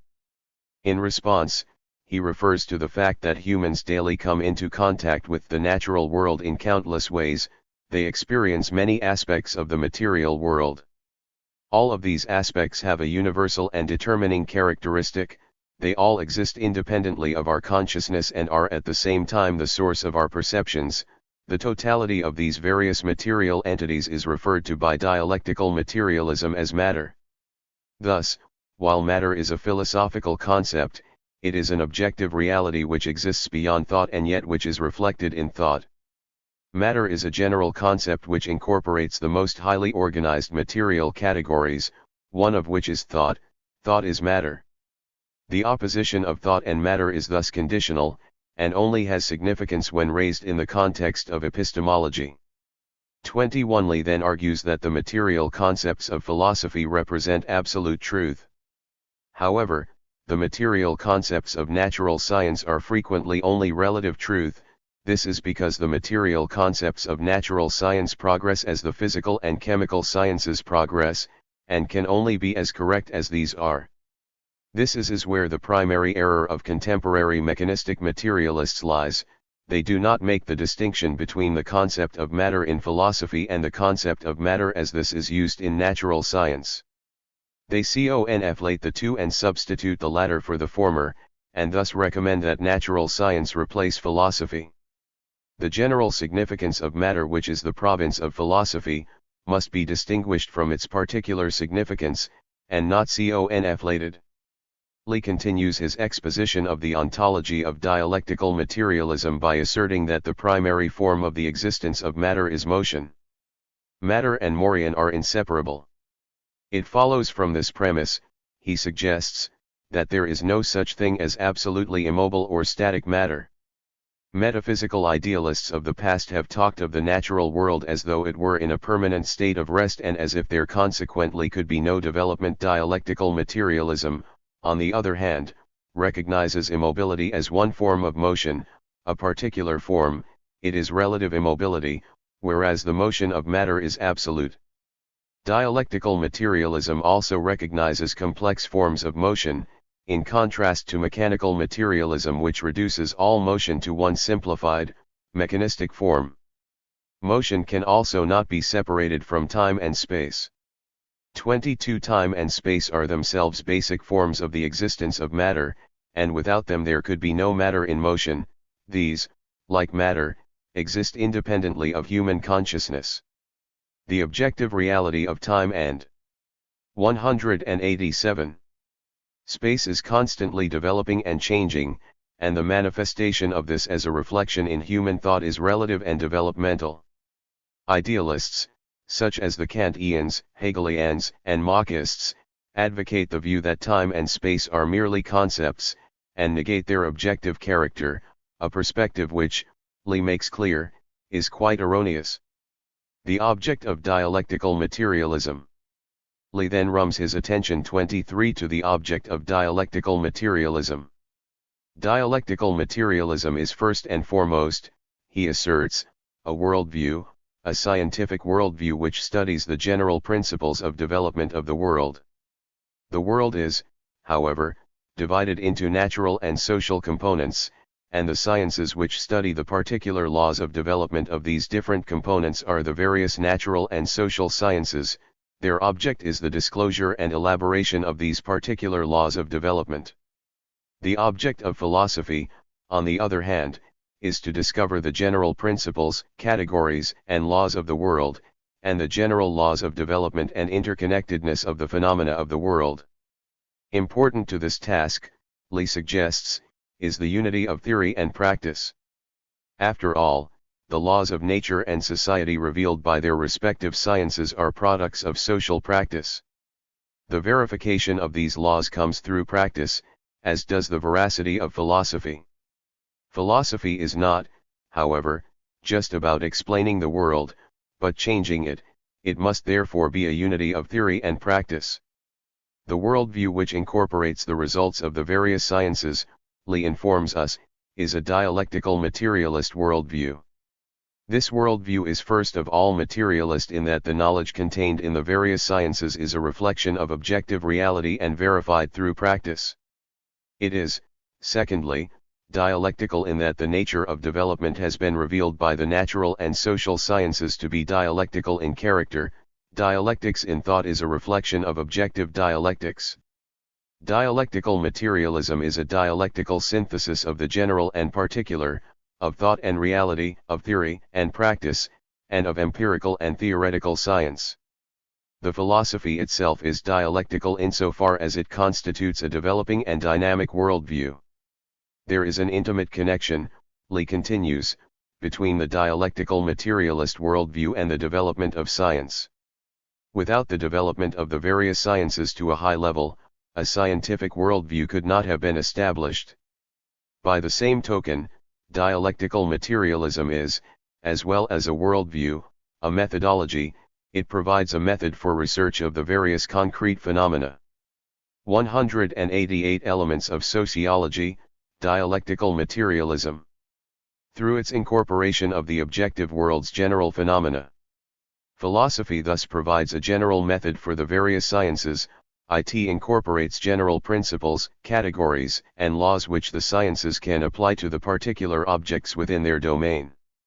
However, dialectical materialism is not simply a method of knowledge, it is at the same time a method of practice. Knowledge emerges through practice, is verified by practice and guides practice. The object of dialectical materialism is thus the general laws of development of the world, namely the general laws of development of nature, society, and human thought. Dialectical materialism is also, Lee claims, an epistemology and a form of logic. He proceeds to elaborate the identity of dialectics, epistemology, and logic through analysis of the errors of those who had attempted to separate them. 24. One of these was the dualist Kant, who attempted to separate philosophy into epistemology, logic, and ontology. Within epistemology he studied the origins and content of human thought separate from logic, in which he studied forms of thought, its laws of development and its concepts. Hegel recognized Kant's error by perceiving the identity of epistemology, logic, and dialectics. However, Hegel's philosophy was idealist, and his advocation of the identity of these three was premised on idealist notions such as the logical development of the absolute spirit. The founders of dialectical materialism premised the identity of dialectics, epistemology, and logic and a materialist transformation of Hegel's ideas. They perceived the history of thought as a reflection of material practice in the minds of humankind. The identity of dialectics, epistemology, and logic results from the fact that they are all the result of this same history of thought. However, while Marx and Engels recognized this point, it was Lenin who developed it. Lenin's era, according to Lee, was the era of imperialism in which class struggle had become particularly acute. 25. The influence of bourgeois philosophy, in the form of Marxism and Neo-Kantianism, permeated the labor movement and gave rise to revisionist tendencies. Surprisingly, within the ranks of dialectical materialists there were also those who suggested that dialectics is not an epistemology. An example is de Boron who, in his 1923 monograph Marx and Hegel, placed dialectics in opposition to epistemology. 2. The characteristics of the stage in philosophy opened up by Lenin are, for Lee, the development of a dialectical materialist epistemology and Lenin's elaboration of the identity of dialectics, epistemology, and logic. Lenin also emphasized that the law of the unity of opposites is the kernel of dialectics. 27. These ideas permeate Lenin's materialism and empiric criticism and his philosophical notebooks. He pointed out that the basic problem of philosophy, namely the problem of the relationship between thought, 189, and existence, was at the same time the fundamental problem of epistemology. The materialist explanation of this fundamental problem of philosophy thus became a materialist epistemology. Knowledge is a reflection of existence in thought, and the concepts in our brain are reflections of actually existing objects. This reflection theory is the epistemology of materialism, an epistemology which is also dialectical. There is thus an identity between epistemology and dialectics. Lee then turns his attention to the concept of the unity and development of the world.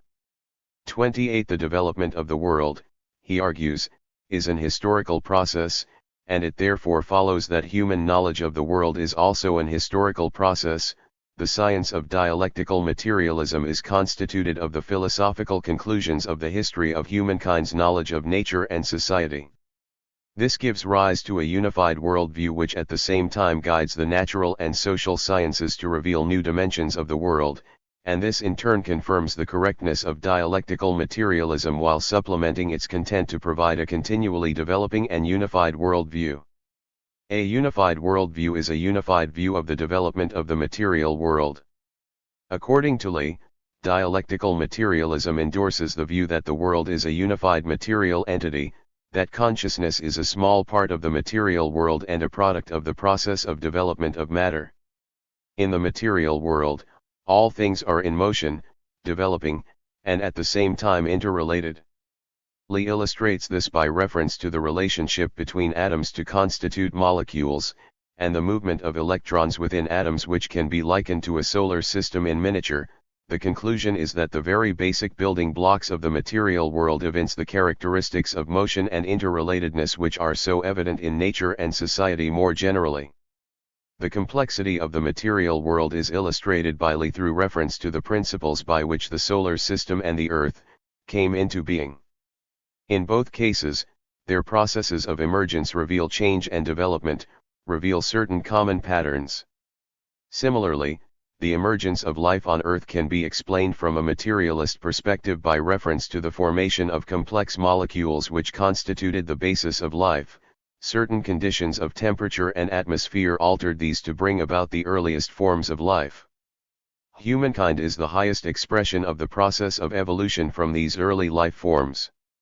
190 Elements of Sociology, Dialectical Materialism. The laws and categories of dialectical materialism. The law of the unity of opposites.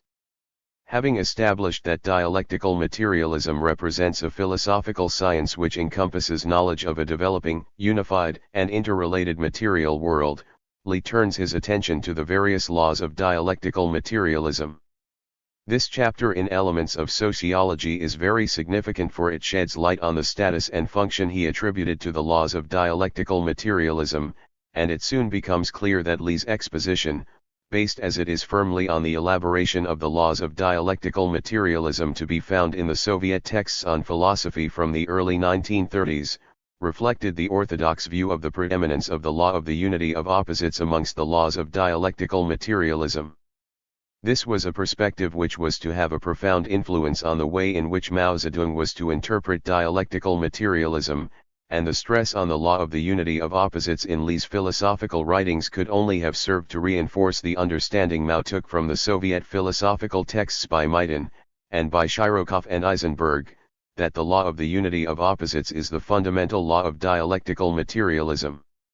29 Lee commences his elaboration 30 of the unity and struggle of opposites by referring to the metaphysical conception of development. This is mistaken, he asserts, in its negation of the universality of motion and change in nature and society. It explains change and development by reference to expansion and contraction, or repetition. The dialectical materialist view of development, on the other hand, acknowledges that an essential character of the world is motion and change. Change is permanent and motion is constant, and the reasons for change and development of a thing are determined by the particular characteristics internal to that thing, and especially the contradictions which are inherent in all things. From the atom to the complex phenomena of social life to human thought, all things and phenomena contain internal contradictions. All of these things contain opposed elements which generate their contradictions. All things and phenomena are thus a unity of opposites. Motion, too, is contradiction, Lee continues. This can be seen in the association and dissociation of atoms in chemical motion, in the biological realm in the unity of life and death, and in the development of society through the contradiction between the forces and relations of production. These objective contradictions are in turn reflected in human consciousness to become subjective or conceptual dialectics. The contradictions of necessity and chance, absolute and relative, abstract. 191.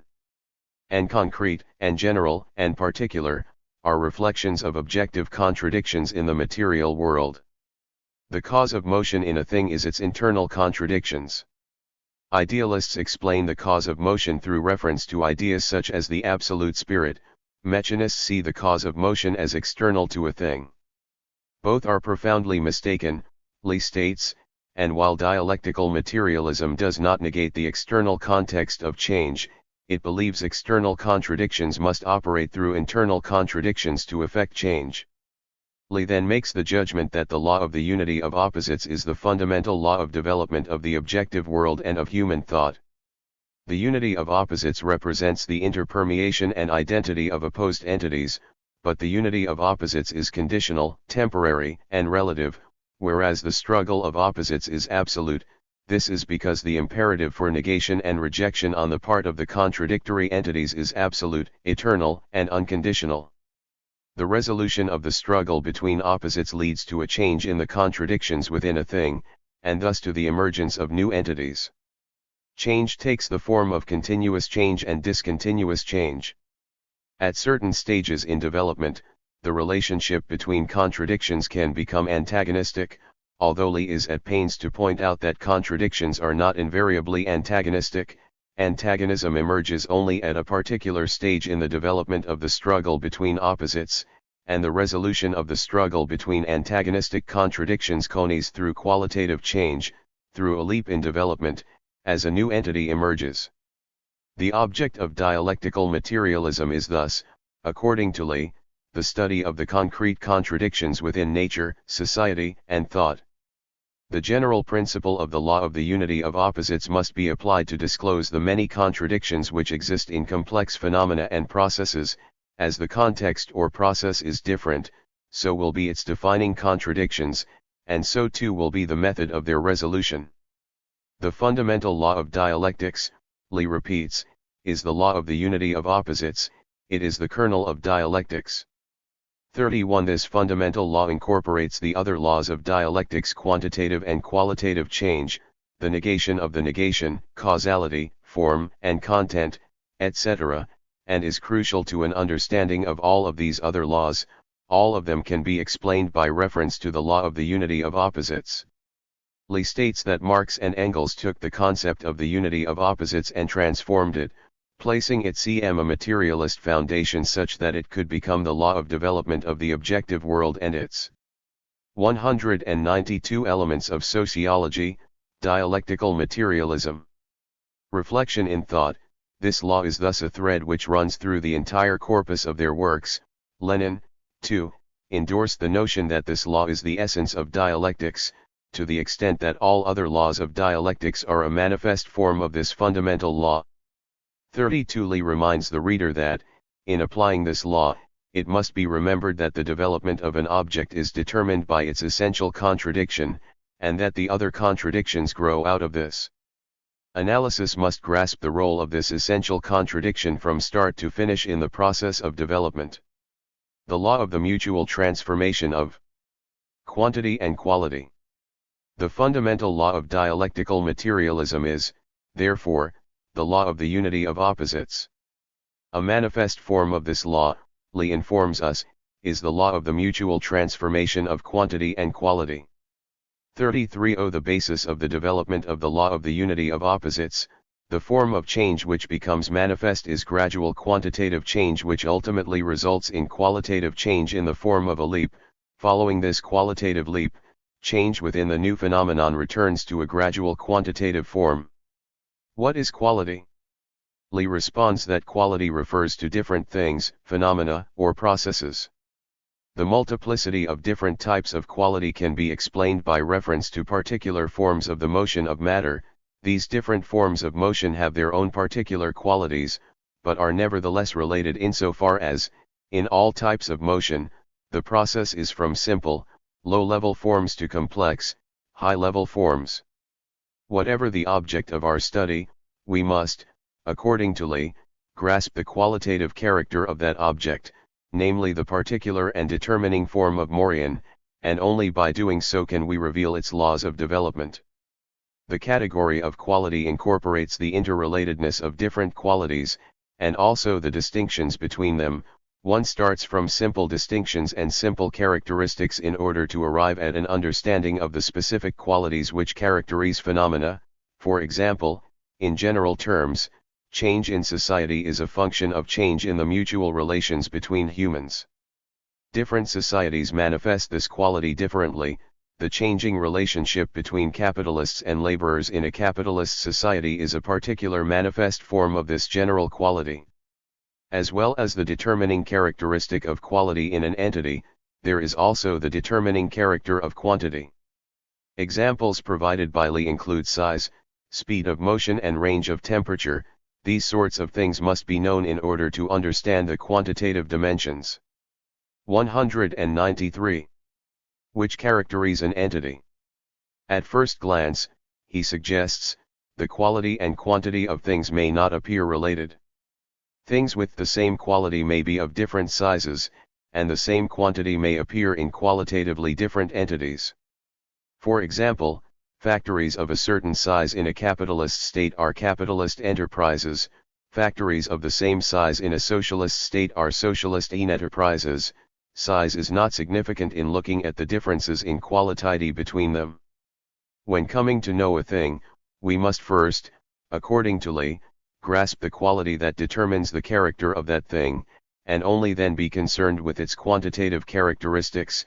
Without a prior understanding of the qualitative character of a thing, knowledge of its quantitative dimensions would have no significance. Lee continues that when quantitative change reaches a certain limit, it leads to qualitative change. 34 There is mutual interpermeation of quality and quantity of the opposites within a thing, and there emerges change from quantity to quality, and from quality to quantity. The result is that the thing changes from one form to another. The law of the mutual transformation of quantity and quality is thus a law which describes how new things emerge and develop.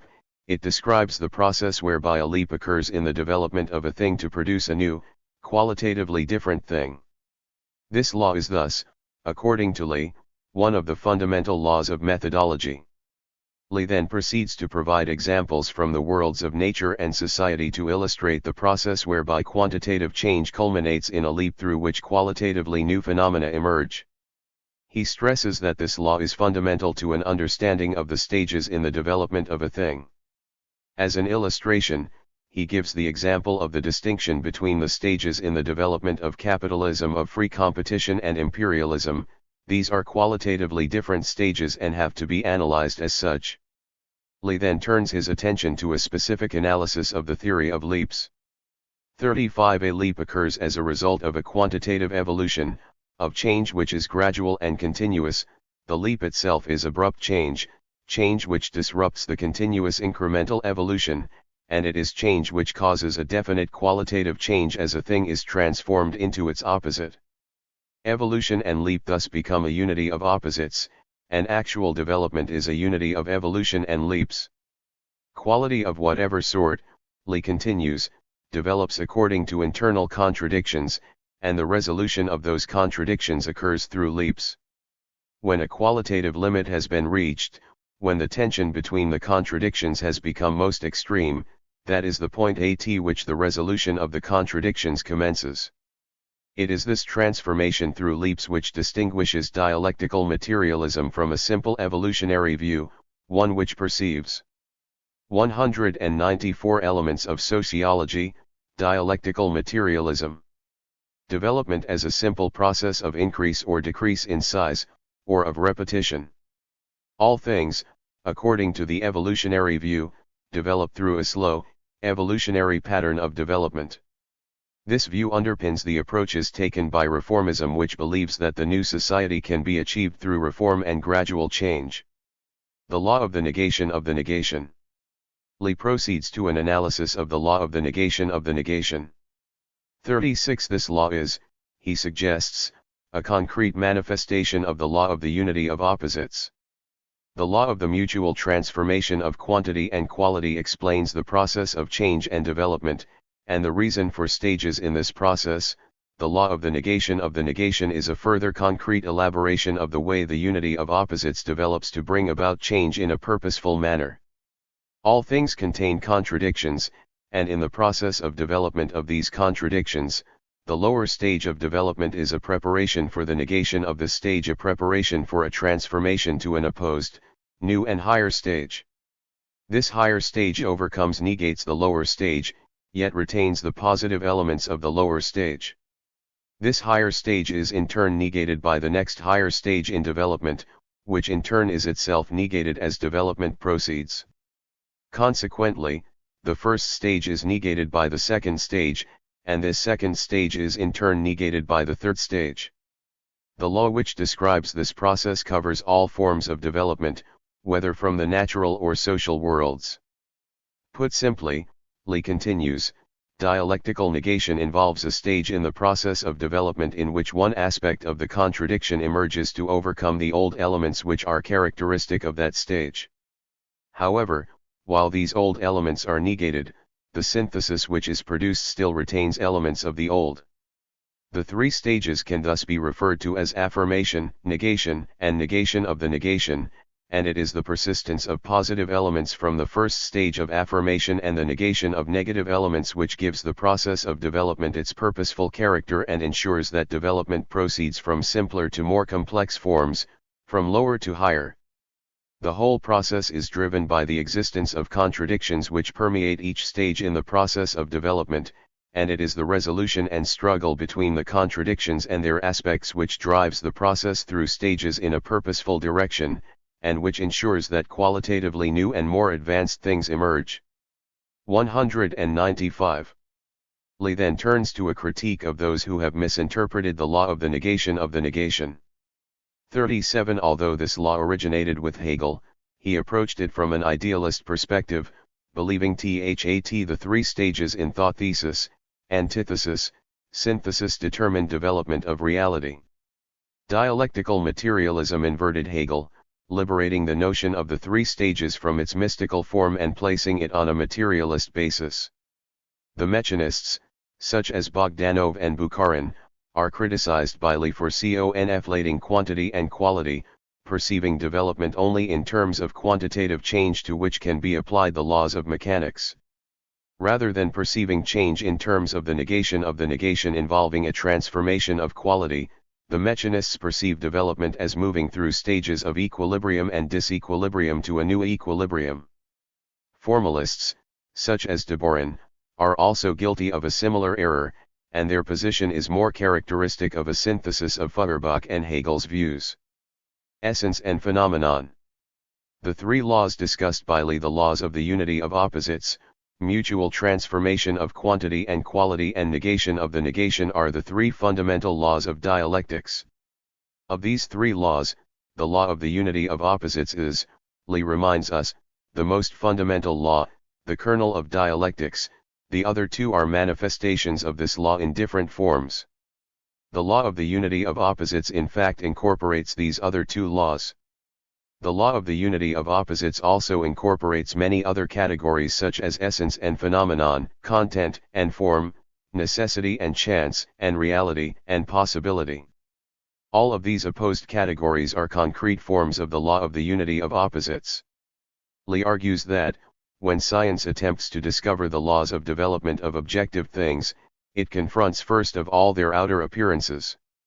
38. The complexities of things are reduced to common categories through an increasing understanding of their essences, through a deeper and deeper analysis of their internal connections, of their uniformities and dissimilarities, and of their essential contradictions. However, essence is not immediately apparent when we attempt to know a thing. It is not directly manifest on the phenomenal surface of that thing. A contradiction thus exists between phenomenon and essence, and it is not sufficient in coming to know a thing to stop at the level of phenomenal appearances. It is necessary, rather, to move beyond this to discover its essence. Lee proceeds to compare this approach of dialectical materialism to the approach of the empiricists who believe that only phenomenal. 196 Elements of sociology. Dialectical materialism. Appearance is accessible to knowledge, and indeed all that is necessary. The concept of an essence is not accepted by empiricism. Subjective idealists are also influenced by empiricism, but in dissociating phenomenon from essence come to doubt the possibility of knowing reality and lapse into agnosticism.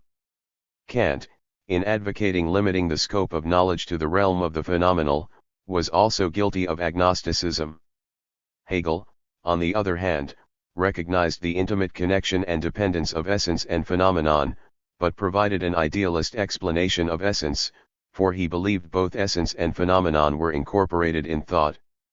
Lee continues that, in contrast to these mistaken views, dialectical materialism establishes the dialectical relationship between essence and phenomenon, and attributes materialist content to the concept of essence. It recognizes that both phenomenon and essence exist independently of our consciousness and yet can be reflected in thought as reflections of an objective reality. Phenomenon is directly reflected in perception. Reflection of essence, on the other hand, can only be achieved through the application of thought. Phenomenon cannot exist apart from essence, and there is no essence apart from phenomenon. The essence of a phenomenon is its relatively fixed and stable internal dimensions. Lee illustrates the distinction and connection between essence and phenomenon by reference to Marx's analysis of capitalism in Capital. Marx discovered that the essence which linked commodities, the obvious, universal, and myriad phenomena of capitalism, was value, and that the basis of value was labor. It is thus the task, in the process of knowledge production, to move beyond phenomenon to grasp the underlying essence. In complex phenomena, this means moving from an understanding of first-order essences to grasp second-order essences. Basts and condition. Having explained the unity of opposites of essence and phenomenon, Lee moves directly to an explanation of the dialectics of basis and condition, for they are related categories. 39 Light category of basis and condition represents, like the other categories of dialectical materialism, a concrete form of the law of the unity of posits. Lee explains that, of the interconnections or contradictions which are internal to a thing, one constitutes the starting point for the emergence, development, and manifestation of the others. This is referred to by dialectical materialism as the basis, for it constitutes the determining factor for these other interconnections or contradictions. Lee points to the many contradictions and interconnections within society. These include 197. Relations of production, political and legal relations, and other ideological relations. However, of these relations, the most fundamental are the relations of production, for these constitute the economic base on which resides the superstructure of politics and law and to which correspond definite forms of social consciousness.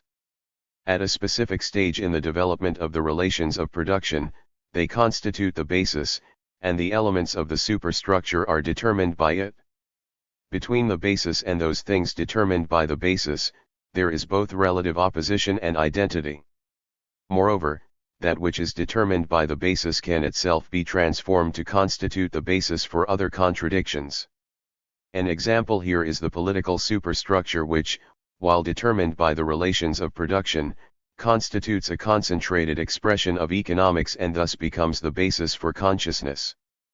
40 In terms of the relationship between basis and condition, the development of the basis from embryonic to phenomenal form can only become manifest under definite conditions. The conditions are the most important factor in the development of the basis, but the basis is itself instrumental in creating those conditions. The development of a thing thus relies not only on the basis, but on the conditions created by the basis. Lee gives the example of the commodification of labor power as an essential condition for capitalism, one which is generated by the contradiction between social production and private property. Condition, Lee continues, assumes two different forms, namely essential and non-essential. Whatever becomes the condition for the development of a thing is the essential condition, the rest are non-essential conditions. The latter can, in certain circumstances, change into the former, for there is a definite relation between them. For example, the centralist organization of labor was not the essential condition prior to the first Soviet 5-year plan. However, it became the essential condition as industrial development got underway. Basis and condition also constitute an identity of opposites. In the process of development, basis transforms into condition, and condition transforms into basis. The example given by Lee to illustrate this point is the transformation of the relations of production under feudalism. The opposition between landlord and peasant constituted the basis of feudal society, but with the emergence of the proletariat and bourgeoisie, it became merely a condition as capitalism supplanted feudalism. 298 Elements of sociology, dialectical materialism. Form and content. Form and content, like basis and condition, comprise a category of dialectics which constitutes a concrete form of the law of the unity of opposites, one which can guide knowledge to a deeper understanding of the laws of development of the objective world. 41 All forms, Lee argues, are produced by their content and are incorporated in their content. For example, the forms of matter are motion, time, and space. Within these general forms, all manner of concrete matter exists, each element having its own particular form. All sorts of mechanical, physical, chemical, biological, and social phenomena possess their own particular content of matter in motion and motion which assumes different forms, hence the distinctions between them. Form and content are categories in opposition, and these are reflected in our consciousness. Any object has a definite content and form. Form normally has a definite content and ceases to exist if divorced from that content. Form is created by content. Content is thus the basis of the unity between these two opposites. Although, as Lee explains, form is produced by content in the process of development, it does not remain static, but exercises a dynamic function in the development of content. Form constitutes both the internal and external structure of content, and it is thus in a position to facilitate or impede the development of content. Nevertheless, content has dominance over form. It is determinative.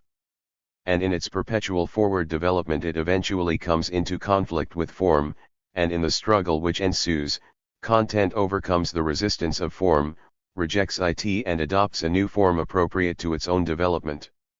Lee gives the famous example of the obstruction of the development of the forces of production by the relations of production. When this occurs, a struggle ensues between them in which the old relations of production are rejected in favor of new relations of production which are appropriate to the forces of production. The category of form and content is closely related to the category of phenomenon and essence. Lee suggests that, when we analyze anything or process, we must expose the definite content of the essence within the definite form of the phenomenon. Content and form cannot be separated. To do so is to make the error of metaphysics and idealism. Kantianism and Neo-Kantianism are formalist in that they divorce form and content and are concerned only with issues of form. While de Boron has been branded a formalist for wrongly stressing form over content, the mechanistic materialists perceive form as static and stable, rejecting the idea that form plays a dynamic role, one that is reactive on its content. Dialectical materialism, in contrast to these mistaken approaches, grasps the dialectical character of form and content. 199. Chance and necessity. Knowledge of the categories of chance and necessity is, Lee asserts, equally as important as knowledge of the dialectics of essence and phenomenon. 42. Commencing from phenomenon to move to a deeper understanding of essence is akin to the disclosure of necessity from within chance. To achieve this disclosure we must, Lee suggests, comprehend the dialectical connection between chance and necessity. Lee commences his explanation by reference to chance and necessity in the writings of Engels. In the Dialectics of Nature, Engels had pointed to two approaches to the problem of chance and necessity in the history of philosophy. The first suggests chance and necessity are two extremely opposed entities. A thing, relation, or process can be either a result of chance or of necessity, but cannot be both. Aspects of nature are a function of chance, while others are due to necessity. Engels rejected this view on the grounds that it suggests that those things that cannot be known by science and included amongst its laws are dismissed as a product of chance, but the function of science, Engels insisted, is to discover those things which we do not know. It is therefore faulty to address ourselves only to those things which demonstrate necessity. The second view dismisses chance and recognizes only direct necessity. From this viewpoint, nature is a function of simple, direct necessity. The cause and result of each incident in nature, as in society, are a result of actual and definite necessity. This approach does not appreciate that chance can be explained by reference to necessity, rather it rejects chance. Hegel, to his credit, rejected these two viewpoints, and accepted the dialectical connection between chance and necessity, but he did so from an idealist perspective which saw chance and necessity as concepts and not as reality.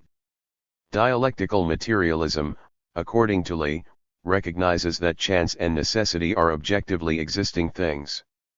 Actual chance and necessity are given to our perceptions, but perceptual knowledge cannot go beyond chance, and it requires the application of thought to disclose necessity, to discover objectively given necessity within chance. Necessity consists of those unavoidable factors which, complying with certain laws, occur in a process of development or a thing. Chance, on the other hand, is supplementary to necessity, and is constituted of those factors which are not unavoidable in the entire process of development, factors which are external or peripheral to the process. Chance is the externally manifest form of necessity, and it is necessity which represents the internal, central dimension of a thing or process. Lee gives the example of the process whereby plants germinate through a definite process of time and 200 Elements of Sociology, Dialectical Materialism. Conditions, this constitutes necessity. But the fate of individual plants, their germination rates and their growth to maturity are down to chance. The definite order of the development of necessity occurs through a series of chances. For example, necessity within Revolutionary War develops through countless chances and fortuitous circumstances. While these things give rise to necessity, they are also incorporated within the process of the development of necessity. Necessity is the pattern which emerges, lit contrast, chance is the manifest form of necessity, it is one juncture or moment of necessity. In the objective world, chance exercises an extremely important function, it is the fabric of necessity, and when it develops it can transform into necessity. An example provided by Lee is of primitive commodity exchange which had the characteristic of chance. However, with the development of the forces of production and the emergence of private property, this took the form of necessity. Chance is a category in opposition to necessity, but it is not in opposition to the concept of causality. Chance too has its causes, and without cause chance could not exist. All chance phenomena have countless causes and conditions, not all of which can be known, although they do in fact objectively exist. Metaphysicians oppose causality and chance, rejecting those things which have no apparent cause as chance. The mechanists make a similar error, rejecting the category of chance. However, chance happenings do have their own causes. The Menshevik idealists, such as de Boron, make the opposite error. While recognizing the existence of chance, they assert that chance is something determined by external conditions. But the truth is, Lee suggests, that external and internal things are interconnected. Something that is external to one process is internal to another. Chance can be described as external necessity, as an external manifestation of necessity, but chance also can emerge internally within a process, again as a manifest form of necessity. Chance, Lee concludes, is not an absolute thing, and in the investigation of complex, developing phenomena, one must not start from the assumption of an immediate, perfect, and complete reflection of its laws. In terms of the implications for practice, chance must, under all conditions, be overcome in order to transform chance into necessity. Laws and causality. The final purpose of all scientific knowledge, Lee argues, is to reveal the laws of development of the objects which science studies. 43 When we come to know a particular object, we base ourselves firstly on the law of the unity of opposites and, setting out from the category of quality and quantity, move progressively through the various concretest forms of the law of the unity of opposites, negation and subsequent negation. 201. Essence and phenomenon, basis and condition, form and content, chance and necessity, and so on. In so doing, we come to know all of the interconnections of the various phenomena of our object of study. Laws are reflections of the internal, objective tendencies of development of the interconnections of phenomena, and are a manifestation of the necessary relationships between two or more phenomena. Laws are thus the reflection of the essence of the process of development of a thing. Law and essence are thus related concepts. Laws, Lee continues, cannot capture the limitless and extremely varied content of phenomena, but can only apprehend it generally, incompletely, and approximately. Laws are thus, in comparison with concrete phenomena, a weak version of reality. They are limited in that they describe, on the one hand, phenomena at rest, while on the other hand attempting to achieve a deeper, ever more correct and complete reflection of the phenomena in motion. This is a contradiction in the concept of law which mirrors the contradiction between essence and phenomenon in knowledge. The concept of law, because of this internal contradiction, has an essence which is changeable and developmental. It becomes, like other concepts, a moment or stage in human understanding of the world. Only through many years of material production does humankind come to know the laws of the objective world, but these laws are acquired gradually, only relatively completely and correctly, and are approximations. Thus, although laws are reflections of phenomena at rest, such reflections are relative, not absolute. Laws, Lee repeats, are developmental, they are historical, as are the phenomena they seek to describe. Although all laws have this relative characteristic, laws can also have a universal dimension. Laws which reflect the perpetual motion of the development of matter are universal in character. An example here is dialectical materialism's law of the unity of opposites and its various concretist forms. This is a universal law, one that is absolute and eternally relevant. Because of the eternal and absolute motion of matter, the law of the unity of opposites which reflects this absolute character of motion in matter is a general law of development of the objective world. It is a law which is itself dialectical and historical. This is an absolute and objective truth of science and technology, and of the entire history of human thought. The absoluteness and relativeness of laws is a dialectical and not a metaphysical opposition, and these things can only be determined and verified by humankind through lengthy practice. It is imperative, Lee argues, to address the question of causality in the context of a discussion of dialectical materialism's perspective on law. All phenomena, he suggests, emerge from transformations in the phenomena which preceded them. All phenomena have their causes of emergence and are the effects of those causes. The relationship between 202 elements of sociology, dialectical materialism. Cause and effect is what can be described as causality, and to explain causality, we must first of all explain interaction. The world is a composite process of the infinite motion of matter. A series of phenomena emerges as a result of the self-movement of matter, and there exists between these phenomena countless interconnections and interactions. These interactions are internal to the process. At the same time, there are interconnections and interactions with other processes. These are external. In our investigations of the objective world, we must not simply investigate interaction but, from the motion of matter and its interconnections, grasp the relationships of cause and effect, and express these in the form of laws. In the process of the motion of matter, there is motion which is dynamic and active, and there is motion which is a function of this dynamic and active motion. The active, dynamic motion can be regarded as the cause. Motion which is initiated by this can be seen as an effect.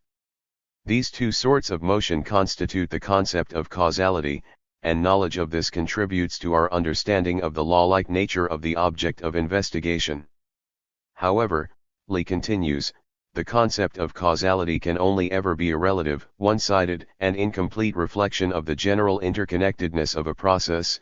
Our understanding of causality can thus only constitute a small part of interconnected, objective, and general determinations. It is for this reason that causality is a stage in coming to know the law-like character of the general interconnections of real processes. Cause and effect, founded on interaction, constitute a unity of opposites. On the basis of interaction, cause changes into effect, effect becomes cause, and the two transform into each other and change position. For example, in terms of social phenomena, the economic base is the determining cause of the political superstructure, but politics at the level of the superstructure reacts back on the economic base, and becomes one of the causes of change within the economic base. Although there is interaction between cause and effect, the basis of this interaction must be identified.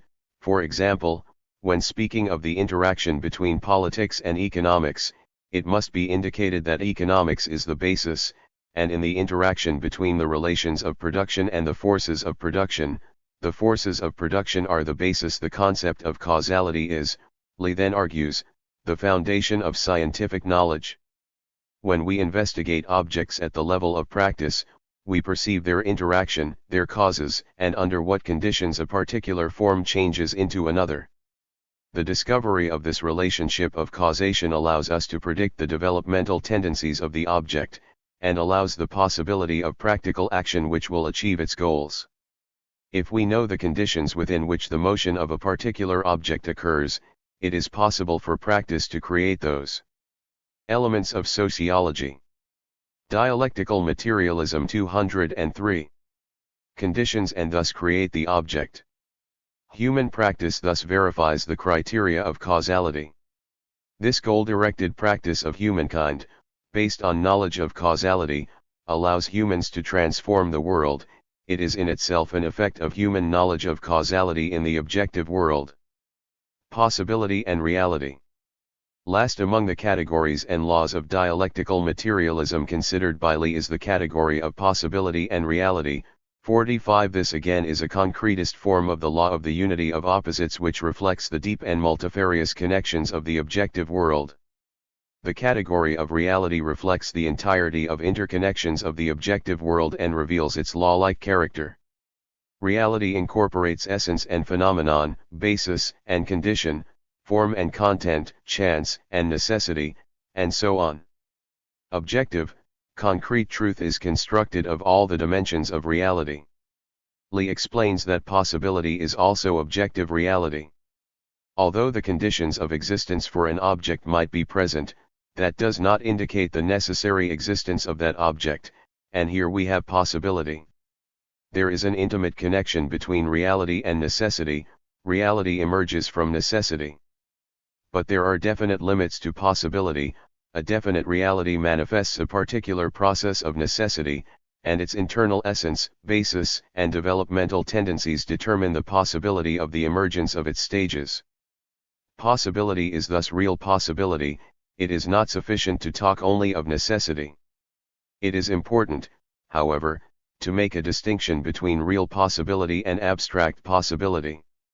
For example, utopianism endorsed the view that cooperatives could bring about socialism, and this is an example of abstract possibility, but under the conditions prevailing in Soviet Russia, cooperatives are the only possible road for the socialist transformation of the peasant economy. Abstract possibility can thus change into real possibility. A further example provided by Lee is that of the first capitalist countries which, through social revolution, had the possibility of transforming into socialist states. This was real possibility.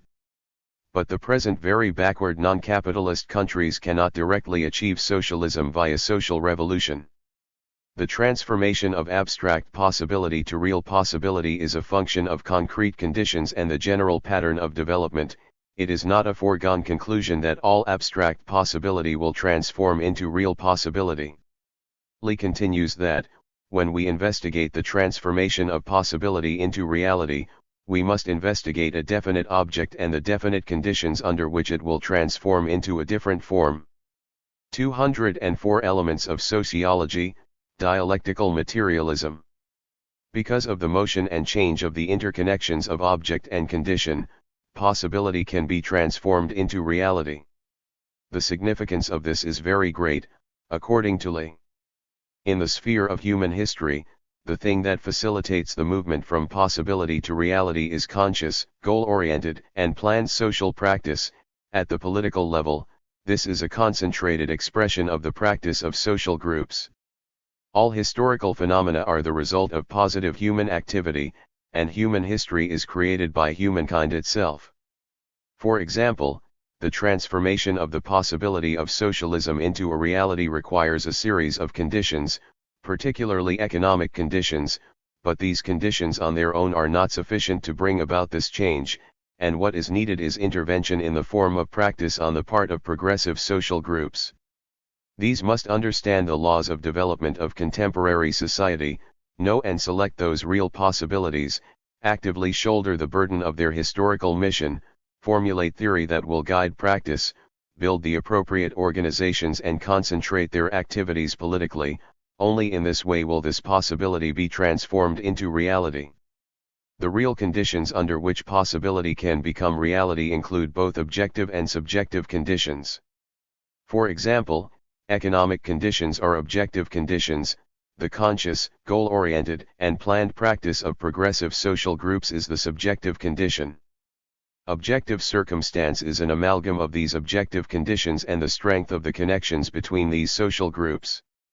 To succeed, objective circumstance must be analyzed correctly, a correct estimation made of the subjective conditions, and attention paid to the relationship of each part to the whole in the entire process of development. In sum, Lee concludes, social practice is an important factor in the transformation of possibility into reality, and to ignore it is to adopt the fatalism of the mechanists who do not understand the various conditions of possibility, or the appropriate unity of subjective conditions and objective circumstance.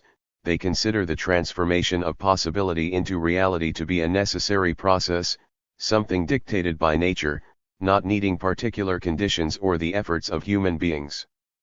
Elements of sociology and intertextual congruence.